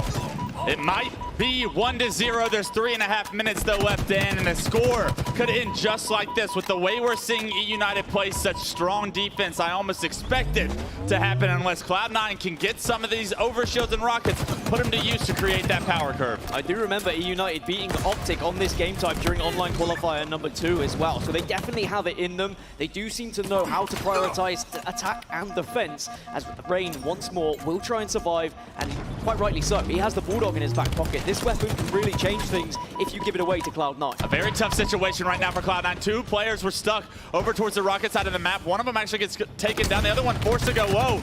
Eco with the rockets, the power curve. It's here. Cloud9, this is your chance. But immediately, Eco gets taken down by an unsuspecting player on the flag. Rain with a double kill, and they clear all of Cloud9 out of their base.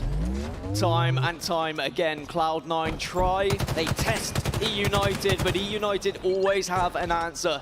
Defensively have been sublime right now, and I think Clutch hit the nail on the head. This could end 1-0. We've seen it end 1-0 in various games before. It's just one of those maps where it's very difficult to break in and actually pull a flag, and I'm very impressed that E-United were able to do it in the early stages of this game.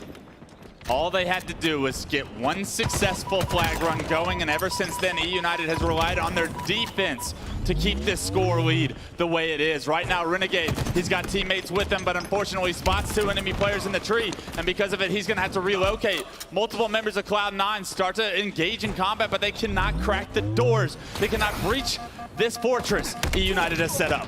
E-United waiting with the plasma pistol as well, knowing full well an overshield could turn around the corner at any moment, but the overshield is there alongside Eco, and this is the chance for Cloud9. Penguin pushes into the base, gets the slay, and says, well, you can defend all you like, but now we've got the flag out, and with only 1:30 left in this game, maybe Cloud9 can get this through double doors. 3 are dead for E-United, and they've tried for so long, but it looks like eventually Cloud9 break this E-United deadlock. Just when they need to, with 1 minute and 20 seconds on the clock, it's all tied up here. Game 1 of our winners bracket finals. Cloud9 showing they still have some ice left in the veins. It's another thing we see time and time again. A flat gap that happens in the final moments, the final minutes, just when you take your eye off the ball, the other team comes swooping in. And it was one of the first overshields from Cloud9 that allowed them to do so. So it really does demonstrate how you have to prioritize this OS. As Rain gets the first kill, looks for a couple more, but needs some help and needs some support from his teammates. Nick is there,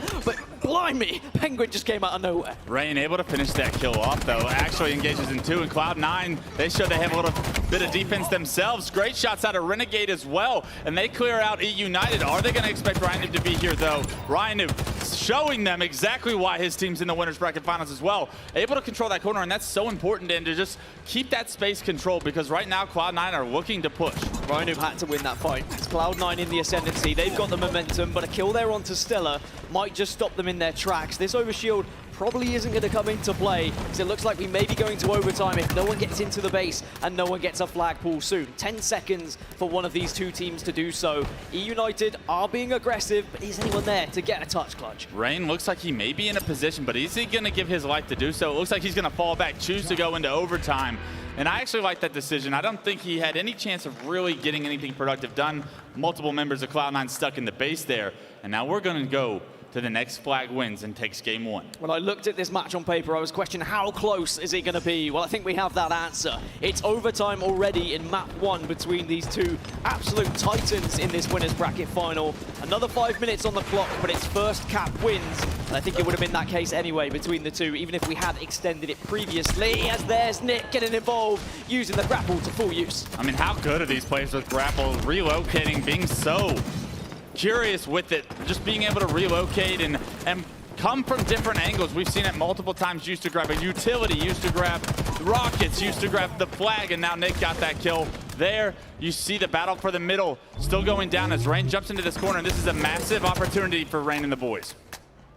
Considering this has been such a difficult game for both teams, you have to imagine that the momentum that you'll build off of a victory here would be absolutely massive going into the rest of this series. Rhino just having a nice battle, will be able to pull this flag as well, but has to stay alive. Will duck, dive and dodge, and just about does so. Rain now will train this one to the middle of the map, and Cloud9, they're down to 2 players. This is big. They lost 2 players. Rhino actually stays alive. They're not going to expect him to be back there still. He's going to have a great flank on this second player, Big Door. Rain already with the flag going, Big Doors.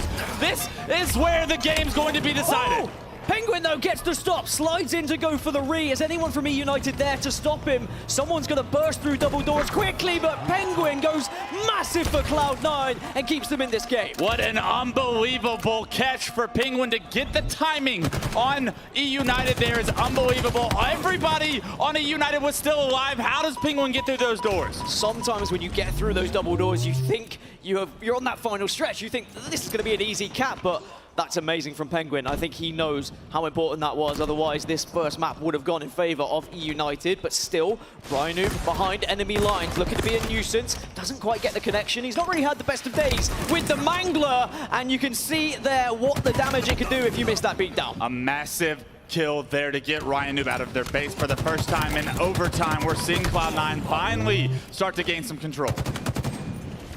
Spartan in the hut, though. Will have to try and take on Renegade, who's just picked up a fresh overshield, and Renegade is going to be walking into several players here in Tree. So I like this. Instead, move over towards Bar. Try and take the Bar away from them. At least, though, the overshield was depleted.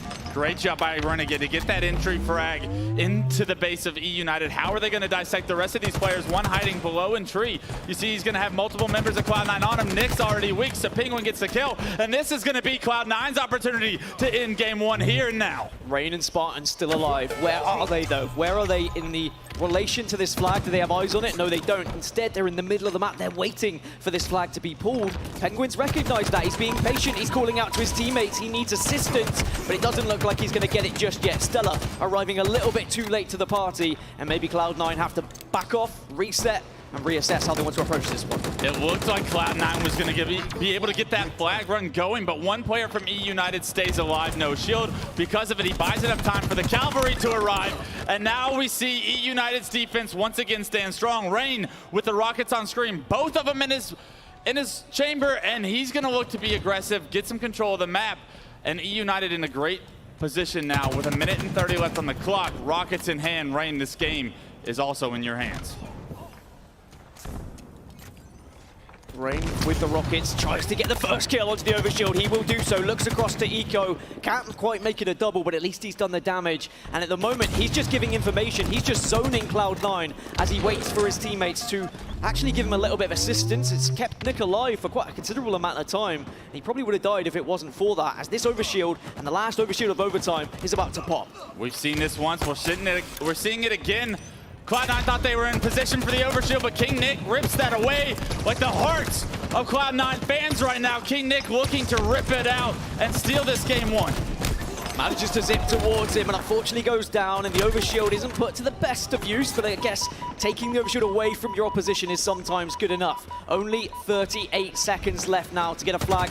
Otherwise, we're going to be going to a reset, and it'll be first flag wins in sudden death. And Renegade now, he's on the defense for Cloud9. He knows full well that E United are in the ascendancy. E United are the ones getting aggressive, trying to push, trying to pull this flag. For Cloud9, I think they'll be more than happy to reset this map. Yeah, in this position right here, it's up to E United to try and end this one. Penguin's going to have to fend for his life over at the enemy base, actually. So Penguin actually opting to come back, understanding that his team is in deep trouble at his base. The flag does get pulled. Penguin with a trade, and only a trade. 2 go down for each. Spartan and Nick have pulled this flag, and they are running it as well. If they can carry on running it and slaying as they go, maybe there's a chance, but Stella is there to stop it. And if he gets the re, we will be going into sudden death, but I don't think United want that to happen.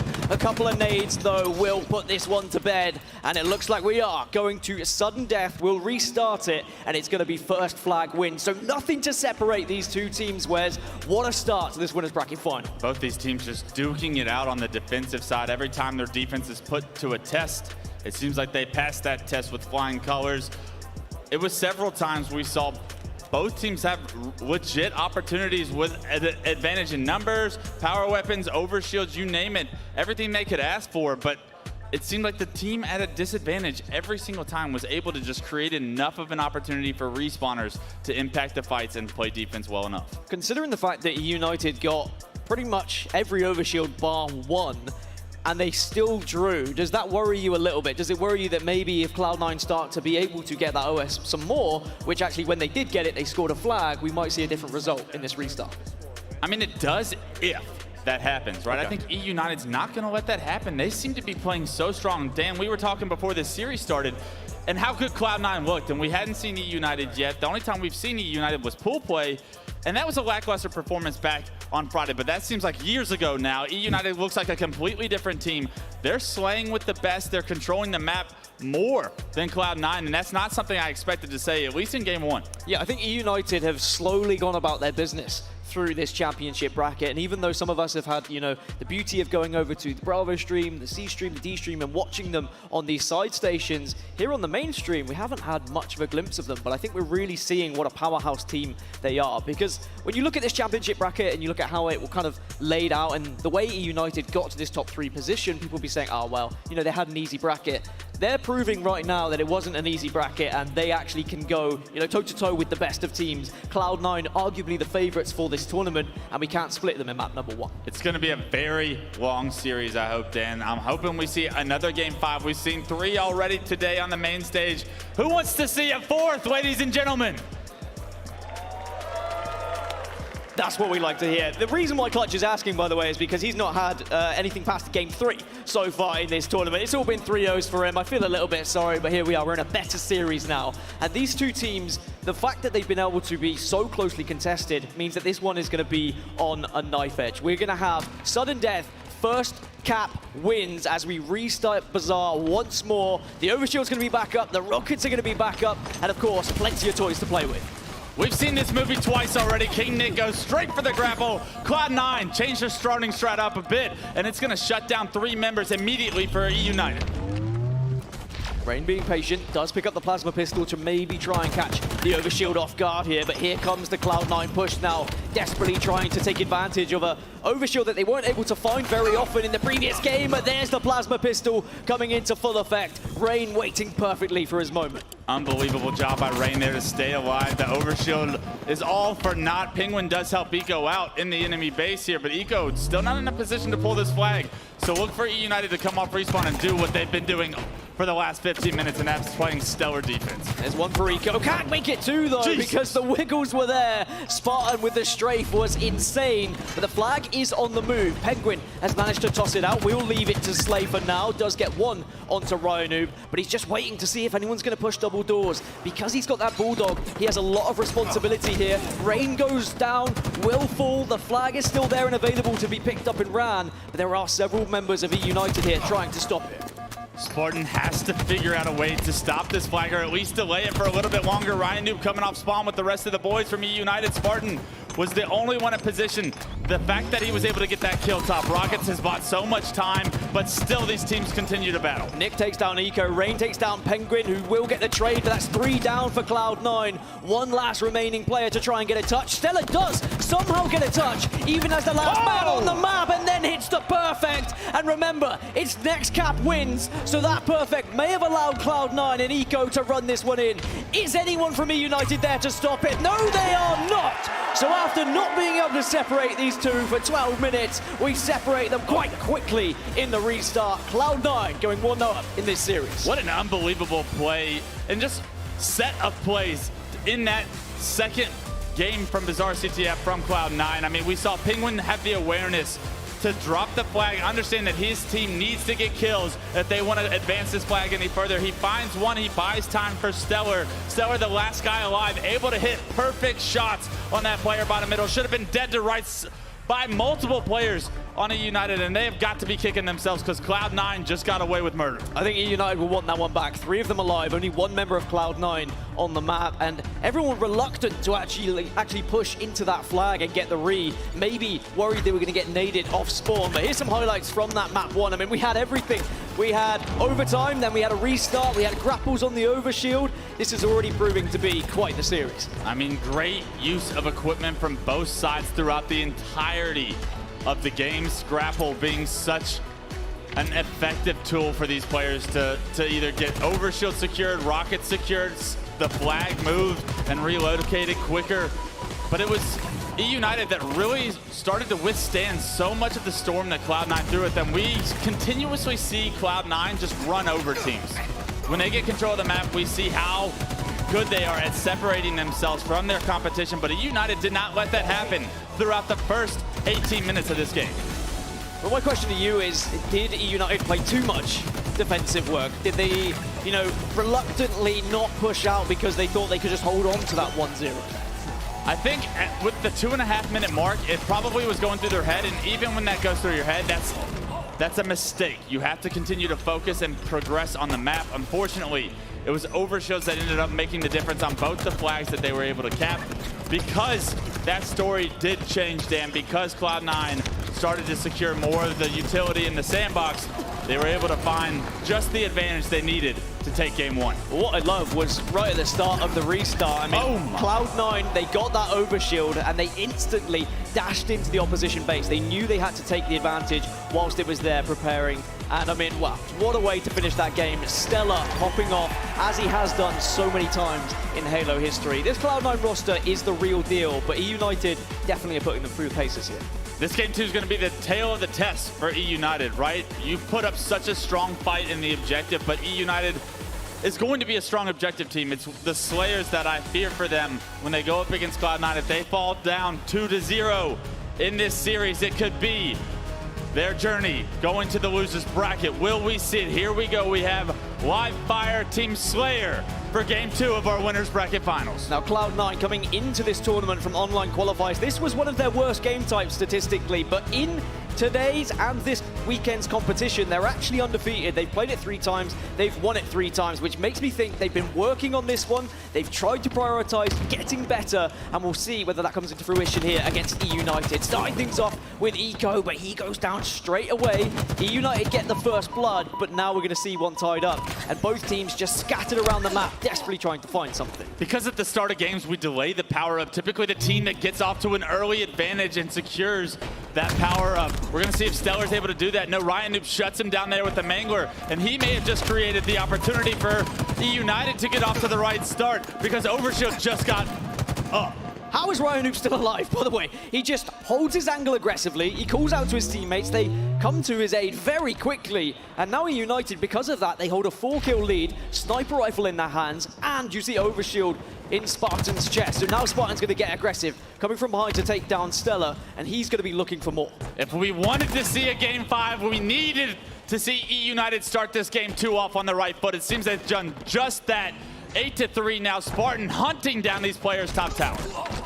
Doesn't need to get the first because the teammate actually comes along and helps him. Has actually found a sniper rifle though, doesn't connect with the bullet, and that will allow Renegade to take him down, get the sniper as a reward. Now he just needs to be patient, try and take those angles. You don't have to rush and be too aggressive when you've got such a power weapon in your hands. Even though Cloud9 ever so slightly behind by 3, they need to be careful to E-United. If they push out to the wrong angle, Renegade's going to be there, waiting in the wings. You thought that opportunity for E-United was going to be a big one, but Cloud9 have done just what they needed to get the overshield off the map, get the snipe into the best player's hands, and now Renegade spotting a player, Big Door, able to get some shots, knock him to no shield. The kill comes through. Overshield coming up here shortly. You're wanting to see Renegade rotate, but his eyes are on the prize, and that's Rain's face. Well, this time Ryan Noob does tail over a little longer, but the call-outs, I think, were very aggressive from Cloud9. Another overshield though. The prioritization still coming through here from E-United. If they can continuously get these overshields, this is going to make hard work for their opposition's Cloud9. But Nick, now he's lost that overshield, does regroup with his teammates. We've got a little bit of a standoff here. The tower side is where E-United reside. The garage side is where Cloud9 are currently sitting. Who's going to be brave enough to make the move? Stellar with this heat wave is in a phenomenal position to try and be aggressive. Is he going to expect both these players to be staring at him? The answer is no. He gets knocked to half shield. Able to play his life though. And because of it, Cloud9 are trying to be aggressive. You see in Renegade just crouch here, wait for his opening, gets the information from Stellar, and because of it, Renegade's trying to be on the prowl here. These tower players are being so pesky, and now Renegade up close and personal loses the fight, and E United extend the lead 17-12. Renegade waited for his reticule to drop onto the head, but he waited maybe a little bit too long as Rain now is getting up close and personal with the assault rifle, 19-12. E United still holding quite a significant lead here. Sniper is spawning. A long-range battle between Rain and Penguin. That's a battle that I'm sure we all enjoy watching. But 20-13, if E United can continuously trade here, they're going to make life very difficult for Cloud9. Stellar did just drop bottom middle with the snipe. Great job by the Observer to switch to his point of view. We know what Stellar is capable of here. We'll see if he can find E United. Gets one. Will be pushed as well. Just hovering, hoping that someone walks into that reticule, but it's not going to happen just yet. Instead, Stellar uses the repulsor to get away, and knows he has to as well, because if you give this sniper over to E United, that lead is going to be extended even more. Customs coming up soon, and that's why we're seeing everything slow down ever so slightly. As I say that, Renegades managed to find 2 elsewhere, so Cloud9 maybe use this as an opportunity to take some map control and look to get this power up. Yeah, this power up coming up could be big right now for Cloud9. They need to figure out a way to swing the momentum of this game too, to go up 2-0 in the series. Stellar's going to be by himself, pressured from Sparty, and those nades are perfect for E United to secure their 3rd overshield of the game. Yep, Spartan, although just went down to a grenade, and Renegade and Cloud9 are trying to stop this overshield from popping, but Rain says no. At the very least, I'm going to burn it, and burn it he will.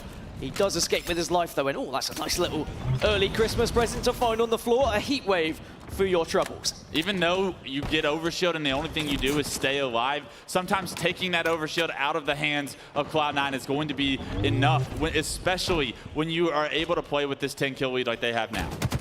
We've seen leads thrown away throughout this tournament. E United cannot afford to slip up here because we know full well Cloud9 will be right down their throats to try and get back into things. Cloud9 trying to make a move though. Stellar holding hand in hand with his teammate right now as they push green. They know one player is there, and actually that player I think has just been eliminated. So Stellar looking for nothing right now. Needs to instead focus his attention elsewhere. Rain's down bottom middle, still with this heat wave. Just trying to be a nuisance. Will spot out Stellar, but does get pushed, and that heat wave goes down. A great trade though from Rain. So quick, such awareness from him to have the reaction time to get that kill. Sparty finds another one on screen, and it feels like every time you see Cloud9 get a kill, E United immediately responds. Notice the player cams as well. Every player just darting their eyes across to their teammates' monitors, trying to get as much information as possible so that then they can make that push, or maybe they can make that play. Nick is being pushed by a couple of Cloud9 players here and has to be careful to his left, and I don't think he realized someone had gone top tower, and the Cloud9 push comes through, but Spartan responds, and quite rightly should do so. With a commando in his hand, he can be lethal. A great 2 kills from Spartan right there, keeping the kill lead up to 9 right now. If Sparty doesn't get some of those trades, you would have seen Cloud9 cut into the deficit that they've built for themselves against this E United roster, but I mean, you're seeing Cloud9 struggle to make up this 8-kill deficit that E United's been able to build and comfortably play with since about the 15-kill mark. Really can appreciate the aggression from E United to make sure that Cloud9 aren't able to start to claw this one back, but an overshield going in favor of C9 means they at least are able to stop the heat wave from getting out of control. Sniper rifle here for Ryanu. Will prioritize tower. Just looking to scope towards green at the moment to see if he can catch any faces, but I don't think any member of Cloud9 is going to play. That's going to be a real shame for Ryanu, because you know he desperately wants to hit some shots. A couple of players top middle. He'll communicate that to the rest of the team, but it's still a significant lead by 10. You saw the members of Cloud9's names from Ryanu's point of view looking to push Bruce, but Nick, he's going to shut that push down with that first kill, and absolutely great job from Ryanu there to reposition towards the elbow. Unsuspecting members of Cloud9 are getting taken down, and now he's got every bit of the space to play with.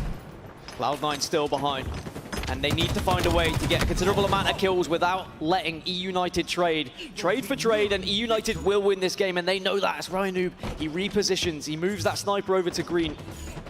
Very much has the game in his hands right now. A couple of snipes could really sway things very firmly in their favor if they weren't already.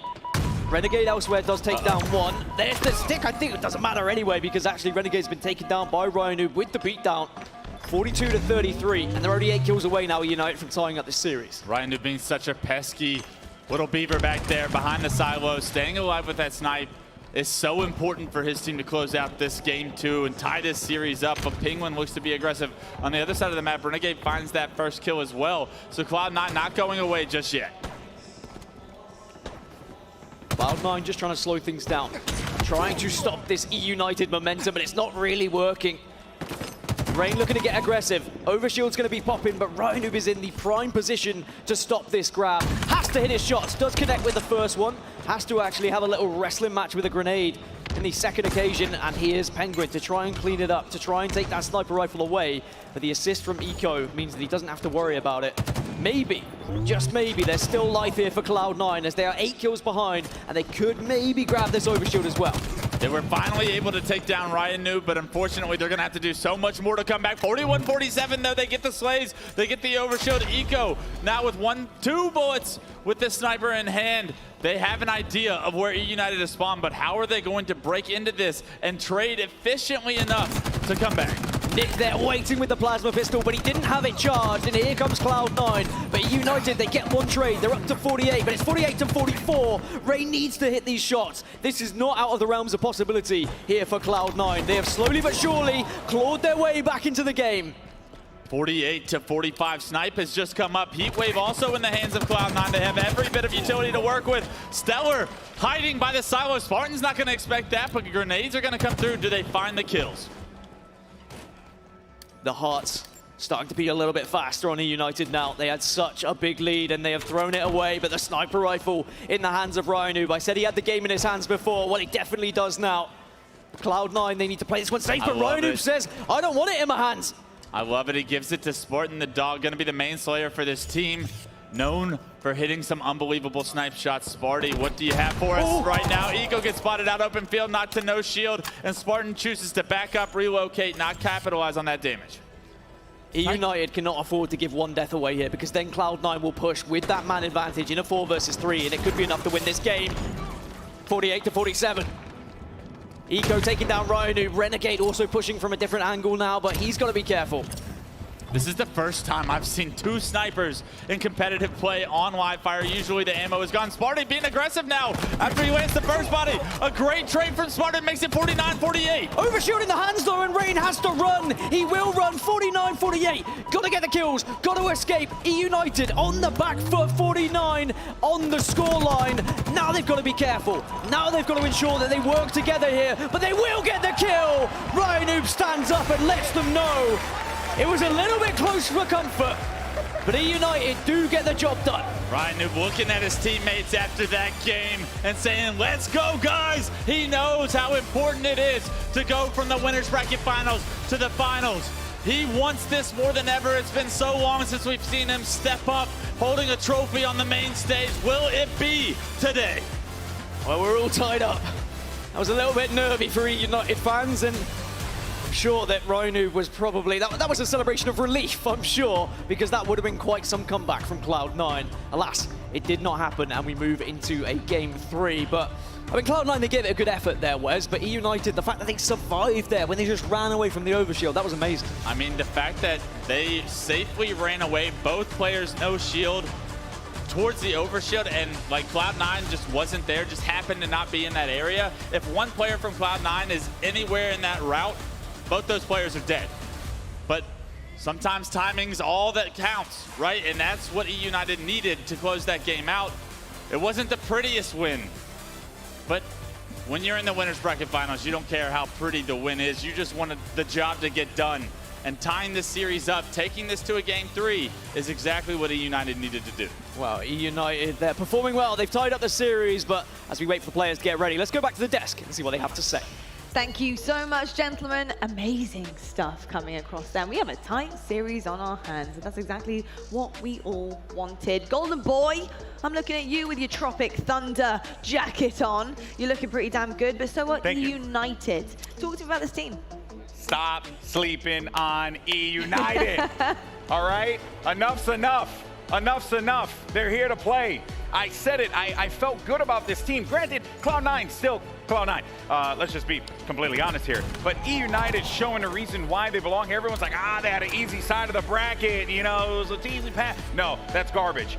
This team they earned their chance here, and they're showing why they belong on that stage. Yeah, indeed. They are actually looking mighty fine, may I say, especially against the likes of Cloud9. This Slayer, though, it was swinging back and forth like a kid's play set. I mean, this was pretty crazy. And Cloud9, they did show resilience here, and they showed the fact that they could have come back in this game, but E United, they denied Walshy. Yeah, my favorite part is coming up here in a moment where these two players, I believe it's Rain and Ryan, just running around. They run over here, they see someone out training, like, no, run back, go the other way. And then they both just go sprinting back on over towards garage. Play the Benny Hill music.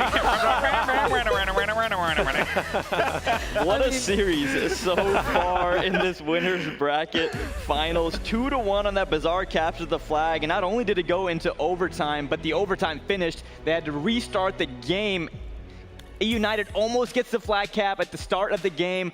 They get the return, Cloud9 does, ends up winning that game 1. Game number 2, down to the wire. This has been one of the closest winners bracket finals series in Halo so far. Yeah. And it's gonna be a crazy series to finish off. Indeed, and I just want to say, next we have Oddball Streets. Now, you're gonna need some serious, good, objective play here to take Cloud9. And you want to hold that ball in back tram, you want to take control over that C, that bottom C there, and really try and kind of play the field and stop Cloud9 from coming in if United want to stay in this series. Goofy, obviously, your pro player background here. What would you be telling your teammates on E United? They're here to win, right? E United knows what it takes to win, and any objective game, if I'm on Ryan Noob's team, I'm feeling really good about it. Yup. Oddball on Streets, obviously a lot of power-ups to consider, power-ups, abilities also to control, but at the end of the day, you gotta get that oddball time, you gotta be sneaky, you gotta rotate at the right times, and all that stuff. Ryan Noob is the mastermind, he's directing his teammates, and of course, players like Rain, Spartan, King Nick, all these guys are ready, and they're here for a reason, so I expect this to be a really, really close game, and honestly, I'm gonna give the edge to E United here in the oddball game. Alrighty, well, we're ready here on the desk to see how this one goes down. I know our casters are ready. Clutch, Gaskin, it's back over to you guys. Thank you so much, Lottie, and I agree with Goofy. I think that this favoured United quite considerably when we look at statistics across the board between these two teams. On Streets Oddball, this again is one of Cloud9's weaker game types throughout online competition, but I will put an asterisk next to it because I do feel like Cloud9 have kind of changed a lot since we last saw them online, and now what we're seeing them on LAN performing. Yeah, they're performing absolutely insane so far this week, and that's why they're in the winners bracket finals. I think if we look at anything, we have to look at what their performances are today. And if you remember Cloud9 versus Optic, it wasn't oddball, but it was Strongholds 250 to 49. They looked very dominant on Streets. It's the first time we've seen them on that map so far this tournament. And if they can reproduce the formula to acquire the shotgun, the rockets, and play to their advantages there, they're going to have a great opportunity here to go up 2-1 in this series. When we talk about prioritizing weapons and power-ups and whatnot, it's been E United throughout the entirety of this series. I know they didn't win the first, but they certainly had their fair share of overshields on that one. Now they need to be focusing on that Bulldog, on these rockets, and try and use them to full effect to get set up with the ball. It's oddball, you know how it works by now, but if you don't, it's round-based instead of score-based like it used to be. So it's first to 2 rounds, 100 points to win a round. Let's get into it. Map 3 of this winners bracket final. I love that we're starting on board with Ryan Noob, the player to end last game, 50 to 49. He was the one that chose to drop snipe. He was also the one to get the 50th kill, but unfortunately, he's taken down early, and it's already Renegade in the face of E United. Has the Stalker rifle in hand. This is one of the weapons that can be deadly. A rocket. I was worried it might have been a Seeker rocket there and it was going to just bounce up at him in the face, but he's able to avoid it. And now E United just slowly patrolling, looking to see where these remaining Cloud9 players are. No one attempted to get the ball just yet. Instead, they want to get a little bit of map control. Get a few slays on board. Bulldog in hand of Rain, but grenades coming from every direction. This is a very sneaky angle, but Eco, wise to it, knows it's where people hide, but a trade does come through. Great job by Eco to have the awareness that there's going to be a player there. Rain was in such a good position to try and control that shotgun area. Even with the Bulldog in hand, he's taken down, and because of that, Cloud9's able to get that ball all the way back tower now. We're going to see our first opportunity at a setup from Cloud9. Arguably one of the better setups you can have on Streets, getting it to back tower. Nick, though, pushing in, trying to do a little bit of damage, but that ball is tossed out towards PD, and it's tossed towards E United. So E United say, thank you very much. We'll have this set up. We'll have the ball. Appreciate that. One Cloud9, thanks for getting the ball back here. You only got 13 points to your name, and already we're seeing E United take over the score of this game, take control of this map. I love the pressure advancement from Ryan Noob here. Gets an assist already. Can't find Eco, and now it's Cloud9's job to ruin the setup of United. Well, Cloud9 have lost 3. Renegade goes down as well. All 4 dead temporarily for C9. Stellar and Penguin now off the respawn. They're going to have to work in tandem to try and push up this arcade street. You know where the ball is, of course, but you don't know where the rest of the members of United are waiting. And there's several members in tires, actually, where they're throwing nades towards Stellar. Penguin's fallen elsewhere. Renegade in a battle of his own, but the trade comes through. United racking up some serious time right now. The battle for Rockets is going down, and Eco tries to hunt him down, but Sparty too quick to get his shield backs, get Rockets, turn around, get that kill. Unfortunately, he loses one. Nick also finds a kill as well, so United doing a much better job than Cloud9 to hold this tower setup. Rocket does damage, but no kill secured. Will do it with the battle rifle, though. And still United holding the ball. Still United just getting themselves toward that 100 mark, but with Spartan falling, that's going to be the signal for Cloud9 to push through. Renegade gets one of his own. It's a killjoy. Could be a double, but that's a great response from Ryanu, ensuring he gets those kills, not allowing Cloud9 to get too much control, but Stella, recognizing what's happening on the map, will get a bit of full time here. All 4 members of United were taken down, and now Cloud9 with the ball back tower needs to find a way to get some consecutive kills in order to rack up some time, get back into this game. Right now, they're able to trade some out, but now Stellar finds himself by himself. Rain versus Stellar, the last 2 players alive on the map, and they find each other here back tower. It's a 1v1, but actually, no, it's not a 1v1 because Spartan off spawn is there to assist, and that's massive for United. They've now got the player advantage on this map with Stellar in the respawn screen. So Penguin just being careful, hiding away in PD. Just waiting for someone to push out, and it's Spartan who's in his targets first. Does he know there's a player to his right? He might have had an audio cue.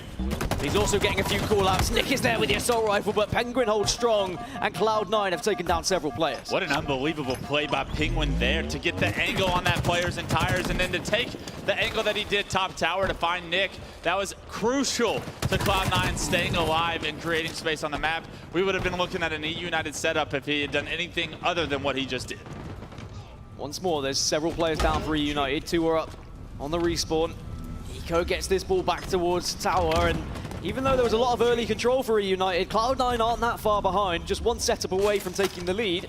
And with 1 player already fallen from United and Rockets now in hands for Rain, are they going to be patient? Are they going to wait? And actually, Rain gets pushed from behind. Penguin being very sneaky. Spartan has to get this kill and has to deny these Rockets going in the hands of Cloud9. Look how big of a nuisance Penguin's being right now, staying alive, buying enough time for Stellar to pick up the Rockets, finds that kill, and you wanted to see Cloud9 crawl back into this round. They've done just that.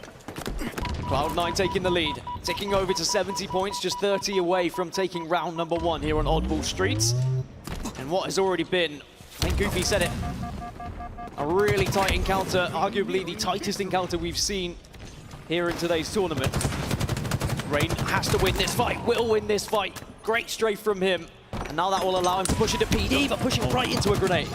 A beautiful grenade from Eco here in PD. Is he going to expect the player coming from behind? Eco drops the drop wall, doesn't use it at all, but knocks out Rain Cole, picks up the ball. 3 go down for United. And now, with just 10 points needed, we're going to see Cloud9 with the ball in PD and a great opportunity to take round 1. Yeah, United have to just go for Hail Marys with the grenades here, try and kill that ball, but it's not going to happen.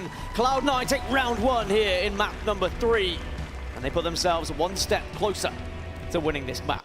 Combined, we saw King Nick and Ryan Noob have 12 kills. We saw King Nick have 11 kills. That means Ryan Noob needs to figure out a way to get a few more kills, create some space and opportunity for his team.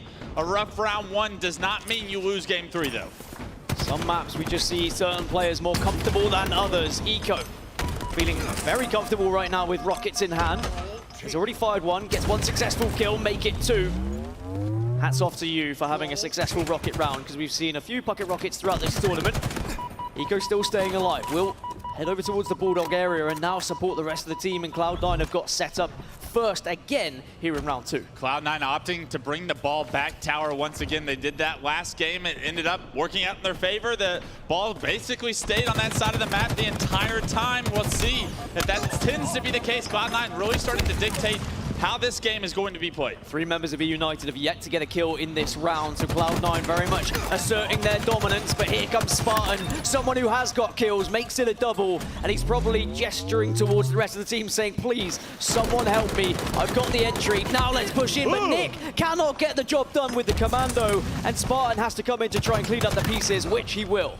Eventually, Renegade goes down, but not without being a thorn in the side of United, delaying so much time that United needs now to come back in this game. Down 35-7, you're seeing Ryan Noob back tower with the ball, but Penguin is going to be shortly in his face. Very important, I think, to take down Spartan then. He was single-handedly pushing for United. 7 kills on the board. It's a killjoy, but Ryan Noob now back tower taking down Renegade, and it looks so comfortable. That's what you need to see from Ryan Noob. He was struggling a little bit earlier in this map, but now he seems to be coming into his own a little bit more. But it's Spartan who's putting on the show for Reunited. Look at the stats right now. Spartan the dog with 9 kills already here. Just a minute into round number 2. We're seeing him really start to create openings for United, but it's not resulting in the scoreline. The rest of the team needs to help Spartan the dog out. Well, I think this scoreline could have looked a lot worse if Spartan wasn't getting the slays he's been able to find, and he's achieved some rockets here as well. He does try and wait. He hesitates for a moment to see if he can survive, but eventually has to take the trade as 1 rocket will still be left on the map. Renegade has the Bulldog right now. Rain also getting grenaded heavily, and not only does Renegade have the Bulldog, but he also has the ball. Interesting, this is the first time we're seeing the ball being brought into the tram station. Cloud9 flipping the map, changing the strat up. Will United be able to break this on the first turn? Because if they're not, this could start to amount against them, and United is going to consistently feel the pressure quickly. Well, certainly, games get scrappy when the ball's over here. Spartan been watching his videos? Yes, he has, but he doesn't get rewarded, at least gets the trade. As United desperately try and push into Tram to stop this ball time. Rain will hit his shots. Nick's there for assistance. Should be able to get that kill. Doesn't get the kill. Has to make sure Eco dies here. Otherwise, this could be awkward. Eventually, he does go down. And now ball time in favor of United. They've got control of Tram. But when you are in Tram, it's a very scrappy game. Typically, we always are complimenting players for staying alive, but now that Eco bought so much time and then gets taken down, it's Cloud9 having to wait for Eco to come off respawn. Finally, Eco does come off respawn, but you're seeing United drops 3 players immediately. Their setup in Tram is not as strong as their tower setup, and because of it, King Nick by himself trying to get the ball out of there, but both directions are denied by Cloud9, and Eco already off spawn. He's back in Tram with ball in hand. I think Nick had the call there to try and play the ball out of the window, but because of that move towards it, he left himself vulnerable from behind, and now Cloud9 up to 80 points. United have got probably 1 more push in them here, but with Nick and Rain on this purple side, Rain going down first, but the rest of the team have to go in. But what a push from Spartan again. I think that jump has done wonders for him and United. And Spartan has been a different breed in this game, really keeping United in it. If I'm Spartan, I'm begging for someone else to take the ball right now. I am feeling myself 13-5 right now in the round. Your most lethal player is holding onto the ball. Will that come back to bite United? Couple of nades coming Ryan Noob's way. Has to stay alive. Still rocket in the hands of Rain, just the one to use. There's only 13 points required for Cloud9, so United can't afford to let a setup slip through their hands. Rain's still there waiting and defending. United are slowly but surely crawling back into this one. Eco will fall first. Penguin's there though to get the trade. I talked about it. Spartan had the ball, dropped the ball, found 2 kills, now looks to find a third as he throws the ball in the middle of the map. Spartan slaying, playing objective, doing it all for United, trying his best to keep them in this. Cloud9 are all up, but Spartan is down, and Spartan has been the key to success really for United, but grenades ensuring that Renegade will fall. The ball still being gathered by Cloud9. They just need 3 more points now to take this map. Is there anyone to stop it? No, there is not. Cloud9 will go 2-1 up in this series. United, they gave it their best. Spartan certainly gave it his best, but it was not enough. Not enough indeed. Cloud9 looking too strong in oddball. Once they were able to get comfortable in that first round, about halfway through, they never looked back. That second round was a complete wipe from Cloud9. I love the fact that they were able to both successfully hold tower setups and tram setups, showing their versatility. And that's what it takes to win tournaments. You have to have that level of efficiency and versatility. Cloud9 doing exactly what it takes to go up 2-1 now in our winners bracket finals. Well, if Spartan can transfer some of his energy to the rest of the team and they can start firing on all cylinders like he has been, then I think E United will start to pop off, as the next map is going to be Strongholds Recharge. Well, good news for E United fans as well. E United haven't lost any game type on Recharge so far this tournament, so it certainly is one of their strengths. As for Cloud9, they have had weaknesses on this throughout online tournaments, but before we get there and start talking about it some more, let's look back at some of these highlights, Wes, because it really was a difficult game for E United. Just frustrating from E United's point of view. Every single time it felt like they were getting kills, that kills would be traded out, and you press the back button and notice that multiple members of your teammates were down as well. Spartan the Dog doing everything he could, but unfortunately it was not enough. It was really a difference in control of the power weapons for me, Dan. I just saw rockets continuously being used in Cloud9's benefit, and because of it, they just created so much opportunity. I do think it was just that kind of one setup that really put Cloud9 out of reach of E United, and because the ball was in that station area, the game does very much become spawn, push, kill, get ball, other team spawn, push, ball, get kill, and it's over and over and over again, and because of that, Cloud9 eventually came out on top because they had a significant lead. As for E United, they have to pick themselves up going into this next one. They can't afford to let their heads drop. They've been confident all tournament long. They've been so loud on those side stations as well. I've heard them, I think the rest of the arena has heard them, and I'm sure we'll hear them again on main stage if they can get back into this series. You need stronger performances from everybody on E United. Spartan doing what he could that game, but I mean, you point out the stats from the first round of Oddball where Ryan Noob only has 1 kill. 1 kill's not gonna cut it no matter how much objective work you're doing, no matter how much damage you're doing. These Cloud9 members are staying alive longer than they should every single time, it feels, and because of it, the timings are all off for E United. They need to figure out a way to get these kills quicker in order to continue the rhythm of their game. Well, there's plenty of Cloud9 fans in the audience, so they really need to send their energy to this team because, you know, you want to get it done here and now. You do not want to allow this to go any further because if E United can take an inch, you know full well they are going to take a mile, and they will get loud and proud if they can take this to a Game 5. Fist bumps all round from the E United squad. Focused faces as well. They have to get back into it in this game in particular. Strongholds Recharge, as I mentioned, we've not seen E United lose on Strongholds Recharge or any game type on Recharge, so it really is their best one. And we've already seen E United win a Team Slayer against this Cloud9 roster, so you know it can be done in Game 5. You just gotta get there. We're looking at map 4. It says Strongholds on live fire, and this could be a completely different storyline if it's not going to be Recharge, Dan. It could be a very different storyline, so I'm eagerly waiting to see whether it's going to be Recharge or it's going to be live fire. But either way, I'm excited to see what happens because E United have shown they have what it takes, and well, it's going to be Recharge. Okay, so yes, E United, they've looked good on this map, and I'm very excited to see what they have to offer. All the E United fans can calm down. Yeah, you got your map. Gotcha. You got your map, you got your mode. Let's see what you're able to do with it. Already Stellar taken down, and E United with the teamwork, the dream work, and you're looking to push this series to a Game 5. E United fans, let me hear you get loud. I do feel like E United slightly overshadowed by Cloud9 right now, but there's definitely fans out there, and they're going to need your energy because Nick has the camouflage. They do have 2 of these strongholds as well. Cloud9 on the back foot right from the start of this game, and I'm eager to see what it is that separates United from the rest of the teams on this, but 2 members of Cloud9 fly towards Nick. Sword in the hands of Renegade.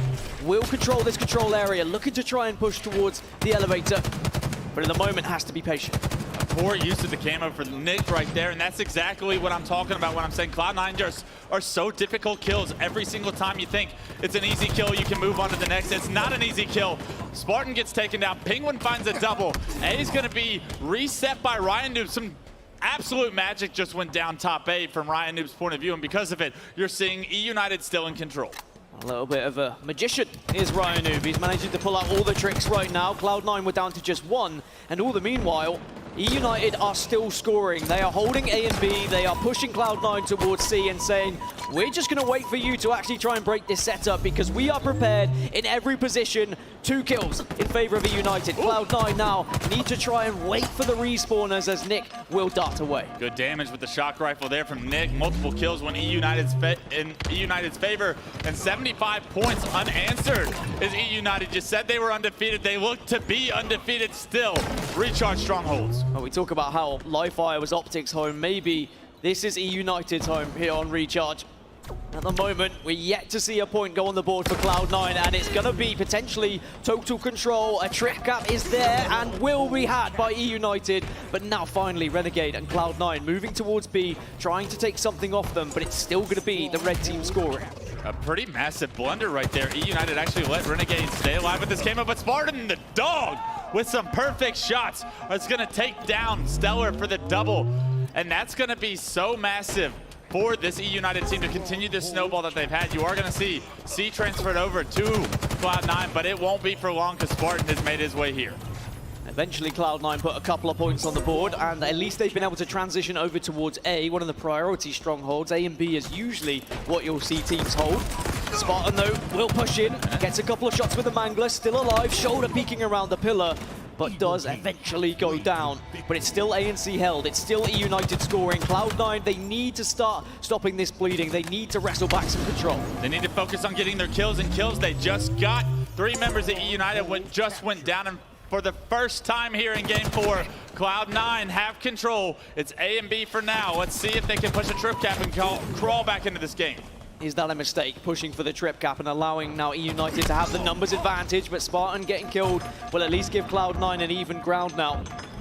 B is being currently contested by the E United roster. If they're allowed to get this for free, I'd be surprised. They won't. Penguin jumps and throws his body on the line for this one and gets the kill. A massive one for Penguin and Cloud9. They really needed something to lift their spirits. What a difficult kill Penguin just was. Stellar hits the shock rifle shot to allow that player to get cleaned up, and it's plays like that that will keep Cloud9 in this game. Penguin doing it all. A lot of responsibility for Stellar with that shock rifle. The trade will be there. As now Nick's looking towards B. He's the supporting act right now, but Spartan is the main performer. He does get B, and now they can push to try and secure A here, make sure it's not going to be pushed by Cloud9. This really has been a masterclass by E United. Now I'm starting to see why they performed so well on this map all tournament long. It all makes sense. E United does not give Cloud9 any room. They might give up another camo, though. Renegade able to activate that one. Unsuccessful with the first camo he had of the game, but he's going to make slight work of Ryan to reset the stronghold C, but he needs to do so much more to get his team back in this game. Renegade, a long distance battle rifle fight, will just back away from it though, knows there's a player somewhere near him at elevator, but he's probably questioning himself now. He heard footsteps but can't find the player, and there is that player. It's Nick who comes out of nowhere. He presses the button, he goes to the top of the elevator, and he'll get, whoa, I thought he got the stick, but at least he's done the damage. It's enough to take down Stellar. And still we're seeing E United rack up those points. Cloud9, they just don't seem to be able to get any sort of control right now. You see the desperation from Eco trying to jump into B to stop the trip cap that was in effect, but 189 points to 23. Cloud9 are going to have to take over this map for the rest of these 5 minutes if they want to come back in this game. It starts with Renegade getting this kill. Can he stay alive? Can he get into A? They have 3 dead now. Cloud9, if you have any chance of coming back, it is now. Get the trip cap.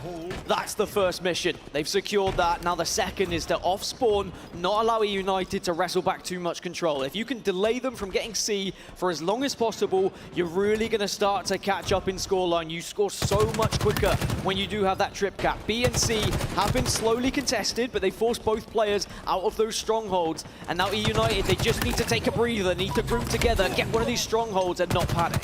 Renegade under heavy fire and grenades blowing up in his face. Rain with a beautiful job of trading that damage out. They already have C halfway complete. He's going to be able to jump in this, and if he can angle himself like he is, he's going to be able to turn this control around. Now it's an A and C hold for United. An impressive amount of time gained by Cloud9 to get back into this game, but again, it's the United controlling A, which really has been the strongest stronghold throughout this game. And because E United have held it for so long, it's been very difficult for Cloud9 to rotate, but now Penguin securing A by himself, and now you can assist the rest of the team to hold on to B, and they'll get another trip cap here. So Cloud9, they may have been down, it might have looked like they were going to be out, but they're slowly but surely creeping their way back into this game. Trying to stay alive here. Spartan dodges one nade. The second nade doesn't come home, and because of it, he stays alive. The two players in Long Haul now have a large responsibility for Cloud9. They lose the 2v2, and because of it, E United see the opening to take C. Well, they just have to take C. They have to stop this bleeding, but in the meanwhile, A is also being contested. That's going to be a big fight going down, but it's Stella who looks like gets the better of Ryanu. So still Cloud9 scoring. Cloud9 been pretty relentless in their aggression onto E United. Perhaps they felt like they were being too passive at the start of the game, just allowing E United to have too much control. And now they're just running quite aimlessly into this Cloud9 roster, and I think that's starting to play in the hands of the blue team. That stick from Nick could be huge, but just as I say that, 3 go down for E United. Rain with his shock rifle trying to find a pick, unable to do so far. The trip cap not in effect anymore, but slowly and surely Cloud9 start to build points, already just down 25. Cloud9 looking to make it yet another trip cap as well, but A being taken now, and this is good news for United. You'd rather take A back than take C back, as they're also doing some work at B. A couple of kills in the feed for E United. Cloud9 down to 2, down to just 1 now. Renegade, the last remaining player, can't stay alive, so E United regain control, and they finally stop the bleeding, but Cloud9, they're right back in this game. Cloud9 are right back in this game, but not too much time and room to work with here. As you see, 215 points for E United. They're going to be comfortable with A and B setup. All they have to do is find a round of sights. Renegade finds another camo. It's going to be up to him to decide if Cloud9 can close the door on this series. Camouflage for Renegade. This is going to be a huge moment for Cloud9. He's so waiting. much information. Does get the back smack. That's the first way of being able to get into A here. Just needs to get some assists, and okay, well that's going to be A and C, and now B's being taken as well. What a push from Cloud9. The trip cap is going to be in effect. How quickly can E United get out of this? It's so difficult to come off spawn, especially if you get split spawns. Long haul spawns are in. Renegade looking to be aggressive. If he can find the kills, it'll be huge for Cloud9. He gets taken down, but Eco Penguin answer immediately. Stella with a shock rifle. Oh, Nick, you've got to be careful. You can't poke that head out. A kill with a shock rifle could change everything. At least the United have stopped the bleeding. They've managed to regain A, but 220 on the board now for Cloud9. And in what has already been an incredibly tight series is going to come down to the wire once more. Stella looking across, sees Spartan, can't connect with the headshot, has to be careful, checking his P's and Q's, making sure no one's going to be coming from behind. And now we're all tied, and now Cloud9 take the lead. The push has to be now for United. Spartan gets the first. Rain is trying to capture B, but he's very weak, and Stella gets a double elsewhere. That's a massive kill, though. A and B in favor of United. A massive kill for Rain there as he gets taken down by Stellar. Stellar gets knocked to no shield. He's forced to trade melees. Can he stay alive on this battery? 236 to 238. Penguin slides on into B to try and take it away, but he's one shot and he's desperately trying to stay alive. Oh my God. Surely he doesn't get his shields. He does get his shields. 240. He's got a sword. E United, they need to get into B, but Penguin knows full well he could dive in any moment, but now he doesn't need to. The Slays come through. And B still being held. What a comeback this has been from Cloud9. But wait, are they going to get it? 249, 250! And Cloud9 move on. E United were in so much control, but Cloud9 have showed why they're the favorites in this competition. The first time E United lose a game on Recharge is going to be the last game they play in North Carolina this weekend. They are out of the tournament with a phenomenal comeback from Cloud9. Unbelievable performances by everyone on that side of the stage. Don't get too ahead of yourself. They just dropped down to the elimination bracket. Don't you worry. They're still here. You've worried everyone here in the arena. E United fans are scared, but no, they will drop down to the elimination bracket. It was a valiant effort. I'm so impressed as to what E United have to offer. But as for Cloud9, they have shown time and time again just why they are the favorites in this tournament. But, you know, E United, they gave it a valiant effort, didn't they? Forgive me, I blacked out. But yes, E United played lights out throughout that series. A few kills go their way differently. They're probably able to win game 1, even game 4, and take that series 3-1 in their own favor. So look for E United to put up a very strong fight in the losers bracket finals as they await the winner of FaZe and Sentinels. I mean, United will want that one back. They had, where they were like, what, 100+ points ahead at one point? Like but 200. C9, the trip gap after trip gap, and there was just no answer from E United. And then some of the kills we saw at the end there in the B stronghold. I mean, that is all about players stepping up when they need to. I mean, Renegade said it best in his interview after they took down Optic earlier today. He said, we're the iciest team here at this tournament. They once again show how much ice they have with that comeback. Over 200 points, Dan. It was absolutely incredible. So Cloud9 move into the grand final, and they will await just still whoever's going to progress throughout the elimination bracket. And I know there is some exciting games going on elsewhere. FaZe currently 2-1 up against Sentinels over in the elimination bracket. So that one looks to be an interesting one indeed. But as for E United, I'm very impressed with what they had to offer, and I'm looking forward to see what they do in the elimination bracket. But now, let's go over to Blaze and see what he has to say. Thank you very, very much, Gaskin.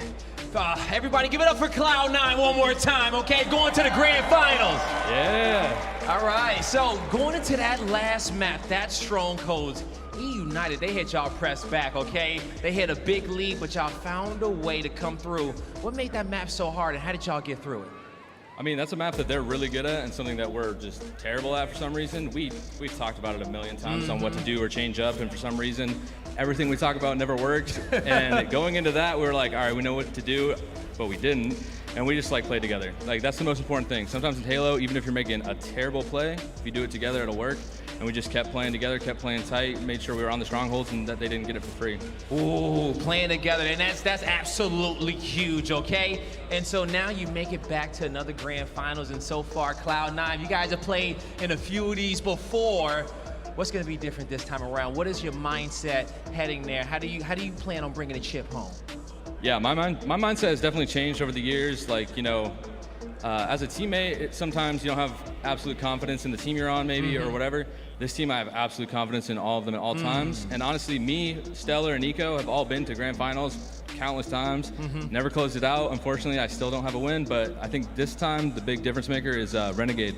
Hey, Renegade! Tell me a little bit about Renegade and what he brings to your team. Last. Oh, he brings that like Mamba mentality, you know, like he's like, just a killer, man. Like, and he brought that to me a little bit, you know. Sometimes I play too much good teammate Halo, and sometimes I just gotta be selfish. And he's like, dude, Zane, you're sick. Just be selfish sometimes. Make a play and make us help you. And I was like, okay. And that was like maybe 4 days before the event. We started doing that, and we started playing pretty good in scrims. So. Hey, that's awesome when your teammates around you, they give you the confidence, go out there and play your game and say that they're gonna have your back and support you. Penguin, it's been a pleasure, homie, talking to you. Any last shout outs you wanna give? Big shout out to my girlfriend and her friend Kirsty for just sticking around this entire time, even yesterday in the chaos of, you know, pool play and waiting around for bracket play. Yeah. And then the first day was rough. Yeah. For I think it was rough for everyone. So big shout out to them for just sticking around the whole time. Yep. Hey, yo, shout out to all the girlfriends out there who've been watching. Much love to y'all supporting all the players out there. And so that's gonna do it for us on the stage. Lottie, take it away. Thank you so much, Blaze. Yeah, Cloud9, the Ice Kings, they're pretty chilly up there. I do feel the chill in the air as well from Cloud9 because, my goodness. And I just want to say, Walshy, I mean, a team that openly admit that that map and that game mode together combined is not very good for them, and they've talked about it time and time again, but still manage to duck and dive around B and batteries, and you cannot get them off B, and they manage to retain that and take the entire series. That's a pretty scary team, right? It is a scary team, and for me, it's really no surprise that Penguin's playing better with this icy roster that he's on. He was just coming out so clutch in so many scenarios. Like you said, that B batteries, so many clutch fights that if he barely loses that fight, they lose that stronghold, and then it just spirals out of control. But they work together, and they get through it. I just want to say that interview, by the way, was fantastic because, you know, we learned so much about that team, but also just about the mentality of a professional Halo player. My favorite line was, you know, if you're going to make a bad play, it's okay if you make it together. Who knows? It might work out. Hey, that works, man. Gentlemen, I'm going to have to cut you off, though, because guess what? We're going to head right into Bravo. We have FaZe versus Sentinels happening right now. It's 3 caps apiece on CTF Aquarius. This is going down to the wire, excuse me. I mean, absolutely incredible. Toe for toe. Walshy, let's kick things off here. Casting on the desk. Yeah, we are jumping right in as we see there's 1 minute left in this game. Essentially, next flag capture wins in my eyes. It looks like Falcon is moving this across the map over at Carside, which is the preferred side I've seen throughout this tournament. Oh boy, this is getting real close here, fellas. And here's the thing, man, is that I did not expect this to happen, especially, you know, after the game that Sentinels just had. Goof, what we're seeing right here could be monumental for FaZe. Yeah, a big opportunity here for both teams. Sentinels did go down 2-0 in this series, so an opportunity to push it to a Game 5 is huge for them. Looking at that scoreboard, the thing is popping out for me, it's Frosty. Oh my God. What a play by Boo Boo Doo Boo. Trying to save that flag, but not going to be quite enough. No. Just back and forth. All these rivals going back and forth this flag. There's only 10 seconds left. Like I said, this next cap is likely deciding the match, GB. Wait a minute, Frosty's going to be right at the flag. He's going to send it down. That's going to put things into overtime. But is anyone going to be there to receive it? It's Formal. He's around the flag, though. He's going to jump up on top, find Snipe down right in front of him. 2 players aside. Lethal's able to get a back whack. He's also able to get a double out of it as well. Snakebite now marching forward with the flag. Ladies and gentlemen, we are in sudden death. This is Sentinels tournament life on the line. Frosty perched up on the flag. I don't know what's going on here, how they managed to squeak this one out, but he's right there. He's got to deliver it. You see the icon, the Dynamo nade flies through. Oh my goodness, Boo Boo Doo Boo with a hero play. He's able to grab the flag. I can't believe it. What happened?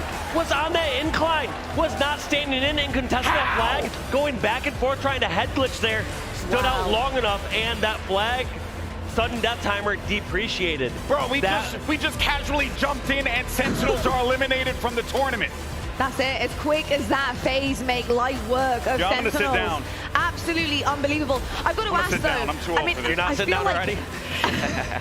He's done. He's done. He can't believe what he's saying. He can't believe what he's saying. That's crazy though, because obviously at that point in time I thought, okay, is this going to go to overtime right here, right now, because the flag was in the base. Goofy, who made that run right at the end to get into Sentinel's base like that and totally deny that final cap? Boo Boo Doo Boo came in at the end of Sentinel's base and threw that flag out. And honestly, I'm surprised Sentinels was even able to move the flag so far. Once FaZe capped the flag, I thought it was over. Frosty comes in last minute, throws it out. Formal makes a great play, not just going for the touch, but actually pushes past the flag to try to get behind the FaZe roster. Snakebite able to run the flag all the way back, and a little bit of a slip up there as you were so close to cap the flag if you're Sentinels, and the flag was out of his hand, so the game ended. Here's the thing, though.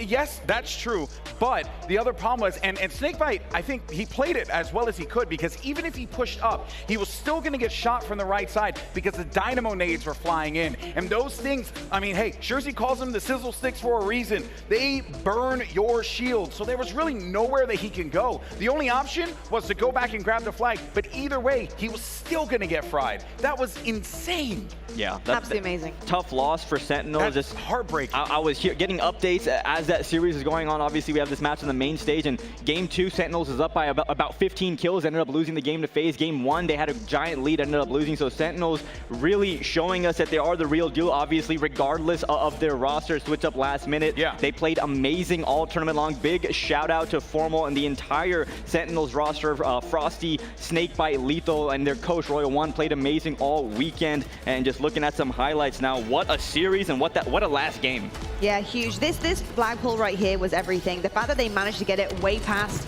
the middle of the map here is everything, because obviously running it through that closet, you have that protection, and if you have the numbers on your side towards your base, able to clean up towards middle as well, it's pretty much game over. You're going to cap that flag, Walshy. Yeah, I agree. It's always about those reinforcements at that point. The part that I really want to highlight here, as we'll see in about 35 seconds, is how long the players from Sentinels contested that flag. You'll see that meter in sudden death start to tick down on that pie chart, essentially. And when that gets all the way down to 0, it's not going to keep refreshing and replenishing. The reason that it reset was because this flag was on the incline. So pay attention to this. Pay attention to where you see the timer at and how these players are contesting it. You'll see Formal coming up here first. Realize he has plenty of time. No need to stand on top of it and panic. He's trying to create a little more space for his teammates in this case.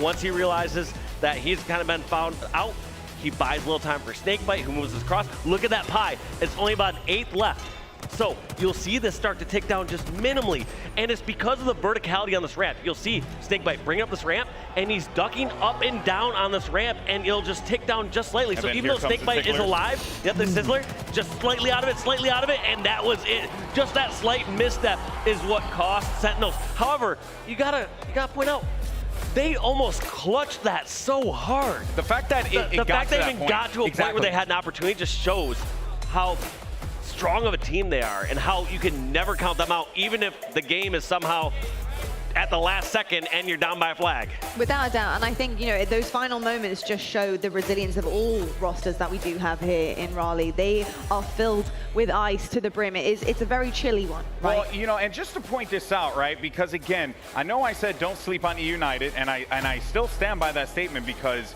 they're going to make they're going to continue to make a run for themselves here. I don't think FaZe is out of it quite yet, nor is United. But you know, we are at a point where the game's brand new, and this is a great opportunity for people to kind of like catch folks off guard, right? Like, you know, you don't really know where everyone stands, especially because it's on LAN.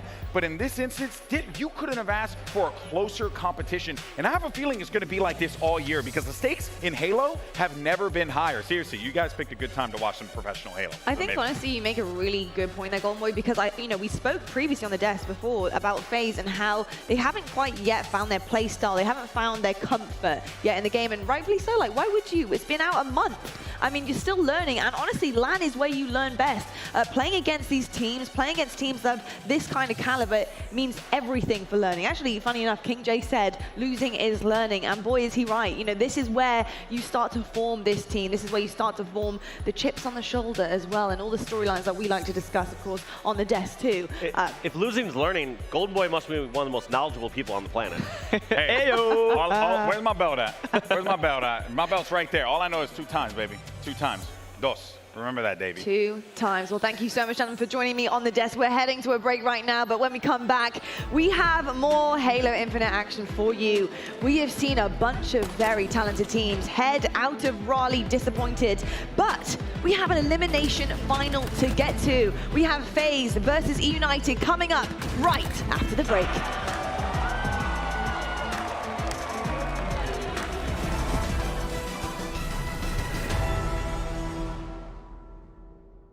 Are you up for a challenge?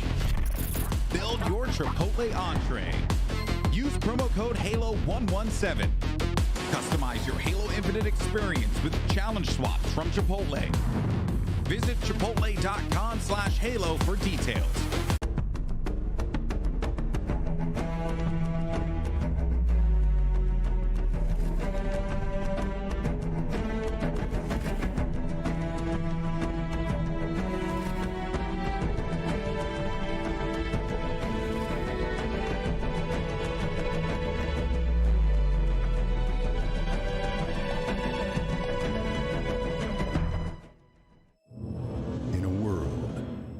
Where Game Pass has PC games, an earth-shattering discovery will blow your mind when it's revealed that that world is this world. Game Pass has PC games. Now playing with Game Pass for PC. Get your first 3 months for $1. I've got you under my skin. I've got you deep in the heart of me. So deep in my heart that you're really a part of me. I've got you under my skin. Searching for meaning in a relentless world, always connected, but somehow alone, trapped by illusion. We offer another path, where the battle to belong begins. Awakened by a calling, united by the cause you fight for. No one can take away what it means to be among the few, the proud, the Marines. Thomas, you seem triggered. Can you tell me what happened? I've had dreams that weren't just dreams. Time to fly. After all these years, to be going back to where it all started, back to the Matrix. Am I crazy? We don't use that word in here. The Matrix Resurrections, rated R, in theaters and on HBO Max.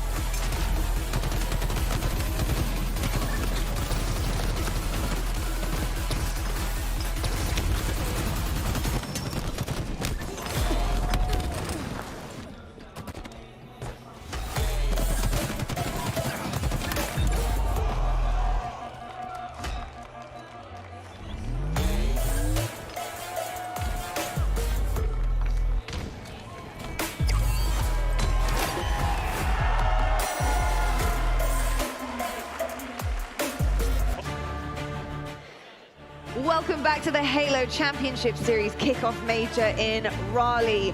Are you not entertained, North Carolina? My goodness! The stuff we have seen today has been just unbelievable. I couldn't have dreamed of a better championship Sunday to kick things off here for Halo Infinite and our season, because my goodness, the competition is more than fire. Goofy, we saw some ridiculous things just then on our screen. We jumped into Bravo, and all of a sudden we're seeing standoffs happen. We're seeing people pulling flags when you just honestly would never pull a flag normally. Down to the very wire. Sentinels gets knocked out of the competition, of course, and FaZe proceeds on. But how was the end of that match for you and your nerves? My heart is still beating out of my chest from that last matchup. We came in so last minute, I wasn't even sure what was going on. We saw FaZe snipe down, clutch it up, and end up getting that fourth cap, and I thought it was over. And then Frosty comes in, runs the flag, and somehow they almost cap. That would have been the absolute most insane thing I've ever seen, but regardless, a very, very fun series. FaZe has had a rocky road so far, but they found themselves all the way in the elimination bracket finals now, going up against E United. You know we're going to have a good match coming up. Without a doubt. Bravo, Onsa, I've got to get your thoughts and opinions on that, because we keep jumping into games that I just think I don't think can get any better. And you see moments like that, Brav. What kind of thing does it do to you as a caster, as a Halo fan, to see things like that happen on your screen, you know, with everybody watching around the world? I think two things. It gets us hyped, but also it's like disbelief, because moment after moment, time after time, it is the most insane sequences that end up happening. And every time, I think Halo Infinite's overtime rules just allow these crazy things to develop.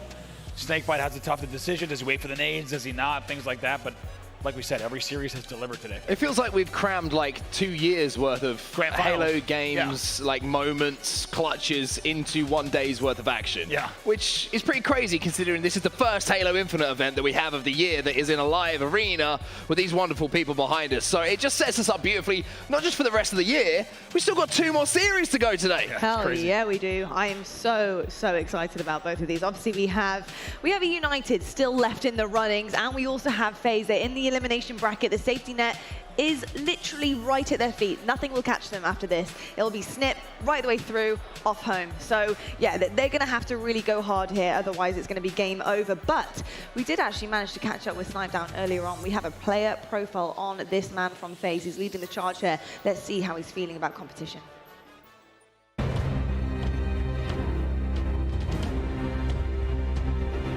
My name is Eric Rona.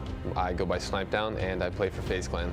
I'm loving the new Halo right now. It really does feel like a solid mixture of, new age Halo with some of the more advanced movement. And we're still just now learning about some of this movement technique, as well as some of the old school Halo, like the Halo 3 feel that people loved. The Halo Infinite Sniper is probably the toughest sniper that I've had to use. I like the shock rifle the most. I think that's probably majority of what the players will say as well. The sniper really feels like one of those weapons that you can't just take over games, and I think that's going to make it a little more special for when people do pop off, and it's going to get the crowd even more hyped. Our team has definitely had to think a little more creative about how we want to approach situations, breaking setups of getting a weapon before trying to push a setup, or finding equipment on the map, whether it's the repulsor or the thrust or whatever it is, and making use of all the things the game is giving you and taking advantage of everything that is there. To represent FaZe in their first Halo roster is definitely special. You see how successful their Call of Duty roster has been, and we really want to bring that success to the Halo side as well. Just show that they are the most dominant console controller organization that there really is out there. It's exciting to be representing FaZe Clan. I know all of us are super stoked.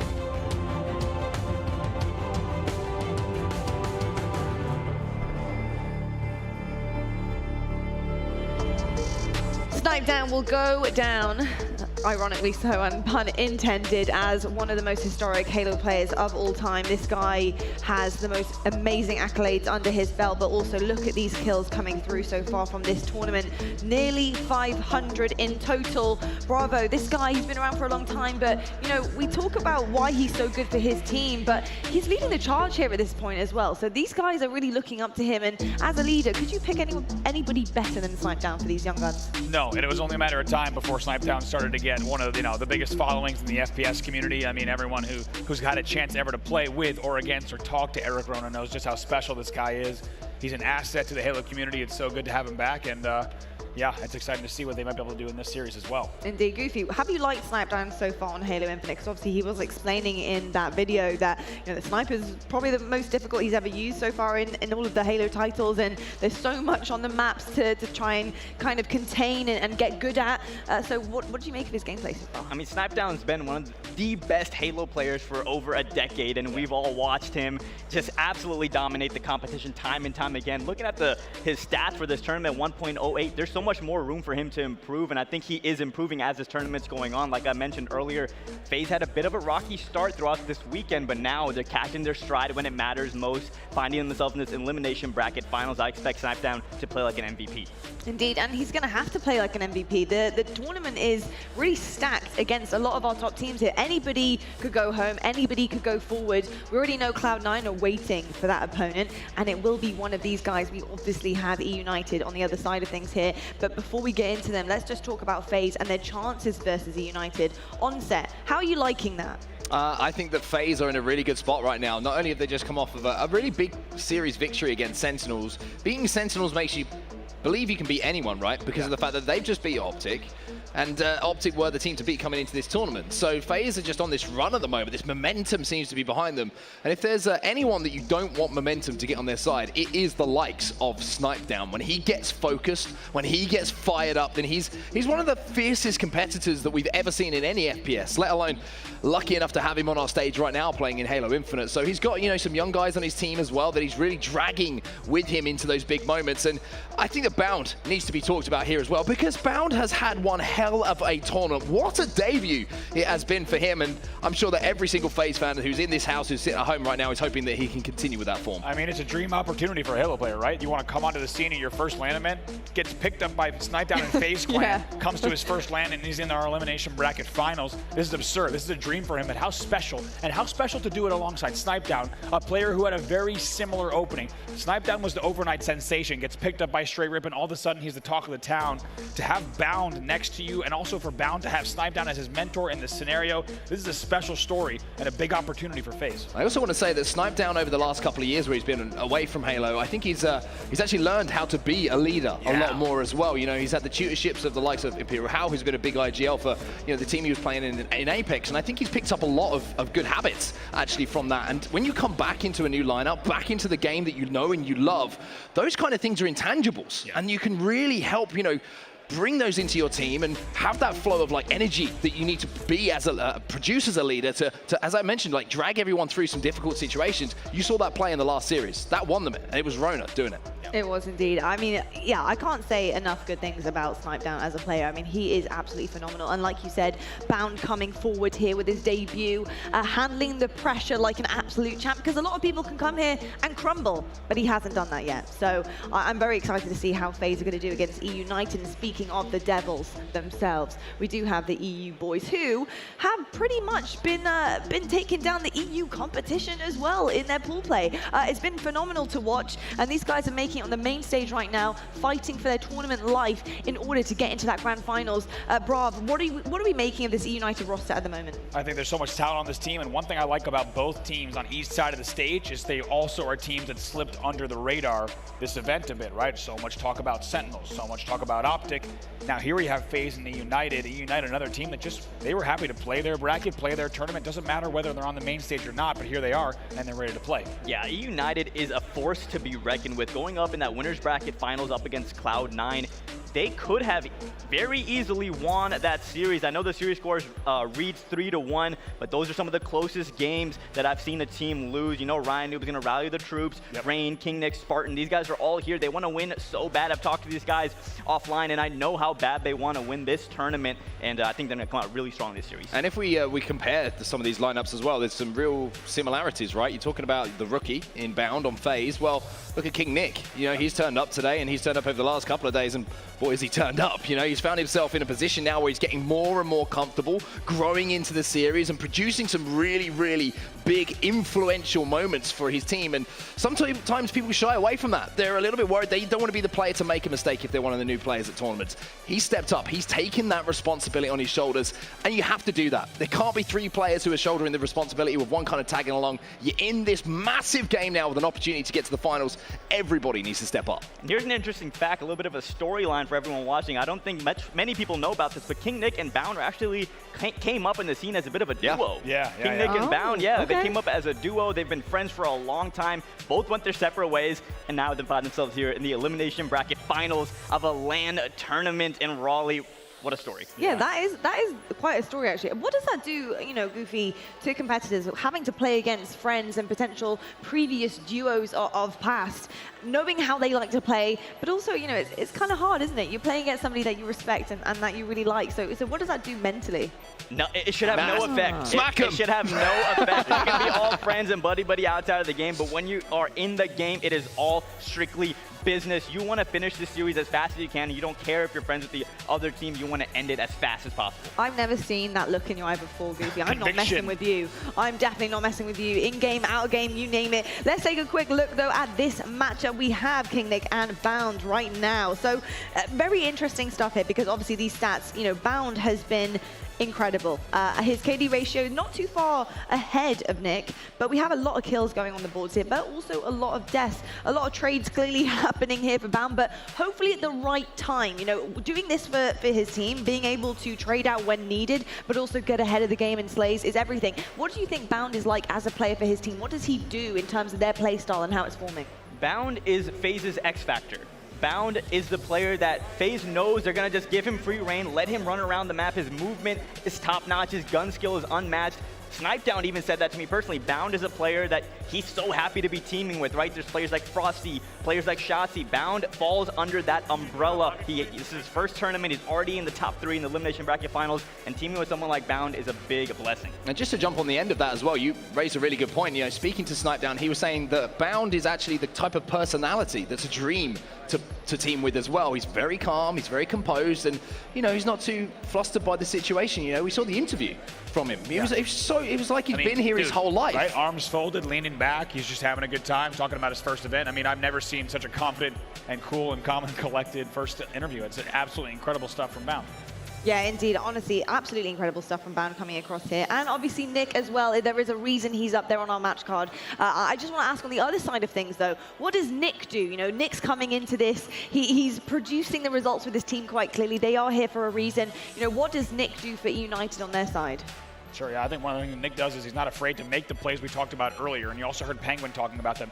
In Halo Infinite, you cannot be conservative and afraid to make certain plays. You need to be the playmaker. There's opportunities that are going to arise in these games, and with Halo Infinite, such a close game, closely contested in all these battles, King Nick's not afraid to jump out. For example, he's got shock rifle and players are at batteries. He's going to fly off an A ledge and hit those shots. Yeah, and there's a reason King Nick is on this roster, right? You see names like Rain, Ryan Noob, Spartan. These guys have been around the scene for a long time. King Nick, on the other hand, similarly to Bound, is kind of that new face, that new name to us, and his players give him the utmost respect. He's kind of that do-it-all player for this United team. He is indeed. I'll tell you what, they're going to have to do it all on the main stage in just a moment. We're going to head on over to our elimination final. The winner of this will move on to the grand finals to face Cloud9, and the loser will be going home. We're handing it over to Goldboy and Walshy. Let's get this one started.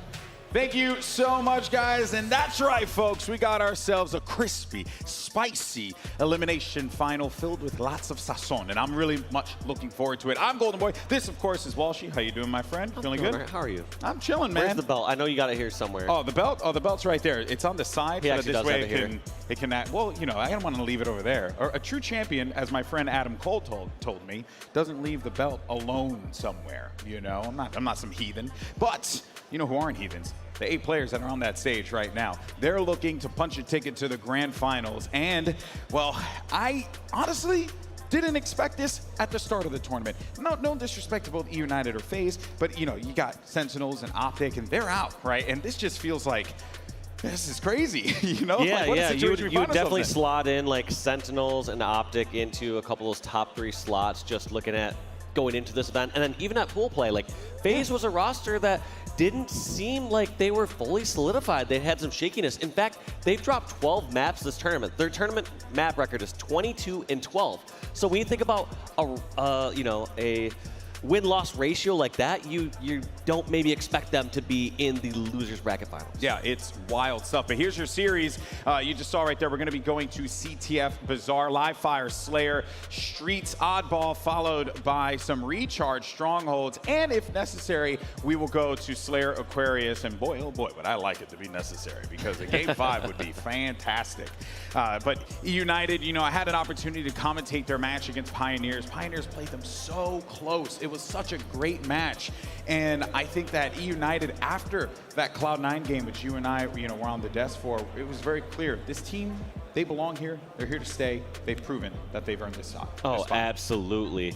Like, ain't anyone that was questioning maybe, you know, which side of the bracket was stronger or weaker. I mean, yes, you had the juggernaut, some juggernaut teams and names on that side, but fact is, it's like United, clearly they put up such a massive fight against Cloud9 there in the winners bracket finals that they can hang with every team. Yeah, and I'm so glad that Bravo brought up, you know, some points about Nick and the kind of player that he is. You're going to look for him to get scrappy there. You got Rhino, who's going to try and get behind enemy lines, cause problems. Spartan, a flat-out Slayer. And Rain, who is playing some phenomenal Halo. I mean, I've been so proud of him all weekend long. But on the opposite side of that, Bound is clearly proven he is a LAN player. He's a good player. And he's so cool, man. He's so cool. I just want to be his friend. You know, Snipedown's having one heck of a tournament.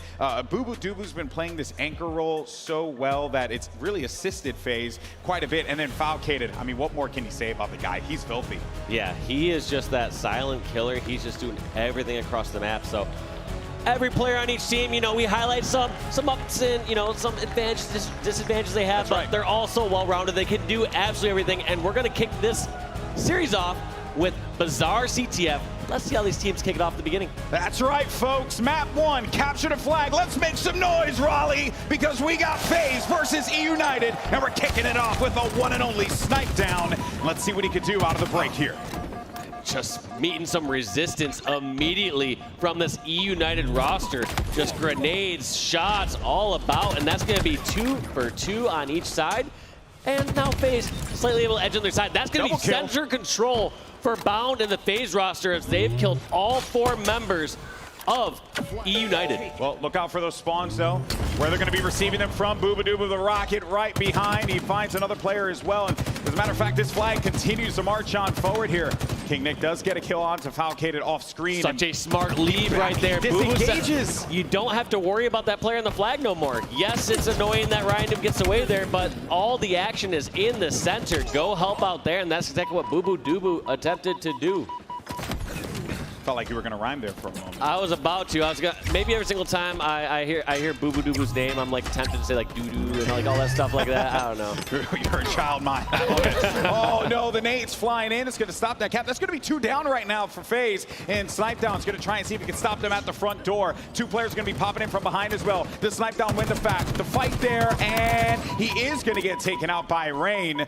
And this is going to be big because he's going to hover around here and see if he can pop players from the high ground. Another one right next to him, and he's going to get the beat down as well. Here comes the flagpole. And the reason they're pulling this flag to be safe is just to make sure they have some extra distraction going on as they move this across. They don't want to just dive on that flag one after the other and give up any sort of multi-kill there where FaZe are going to be able to get that kill and then run the flag in.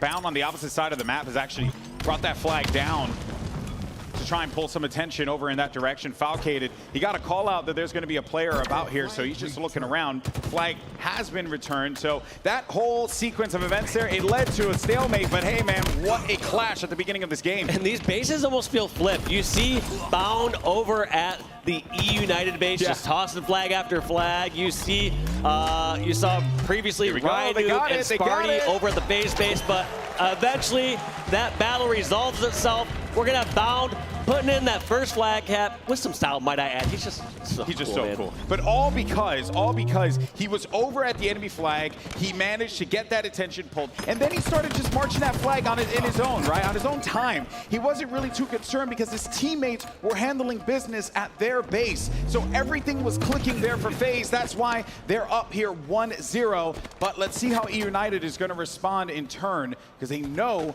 that you got some FaZe members that are lingering about. He's playing the sneaky game. Look at those shots here. Nick, wisely enough, staying up, not exposing. He knows the Snipe Down's up above. Here comes the challenge as well, and Snipe Down wins it out. Yeah, Snipe Down wins that fight, but I have never seen such an odd game of Bizarre CTF where both teams truly are just controlling the opposing bases. They continue to spawn them out into alleys and into these lower positions, and they just stay up high, get the height advantage, get a kill, and toss out the flag. Good nades there being sent out. Boobadoo's going to die courtesy of those nades from Ryan Noob. Got 1 rocket left. Ryan Noob's like, which base is ours again? Which way should I be looking here? Yeah, I know, right? I totally understand because it's been like flip-flopping back and forth. Big fight there for Spartan as he stays alive inside the FaZe base. It just continues on, and he comes out through the double doors as well. There goes a return for Rain. They're going to bring this one right back, and now they have some positioning here in the middle of the map. They're going to try and press FaZe here. Yeah, and for once, I think they have FaZe members all out of their base. That's like the first time they can say this since like the 30-second mark at the beginning of this game. They finally get to relax, play this game a little bit more how it's meant to be played or how they're used to playing it. And Nick, with this OS, is going to push into BR and see what they can do. See if they can get this high advantage over at the FaZe flag. Because if they get a kill or two here, like if they kill Falcated, they can run this flag, and Falcated is going to have 0 impact during this flag run. And I like this pull right away. Do not waste time. Do not overthink it. Just run it as fast as possible. That's 3 members dead from FaZe. Yeah, and a big opportunity here for E United. Boobadoo's going to be the last player left alive, and he's perched up on top of the tower. He finds Rain, 2 players from FaZe. He has no choice but to disengage from the fight, though. Does he have the assistance? Falcated's off into the distance, but he's going to get wiped out. I'm a little surprised that we didn't see Boo Boo flank through the alley, going through Bulldog to try and get another angle on the alley. I'm not sure if he either had a call on that side or just didn't want to overextend since he had so many of his teammates die previously. Ryan Noob trying to prevent Boo Boo from being able to return this here. Rain's going to jump right onto this. There it is. There it is. He does go in for the grab to just try and keep the drive alive, but they're sparring with a double kill right at their double door. Yeah, this feels like it has to go E United's ways. I mean, those dynamo grenades might have something else to say about it, but it's always that law of numbers that I've said before, Golden Boy. Once the flag's on your half of the map, your reinforcements are going to be there faster. This should be a flag cap, and we're all tied up here in the elimination finals. Let me tell you, that was a struggle there for E United, but they managed to pull it through, which was huge for them. And they're right back into this. Look at Rain with that double kill. Well done. Great grenade there. Tied it up like you said. And they're not content with just that. We once again see these E United members up high, taking over the tree and the BR side of FaZe's base. For those uncertain of how to play Bazaar CTF, you got to go through a few rounds of slaying. 1, if you get a chance, clear out your base. 2, take over the center of the map. And then 3, when you're pushing the opposing team's flag, you should be taking over their tree area and their BR. That way you can collapse in on the flag and then run it out. Well, hey man, it was working out there for E United for a moment. Now FaZe are actually going to be on the receiving end of a few players dying out. And there you go. You end up getting that overshield. You got Rockets. They had that middle control just as you were talking about, Walshy. And here comes the push. They're going to push that flag down. Even though Falcata manages to take out Rain, and FaZe are doing everything they can to try and thwart this pull here from E United. So far, so good. But hey, man, with the way that this E United team has been playing, I really feel like at the drop of a hat, they could easily pull this one off if they're not careful. Oh, absolutely. I mean, this game is just absolutely even at this point, and it's impressive to see how much control that E United were able to have over at the FaZe base there just not too long ago. They had people over the BR, they had the palm tree, and it was also interesting to see how they countered it. You saw Spartan. The reason that they were able to stop that flag cap is because Spartan got control of his BR. They need to get some height advantage. They need to get in positions that they can chase down and hunt down kills when players are weak at their base. You can't do that unless you're up high. Positioning is everything in Halo. You know, of course, it is a first-person shooter, and, you know, you want to click on some heads. That's just the nature of it. But in Halo, you have to play the position game. If not, well, good luck. Now, that being said, we're going to continue on here. Still tied 1-1. If you're just joining us, this is our elimination finals. FaZe and E United, 2 squads who have really, you know, I don't want to say it's an uncanny result, but they certainly have earned their place here. Yeah, but look at this aggression coming out from the E United squad. We have 3 members of FaZe just sitting back at their base. They're getting a kill or 2, and they still have to sit back on their side because they're worried players are going to be pushing in or pushing through. They're finally able to clear out the base and then make that center push like I was talking about before, Golden Boy. There's that 3-step program. I'm going to maybe write a book on this or try to sell it online. I'm not sure. We'll see. But I feel like I might need to be a little bit more superfluous with my words to really make that. Only if it's an audiobook. I'll take it as an audiobook. Otherwise, well, the pressure continues onward here as FaZe is looking to make some moves inside of the E United base. They do have some numbers. They're right in front of him. You can see the members of E United actually on the low ground. Boobadooboo with a kill, actually getting himself a double kill. But Spartan, man, he manages to squeak out a kill just like that. Now he is going to be located at the double doors. Actually, will get taken out by Bound. You can see those nades starting to fly out. They're going to be bringing this flag out to the right side of the map, and they have to get prepared for this cross here. That's why Nick is waiting for them right at the tower. Bound is prepared as well, but they have to fly over to the other side to try and stop this. That's also why Boo Boo sprinted out right away. He realized that as long as his flag can get out without taking any shots within the first couple seconds, he no longer has to worry about the alley. The alley is no longer a threat or a credible threat to stopping that flag. Instead, he needs to push out towards the front bridge and then stop Angle getting to the center of the map from alley. Well, very impressive stop there as the action continues. Bound playing his life inside of lockers. He sees Nick, and every nade is that it can possibly be in Halo Infinite is being sent at Bound. He's doing everything he can to stay alive there. Nick on the other side is kind of dealing with something similar. Bound finally is going to get taken out inside of the locker area. Boo Boo around the side. To catch someone off guard, and that's going to be the Rocket player, Rain. That's bad, but it actually just does damage to Boobadooboo, enough for him to be able to get away. Yeah, and that's a fantastic trade, trying to milk them of those rockets, get those out of there. It's just a situation that rockets generally, especially in these pros' hands, translate to 1 or 2 exact kills. So for Boo Boo to walk away with that, just no shield, and still has a flank down below, that's an absolute win. Yeah, they do finally wipe him out. Overshield's going to be up. You can see Falcated's there, but the trade is going to happen. No one able to get that quite yet. OS is up, and I see some red members there. I see some E United players present, and big win there, as well as Ryan Noob now getting this overshield. Perhaps this could be a push for them, but that kill onto Nick actually hurts their push, and I mean, a big pickup there. So now Ryan was kind of just scraping around, looking to see where these players are, but they just keep getting wiped out, and this is a great hold by FaZe. Yeah, and I love how Ryan Noob right here is just staying alive, keeping his overshield. Yes, it's deteriorating a little bit over time, but that's also going to deteriorate a lot faster as you take those couple BR bursts. So he's just waiting a little bit so that he can regroup with his team. In this game, especially when it comes to overshield, you can't just run in and kill 2 people on your own. You just get a couple bursts that you get a little leeway on, or a get out nade free card is what I like to call it. Look at that movement there from Bound. He's still alive inside of the E United palm. He's still here, like bouncing around. That's just the fact that it took that much effort to take out Bound goes to show you the skill that player possesses here.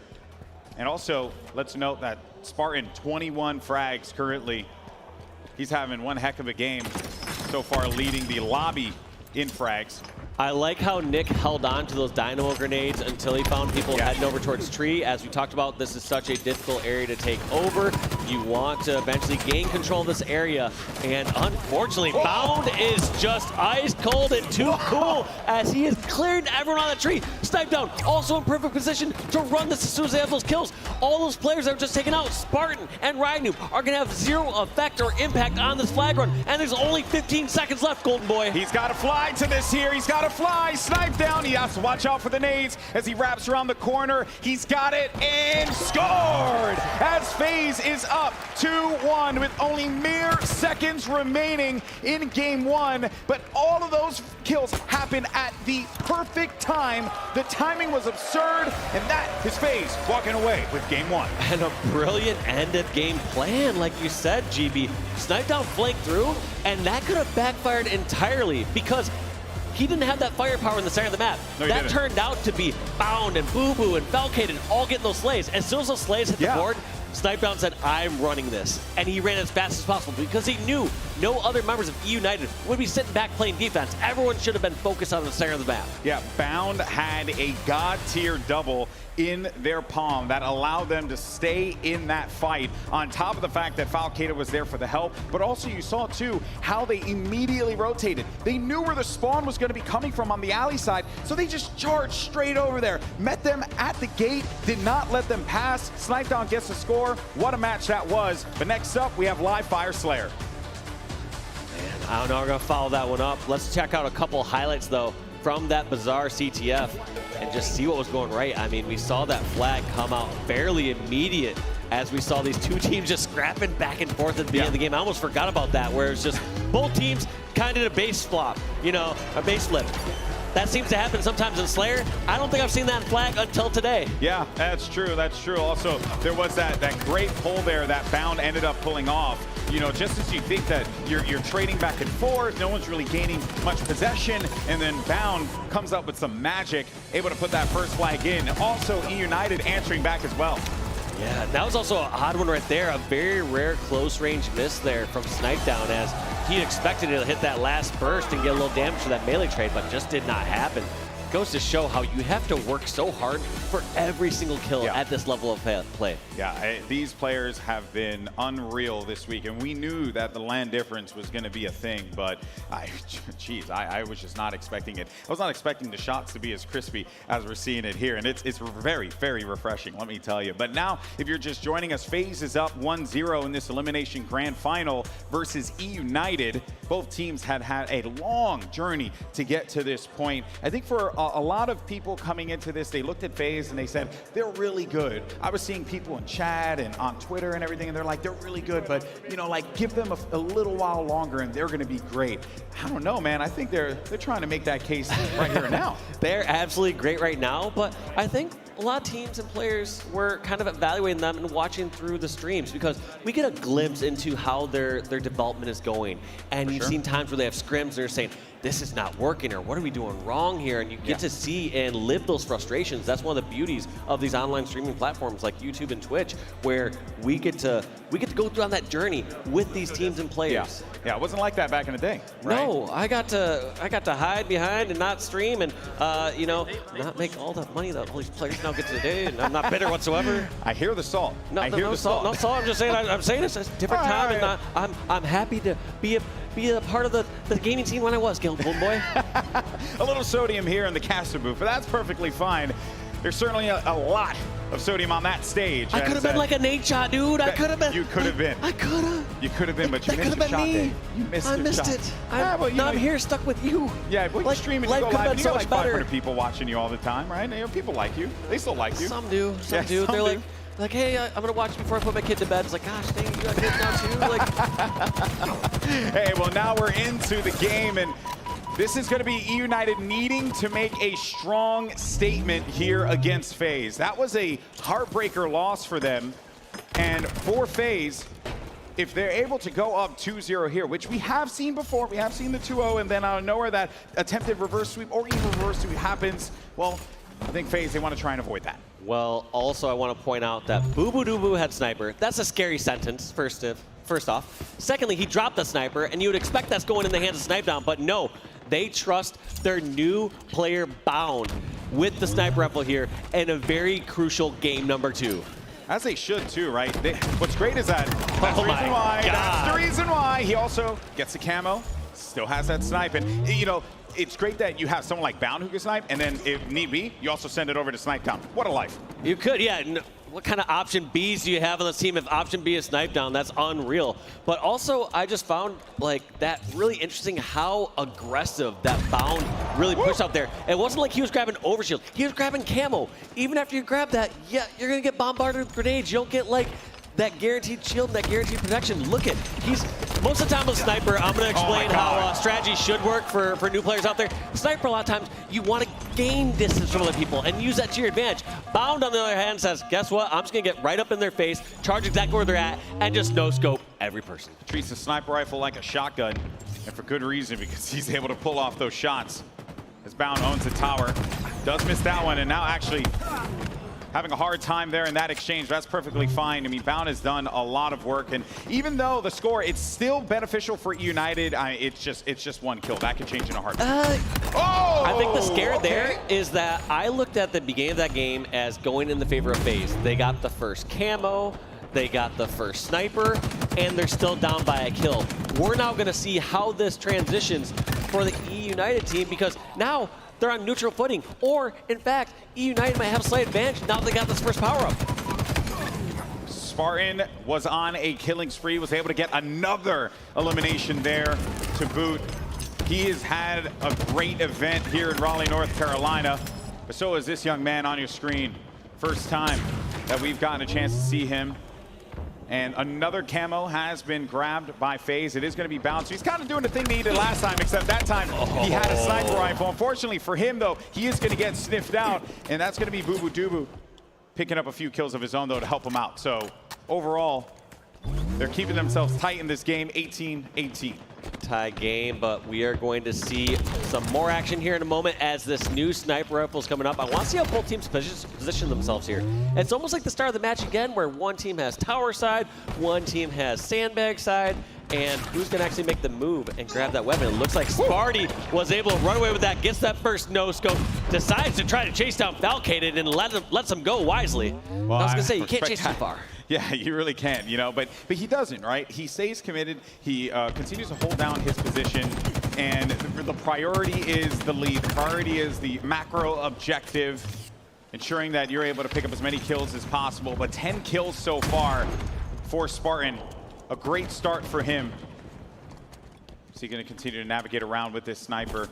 And he's anticipating maybe some resistance coming out of the garage door. Boo Boo picks up a kill over on the left side, so he goes around for this flank, and he's getting the call. He's trying to see where they want to go and how they're going to want to set this up so that they can pincer FaZe for another push. I like this play. They're deciding to flank over for this power-up. But I actually want to hear how they're organizing and coordinating this, because I felt like the sniper almost was out of position, but we should go check it with the comms. We're going to go to Astro listening with Spartan and the United squad to see how they're communicating. Green. I'm needing big door. Nest. 2 shots in him. I have to live. Damn, I'm literally playing your white box. I'm literally playing your white box. Literally in nest, trolling. You're spiking He ran me. back. He ran back to green. Foul. Foul, ran back green. I'm big door, guys.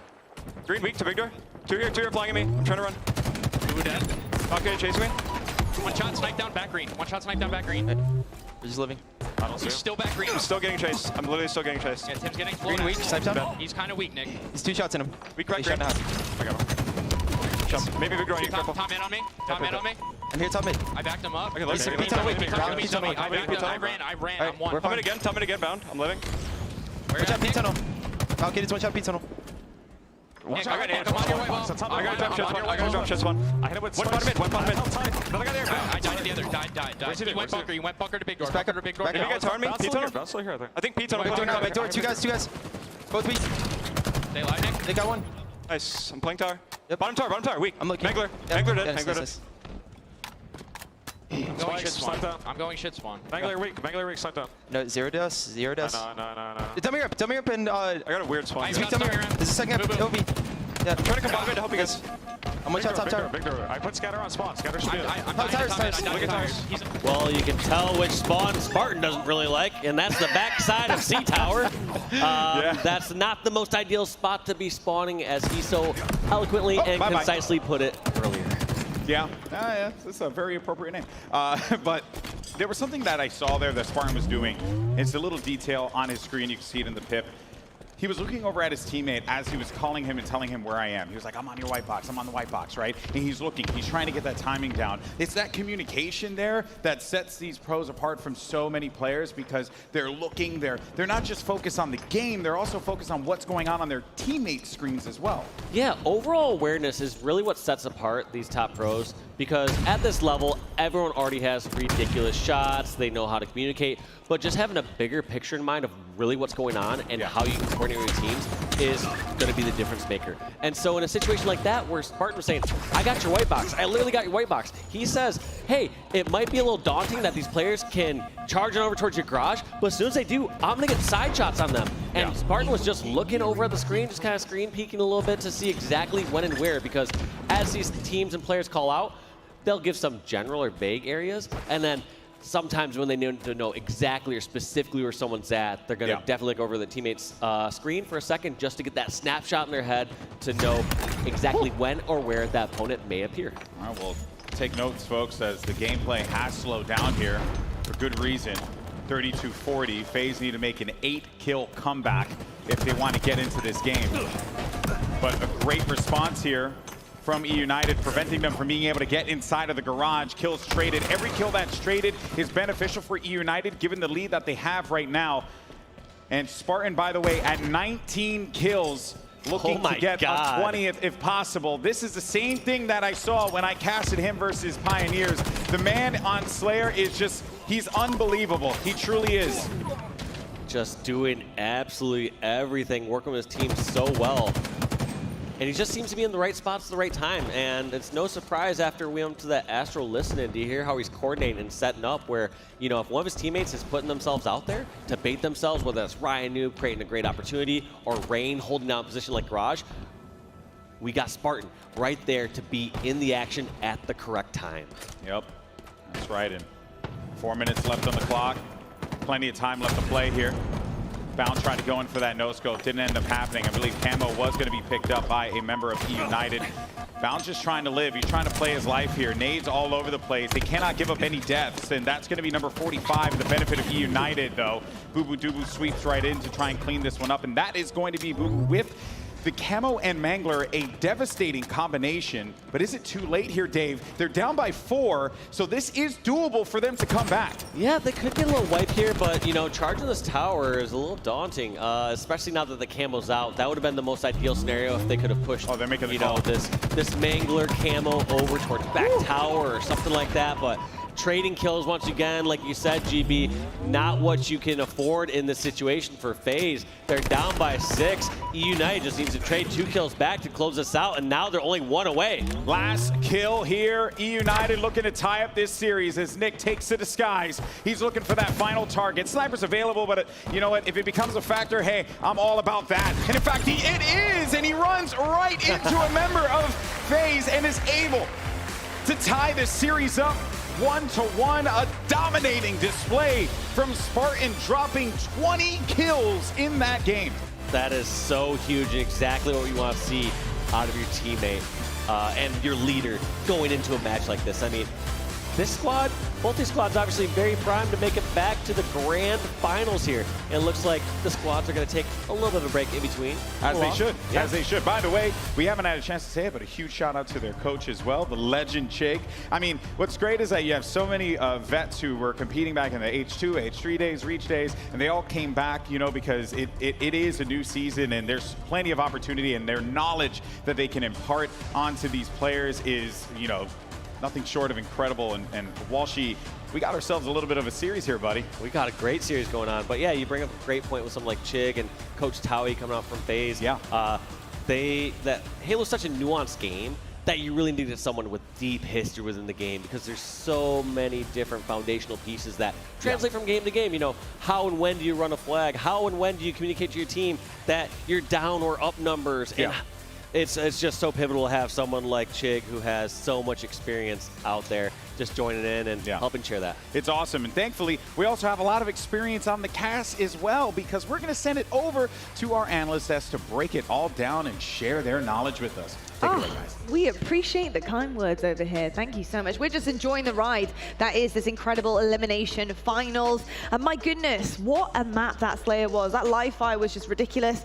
Very back and forth. And for a second there at the end, I thought, ooh, maybe, just maybe FaZe could potentially get back into it. Unfortunately, United are just too strong. I think there was 2 different things happening over here, right? Spartan, for one, was just popping off. He really seems to just excel in the Slayers. He is a main Slayer on his team right now. But on the other side of things, just take a look right there at Snipedown. He had quite a terrible game for him, and I think having a player like Snipedown out for the count on a Slayer is never good news, Goofy. Yeah, it's also rare, right, Lottie? You don't see Snipedown have a bad Slayer game too often. So if you're United, you're counting your lucky stars, you were able to get Snipedown to have a tough game, but it's all about Spartan the dog this game, as he absolutely popped off for this United squad when they needed it most.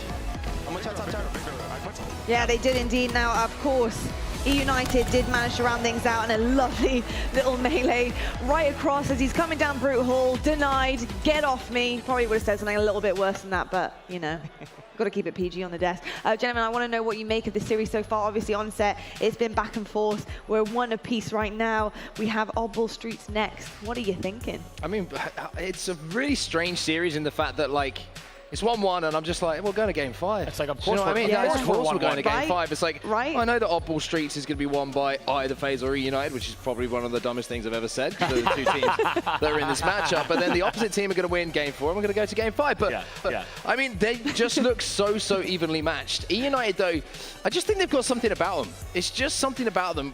We haven't seen them break into that grand final yet in the online tournaments leading up to this, but there seems to be something special in the air, and I don't know why that is. I do. Go on. I do. Please tell me. It's because they want it that bad. Yeah. That's what it is.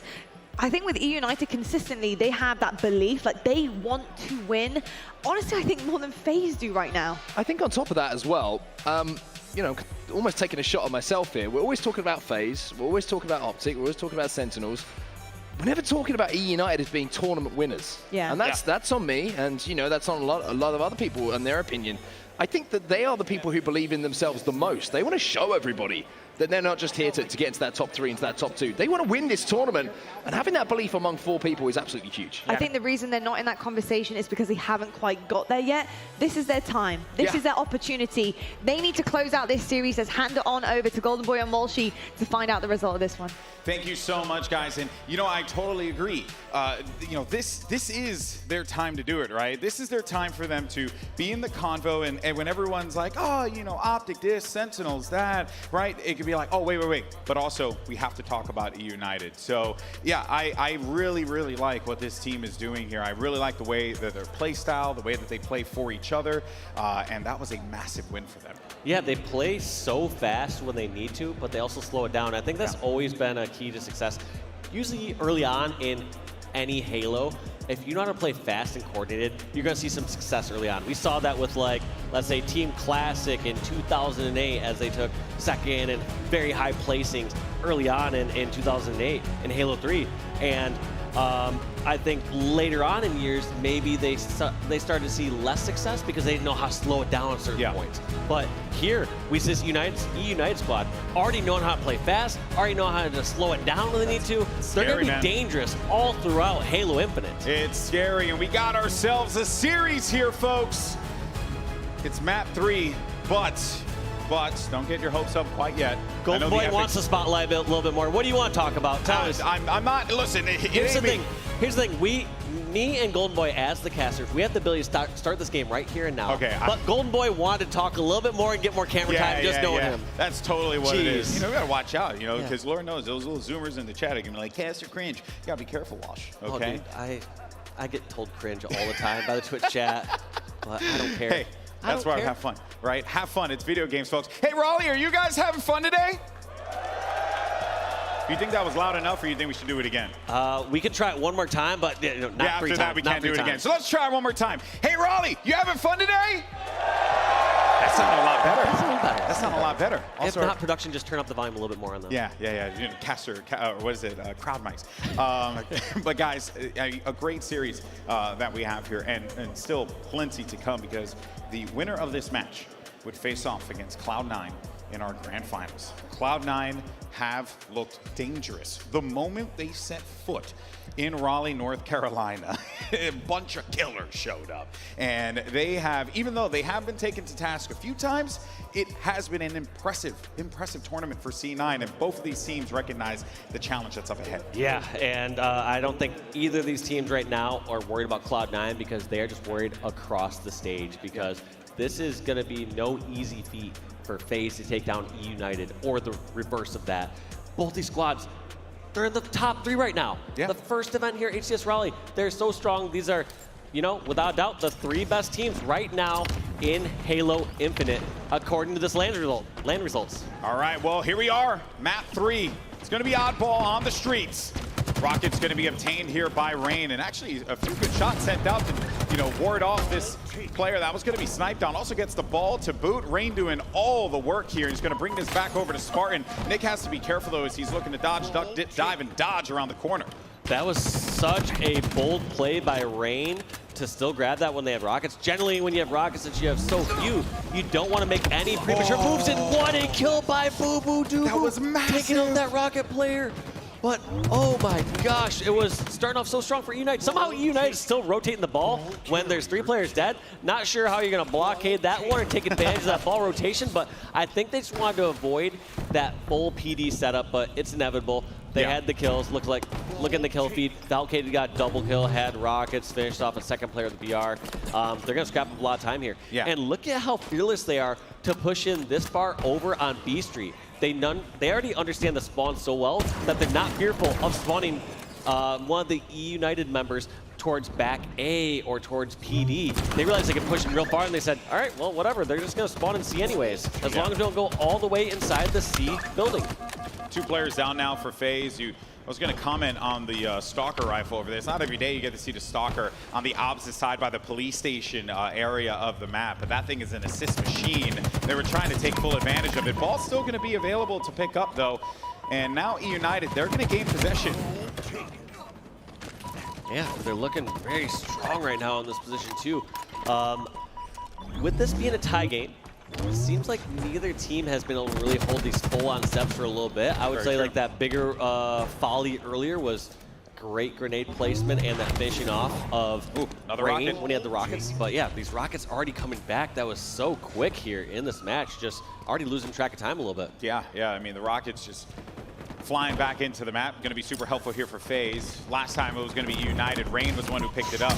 And Bubu's going to shoot that rocket off. And I think that, you know, honestly, even if he didn't get anything with it, if he died with the rockets, that could have been bad for them. So, you know, just going to go ahead and use that one. But here comes Ryanoob on the flank, on the left side. This guy, he just knows how to get in your face and be annoying. Yeah, they got the kills ultimately from United, but I think that opening really was kind of opened up by Bubu Dubu. Really? Bubu was not really playing as selfish as he should with those rockets. When you're staying up towards top A, yes, you can look on over and shoot a rocket towards Flowers or B Street once somebody's up close enough and once you know areas are clear. But the second they poked out from that top A tower, he just got melted over from top C or middle road. And when you have a player that's one shot and you got a player one shot for free during a full setup, that is the go time. Oh. You are dreaming of a scenario like that. You would love to get someone one shot while someone's holding ball. Eventually, or effectively, it's almost like a 2v4. Yeah, and through all of that entire exchange, right, we ended up seeing United bring that ball around to Tram. A smart play here by Ryanoob, using that commando, just like an AR, exactly what you'd expect. Lots of damage being done by that weapon too.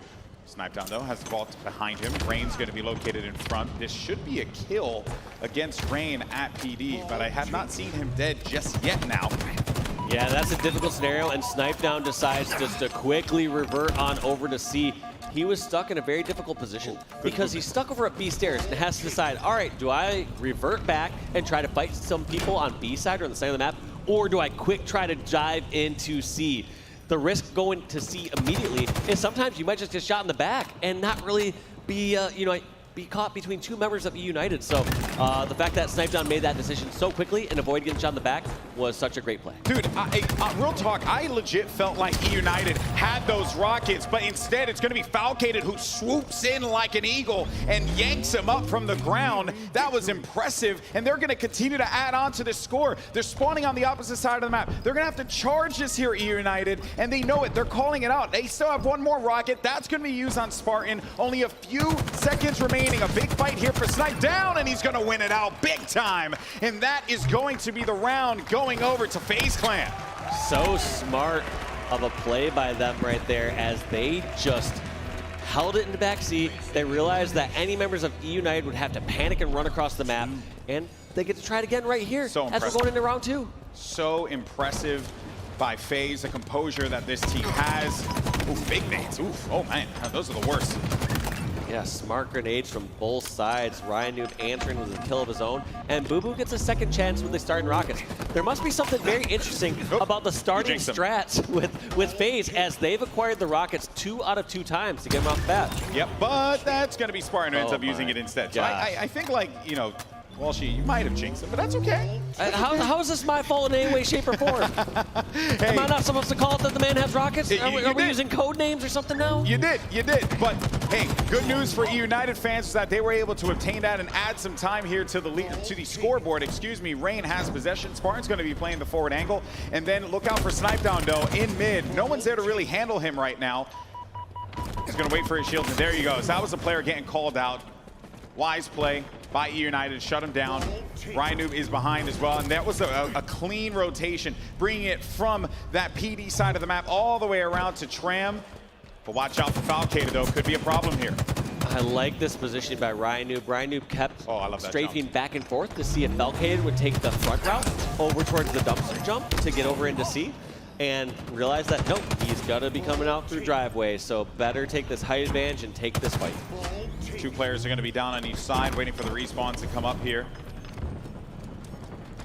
Found looking for the angle, doesn't manage to burn Spartan there. Is going to make him disintegrate.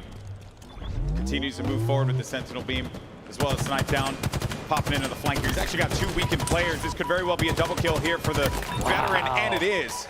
Clean double for Snipe Down. Got a little dicey for a moment, but I think he was feeling himself there and was more than confident to be able to take that one. Now the ball is going to be coming over to Tram's side, and just great pre-firing as well, preventing Spartan from being able to poke out and harass anyone who's coming into Tram. Yeah, and also it must have been seeing the little shine off the scope right there. The glint, yeah. Yep. That gives it away a little bit, so if you're understanding why or when you're seeing that, you're seeing it when an opponent is zooming in from across the map. You'll start to see the reflection off their scope, so that kind of lets you identify exactly where the person's at. And Rain has rockets again, Golden Boy. Am I allowed to say that? You are. And he got a kill. He did die immediately. So maybe I should try this, Golden Boy. All right, maybe I'm gonna say, I don't have $1 million and I'm not gonna get a Barracuda. Maybe I curse myself that way. Nope, still here. Still here. Puckett didn't show up. Puckett didn't show up. It's okay though.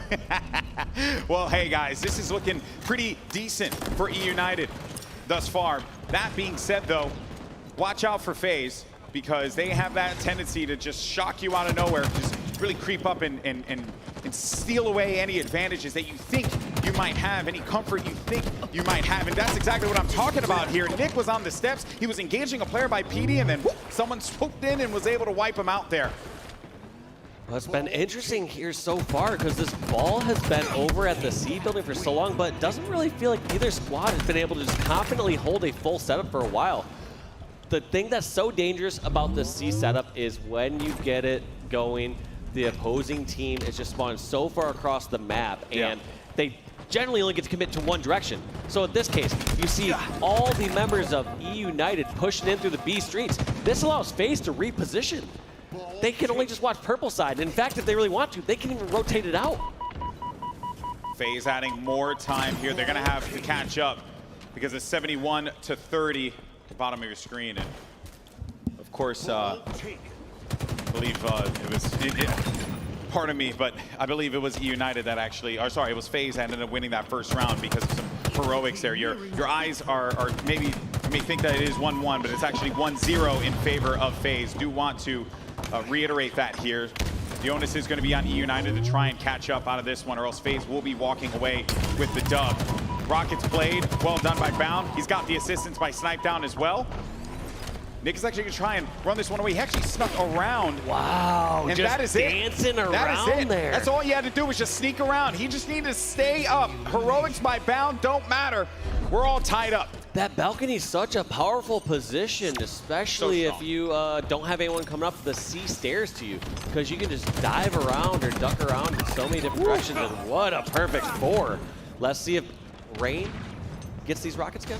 Is he gonna? I see him. He's got 3 out of 3 times. They're cursed. They're cursed. Oh no! Don't touch him, Rain. You're gonna curse him. His teammate ended up getting it. He got the ball though. That's nice. And now it's gonna be Nick's turn. He likes to fly at people. Hey, look at that. Worked out. He ends up getting a kill against Falcated. Looking for Bound as well. It's gonna be on the opposite side here. I think Ryan Noob should be running into him here in a moment. And that's why he's bringing the rockets across. You got a few members here, and he gets the prediction rocket down to a science. Well done by him. Looking for another kill as well, but Snipe Down has assistance. So does he. And actually, Spartan's just going to fly in, really living up to that name, Sparty McFly. Yeah, he is really embracing that gamer tag. He will not hesitate to just go sprinting and sliding across the map as soon as the opportunity presents itself. And look at that, just finishing off. Boo gets the double kill on Bound. And right here, E United are totally comfortable if they can just trade in slays. They would like to trade in slays while they have control of the ball, but there's just too much back and forth here. This is going to be such a pivotal fight. Whoever kills right here between Falcated and Ryan is going to be rewarded with control of C, a good angle on the oddball, and potentially some ball time. And there it is, Sparty McFly bringing that ball into the safety of the C building. And Ryan Noob realizing the most threatening spot here is the C stairs, so he's just worried about that while his teammates have the B streets. Brilliant call there, Walsh, and very clear that that's that trust that E United have for each other. That's what the Desk was talking about, right? Just the desire, the confidence and the belief that they have in one another, that they can, that all 4 of them can win this series, that they can go to the grand finals and face off against Cloud9, get that rematch from the winner bracket final. But they have a lot of work to do here. I like that play by Rain. Rain was already kind of caught in a position over on B Street where he had someone on each side. And the likelihood of getting out of there without any help is pretty much nil for my European friends. But essentially, he knew he was going to get naded, so he wanted to challenge the person that was weaker, see if he could get some form of a trade. Sometimes when you're outnumbered, yes, we always highlight staying alive and buying time for your team is important, but sometimes you have to take a fight. Sometimes you have to take the highest percentage fight you got, go with it, see if you can get a trade, and that might be the best play for you and your team at that time. Snipe Down taking full advantage of the sandbox here, Walsh. Got a few kills with those rocks. Also picked up that Bulldog too. Rain looking to clean out this player in the red room. That's going to be Ryan Noob there to help him out. But few more players pushing into Tram. That's Falcated to join the action too. Bound, don't forget about him. And now they're going to grab that ball, and they'll add some more time. They're down in this match, but this should be the time that they need to come back into the game if all things work out. I love this play by Bound, running over towards the B side of the C building. Reason being is he realized his teammates were all on B Street.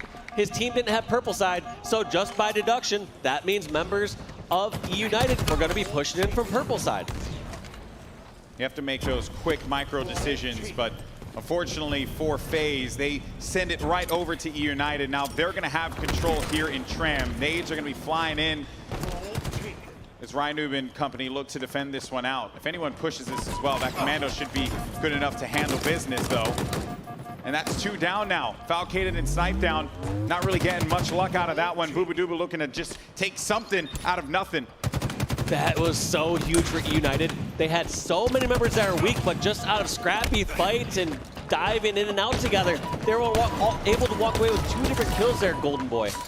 United, they're okay with those scrappy fights because they know that they have the shot to be able to win those 1v1s if necessary. And the way that they play for one another, we've been constantly highlighting how impressive it is. You only got 20 points remaining here. United so close to winning game number 3, making this series into a real nail biter here. Is anyone going to be in a position to try and stop this? Because as of right now, it doesn't seem like anyone is around besides Bound, and he's got to fly. He's got no shields, and there goes the ball drop there. A few more left, only 4 more points remaining here. He's going to hold on to the ball the entire time. And no, the ball's dropped. Is anyone there to grab it though? 99 to 43. Snipedown's going to be inside of Tram, but now FaZe have to play perfect Halo if they want to win this. FaZe cannot give up this ball for a second. They're going to see if they can pick off any members of United just kind of panicking out and trying to close this, but United playing this so smart. Look at Spartan. The part I was talking about before where they know when to go fast and when to slow it down. United just slows it down. They know that FaZe needs a full setup and full control in order to bring this game back, so they say, all right, until you pick up that ball, we're not going to get ready to push in. That's going to be Bound, and this is a big kill here. There's another player there as well. Does Nick stay alive long enough? No, and it's going to be grabbed here, 99 to 47 and counting. But again, all that time they spent clearing out the Tram. They weren't able to gather any points, but hey, anything is possible here in New Oddball. And I'm looking at the kill feed. 3 members down from United again. Nick, the only member alive. FaZe are going for this full set, and they just need to hold it for 35 seconds. One more round of slays, this could be back in. I knew my eyes weren't deceiving me. Nick was in the corner, so they don't think that he's going to be played up that close. They have to push this one here. They have one good push, maybe another, depending on how quickly this one is stopped. Here comes the push, though. It's going to be coming from the top as Nick looks to embrace it, push inside onto Snipedown. Hey, might as well embrace him as well. Bound, though, manages to get the kill. The rotation's going to come, but it's going to be resting above him. He just has to grab the ball. Is the help there, though? Double kill there for Nick. Into the red room we go. Oh my boy, a triple God. kill. But it's just Snipedown right outside. He has to block this ball. All they got to do is pick it up for 1 second. A valiant effort, but it's United that walk away with the victory. What a huge closeout by United, and such a smart play by Nick. Sometimes that can be a bad play pushing up that far, but Nick knew he snuck by. He just hit there, waited for his teammates, and was not snipped out. Because if Nick got killed there during that time where his teammates were dead and got staggered again, they're pushing with that 3. would have put United in such a difficult position because they have to now decide, do we try to make a 3-person push? Do we wait for Nick and just try to make one last desperate push? It really is a difficult spot to be in, so huge, huge play by King Nick, showing up here and helping United close that one out. What a game it was on Streets Oddball. This map never fails to disappoint. Spartan had many great moments. In fact, every member of both teams had moments of greatness. The Rockets were a little sus this game. Rockets were a little cursed. I blame Walsh. Blame Walsh. I truly am not superstitious, but there are literal cursed rockets in Halo. I can go over cursed power weapons in the future. I have a video on my YouTube, but it's true. There are cursed weapons that exist. This was just a real quality game from 2 hungry teams. But FaZe, you know, they had to dig themselves out of a hole, man. 99. You have to do everything right. And for a moment, Walshy, it was happening. They were doing everything right. They had the last step in perfect position. It was all Nick getting over there. They did not expect someone to be that close on the C stairs, and that kind of throws a huge wrench in your plans and your setup. because they had, FaZe had members on B stairs, ready to flank B side, ready to put shots over on purple. But as soon as that center player is getting shot in the back, everything goes out the window. It goes into a scramble fight, almost like a free-for-all, and just who can react fast enough and get those kills. Here's the final moments. Nick, man, the difference maker that he was. And you know what, that triple kill, what a saving grace for E United. Snipe down New, man, he's a great player. One of the greatest to ever play on the sticks, but there's not really much you could do in that situation. Yeah, not really much. I mean, he had no grenades. And you never should over-evaluate those very end game scenarios like where Snipedown was at. Yeah. Like, what could Snipedown have done? 1v4s, people are collapsing the balls. Like, kind of nothing you should probably worry about. Like, the previous 5 to 10 minutes of the game. Yeah, someone's like, I think he could have went over and grabbed those dynamo grenades and spike grenades and then threw them on the ball and then grappled it to himself. It's like, no, dude. It's grapple shot's not even on the map. It's a 1v4. He has no grenades. Get out of here. I mean, it was a rough ending there for Snipedown. I have to see it basically happen in 4K. That said, though, E United now, they're 1 game away. 1 game away from a rematch against Cloud9. But for FaZe Clan, they know that they can win this Strongholds on recharge and force a game 5. If it happens, oh boy. I don't know if we're ready for it here in Raleigh, North Carolina. I think we are ready for it in Raleigh. We absolutely are. We heard the analyst desk, Mark said it with the utmost confidence I've ever seen from him. He's like, we're just going to a game 5. I don't know why we're even analyzing this right now. It's gonna go to a game 5, so I don't know why. Every match is going to a game 5, except if West has been casting it. Yeah, that's right. Oh man, well, into the action we go. Stronghold's the name of the game. If you're watching Halo for the first time, you capture 2 Stronghold locations, you start earning points. If you capture all 3, you earn more points. It's a pretty simple thing. If you don't have any Strongholds, guess what?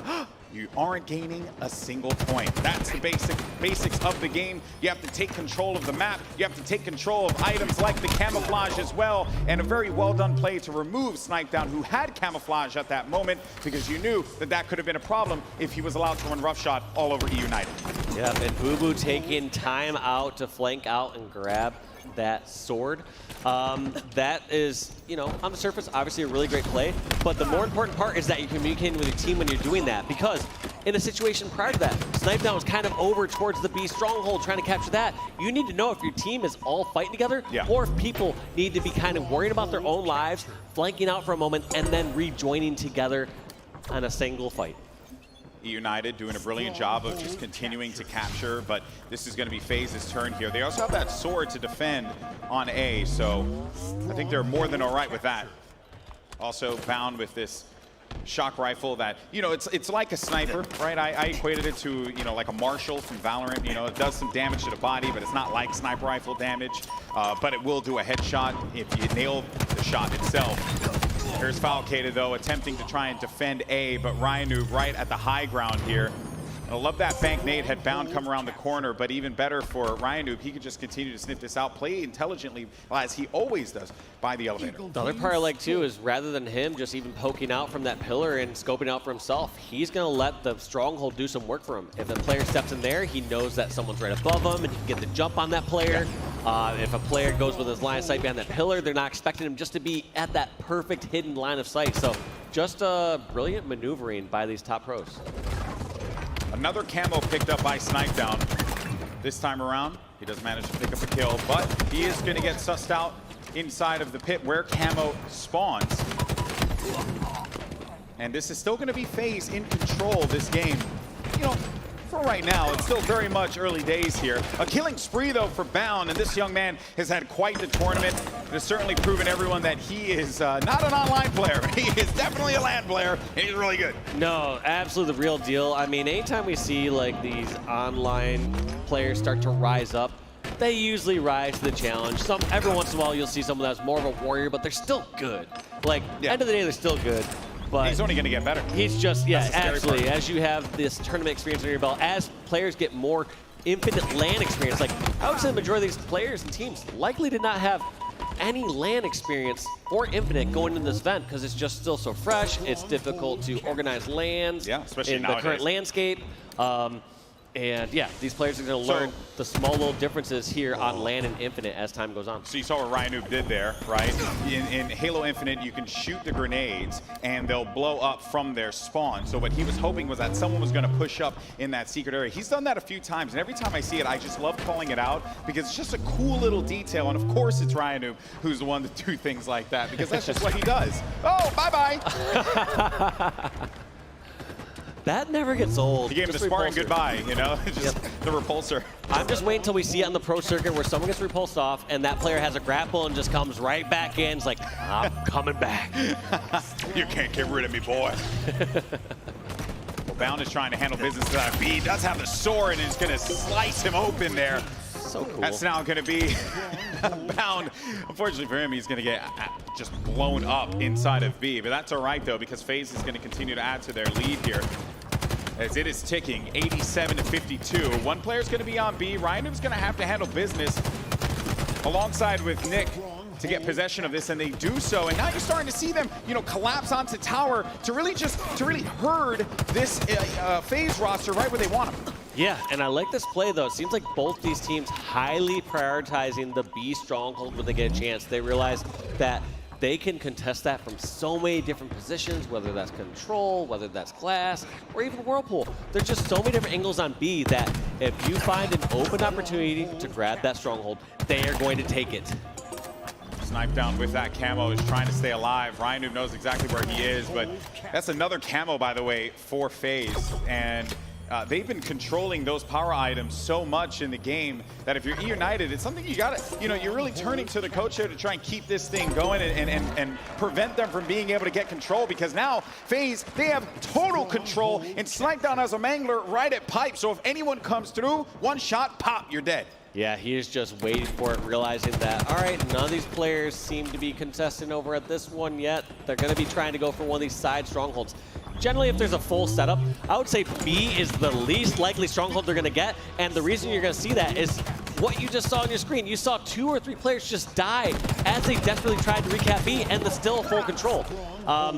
Generally, if the other team has full control, they have more members alive. They have angles from all different spots across the map, and so that's why you want to see your team go to A or C if the opposing team has full control. Don't go straight into B. No, not at all. But the problem is that they have to stop the bleeding right here, right now. They are going to go and capture C. But that was a little scary there, and they go after the opposite home flags, which, you know, that is a great play there, right? The A and the C, you know, just to give themselves an opportunity. They're scoring now, and this is where they have to decide together, where are we going to push to take B? And we see another camo in the hands of FaZe. I mean, Coach Towie on your side, having control of the map. There's just a lot of factors that go into these power-ups going in their hands, and it's just going so great for them. Look at the help that Bound got. He was taking some shots, no big deal. He had someone there to back him up. Now they're looking over toward A. You got 2 players there. Spartan's going to be perched up right behind it. They're not going to be, I was going to say, they're not going to be expecting Bound pushing in here, but with that camo, he is going to get called out. You see him right there. They know exactly where he is. But a big kill there is just going to continue to allow this cap to, I mean, look, there's total control, total domination from FaZe. They look phenomenal here on Stronghold's Recharge. And look how smart this target switching is from Bound and these top pros. There's times where Bound feels like he's going to chase into that pit and get that finish, but as soon as he encounters some shots over from the C plat, instantly backs down into Whirl and lays down some shots. Realizes when the chase is on and when the chase is not on. Good effort there, but this is going to continue. Snipe down in the tower.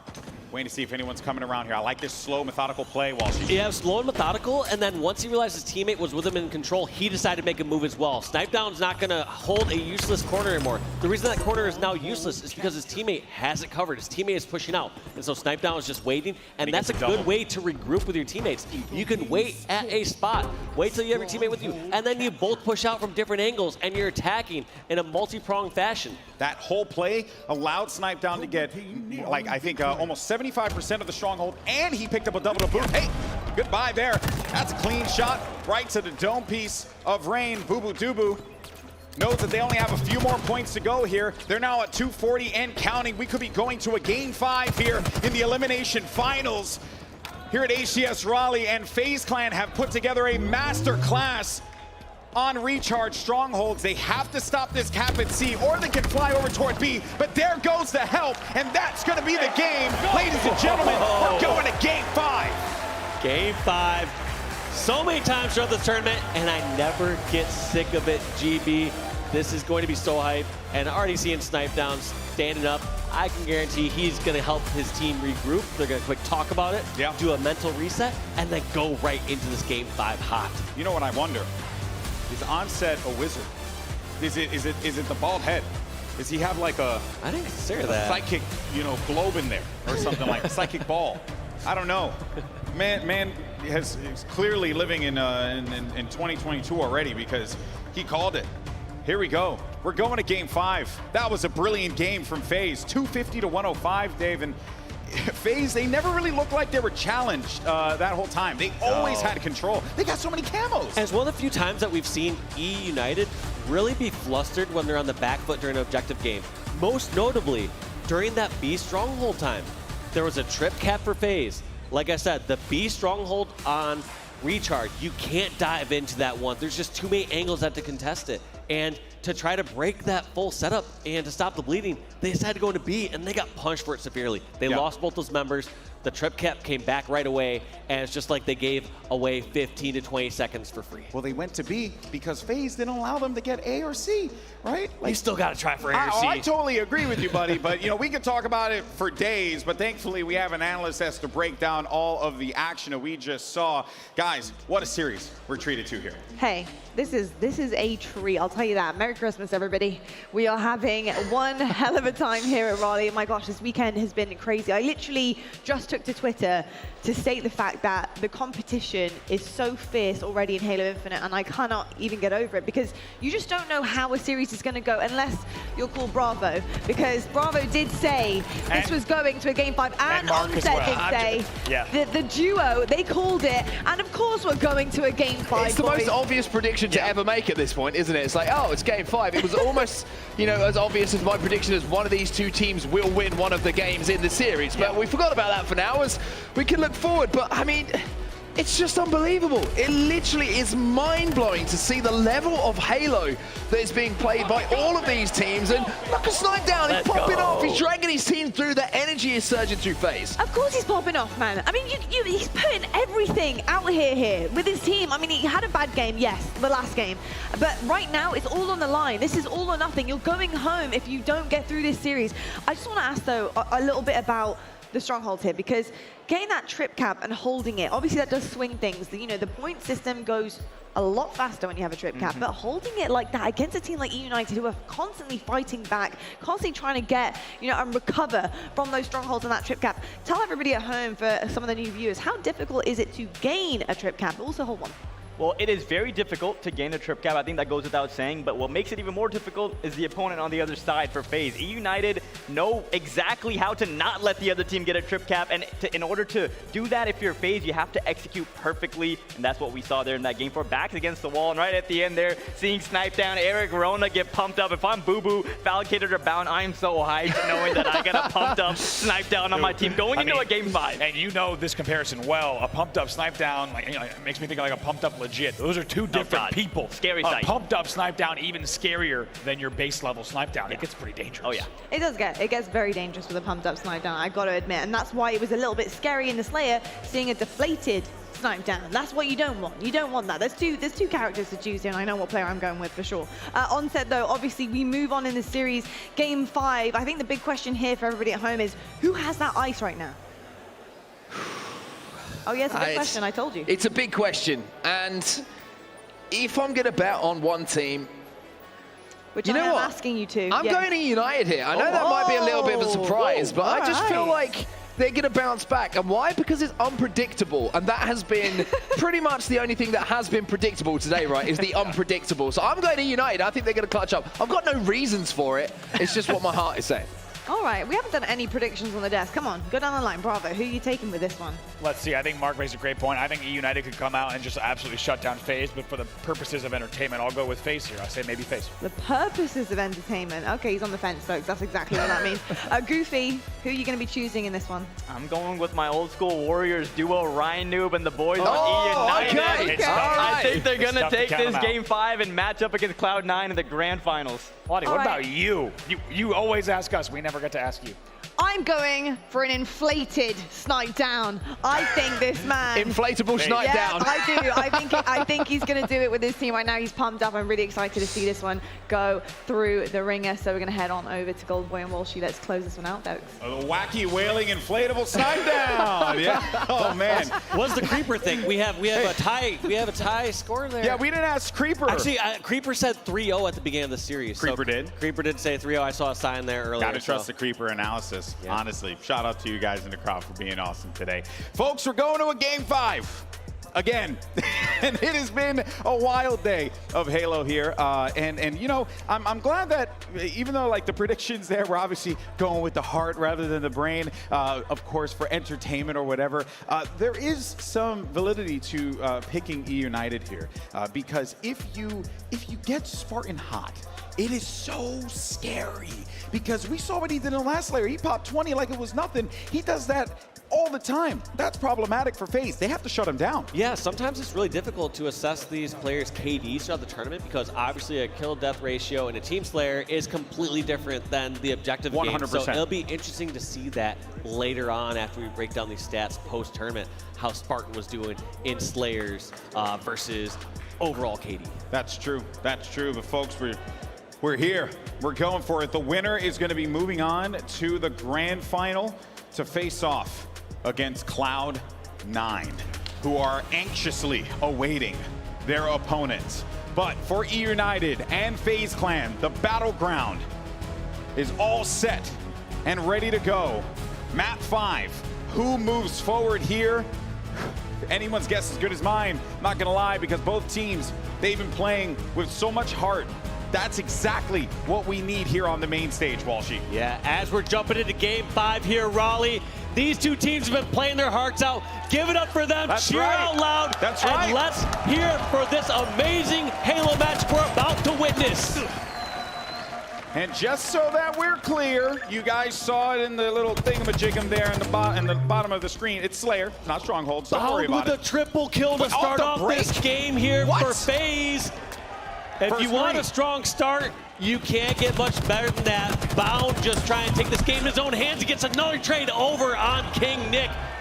That's going to allow them to be able to pick up the camo. A huge start here for this team.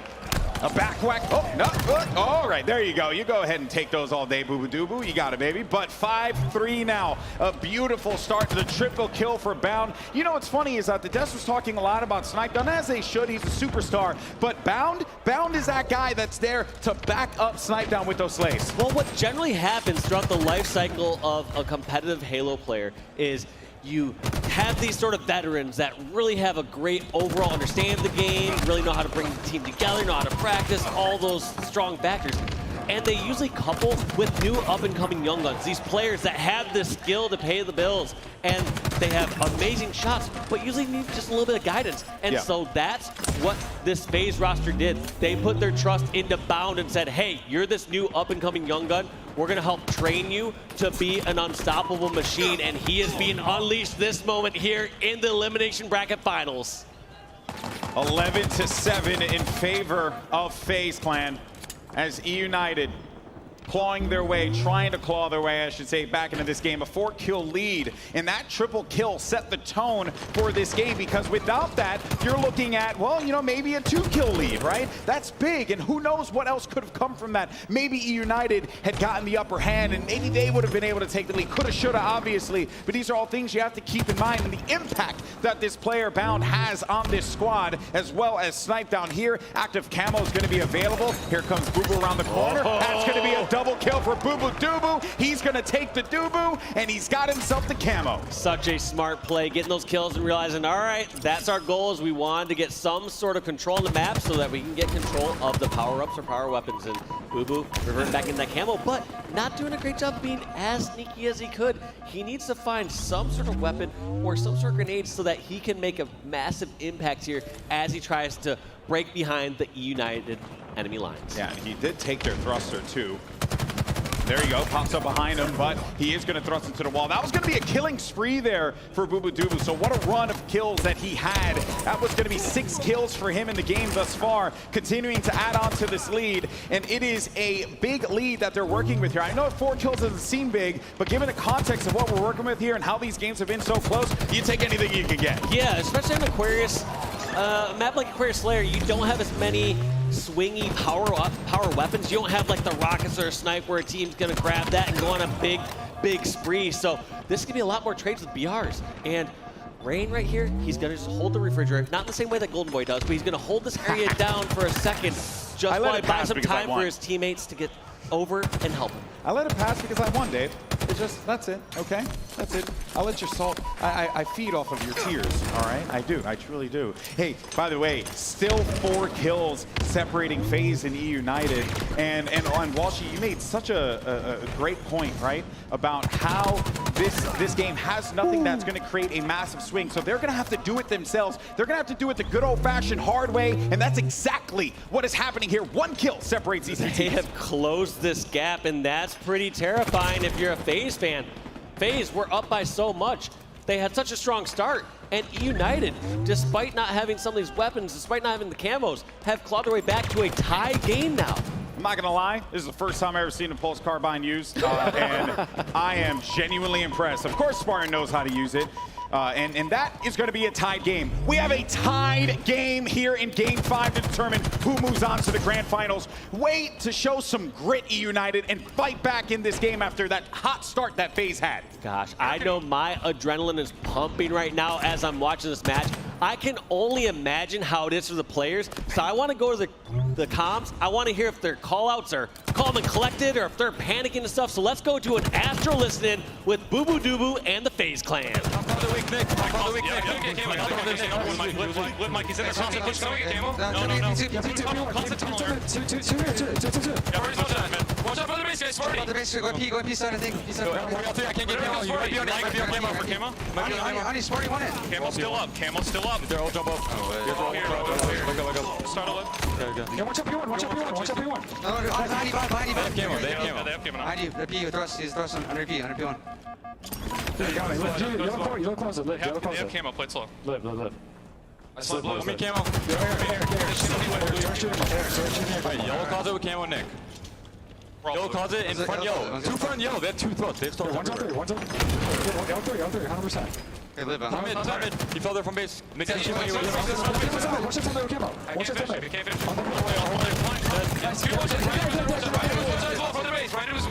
One shots. He's shocking us. Marcus good. Camo on 10. Okay, we need to get aggressive, dude. We need to go. Yeah. We got to One's going pink. Let's go through the jump ups. Come on. Let's get aggressive. You're on at him. Let's get aggressive. Well, Walshy, you wanted to hear the comms. What did you think about FaZe there? A few takeaways at that point. 1, they're keeping track of things that most teams and players aren't keeping track of. They said they have both thrusts. Just knowing that those players at any moment can dodge grenades or throw that wrench into a fight.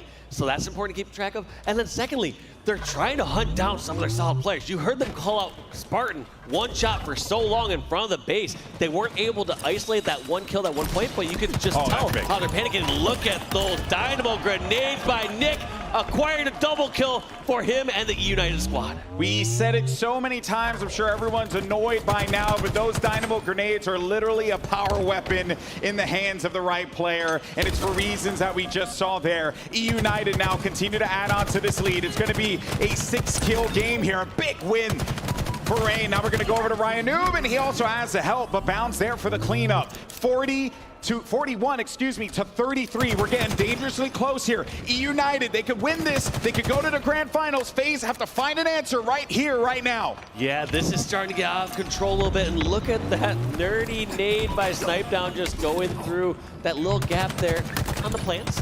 Great job by Snipedown, but this is just difficult here. Like we said, that 11-point gap here, we're gonna have to see FaZe get some spawn kills over and over again and get a few traps, but throughout this entire time, United, they have control of top center, and they're the ones that continue to put pressure on.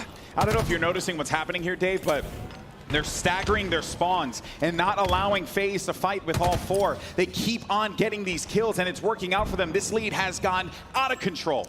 Yeah, and I don't really know how FaZe can break out of this. They're just gonna have to have some amazing individual plays here in a moment where they get a kill or two and then just all fly out together and try to restagger their spawns. But these players from United are so smart, they're gonna know how to trade kills. There are so many close corridors here on Aquarius that you really can't expect against a caliber team of like United to just get so many unanswered kills.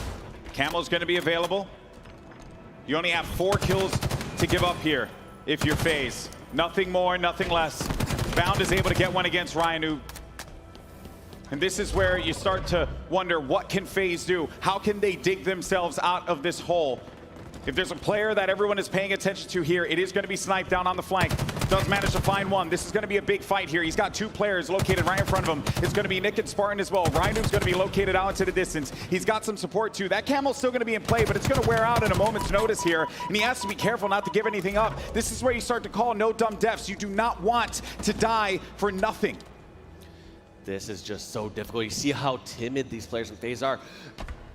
Snipedown created a great opportunity there, getting so many players weak at car 1, but just no one in FaZe in position. He had shots on 2 or 3 different players, but nobody could collapse in. I'm not sure what the play was there. Here comes a push. Snipedown's got to win it, though. He's got one in front of him as well. He's able to get that kill. That's going to be number 47. Now FaZe managed to hit that 40-point threshold here, but it's going to be 48 for E United. 2 kills, and they'll be going to the grand finals. Rain is going to be looking for it alongside his teammates here. What does FaZe do? Do they turtle up? Do they try and continue to play with some offense as a defense method? Nick is going to be dangerously low as he wraps around the back end here. And Walshy, that's going to be a massive kill, but that's number 49. And Spartan could very well win this here. Veteran versus veteran, but he's going to get challenged. They're going to back away wisely enough, and a massive stop. And it's going to be just a few kills separating both of these teams. They're going to try and fly at them, man, but I don't know if this is going to happen. Here comes the push from Nick. What do you elect to do here? Too many members of FaZe are stuck in the corner over at Util. You need to be spread out if you want to have any chance of bringing this back. The only way FaZe is really going to bring this back is if they get a kill or 2, and they just need to fly and charge out. And there goes King Nick securing that 50th kill. And Spartan saying, really good game. My team played good. Yours did as well. I'm happy we played this match together.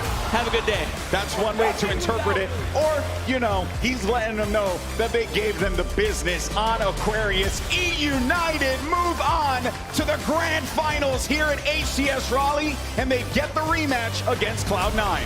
And boy, oh boy, is that going to be a rematch, Golden Boy. Oh, I'm so pumped. This has been such a great weekend of Halo. I appreciate all these competitors just playing their hearts out day in and day out. All the teams that participate in the Open event, making this one of the biggest live events for Halo in Halo's history. You've all contributed to where we are at now.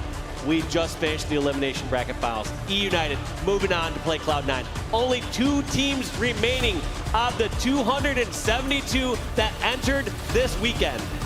That's a lot, and that's incredible. E United, congratulations to them. It has been such a path for them here. All the teams have had a journey, but hey, if I'm FaZe Clan, I'm not disappointed, man. 3rd place in a stacked bracket. This was one of the most competitive tournaments that we've ever had in Halo's history. This was Snipedown's first big Halo tournament back in such a long time, playing with a team that, you know, they're still finding their footing, but I think that they found it. This squad is impeccable. Yeah, they have such a bright future. Yeah, many people would be content with the 3rd place finish, but just looking at the reactions here from the FaZe members, oh, you know they wanted they want nothing but first. After you get that taste of 1st place, there's nothing quite like it. You can't settle for anything less. You can still be okay with results and not as down, but end of the day, you want first place. That's the faces that you see on that stage, and you see the feeling, the anguish. That's the passion. That's the passion that the Halo community has. You leave it all out there every single time, and you bring it every single time, and that's the beauty of this sport and the reason why we all love it so much. But that's it for us, man. It's been a blast. Hey, hug it out. All right, hug it out, hug it out. There we go. Guys, that's gonna do it for us here, but for now, let's send it over to the Dapper Yapper. It's Blaze standing by with my man, Ryan Noob. Take it away, bud. Thank you very much, Jay. Everybody give it up for E United making it back to the grand finals. Making it to the grand finals here, yeah. Now, Ryan, you guys just came off a nail-biter of a series here with FaZe. Went to map number 5. How are you feeling getting a chance to go up against Cloud9 again and taking down his FaZe roster? I got a vendetta. I played awful in the series against Cloud9, and I think I played well in this last series, and we pulled through, and now I'm excited to get to the finals, get the rematch in. Now, when it comes down to this E United team, okay, you guys have made it far, and you have been through a lot. What makes this team so great? Why can this team win the grand finals going up against Cloud9? Preparation. We played more than every other team, almost double that, and I think it's proved worthwhile. We got here. There you go, there you go. And so now going forward, Cloud9, you talked about how you didn't play so well in that series right beforehand. What type of adjustments you gonna make personally having to go up against those boys next? Oh, it's just hoping it's a one-time thing. Just hope. Yeah, there you go. Just hope for it, okay? Just hope. There you go. Well, you've been playing well so far, and you did good in this series, and I hope that you're going to carry that on over to the grand finals, and I know you will. I know it's going to be great, but when it comes down to the fans out there who have been united for E United, you got any words for them? Oh my God, it means so much when we see United skins in the matchmaking games. Oh my God, it means the world. You know, seeing so many people being fans. I mean, of every team basically. Yeah. All the skins in the game, Halo all the fans in the chat, all the fans on Twitter, dude. It means so much. All right, y'all, give it up for Ryan and E United as they're going to the grand finals to play up against Cloud9. That's gonna do it for us on the stage. Lottie, take it away. They are going into the grand final against Cloud9. I just want to note that every single match we've had on main stage today has gone game 5. If that isn't hot competition, I don't know what is. Bravo. I mean, dude, that's surely making history. It is. It's amazing. I cannot think of another championship Sunday where this has certainly happened. Every single series going to a game number 5. It's been amazing for those of you maybe checking out Halo Esports for the first time or the first time in a while. First of all, welcome or welcome back. Second of all, just know that this is not necessarily normal. This is a very special championship. It's pretty crazy. It is. It's a very special championship Sunday, and I think it's a very special reason why is because obviously the competition is just stacked to the brim. You know, this is the beginning of this game, and we're seeing teams that are just completely roller coaster riding through this absolutely incredible bracket that we also have, and we've hit so many different records to get here to Raleigh as well, and we just hit another one, that being with all the game 5s. Absolutely amazing. Let's just take a quick look at all of the highlights in that final series there for, unfortunately, FaZe, because they get knocked out, and E United, they reign supreme. They're gonna head on over to Cloud9 very shortly. But let's just quickly talk about that one, Goofy, because oh my goodness, did they look damn good in this one. They denied FaZe all the opportunity here to run away with it, and quite honestly, they put them on the back foot from the get-go. Yeah, and actually, Lottie, FaZe had quite a bit of a lead to start off this game 5, but E United dug deep and brought the game back, and not just brought it back, but they took a commanding lead and then never looked back. We saw King Nick get that double kill with the cam, those dynamo grenades, the new addition to Halo Infinite, of course, and they're so deadly when used in the right scenario, and we saw King Nick put on an absolute show. Emperor Palpatine himself would be proud. He certainly would. That's the double Palpatine, I think you call that one, though. That was all of the dark side being thrown into the closet, and one thing that's really impressed me about E United, that was always a question, right? Objectively, we know they're amazing. Can they win the Slayers? You beat a team like FaZe, you're the total package. Yeah, absolutely are. And I tell you what, E United are really proving to be that package. Obviously, you know, they've had their ups and downs, you know, coming through the 2 opens, the qualifiers. You know, they were really happy to have got the placings that they had at the time. Obviously, it's a brand new game. They're trying to figure things out. And look at them figuring it out in this way. Oh my goodness, they are in the grand final right now. First ever LAN for Halo Infinite. Let's take a look at the winners bracket, though, to see exactly who they're going up against. And it is going to be the Titans Cloud9. This roster is full of history. And that being said, We have Halo World Champions on that team, and Penguin to go with them as well, fitting in very nicely, Goofy. Lottie, 10 years ago, in this very city, we saw Ryan Noob in the grand finals as an underdog. And he was the champion. Now 10 years. In this very convention In this very convention center, 10 years ago, we saw Ryan Noob as the underdog going up against that Instinct squad back in 2011 and actually emerged victorious now 10 years later, a decade past. That is why Goofy's on the desk, everybody. Ryan Noob is back in the grand finals as the underdog, and I cannot wait to watch him and the United Boys take on Cloud9. My God, I actually have chills after you said that. That is ridiculous. I think this was meant to be, wasn't it? It just 100% was meant to be. Just really quickly though, I just want to know, what are the chances here with these two teams? Obviously Cloud9 waiting, watching what they just did to FaZe. FaZe, you know, by no means are a terrible roster whatsoever. They have worked their way up here, rightfully so, but United took them down.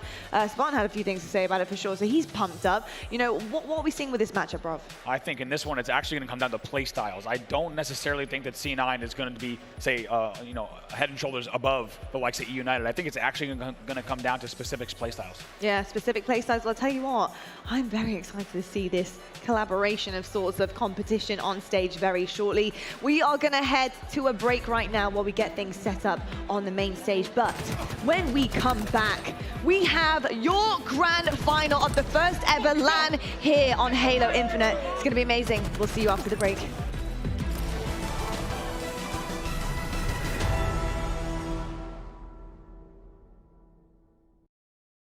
The HCS Raleigh Kickoff Major is presented by Astro Gaming, AMD, The Matrix Resurrections, Game Pass, Rockstar Energy, The Marines, and Zowie. Are you up for a challenge? Build your Chipotle entree. Use promo code HALO117. Customize your Halo Infinite experience with challenge swaps from Chipotle. Visit chipotle.com/halo for details.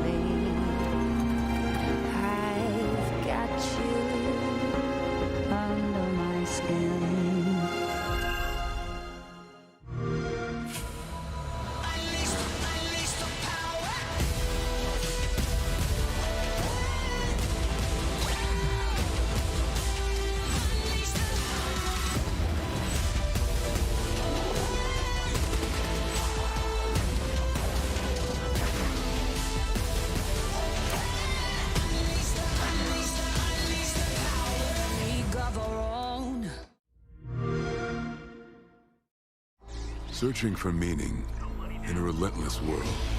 Always connected, but somehow alone. Trapped by illusion. We offer another path, where the battle to belong begins. Awakened by a calling.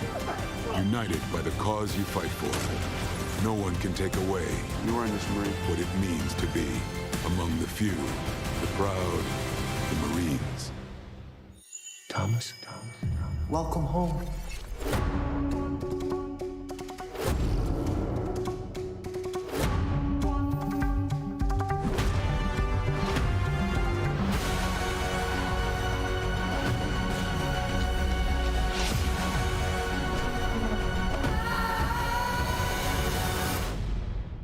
Am I crazy? We don't use that word in here. The Matrix Resurrections, rated R.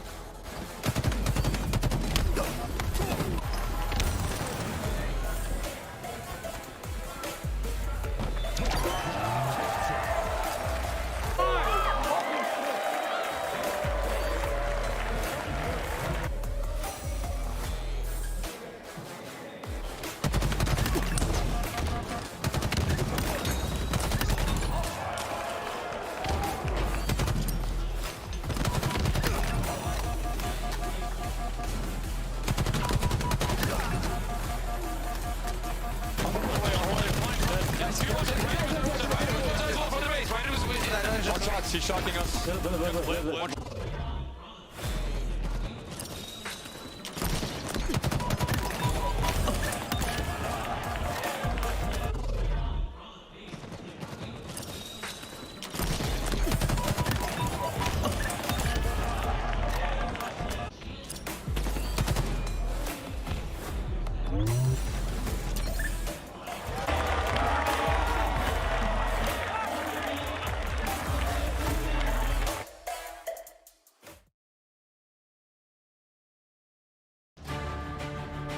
Halo fans from all around the world, welcome back to the Halo Championship Series Raleigh Kickoff Major. And it is so damn good to see you joining us here today because it's Championship Sunday. We have a full house here in North Carolina, and my goodness, we're about to see an epic grand final. One team have been climbing their way from the elimination bracket, and another team, Cloud9, are here to assert their dominance. But before we get into all of that action, we need to quickly talk about the Halo Championship Series. You guys at home may be wondering, hey, this is all well and good, and I love Sunday, but it's about to be over very, very shortly. Well, we'll see about that because Game 5s have been happening all day. But when are you coming back on our screens? Well, I'm here with some good news, and we will be returning in January every single week for the Pro Series. That is right, folks. We're going to be seeing every single region compete once again. It's going to be like the Opens, like the online qualifiers. They're going to be battling it out for their chance to compete for the rest of the year. We have an incredible roadmap ahead of us. This Pro Series is everything. I think the community is so excited about this. I remember the talks of it happening on social media, and now it's finally here, and January's around the corner. How are you feeling about more Halo Infinite? Yeah, just more competition, right? More competition for these guys to go head-to-head. We've seen 4 Game 5s on the main stage already. I want to see so much more Halo action. We're just going to continue to watch the best in the world do what they do, and that's play Halo. I think the best thing is not only are these players going to have, freedom to compete against one another in a tournament setting, but we get to watch it as well. It's all well and good them scrimming and playing online tournaments that aren't broadcasted, but it's got to be broadcasted. We're going to get to cast them. This is everything we could ask for as Halo Infinite fans. Definitely. I mean, Walshy, come on. What we've seen here, and then we have Pro Series starting right around the corner. The level of competition has never been hotter. Are you excited about this? I'm so excited. Just getting to see them play on a regular basis. Back in the day, we would have to wait a long period in between events to see how teams shifted and adjusted. Now we get to see on a weekly basis going on in January. And then also, I don't know if we're talking about this later, but Anaheim's right around the corner too. February, we get to see them live again at Anaheim. So just a bunch of great Halo action coming right up. You are damn right, Walshy. I'll tell you what, we have a bunch of Halo action coming up right now. But as our grand finals is around the corner, we thought this would be a really cool opportunity and time to try and reward some of our amazing players that we have here in Raleigh. And thank you so much to the US Marine Corps, because it's going to be brought to you by them. So Blaze, please take it away. Thank you very much, Lottie. Raleigh, make some noise here. Thank you very much. We got a very special ceremony coming up here. Now, presenting the HCS Dog Tag Awards today is going to be Modern Day Marine Staff Sergeant Ian Mills of the United States Marine Corps. As a predecessor of the United Nations Space Command, today's Marine Corps conducts amphibious and expeditionary combat operations to win battles across every domain. These recipients are being awarded for winning their battles here in Raleigh and fighting with the same tenacity and grit exhibited by both the Marines of today and the future. And with that being said, I want to bring out our finalists for those commendations.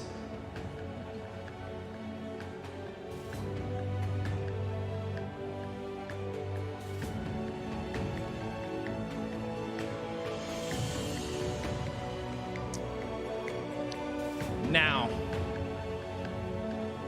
when it comes down to being the best, very few show the consistency to do it. But this player right here, with an average of over 20 kills a match, I present Renegade with the commendation for Main Slayer.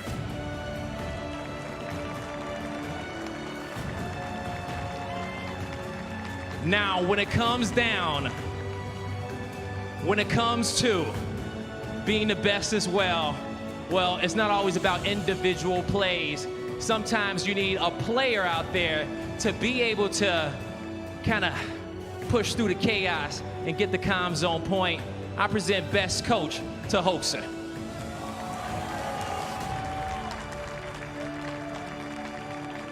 Now, when it comes down to objective play, it's not just about objectives in game. It comes down to figuring out objectives at a game.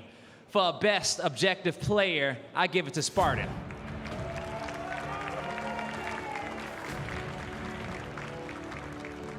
And now finally, last but not least, we talked about Slayers, but there are players out there who bring the best out of their teammates.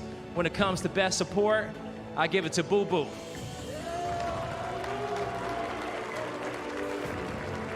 Ladies and gentlemen, give it up to your finalists on the stage, your commendation winners.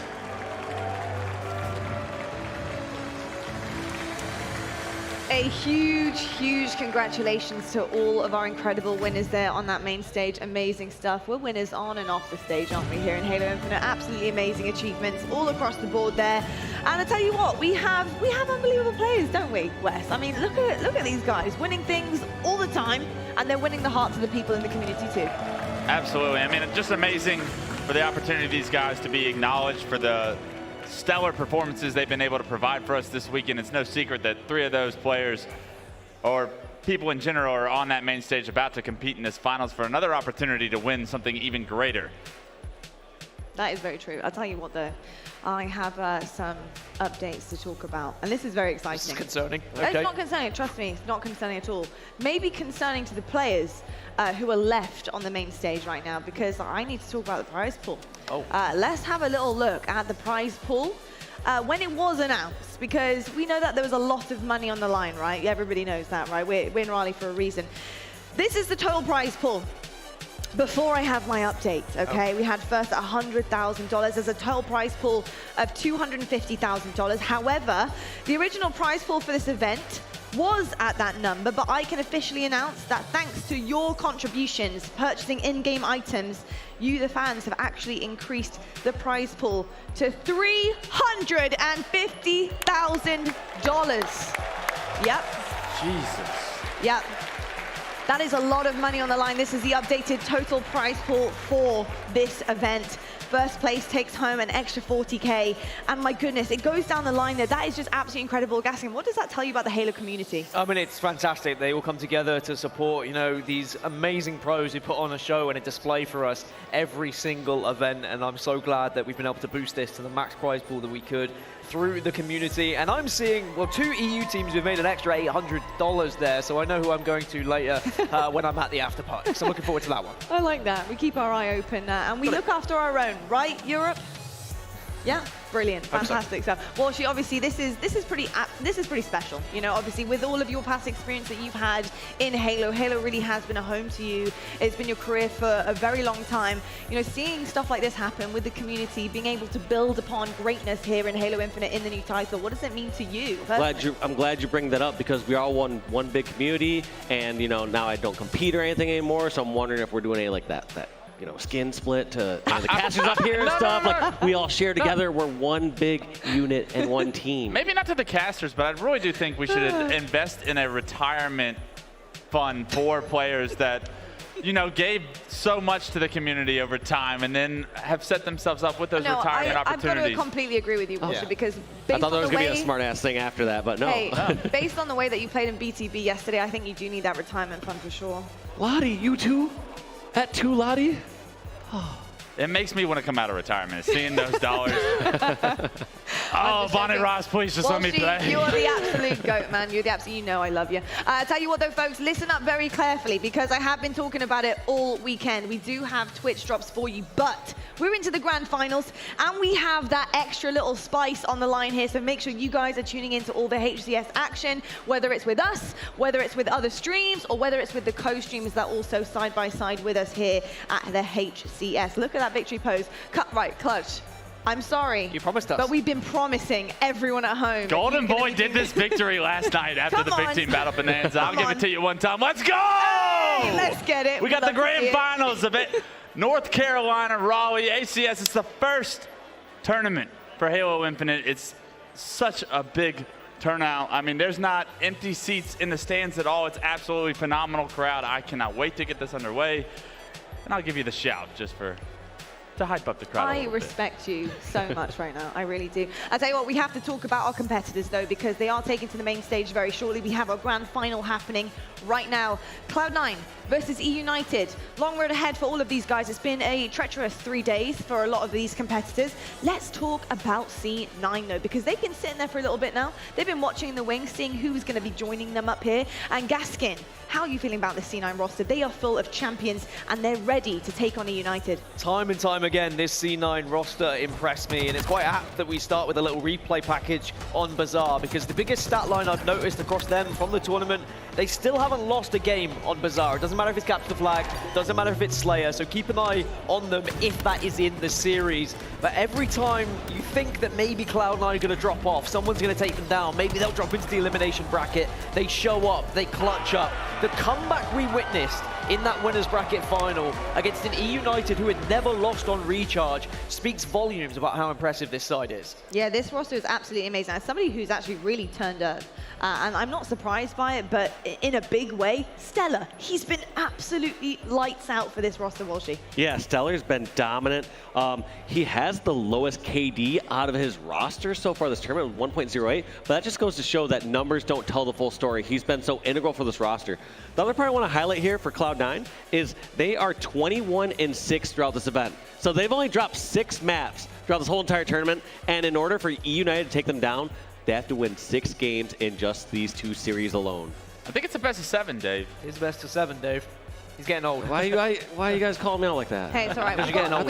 We have the retirement fund set up for you, Dave. Don't worry about it, okay? You can relax up here. You can relax up here. No, but we have to talk about the flip side here because E United, obviously on the back foot in a big way, because they did make that elimination bracket run. They have quite the journey to go through here if they want to take down C9 Clutch. Man, if they want to take down C9, everybody's got to be clicking. You heard Ryan Noob in the interview. He thought he had a very poor performance in that winners bracket finals. Look for him to turn it around. He turned it around against FaZe in that losers bracket final, so it's a phenomenal opportunity for him to kind of regain and have another opportunity at that first place. The rest of this E United squad playing so well. If Ryan Noob can pick it up, look for this team to be a completely different squad come this finals. Well, to go off the back of Walshy giving the stats for C9 on the side of E United, they've won 22 maps and lost 8. So still a very impressive record.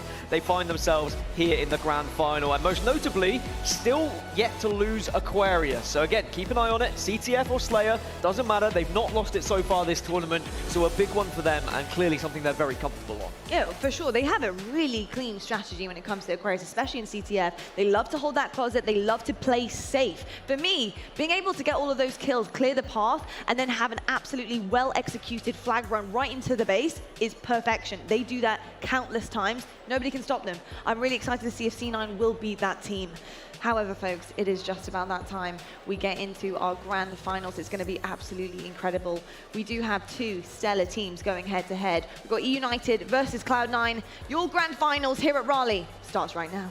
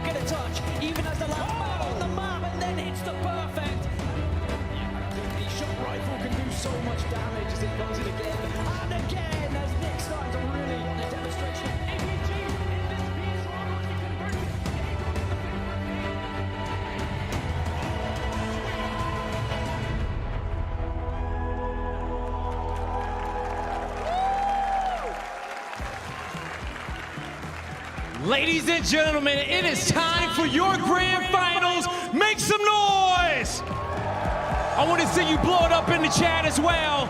It is time to get this started. It's about to go down on this main stage, and we got 2 of our final teams, the best of the best left. And without further ado, I want to bring the squad coming from the elimination bracket. E United, come to the stage!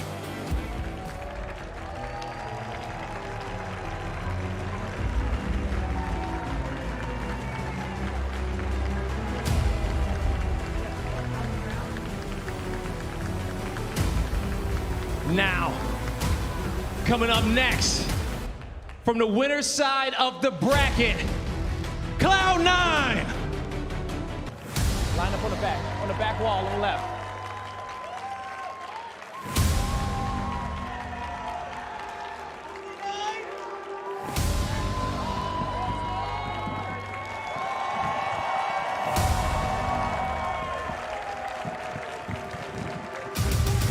All right, Renegade, Spartan, meet me in the middle.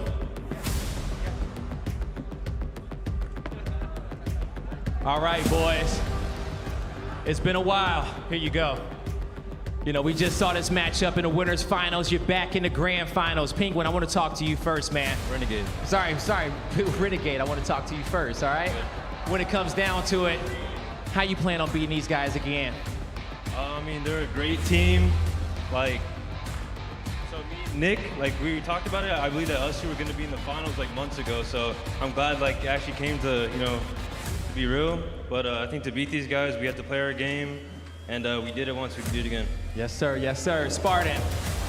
For E United coming from the elimination side of bracket, it was a 3-1 victory for Cloud9 towards the winners finals, but you guys just had a tough matchup against FaZe. How you guys gonna turn around? We honestly just need to tighten up. I mean, in our series against them the first time, we kind of shot ourselves in the foot not winning that game 1 and at least taking it to a game 5. Yeah. We kind of choked on game 4 as well. So, I mean, we just have to clutch up. That's what this team is known for, man. They're one of the most clutch teams. Yeah. And the only way to win is to just make sure you clutch up and don't let them do it to you, basically. All right, man. Well, it sounds like both of y'all got y'all game plans down pat. Shake it up right here. Ladies and gentlemen, give it up for E United and Cloud9 as we get this grand final started. Casters, take it away. From 270 plus teams, we find ourselves with just 2 remaining. Almost a 2-year wait for every single player, spectator, member of talent, people at home to find themselves in this situation once more. It's been a long road. It's been a heck of a wait. But in the words of the late, great Brody Lee, it's Sunday night, and you know what that means. It's grand finals time here in Raleigh. 2 teams gonna give it their all here, Cloud9 and E United.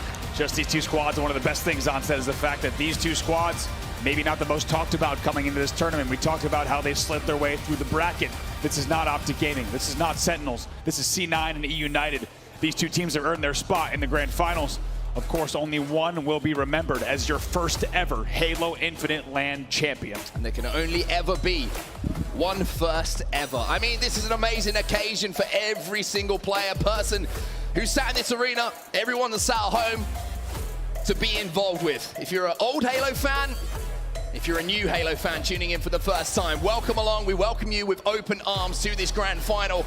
After what has been a day of absolutely phenomenal action, amazing entertainment, and some of the most incredible esports you could possibly wish for. Unbelievable. We talked about it on the desk. The fact that every single series on our main stage has gone to a Game 5 Slayer, absolutely unheard of. But guess what? You're going to see your first best of 7 in Halo Infinite LAN play. Yeah, we're not going to see a best of 5 anymore, as you say. And for Cloud9 to win, they only have to win this first series. For E United, it is an uphill battle. These 2 teams met up in that winners bracket final, and it was Cloud9 who actually sent E United down to that elimination bracket. Because of that, Andy, if you're not aware of how this format works, the fact that Cloud9 have not lost the series yet in the tournament means that E United not only have to beat them in 1 best of 7, they have to beat them in 2. 2 best of 7s. It's a gauntlet of a task. It's a huge mountain to climb, but guess what? If there's any boys that are ready to do it, it is this E United squad. You heard it there from their team. They are ready to play. They are ready to go. And let me tell you, there's nothing Ryan Noob would rather do than play 2 series right now. Oh, 100%. One thing we've learned today, right, is expect the unexpected. We've seen game 5s. We've seen crazy turnarounds. We've seen some teams make it a little bit further than maybe wouldn't have expected. Some of the favorites falling out early. And it wouldn't surprise me to see a bracket reset.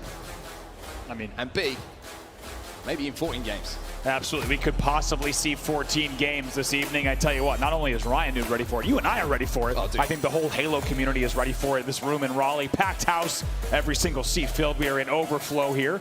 Players, of course, coming over from the open bracket, filling out this arena. All of you on Twitch and YouTube as well.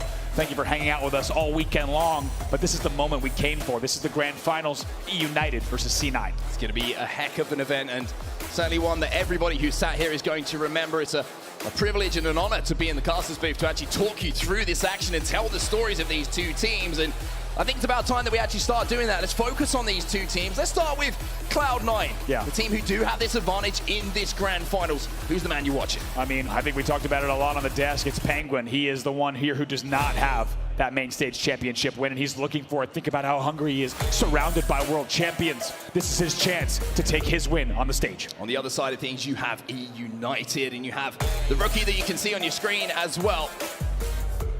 King Nick. That's going to be Nick sitting there thinking about what could be a heck of a debut in the Halo Championship Series. It absolutely could, of course. Saw King Nick pop onto the scene at the end of Halo 5, making a name for himself originally in free-for-all, and from there in 4v4 as well. Would be a huge opportunity for him, surrounded by players, as you said, with a lot more veteran experience on the stage. Ryan Noob, Rain, and Spartan. And man, is this team hungry. Do they ever want to steal the win from Cloud9? And I want to talk about E United a little bit, and I mean this in the greatest of respect. The 4 players on that team, always seen as underdogs. Always talked about as underdogs. Yes. It's time to put some respect on their name. We asked the question, can they make it to a grand final? They've answered that in the most emphatic way possible. Yeah. They've broken into that top 2. Now we're here at this live event, back in a LAN setting. But can they go on further? Can they take down the juggernaut that is Cloud9? Right, already so much to be proud of. Optic eliminated, Sentinels eliminated, FaZe eliminated. The most talked about teams in this league eliminated. Now they sit alongside Cloud9. But you have to think, the one thing they want to do here is close out this tournament with a win. And what a start it would be for Halo Infinite for them if they took this first win. We heard from Ryan Noob after the previous series as well. He was saying, you know, why they've been so successful? Preparation, preparation, preparation. And not just that, right? Saying that they've played double that of any other team. Which is crazy. Crazy, because so many teams have been grinding this game once again. Only been out for about 4 weeks, which is absolutely incredible. E United, though, more hours on the sticks, double that of any other team. We'll have to see if that's what they need to take down C9 in 2 series. And on the other side of things, you have Cloud9. Notorious maybe for not having the most crazy of practice regimes coming into tournaments, but a completely different beast once they do reach these tournaments.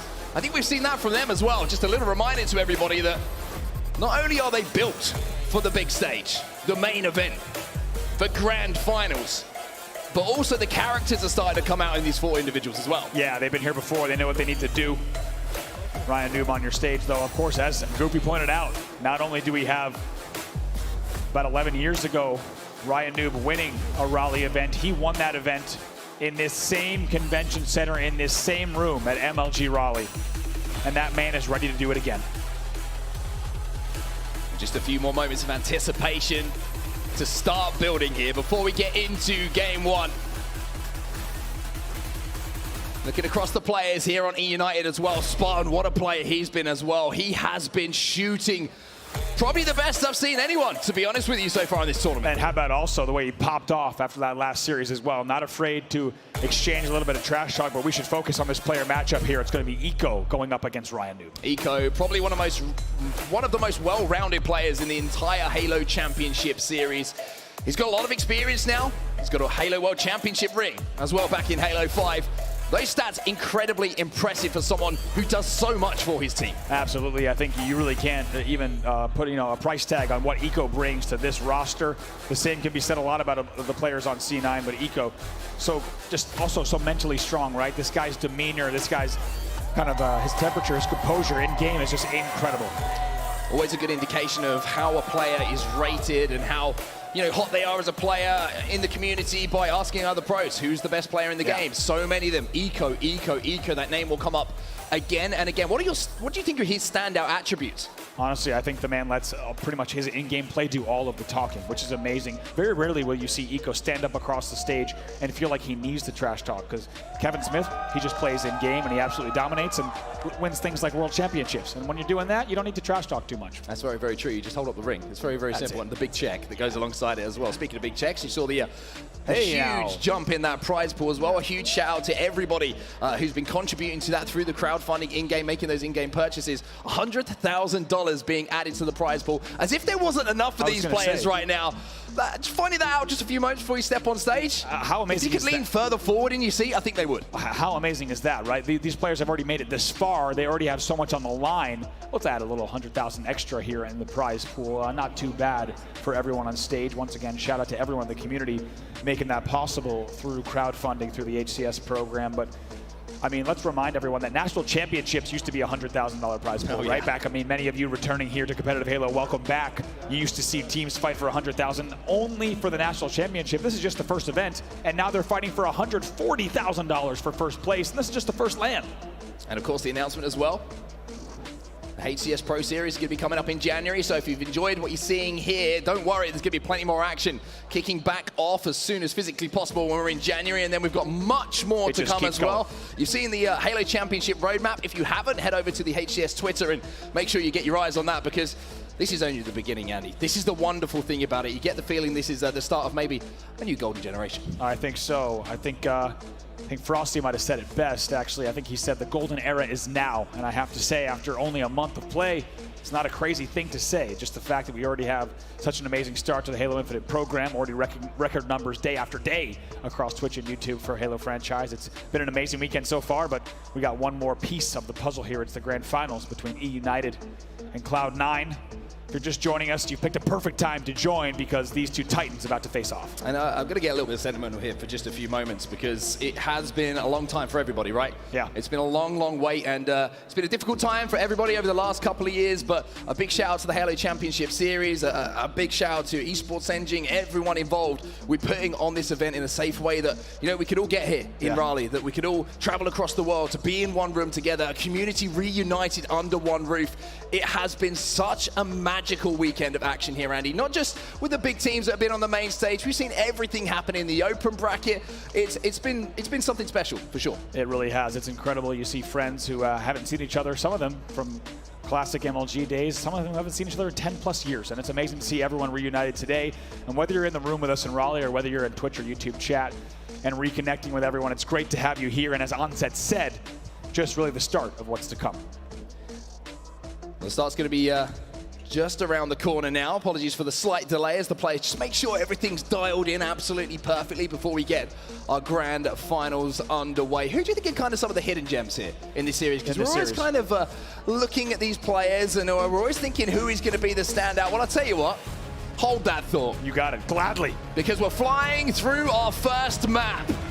And everybody who's been waiting for this moment, it's time to make some noise. Cloud9, E-United, it's grand finals time here in Raleigh. Map number 1, Oddball on Streets. What a perfect game time to kick things off here as we jump into game number 1, starting things off right away with Ryan Noob making this neon push.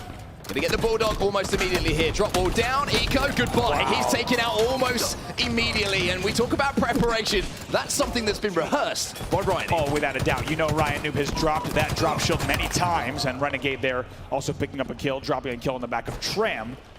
Rocket control in the hands of Nick as well. Having a look across the scores at the moment, and it is going to be E-United, who are dressed in red, who have that oddball here back. Tram Stella's going to pick up a kill on the kill feed, which is going to create at least one lane maybe to be opened here as the trade comes in. Ryan Noob is going to keep that Bulldog in his hand, so it's going to be a pretty difficult break here. The Rocket's going to be in use. There's another player flying through the front door though, and that's Stella actually, who managed to sneak past the action that's going on. Says, don't mind me, I'm going to go and pick up that oddball. That was a momentary 4 dead. 3 fresh spawners in a moment here, so Cloud9 will start to rack up some time. Just in case we have some new viewers here in the chat, new to Halo, returning to Halo. Oddball here on Streets, of course, played now to 3 rounds. First to 100 will win each round, best of 3. Stella picking up one here for Cloud9. 2 have fallen, though, alongside that. But Rain is going to be the final player alive for E-United. So a real opportunity here for Cloud9 if they can clear Rain out of the back of Tram Station here, where it looks like they're trying to move that oddball 2 to set up. There's an opportunity here to put up not just 20, 30 seconds, but maybe even more. Absolutely. These two teams essentially tied up here, 25 or so points each. As C9 will continue scoring. Spartan desperately trying to stay alive in Arcade. He will get away and just knock down some baskets that seem to be in the way. Back here over to Stellar on Cloud9. Cloud9 starting to establish somewhat of a lead now as they will cross the 40-point mark. Spy's going to pick up 1 kill, though, which once again is just going to open the door ever so slightly in this setup. Give them some angles to work with to try and get the ball out of the hands of Cloud9. Cloud9 look like they've recognized that. The ball is down. Eco will work extremely well with Penguin to pick up a couple of kills. But speaking of which, it was Rain who picks up a double himself. Penguin outputting so much damage there. Renegade trying to decide how he wants to move this. Somehow he's able to go freely from B stairs to rocks and gets them for free. And just to stay alive as well, a couple of rockets in the chamber to work with. Ryanoob has the ball in hand. However, let's see what C9 do, though, in the comms as they have that ball now down on the floor. It's time for an Astro listening early in our series with Cloud9. Yo, speak on Bulldog. Trash. Bulldog B. He's going down. Stairs for Shoddy. Got one. Trash. Nice. Two dead. Let me respawn. Watch me behind me. They're back out. Okay. From driveway? Yeah, from wherever. Just tell me. Okay, I'll come help. They're there. They are there. I didn't see. I see one PD. You can ask me about I had to back up. I got him. I traded him. I'm just gonna try to live here. This guy pink street. There was a guy. B stairs. It's gonna be trash. It's gonna be trash on you as well. One shot. He's going to B balcony. Alright. Might go dead. Good shit. Spartan, last guy left. He could be anywhere. B stairs on me. Yep, it was Spartan. I spawn B. 10 seconds. Staying alive at red. Play tight. I'm ATM, guys. Braden, you should back up a little. They're on B, at least one. In B, they're gonna go driveway. E balcony to trash. Bottom trash. Killed one. 2 seconds. 2 seconds. 1 second. Good shit, guys. Keep this shit up. Big shot.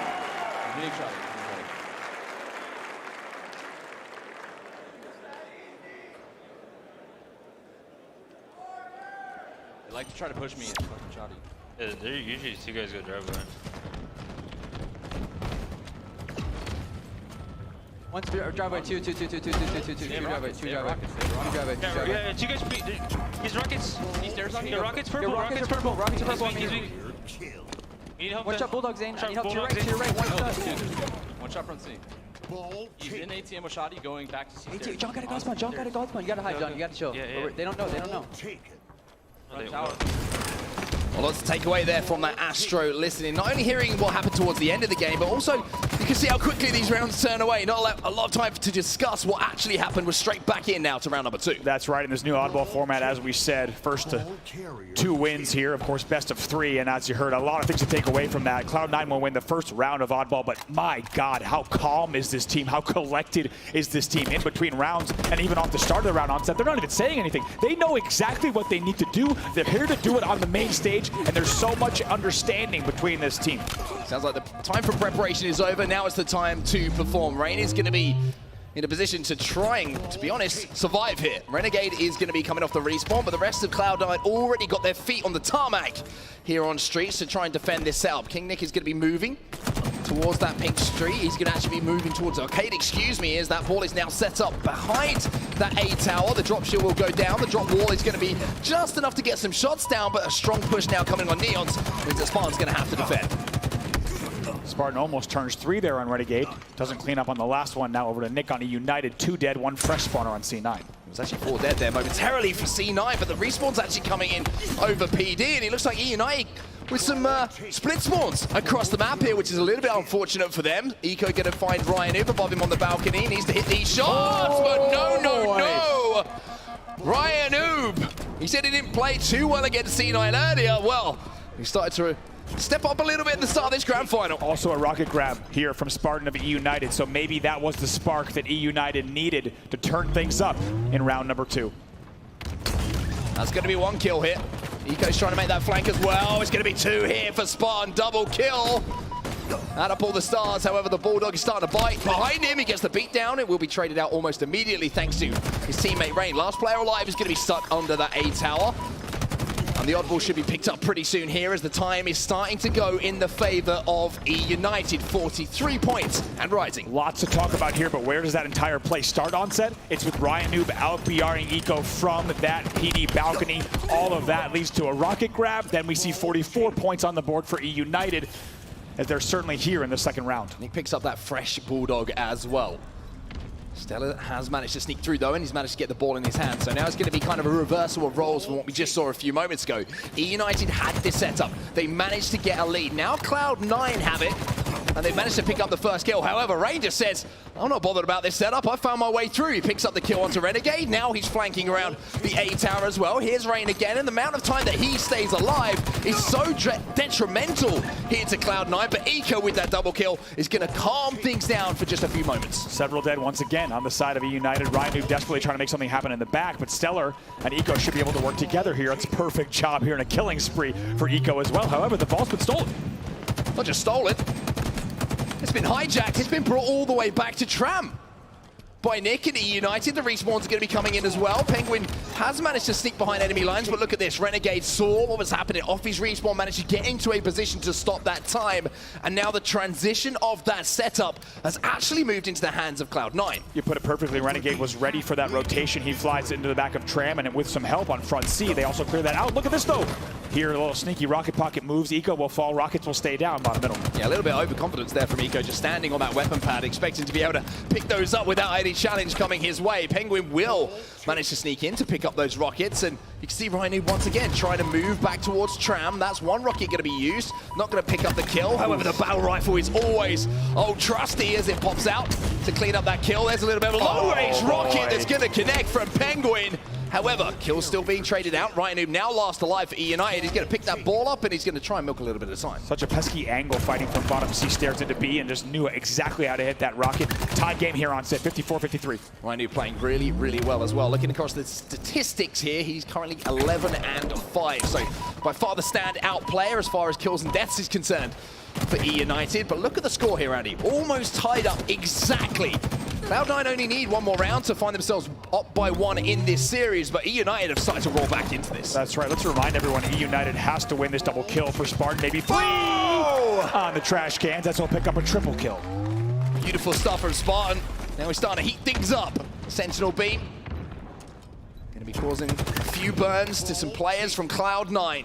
More importantly, though, while all of this damage is being done, objective efficiency certainly on display here for E United. The kills are not going to waste. They have that ball in their hands. They're past that 72 kill mark. Spartan's going to pick up a kill, get some more damage down. Nick's in position now to pick up that kill.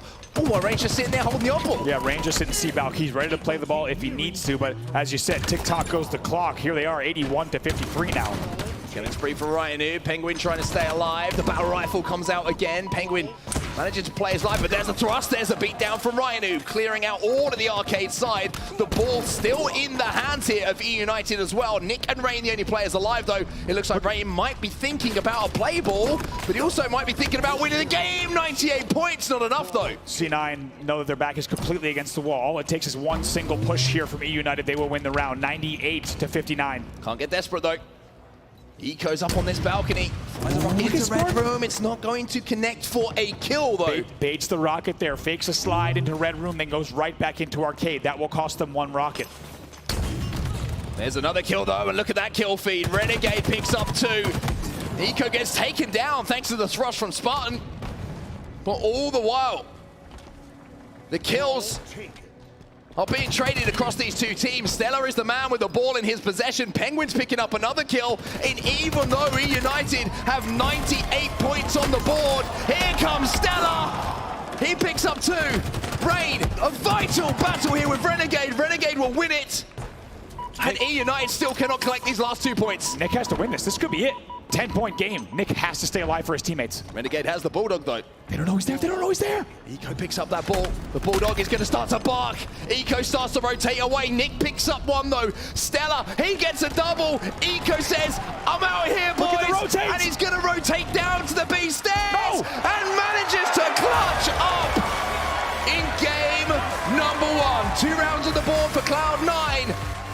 One game on the board in the series. Look at that rotate from C9. It's a perfect one. They go up to the B street, they go up to B stairs, and they sit on the balcony, drop down. That's a C9 win in game 1. Once again, just the composure on display from Cloud9. 2 points was all that E United needed to tie things up in oddball here in our first game of the day, but Eco managing to sneak through into this position. The damage wasn't done too much, but too Spartan there, but knowing there's a player on that balcony means you can't push. You can't. And look at this, it was 98 to 60. And Cloud9 playing absolutely perfect Halo to close it out. Great use of the thrust there from Spartan, but Renegade, there was that double kill he picked up that gave the opportunity to rotate that ball away. Stella had it in his hands, and you can see the moves that start to come out. Spartan gets taken down here right towards the end of the game. Stella with the bulldog goes embarking, almost manages to pick up that triple.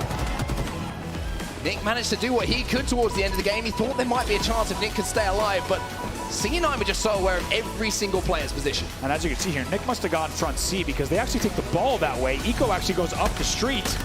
And look at the perfect wrap. You're going to see it here. Eco goes all the way up the street. King Nick's already out of the picture despite picking up kills. And look at the clock.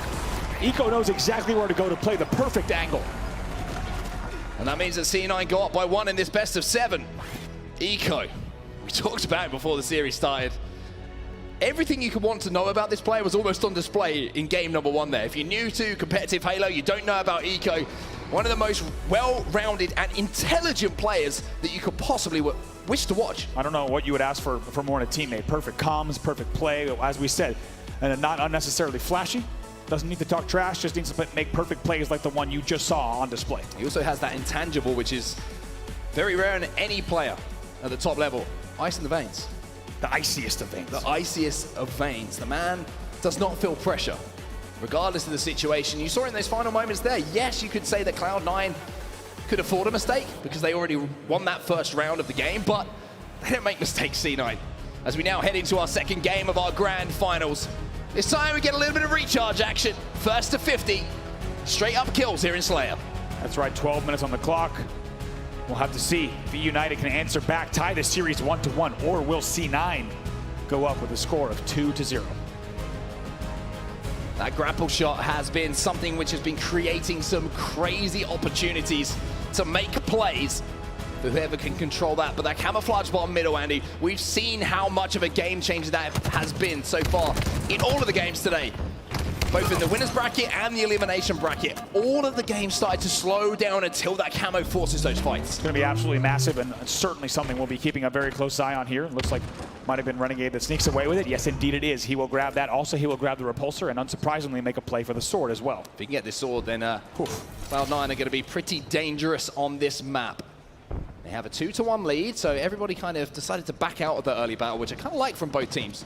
Not giving up any advantage, but speaking of advantages, here comes Renegade. Oh my God, he picks up 1, he picks up 2! Double kill for Renegade, opening up the map. Look at this, tries to repulsor jump up top yellow. Surprisingly doesn't hit the repulsor jump, but still, they're up 4-1. What's interesting is E United was actually turtling because they knew the sword was coming, and they still could not fight off the push. However, they managed to pick up 2 kills away from where Renegade was, so E United doing a pretty good job, and now they're making the push onto Renegade, who is playing around this corner. Rain doesn't have that information. Oh boy, here we go. If he sneaks around this corner, he's gonna be in for a sneaky surprise. Rain is gonna win the battle. Sword now down. That is so important for E United. Talk about a swing. We just had Renegade with repulsor sword camo. And you have to think, if Renegade comes around that corner with the sword out, I think he wins that battle against Rain, but Rain with some great shots. So here we are, 5-4 in favor of E United. Such control, such composure from the E United side. And now you're seeing this game slow down once again. Nobody wants to give away any kills in the build-up to that next power-up coming up. That's going to be the camouflage bottom middle. You can see the teams try and make a play on it, try and converge down to see if they can maybe make the push around it. But King Nick, he's not having any of it. He's got that shock rifle in his hand. He's picking off heads. Nick's saying, I don't really want to play this game slow, guys. I'm going to just bring the shock rifle out and maybe pick off a few heads, as you say. 2 dead for each side momentarily. Will be 8-6. Control push here, coming from Ryan Noob. Tries to pull off a little 360, doesn't help. but it's cleaned up by Nick in the end. He grapples out perfectly to back elevator and to safety where he can catch his breath and also his shields. Look at this again, Renegade, perfect camo control from Cloud9. Here's the sneaky camo push. Nick has no idea. He does have a shock rifle though. Grenade's gonna go down. Renegade will pick up that kill. Shock rifle out of their hands. Can they get the trade though? Rhino versus Renegade! Perfect from Renegade! Kills falling in the favor of C9. Renegade is fearless this game. That's the second time we've seen him confidently fly into a battle, win that one with ease. Just like that, it brings Cloud9 in the lead, 12-11. Expect the same thing from Renegade all series. This man is here to win. Concentration on the face of Renegade as well, just focusing on that cross, seeing if anyone from E United is going to move towards that long haul. He has that shock rifle, which with perfect shots to the head, you hit every single burst, you're going to kill an opponent in just one clip. Still holding this cross, still trying to make sure that he's covering his teammates here, but once again, we're seeing the game start to slow down. It's going to be Eco dying there, top yellow, so we will go 12-12. And like we talked about on set in a lot of these Slayers, whenever you see a Slayer slow down like this early on, it's a sign of mutual respect from each team, right? Neither team wants to make the mistake. They know if they start to go down and give up a few free kills early, that could be the end of the game. So you can tell just how much these teams respect one another in our grand final. Sword kill for Penguin there. Penguin once again showing that sword control, especially in these closed areas like pipe, like around the control tower, is what can change games. 13-12, Cloud9 do have the lead. 23 seconds until that next power-up is going to be coming up bottom middle. For now, the team's just posturing up. Again, every time that we move away from someone with that shock rifle, a headshot is hit. This next camo, as you say, in 12 seconds so far, Cloud9 is 2 for 2 in power-up control. They've had that camo. It's been Renegade both times. All eyes right now on bottom middle for that camo power-up. It's difficult here for E United though, Andy, because they know they have to move out and they have to show themselves a little bit to get anywhere near that power-up. But Renegade's just holding the crosses. He's got the shock rifle. He can make the plays. Here goes Ryan Noob. Ryan Noob minus knock away based on his movement. And once again, we step away from Renegade. He picks up a headshot with that shock rifle. So for E United at the moment, they're just kind of stifled into positions they don't want to have to push. There's King Nick.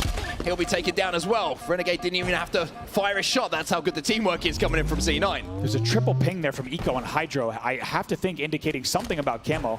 Looks like won't be a factor just yet. Now 13 to 13 here. Top yellow control still in the favor of C9. They'll go up by 3. Rain barely slides under the tag from the shock rifle. 7-2 Renegade, but Ryan Noob has managed to get that sword. He tries to fly in. Will he get the kill? Yes, he will. It's 2 in quick succession coming in from Ryan Noob. But here's Renegade! Doing his best Scorpion impression. A slice and dice. And every bit of the sandbox on display here in Halo Infinite. Everyone here around the main stage still talking about just how good that clip looked. You might think, why is he grappling the sword to him? Does it seem necessary? Yes, it was necessary. Perfect timing. He had the call out. Someone was coming from top yellow, and he executes that perfectly. They will stay in the lead here, but by a narrow margin. It's 20-17. Stella just trying to rotate around that long haul, put some shots onto Blue, make sure that he's got a position to get away as well. Rhino playing a sneaky corner, and here we go again. The game starts to slow down to a crawl. Unless you're Spartan, he decides to get involved.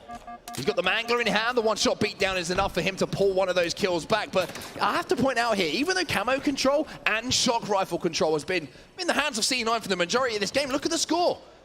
E United have managed to keep this close. They really have, despite, as you say, really against all odds, despite not having control of really any of the map so far. Really only one sword play that we saw from Ryan Noob where he was able to pick up a few kills.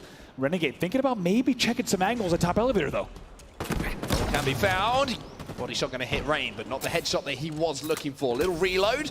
Puts a fresh can in the end of the shock rifle. Oh my word. Ryan Noob, do not poke. Grapple now coming in from Renegade. As the move will be made mid-map, and it looks like C9 have decided they want to speed things up here. They absolutely do. Oh my gosh, here comes the grapple from Renegade. Oh my god, clinical work with the commando. Grapples up and makes very, very quick work of Spartan. And look how loose now Renegade and C9 are starting to play. That's confidence coming in. There's the grapple back up to A. So also recognizing that even though he's feeling good, even though things are starting to pan out for him and his team, he's still got to be sensible to keep that power weapon in his control. Stays alive, eventually gets punished though for just thinking about that shot over there onto C Plat. Double kill from Ryan Noob on the other side, keeping the game close once again. It's a 4-kill game. Rain picks up one as well. Gonna make that 2 as he picks up Eco. He was trying to just give no presence whatsoever, playing his life behind that blue box, but not going to be happening. Can't couple of plasma grenades going in. It looks like Rain knows exactly where the players are, and they're not going to be happy to push because, as you can see in the back pocket, that secondary weapon, the Mangler, is going to be absolutely devastating if anyone tries to poke through that door. The point you made earlier on, Seth, such a great point, because really it has been C9 with the advantage in terms of power up and power weapon control. C9 nades coming in from bottom control into top yellow. Those will connect a bit, so it's going to force E United to reposition back a bit. But the game's still so close. It's a 3-kill game, 27-24. Renegade once again just creeping up behind Rain, though. He will get the kill. But even though Rain was in a disadvantageous position, he had the advantage with the weapon in his hands. Managed to use that Mangler to turn things around and make sure that he got that trade, 28-26. The question here, Andy, is what's going to happen if E United can get a camo in their hands? So impressed. Look at this now, 27-28. E United very happy. Look at the shots from Spartan. Sweet Jesus. Tie game now. Those shots under pressure. So good, and they're all happening, all these kills around that power-up coming up. Rain has managed to steal it. He's got it into the control now of E United, but Renegade chases him down. So we still have to find that question out, the answer to it. Will they be able to put a power-up to use if they can get hold of it? Spy picks up, whoa, my word, Ryan Noob turned him on his head. Oh boy, Ryan Noob with a few extra words to say as well. That's perfect timing as E United takes the lead. Let's go into an Astro listen with E United. Very weak. We kept them one. I'm trying to get elevator before they get there. Yeah, throw that again. Me or no? I feel like they're already there. I'm here. I'm hiding. I'm trying to get there, Nick. Right, hell, an elevator. That's my fault. He's elevator and there's red shirt. I'm bottom mid.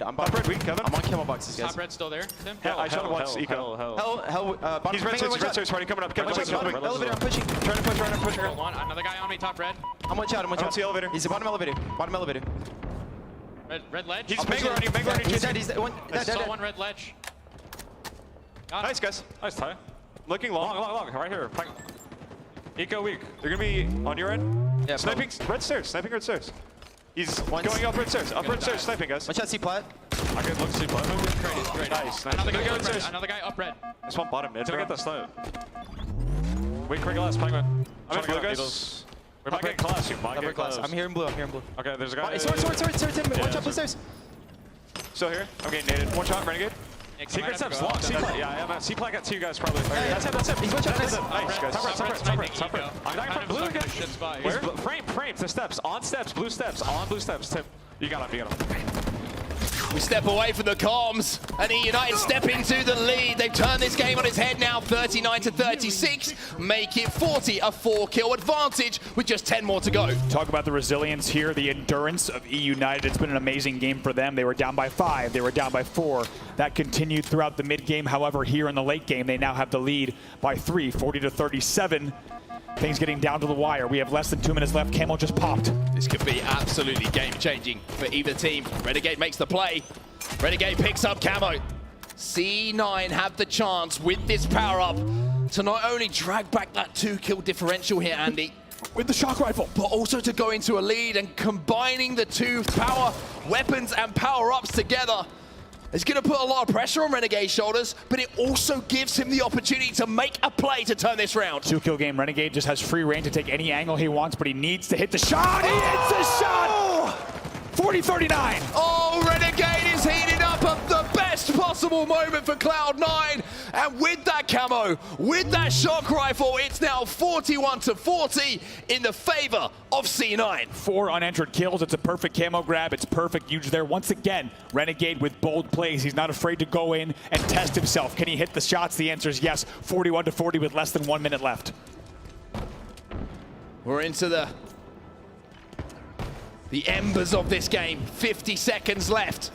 Cloud9 looking to make a pay. Nick picks up one, though. It's going to be traded out. Still a 1-kill difference between the 2 teams. E United need to make some plays. The push is going to be coming in. Oh, my word. Rain had to be perfect. And he was. 35 seconds left in this game. Number 2. We're all tied up. Once again, the confidence from Renegade. That is wild to turn around on him. Spartan down low. Needs to be careful. 26 seconds left. 43-42, a kill from Rain. Now United takes the lead. Rain has just picked up the biggest kill. We've seen some crazy shock rifle plays. That could have been the biggest. Kill's going to be traded. Stella, can he stay alive? Renegade picks up 1.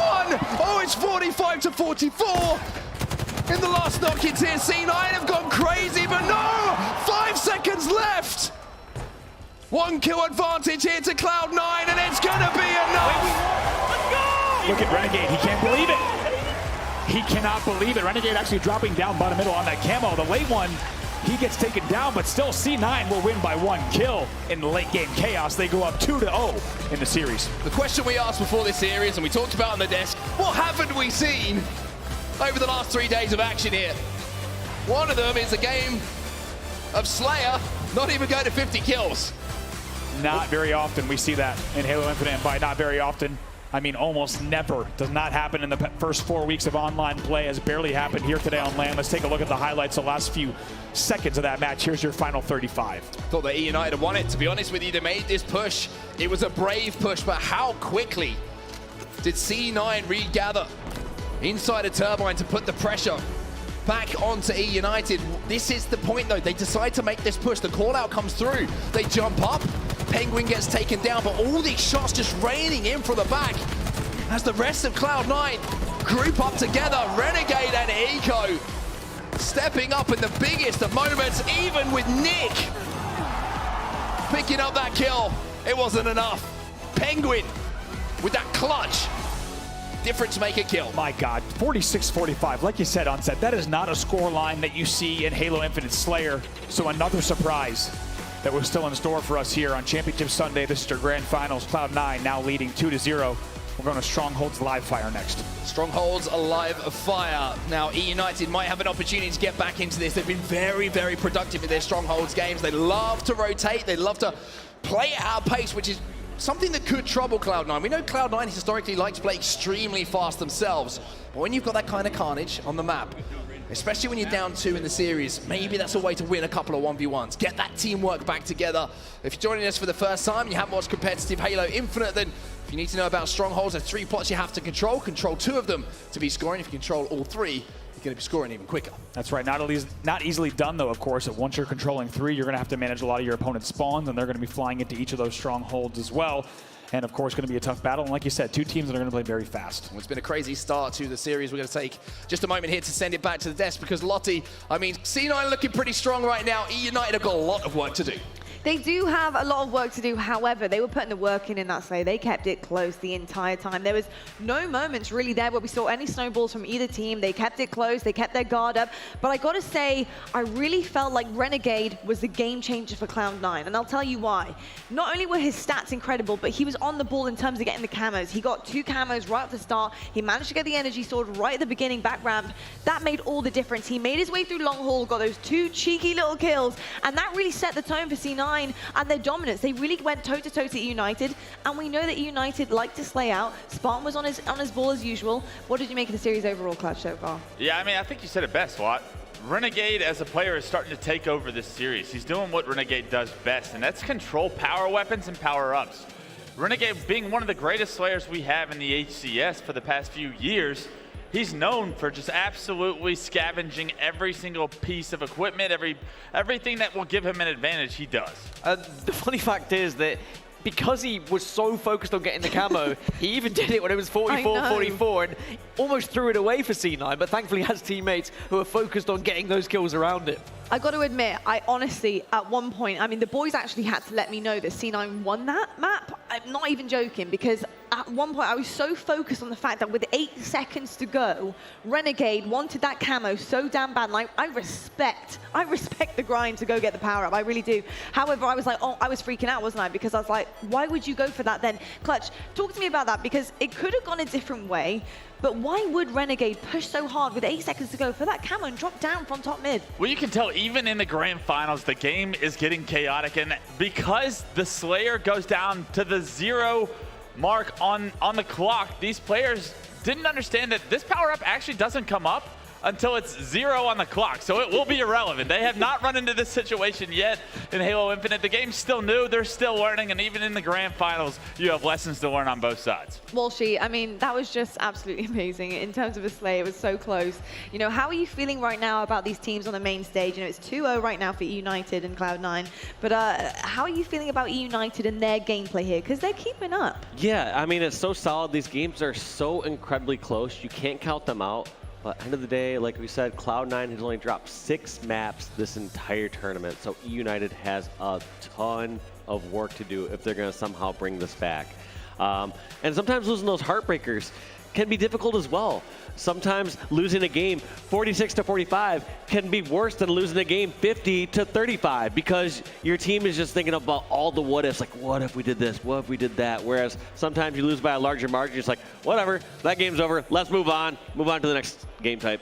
Yeah, absolutely. I just want to talk a little bit more about the generics here as well, because we go into detail a lot, but right now, Cloud9, 2-0 up. The momentum is huge. How big is that momentum swing? Very quickly, Clutch. I mean, the momentum is everything. I think Dave said it best when you're winning the close games, hardly ever do you look back and think to yourself, we could have done more. When you lose the close games, that's when you look back and you have so much regret. I don't think United can afford to lose any more close games if they want to come back in this series. They really can't. Well, I'll tell you what, we will find out right now. We're heading back over to our casters on set. Bravo, let's get this grand finals finished, please.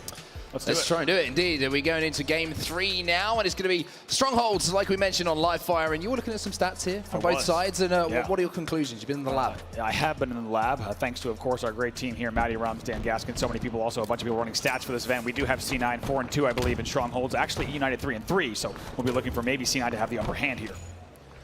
Well, off the break here, Renegade's going to pick up the sniper rifle, and with the way that he was using that shock rifle a few moments ago, it wouldn't be surprising to see him do some pretty nasty things already off the break here. You can see they're making that push right across top middle here for A. However, E United are going to have early control. B and C in their control. However, with Cloud9 inside of C, that scoring is going to stop for now, and it will be AC now in control of Cloud9. It looks like Renegade's been given the task of defending A. By ripping off Nick's head, that's one way of doing it. Rain thought about it. He's like, hey, I'm not going to go that way. That does not look good. How happy is C9? He did trip cap off of the opening. You have a C cap perfectly. He stays on A. He controls that. Now look at this, just tagging people back tower as well. It's an early trip cap, early control for C9. And this is what's scary, here for E United. The fact that Renegade is feeling himself, that he's trying to play at a high pace, and we're already 46 points and rising on the clock here for Cloud9. And a reminder, they only need to win 2 more games in this series. They can call themselves champs. This Raleigh crowd liking what they saw just now from the side of Renegade. And man, is he ever playing confident. Also, look at the little pieces of the puzzle. Also just plays that sniper rifle off of the edge, so it will not be available or in play either. Look at this lead, 70-4 in favor of C9. Feels like we've only been on the map for around 30 seconds or so, and that is the hottest start you could possibly want if you're Cloud9, just riding that wave of momentum. But finally, United will start to challenge a little bit here. Speaking of challenges, Spartan's going to have to deal with something. There's a repulsor. There's a headshot to follow it up. Maybe that's the spark they need. Is Spartan the catalyst for E United to start waking up here? Nice little A-B control for E United, but they know just as well as we do that they're going to have to really extend this into even more. C9's going to be ready to make the push, and to be honest, C9's already got a nice little cushion here, so they can really put together a coordinated push to get a little bit more control. Ryan Noob's picking up one, though. Rain is also picking up another kill. Here comes Rain. He's flying through this, guys, because he knows that the help is coming. However, he gets taken down. The fight is down for that overshield. You can see Renegade is trying to make the move. He's actually going to pick it up, but look at the kill feed. Spartan moves into the position. It was not popped, and now Spartan will have that. E United with a momentary triple cap, an overshield, and it looks like they're back in the game. E United back in the game, absolutely. Just like that, they're only down by 22 points. They will continue scoring on AC as well. This is what E United needed, just to slow down the pace that C9 were playing at. Stella's going to pick up the first kill, though. Spartan's trying to deal with Renegade, which you can see is quite a difficult thing to do, but a killing spree here for Spartan. There's going to be 5 kills in a row without response. Look at the angle that King Nick just took from bottom middle onto the overshield. He made sure to still get a burst in so that they win that. Then we do see Spartan grab the overshield, and then that leads to E United control. Every little piece that you see is such a big difference maker at the highest level of competitive Halo. BC in control of Cloud9. They are scoring once again. They go back into the lead, but what a run that was from E United. And speaking of running, it looks like Stella's got his running shoes on as he's found a sniper rifle. My goodness me, that is a shot and a half from B. Stella looking for more as well. Drops down to the back tower. Eco going to be there to help him out. That one gave a haircut. The BR shots are pretty good as well, but now the cover fire comes in from Spartan. Sniper down as well as Stella. Yeah, very nice play there from Rain, but Nick actually dies from tower because there's actually a little bit more pressure there top tower, and E United's actually forced out of C. Some really great work from C9 to still maintain some presence here, and it's Renegade, who else, at tower that forces them out of C. But now you're going to see the rotation coming in towards B, but it looks like there's plenty of support for Cloud9 over there, so they're managing to hold on to B. Rhino will be taken down as well. And the rest of United now give up on that rotation. A little bit of a change of plan here. Yeah, two things to talk about there. First of all, it's a great play from Renegade to stay alive at the back of the tower. Also, United needs to make sure they're clearing out tower when you go get C. If you're not clearing out tower, that's what's going to happen to you. There's going to be a player behind you. He's going to surprise you and be a huge thorn in your side. Rain trying to make a play here onto the overshield. Both players reaching for the gold medal, but one comes away with silver. Unfortunately, what has happened to that Obi though? Was it popped? I don't think so. Is the power-up still going to be down? I think it's down there. It did not look like there was time to burn, and that's right. Penguin actually is going to take it. He's going to pop it, and now with the overshield, get ready to push on back tower. A being taken as well by Cloud9. C in their control. B momentarily in their control. And there's an AR to pick up some nice shots and a beat down to take down Rain. Clearing out that tower like you talked about. And still having some overshield to play with here, Penguin. Penguin is the reset man. Just flying around, he'll reset this strongholds for you. He can reset the other strongholds for you. He'll fly right around. He's also got an AR.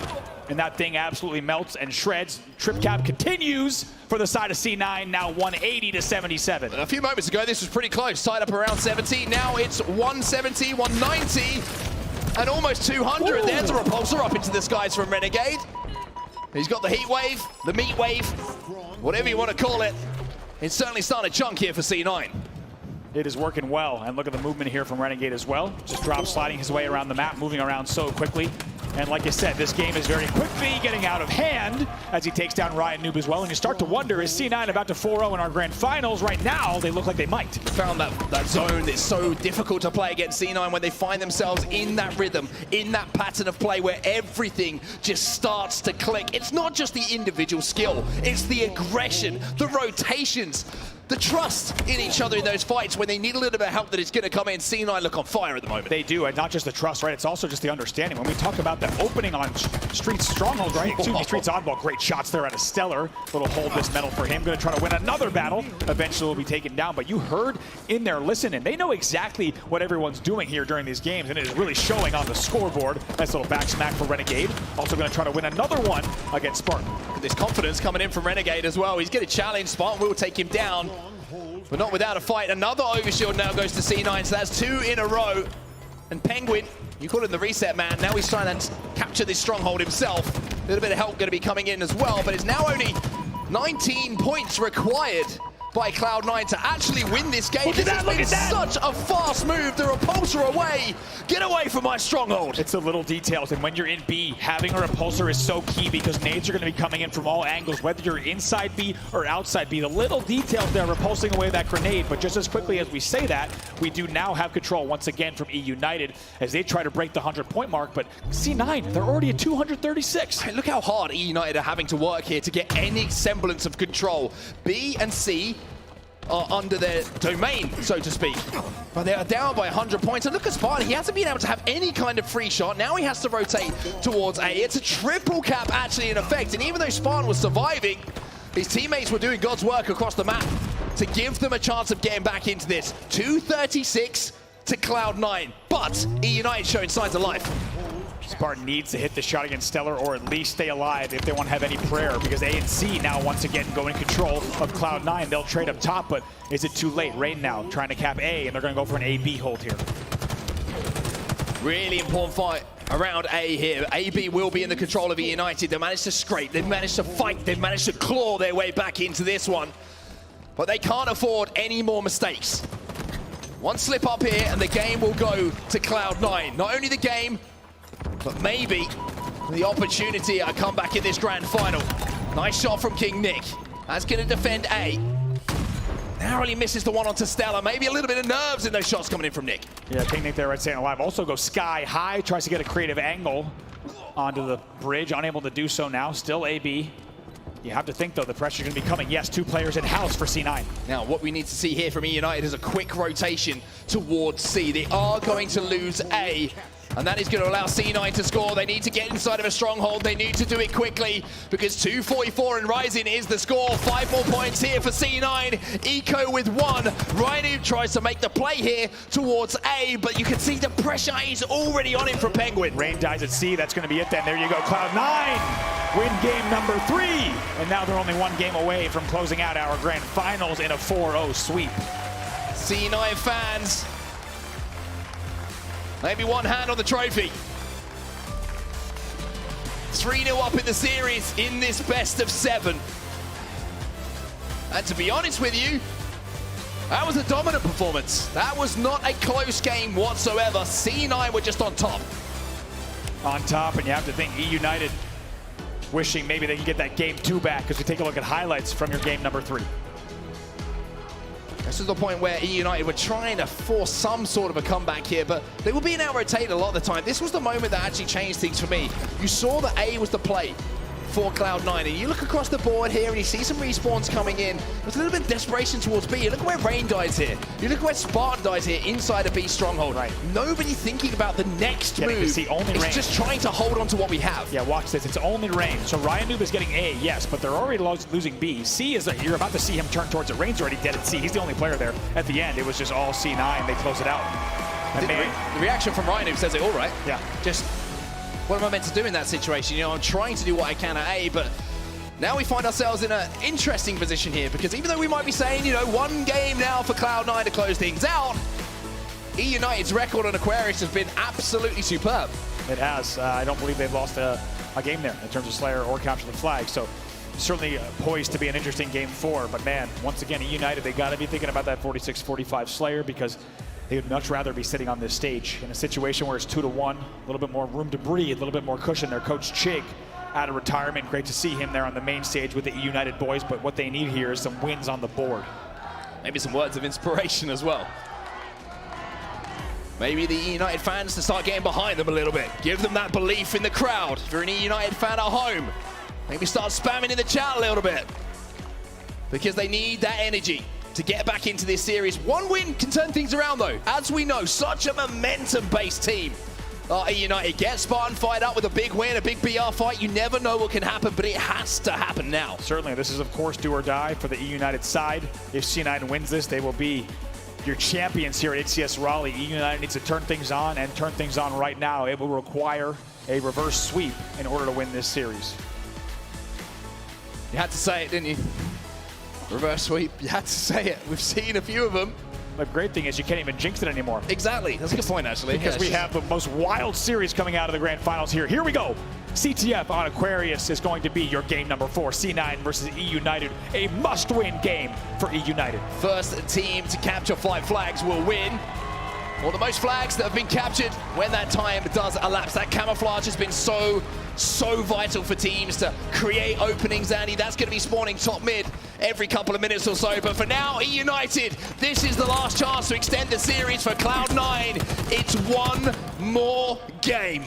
Good opening nades there from E United. Actually, I'll say great opening nades from E United as they'll pick up a few kills. A sidekick will go down. That's going to be Rain picking up another one, and E United also gets camo as well. What an opening from E United. Still 2 dead. Flag pull as well. This is what they needed. They're getting the flag into closet. They've got support as well. 1 player still in the death screen for Cloud9. A 3v3 on the map for now, and it looks like the decision has been made to double back here. Camo in the hands of Nick as well. He should be able to take down Stella, but Stella gets a little bit of a wiggle on and manages to stay alive for now. 2 dead each side. These next kills pivotal. Stellar already around that flag, so they need to get there quick. Renegade is also there. Where are those dynamo grenades? He's going for that return, and he gets the return. Stella putting his life on the line. Speaking of the dynamo grenades, there they are being thrown into that closet. The cutoffs being made sure that they're being manned here by Nick for E United, but that kind of opening for E United, do you feel they have to take it just to put some pressure onto C9? They need to just keep that up. They need to keep the pressure. They're going to have to play some of the best Halo they've ever played. That is very clear in this series, and the opening is an encouraging one if you're an E United fan. 1 kill, almost turns 2 from Nick.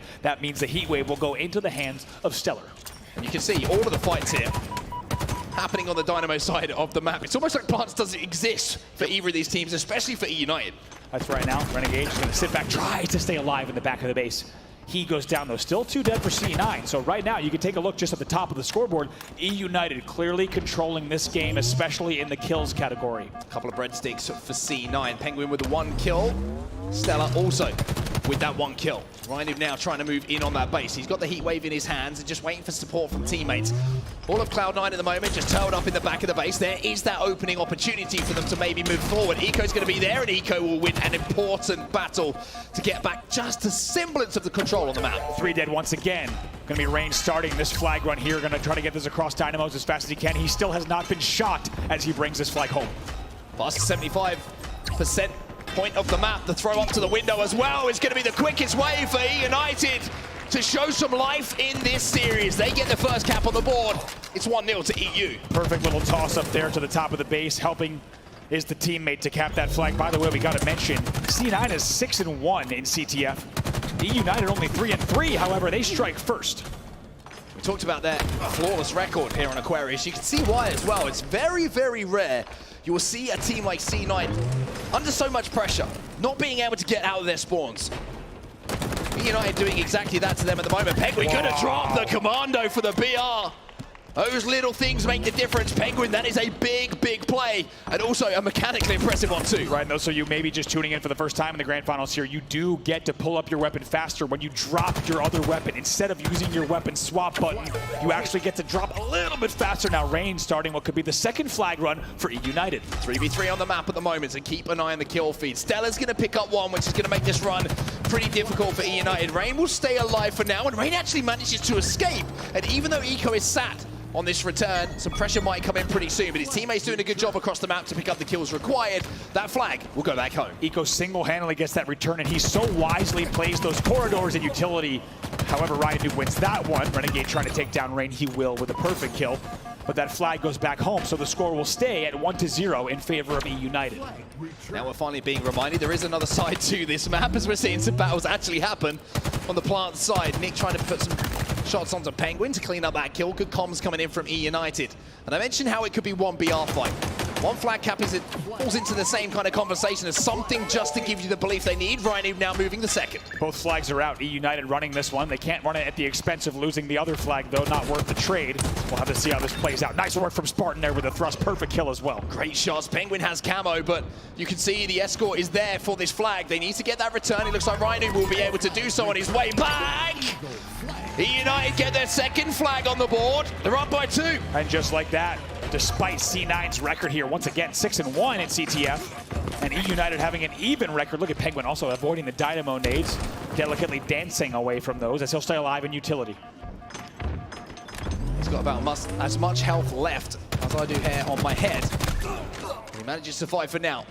Finally will be taken down, however, as 2 kills once again fall in the favor of Cloud9, but 2 kills also fallen the other way for E United. So Stella's going to have to just stutter this flag cap. He's going to work with Eco here. If they can pick up a couple of kills on respawners, maybe there's a chance to move this past the 50-yard line. Yeah, they've taken a lot of time, though, so it means, once again, Stella are trying to work with Eco. They do get a few kills, but however, all that time just allows the guys on E United to just set up a little bit more. They get a little bit more angles, better positioning, and just like that, that flag run will slow down. Eco still trying to make this flag run happen, though. Penguin picks up a beat down. It will be traded out almost immediately, though, by E United. So we're back to a 3v3 on the map, but look at this. Eco now with a flank onto those players, but he has to wait for support. You can see he doesn't want to push in because he knows his teammates aren't in position to help. Now those shots are coming in. Eco can make the play, but he can't quite finish until now. 2 for Eco. Ryan though, having to defend and doing so well. Great plays from Eco, but I gotta say, it took him a little bit too long. Ryan Noob staying alive. He'll have a few fresh spawners here from E United, so any possibility of a C9 pull is still gonna be highly contested here. They have to continue slaying in the back of the base, but they're doing it, and they're gonna pull as well. Pressure coming in from the courtyard area, though, from E United, so Penguin's gonna have to slow things down once more. Knows that if he just dives on that flag without waiting for his shields, it's going to be a flag that will be returned pretty quickly. Eco and Spartan trading in the kill feed, and while all of that is going on, the power-up has now been picked up. Renegade's going to have it. He's going to have the chance to pick up the kills required to get that flag moving. They're going to try to fly in. This is one of the longest flag run attempts you will see in professional Halo. C9 not giving up on the utility run. Renegade sneaking in. The flag is returned, though, so he's going to continue slaying. And right now, C9 with very good control and a lot of kills on the board. They're starting actually to outslay. However, it has not shown up on the scoreboard. I have absolutely no idea how Nick did what he did. Yeah. But Nick did what he did. He managed to pick up 2 kills down on those dynamo grenades to make the opportunity to run that flag almost non-existent for Cloud9. Penguin is alive for now. Rhino's going to be challenging. A little bit of a head bob around that box as the players change places. Rhino Going to be in the death screen and going to be joined by Rain as Stellar hitting some nice shots. And finally, we're starting to see a little bit more pressure from Cloud9. It's been a hot start from E United, but now most of the action is actually happening inside of the E United base. Yeah, a lot of pressure, but how much has it done for them on the scoreboard? If I'm at United, I'm very happy to continue playing that way. They tried to control utility for the past 2.5 minutes, and despite getting a lot of kills, it only translated to one flag pull that only got to utility. One player we got to point out, though, it's Nick, 20 and 10 right now on E United. The man is popping off. The next highest on the other team is only 12 kills. The young guns Gunny is popping off. Control of the closet is in control of E United. Nice shots with that commando. Sparty's going to be there to pick up the kill. Eco gets taken down by Sparty as well, so a couple of kills falling to him, and that's going to create the opening to move that flag. And this is one thing they have been very good at so far, United. Objective efficiency. When they get that flag moving, it's very rare that C9 will be in a position to get that one back home. Look at Spartan trying to pull the heat wave out. He gets double teamed, though, so that flag will likely return, though. Here, let's see what Renegade does as they try to get control of the same area of the map. Once again, it's utility. Flag return. Sliding into the action. Nice shots onto Nick as well to get that kill. The thrust saves him in that situation. Another player going to be creeping up from behind, creeping up the stairs. As another camouflage now goes into the hand of C9. Now, this is not the first time we've seen them in this position, Andy, but they've still not been able to break into the base. They've still not been able to get that E United flag past the 50-yard line. And again, the pressure is just consistent from EU. Rain with a beautiful pre-nade on his own utility that's going to just push Stellar back a little bit. He has to continue circling. If I'm Hoaxer, the coach of C9 right now, I'm telling the team, we have to do something a little bit differently. Yeah, we're getting kills. Yeah, we're getting control, but we are not getting flags. And once again, it's a double in the back of the base. But now as Rain picks up this one, once again, it's not translating. C9 only has 3 minutes on the clock. They have to do something differently in these last 3 minutes. Rhino's going to miss the beat down. And now Penguin's going to be moving in. That Dynamo grenade might be the difference because that now stops that cutoff. E United cannot rotate back into their base. Penguin will be able to escape now with that flag. One player down for E United as well. And you can see all of a sudden, from this third-person view, that all of the pieces are starting to come together here for C9 on this flag run. The first time they've got it past the 50-yard line means it will be the first time they get it back to their base, and C9 get a flag cap on the board.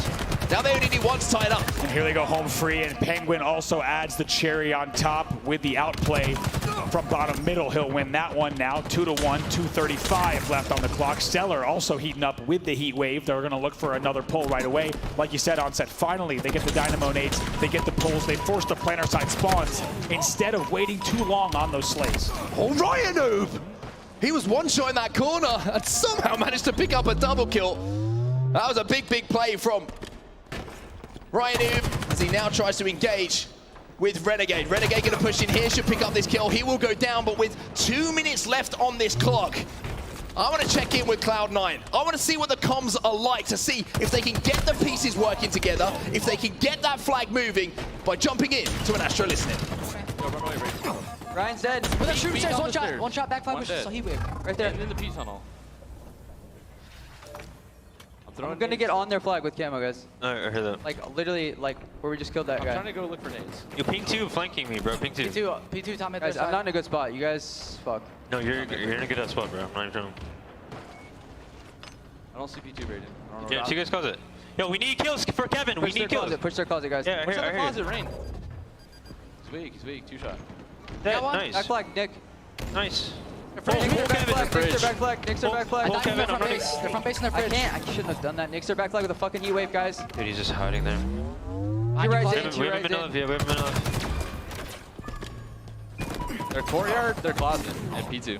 Yeah. Go good. I talk about how the pieces haven't quite come together for Cloud9 on a number of occasions. That was the perfect example to see it in that listening. I mean, we saw what they were trying to do. You heard what they were trying to do. But the execution wasn't quite there. With 50 seconds left on the clock, they need to step up now. Otherwise, this will be the first map in our grand final going to E United. Nick will trade with Penguin there. Very happy to get that trade. Renegade still trying to make something happen on the bottom Dynamo side, but guess what? Spartan is there. He picks up another one. Stellar trying to do something from his own side of the base, but it's not easy now. Just like that, 30 seconds left. C9 has to strike right now if they want to win this game. They do, but Rain is going to slow things down once again. He's also going to have the heat wave. So if you thought it was tough to break into the base, It's going to be even tougher. Stella tries to rotate in. King Nick will pick up the kill alongside some help from his teammate. Penguin will be taken down, and Cloud9 falling like dominoes here. Renegade, 2 players in front of him. He can't make anything work. And with just 8 seconds left in this game, it's looking like E United will be back in the series. Stuck in the back of their base. E United knows it. E United, they win their first game of the grand finals. They stay alive, and we are going to a game number 5 here. A lifeline. That's all it is right now for E United. But to stay alive, you need that game. You need the belief to be reinstalled. We mentioned their record as well, Andy. On Aquarius, flawless. That continues after that win. The objective efficiency, the difference between the teams. I mean, and also the objective inefficiency of C9. I'm so glad we got to hear that listening from the C9 side, because first of all, C9's comms are perfect. They waste no time. Everything they say is fantastic. However, E United was shutting them down, and they said, guys, we need kills for Kevin. Kevin has camo on the flag. He's ready to pull. He's ready to finish the last players, but they could not do it. E United too strong in our game number 4. We are headed to a game number 5. We are not done yet. We'll have a little replay package together for you to remind you what just happened and what a hot start it was. I think that was the most influential moment in this game, right? The fact E United didn't have to wait too long to get that first flag cap in was the real big momentum swing for them. After getting that, it was only a couple of minutes till they got the second. Yep. And from there, they just had to play defense. It's so difficult to break into the base sometimes on Aquarius when you have multiple players with grenades ready to use those little ramps at the back to bank those nades up and stop those flags getting pulled. But it's amazing how a team can change right through just one flag cap. And what timing to strike when they did and strike twice. They played the next 10 minutes or so of the game on defense, and a frantic defense. Look how often Cloud9 had control of the utility. If we had a heat map on set of this game, it would be Cloud9 in their opponent's utility for the entire time. However, it did not translate in the end. Only one flag for C9 you saw go in there. But even for the last 2 minutes, United able to hold off the C9 push. We don't have a heat map. Stella had a heat wave. And even with that, they couldn't break into the base. You can see every time it was just one by one the pushes from Cloud9. And I think that's something that maybe they're going to have to look at. Yeah. After this tournament is done, just not quite coordinating, not quite baiting and switching enough in and around the base. Maybe someone just, flanking from the plant side, causing a problem, dragging some attention away. Might be something to work on, but at the same time, you've got to give a lot of credit for E United there. The way they held it down, they're back in the series. Nick, by the way, 28 and 15 at the end of that game. That's double the kills of some of his opponents in that game. Amazing stuff. 2-1 is going to be our CTF Aquarius score, which means we're going to Slayer on Bazaar. We certainly are. Now, Bazaar.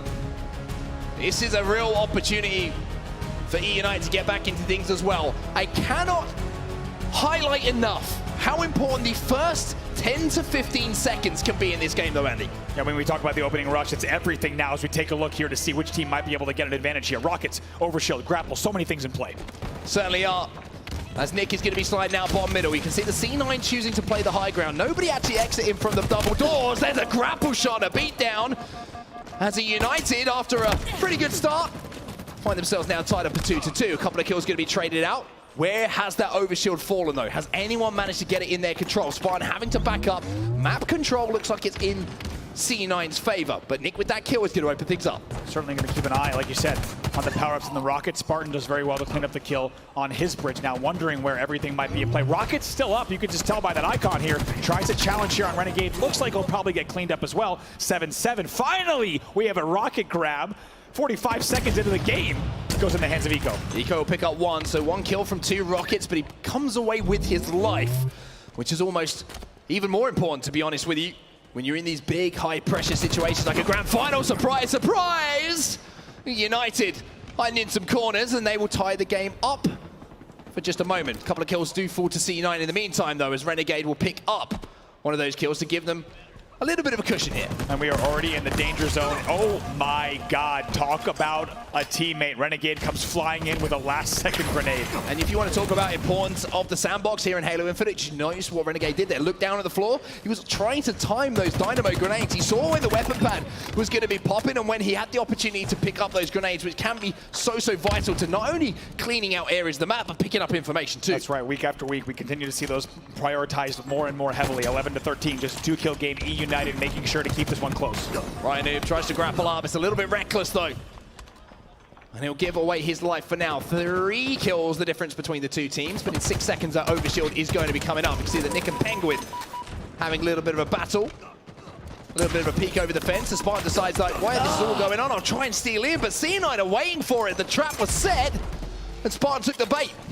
Spartan there tries to use the thrust to get to the overshield quickly, then turn the corner, however, unable to do so. Now look at this Stellar push. Oh Gonna come in here, double kill, killing spree for Stellar. Now up by 5. There's another one, triple kill for Stellar here. They go up 19 to 13. 19 to 13.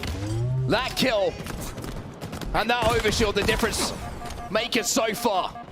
Stellar now with that Mangler in hand, still doing a lot of damage, can retreat to his team to try and just calm things down once more. The damage has been done here for Cloud9. They don't have to overextend here. They need to keep the deaths down, but Spartan is going to pick up one. Ryan is going to pick up another one, and E-United answering back here. And if E-United has shown us one thing, it's that in each of these games, even the games that they lost, they can keep things close. They can keep things very respectable and within reason, and they continue to do that here, only down by 5. It's going to be C9 slowing things down with a little bit of control, 20 to 15, as we get ready for that next round of power-ups. Respectful. Close enough. Isn't good enough, though, for E-United at the moment. Cloud9 have the 3-1 advantage. They're just one map away from closing out this grand finals. The Rockets do go to E-United, though. Ryan trying to push in. He'll pick up 2 kills. That's a big double. Another player above him as well. Eco falls from the skies. Ryan Noob cannot win it, though. And Eco makes a huge play for C9. Just like that, though, 20 to 24. It's a 4-kill game, even closer than when we last checked in on the scoreboard. 25 seconds now until that next overshield. Like he said, Dynamo Nade's still being prioritized so heavily. Rain down to no shields, but manages to slide out and actually get the trade. So a pretty good situation at the end of it there for Rain. But 26 to 21, the kills are starting to rack up now. The move on that overshield is being made once more by C9. They got the last one.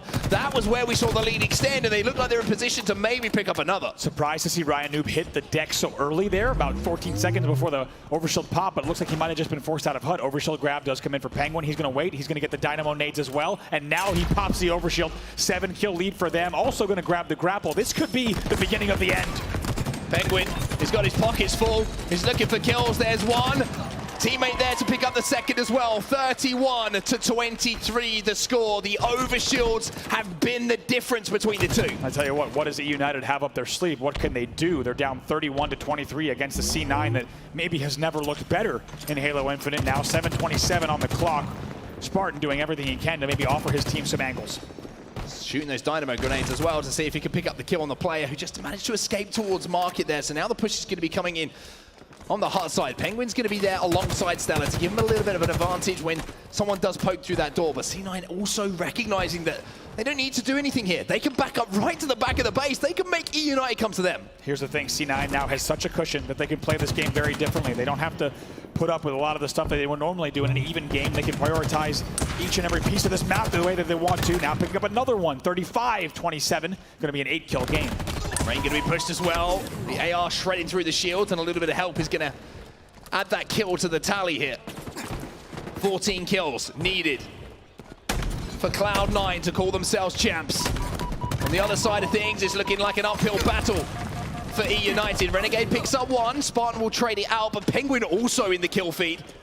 He's just going to increase this lead now. Now, what do E-United have to do? Surely the overshield, the next one has to go to them. I'll tell you what they got to do. They got to figure out how to shut down Stellar and Renegade, who are 15-6 and 13-9 respectively. Enormous numbers from those two players in this game. They are leading the way as they look at the home stretch. They will hit the 40 mark. It's 40-30. Only 10 more kills from C9. So it's been brutal from C9 in our grand final so far. Oh, look at the drop, the timing. Look at the technical work from Stellar there. He will add another one to 41-31. Make that 42. Eco picks up another. Nick tries to do what he can. He escapes for now, but for how long can E-United survive here? It looks like it's starting a little bit of a victory tour for Cloud9. 43. Start to add him up. Add an overshield to the party as well. Renegade. He's going to be moving forward with that. Penguin. He's got the rockets as well. It's 45 kills now, just 5 to go. Looks like the perfect recipe for disaster for C9. 46-33. Blind rocket into the pillars isn't going to do enough, though. Rain tries to survive. Grenades being flown towards his body. He